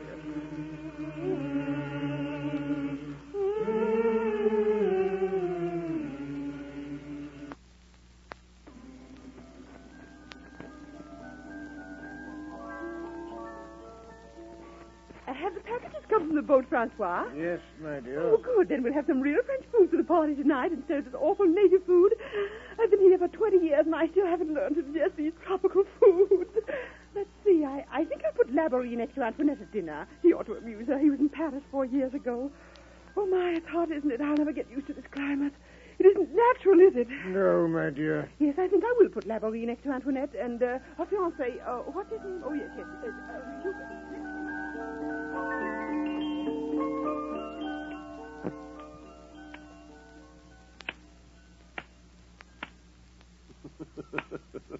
Look at Babuouk out there in the sun. Stop working, Babuouk. Throw down my shot, Babuouk. The overseer isn't looking. Stop. You're right, Babuouk. Don't listen to these fools. You know, Babuouk, if you work all the time, the master will be sure to see you. You'll get ahead, Babuouk. You'll go far, and the master will be very proud of you. He'll say, of all the slaves on the island, there's no one like Babuouk. And you know what he'll do? What?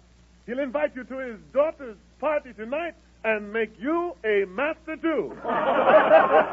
Oh, Babuouk, when you're the master, please don't beat us.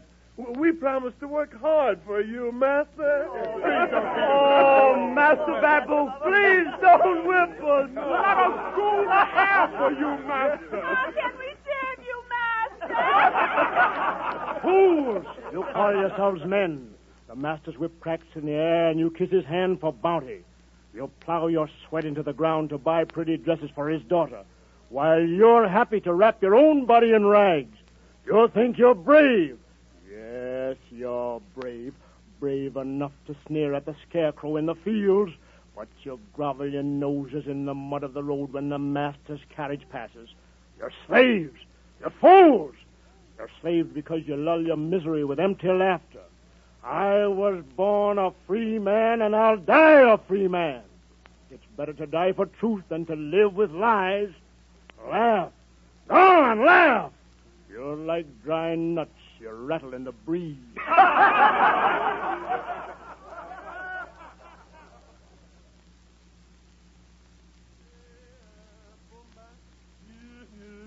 Bomba, kanga bafiate, kanga molenale, bomba. What's that you're singing, Babuouk? Nothing, Mr. Odluck. Nothing, eh? Don't you know a slave was burned last week at the Duplessis plantation for singing that song? No, monsieur. You're lying, Babuouk. You've been a troublemaker ever since you came here. There isn't a worse slave on the island. No, monsieur. Babuouk, I'm going to teach you a lesson. Monsieur. Maybe this'll teach you not to sing. No.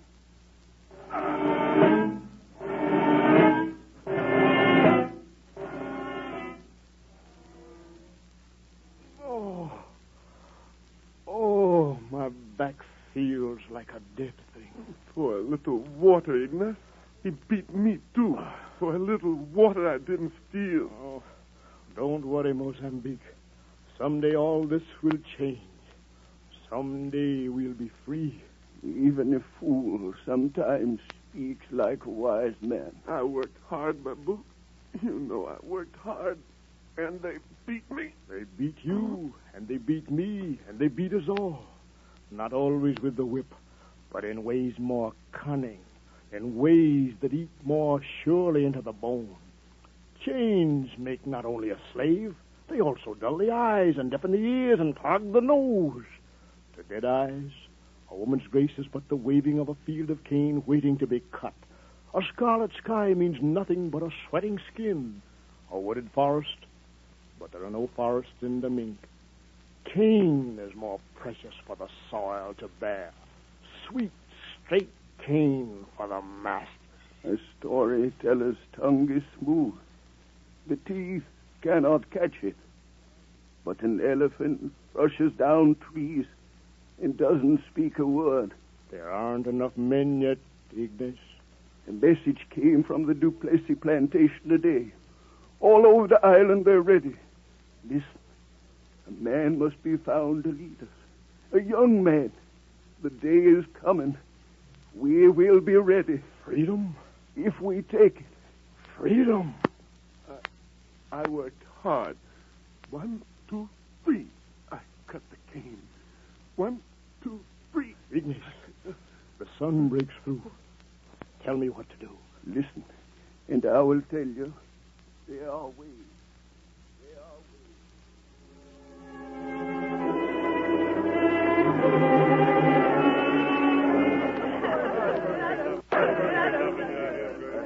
A toast, ladies and gentlemen. Yes, a toast. To freedom and liberty, eh, Hubert? To freedom, Monsieur le Duc. To freedom. Oh, but enough of politics, monsieur. It is much too hot. Oh, tell us, Hubert, what's the news from Paris? But how can we speak of Paris without mentioning politics, Madame Golden-Duke? Yes, Mother, there's no talk of anything in Paris today but the revolution. The rabble have gotten out of hand. Why, even the opera's closed. Really? Antoinette, these minor disturbances can't be avoided in the great struggle for liberty and freedom. But they needn't be so brutish about it. Imagine, a crowd of hoodlums stopped our carriage and made Hubert bow to each one and address him as citizen. Oh, I really don't know what this world is coming to. It's simply dreadful. Here, what's that dreadful noise? Just the blacks, my dear. They're celebrating your engagement party, too. Oh, how nice. Well, how's business, Laborie? Oh, how can it be? These ship owners must be stopped. First, they keep the price of slaves so high that we're in debt to them over our ears. And then, to work off the debt, we produce more sugar. What happens? The surplus gluts the market and the price of sugar falls. So we have to buy more slaves to produce more. We plunge farther into debt and hope somehow to catch up. Oh, but it's hopeless. We're all bankrupt. But I notice that none of you has suggested giving up your plantation since you lose so much money. Where do you get such ideas, Hubert?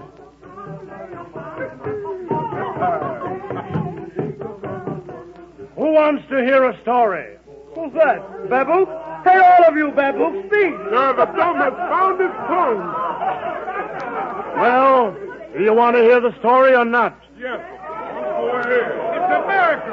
The book speaks. Yes, I speak. When I have something to say, I speak. Only monkeys jabber to give their teeth exercise. What's the story, Babuouk?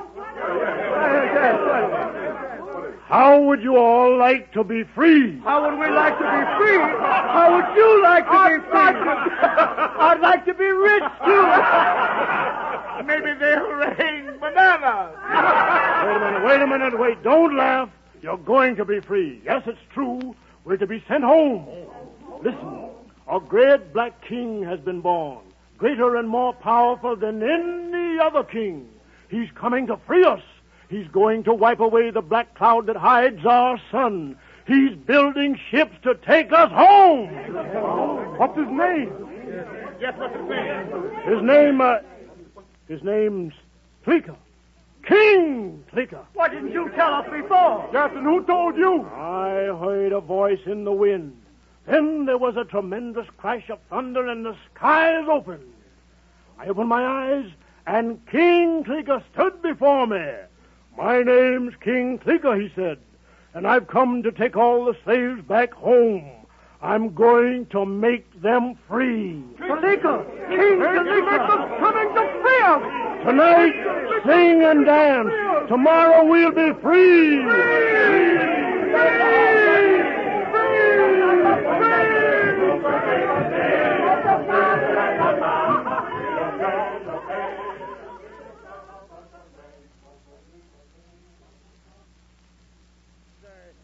haven't heard you express your opinion of the slaves yet. All visitors form their opinions early. I've hardly had time to form an opinion. These so-called humanitarians think we're nothing but a set of cruel beasts who force the naturally virtuous savage to slave for us. Well, I don't entirely approve of this system of human servitude. Human servitude, indeed. What about the workers in France who earn scarcely enough to add garlic to their diet of bread? Who are so miserable they bless the judge who condemns them to life in the galleys of Toulon. Have you seen such misery here? No, Lavery. I certainly don't approve of that either. The eternal arguments of the so-called philosophers of France. Yes, Impractical theory, that's all. What's that? Come, let's see what all the noise is about.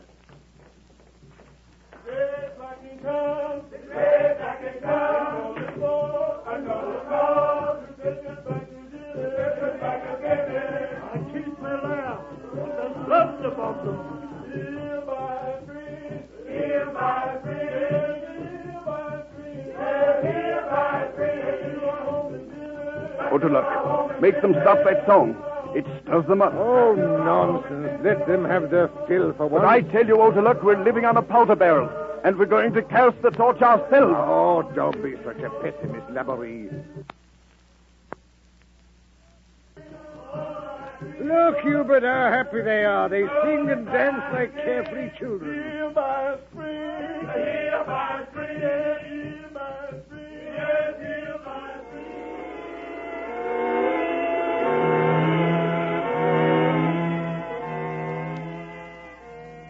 Well, Babuouk, are you ready to tell me who started the story about the Black King? It's not so much fun to hang here by your wrists like a side of beef, is it? Captain, I won't have you treat my slaves like this. It's obvious he knows nothing.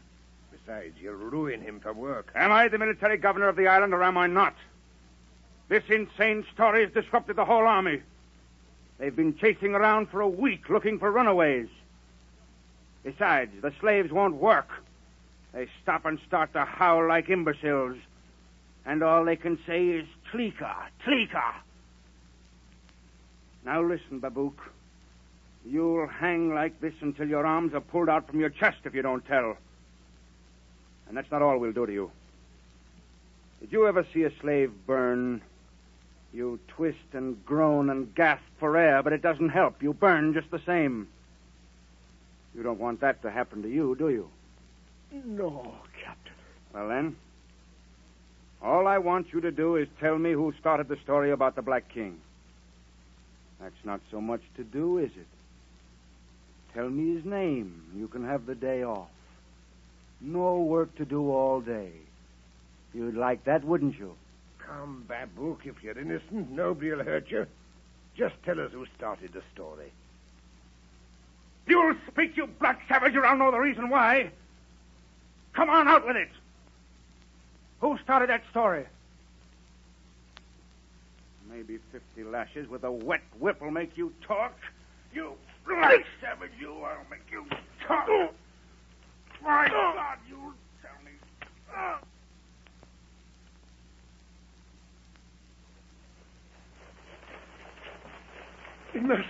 Ignaz, they've got Babuouk. Beat the drums. Get all the sails into the forest. They've got Babuouk. They've got Babuouk.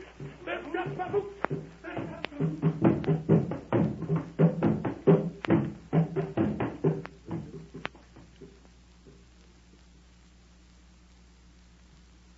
Oh, soldier. Hey? Let me down. Let me down, soldier. I'll tell you who started the story. I'll tell you. What? I can't stand it anymore. Let me down. I'll tell you. Tell me and I'll let you down. Let me down. Come nearer. All right. Tell me. Hey! Let go. Let go. Help. Help. Let go. Goodbye, soldier.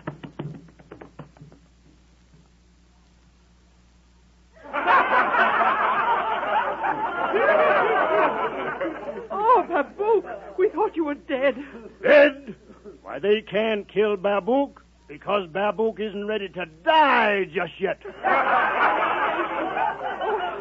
Babuouk, we all pray to Dambala to save you. What kind of men are we that we should pray to Dambala for the favor of the white masters? Haven't we any strength of our own? At home in our tribes, did we do nothing but beg? Did our arms dangle wearily at our sides? Or did we sing a battle song and go out to fight? Aren't we men here, too? Even the enormous elephant fell before our spears. But there is better game than that which runs on 4 feet. There's the best game of all, the beast that walks on 2 feet. Yes, we've been bitten often by snakes, but must we forever shy at earthworms? What are we afraid of? When the sun rises, Ignatius will set fire to the cane at Duplessis plantation. That will be the signal for the rest. Then the others will set fire to their field. No, don't, Babu. Listen to an old man. Listen before it's too late. Your fury, your anger has made you all blind. You're a handful here. What can you do against the guns of the soldiers? There's a right way and a wrong way. We must not kill, for what will we get but blood? The spirit of freedom is in the air we breathe. The masters cannot escape it. Wait! Wait, you say! I say we will not wait. You're too used to the lash. Your back cries for it. The God of the masters is thirsty for the water of our eyes. Must we weep forever for that thirsty God? Is there no other God in heaven? Yes! There's the God who gives the sun its warmth. There's the God who lends the sea his anger and storm his rage. He is the God of the slaves. He sees the evil of the masters. Rise up, he cries. Rise up and tumble the God of the masters out of the heavens. The thirsty God of the masters shall die. Yes, there's the God who gives the sun its warmth. There's the God who lends the sea his anger and storm his rage. He is the God of the slaves. He sees the evil of the masters. Rise up, he cries. Rise up and tumble the God of the masters out of the heavens. The thirsty God of the masters shall die.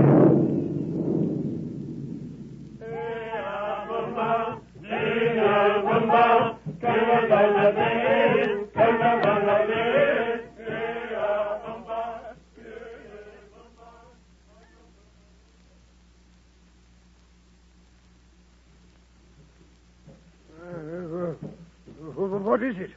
Who's there? The sky is flaming. The fields are on fire.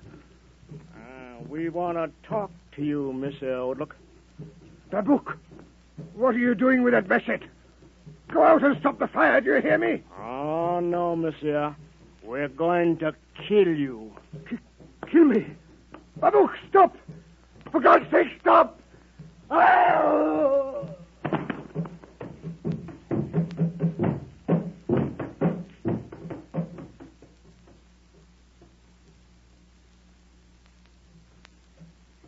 Sky is black with ashes. You can't tell whether it's day or night. The air is so heavy, it's hard to breathe. Stop it, Lavery, stop it. You're driving me crazy. Gentlemen, I called you together here to discuss the defense of the town, not to give you a chance to act like children. Captain, do you think we have a chance? The town's well fortified. Well, what made them do it? I don't understand. What made them do it? You wouldn't. But I understand, Monsieur Hubert, what made them do it. You foreign agitators. Don't be absurd. Yes, you philosophers, filling the air with idle talk of liberty and fraternity and equality. You slit our throats. At the grave of death, you bray like jackasses. It's you who deserve to die, not the slaves. You're cowards, afraid to face the world. Or perhaps you have looked and found it not to your liking, so you blind your eyes and your brains. I looked and saw a dunghill, but I thought men's hopes could change it, make it vanish. You looked and saw nothing, but your hearts beat a terrible warning. You don't want to know why the slaves revolt. Truth to you is only what you want to believe. You don't dare whisper to yourselves or you'll never sleep again. This is treason. No, call your own acts treason, Captain. You're under arrest. Guards, put this traitor in a cell. Yes, kill me. Perhaps that'll stop the revolution. I don't know what the world's coming to. Stop those drums. Stop them, somebody. Stop them. Gentlemen. Yes, Captain. Let's do something. There's only one thing to do. Massacre them all, loyal and rebel alike. They've all become infected. We're seized with liberty. The town is well fortified. The troops are loyal. I have already given orders for the construction of 50 new racking wheels and 100 new gallows. I'm an old man. Listen to me. Let's take to the boats. And leave everything behind? Do you think we're fools? Better a live fool than a dead planter. The troops will hold them. I hope so, Make Captain. them stop, please. Make them stop.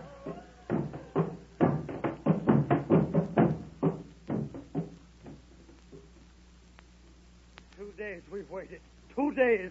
Why don't the others come? Why do we have to wait here? Let's attack the town. We'll wait for the others. Wait. I'm sick of waiting. You fool.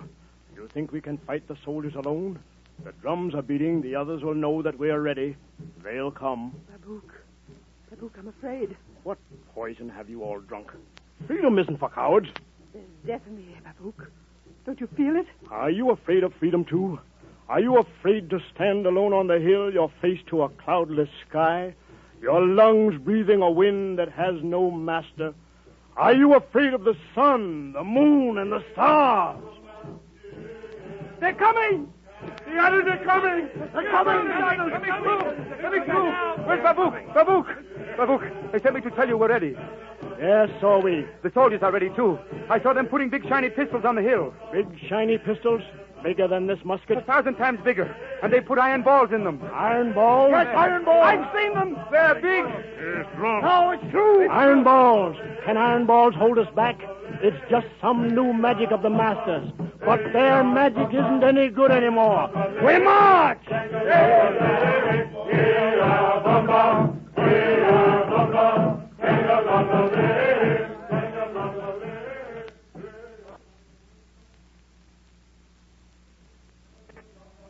Cannon ready? Aye, Captain. Good. Remember, don't shoot till I give the order. Aye, Captain. The devils. The way they beat those drums. They're coming. Listen. Sound the call. Remember, don't fire till I give the order. What are they doing now? Why don't they come? Quiet. Why don't they come? Ready, men. Fire! Come on, you heathens! Try it again! Yes, why don't you come back for more? They'll hold you! Did you see them run? Come on, we'll make you free. Reload cannon. Reload and wait. We'll see how they like the taste of iron, the heathen scum.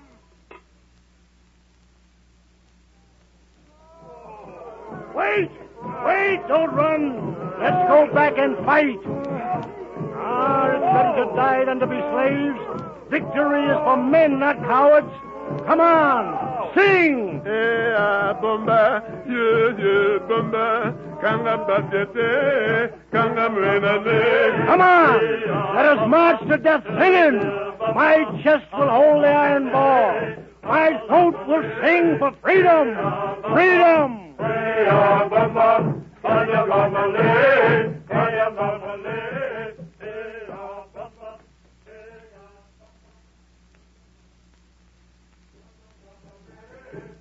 Ready?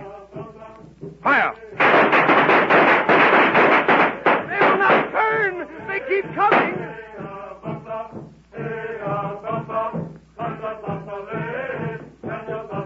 Look at that fool who's leading! He's rushing to the cannon! I've got it! I've got it! My chest will hold the iron ball! Fire!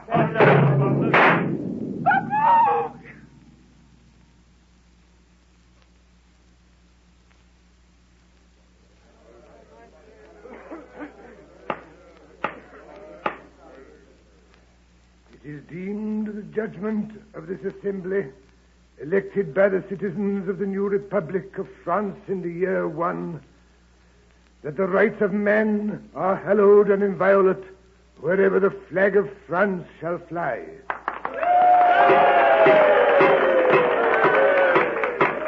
The glorious principles of the Revolution, liberty, fraternity, and equality, must be maintained, or the hopes and sacrifices of mankind have been for naught. But we have proclaimed the sanctity of the rights of property. They too are sacred and inviolate. As a man, the slave was created free and equal to all. But as a slave, he is the property of his master, and so must remain in perpetua.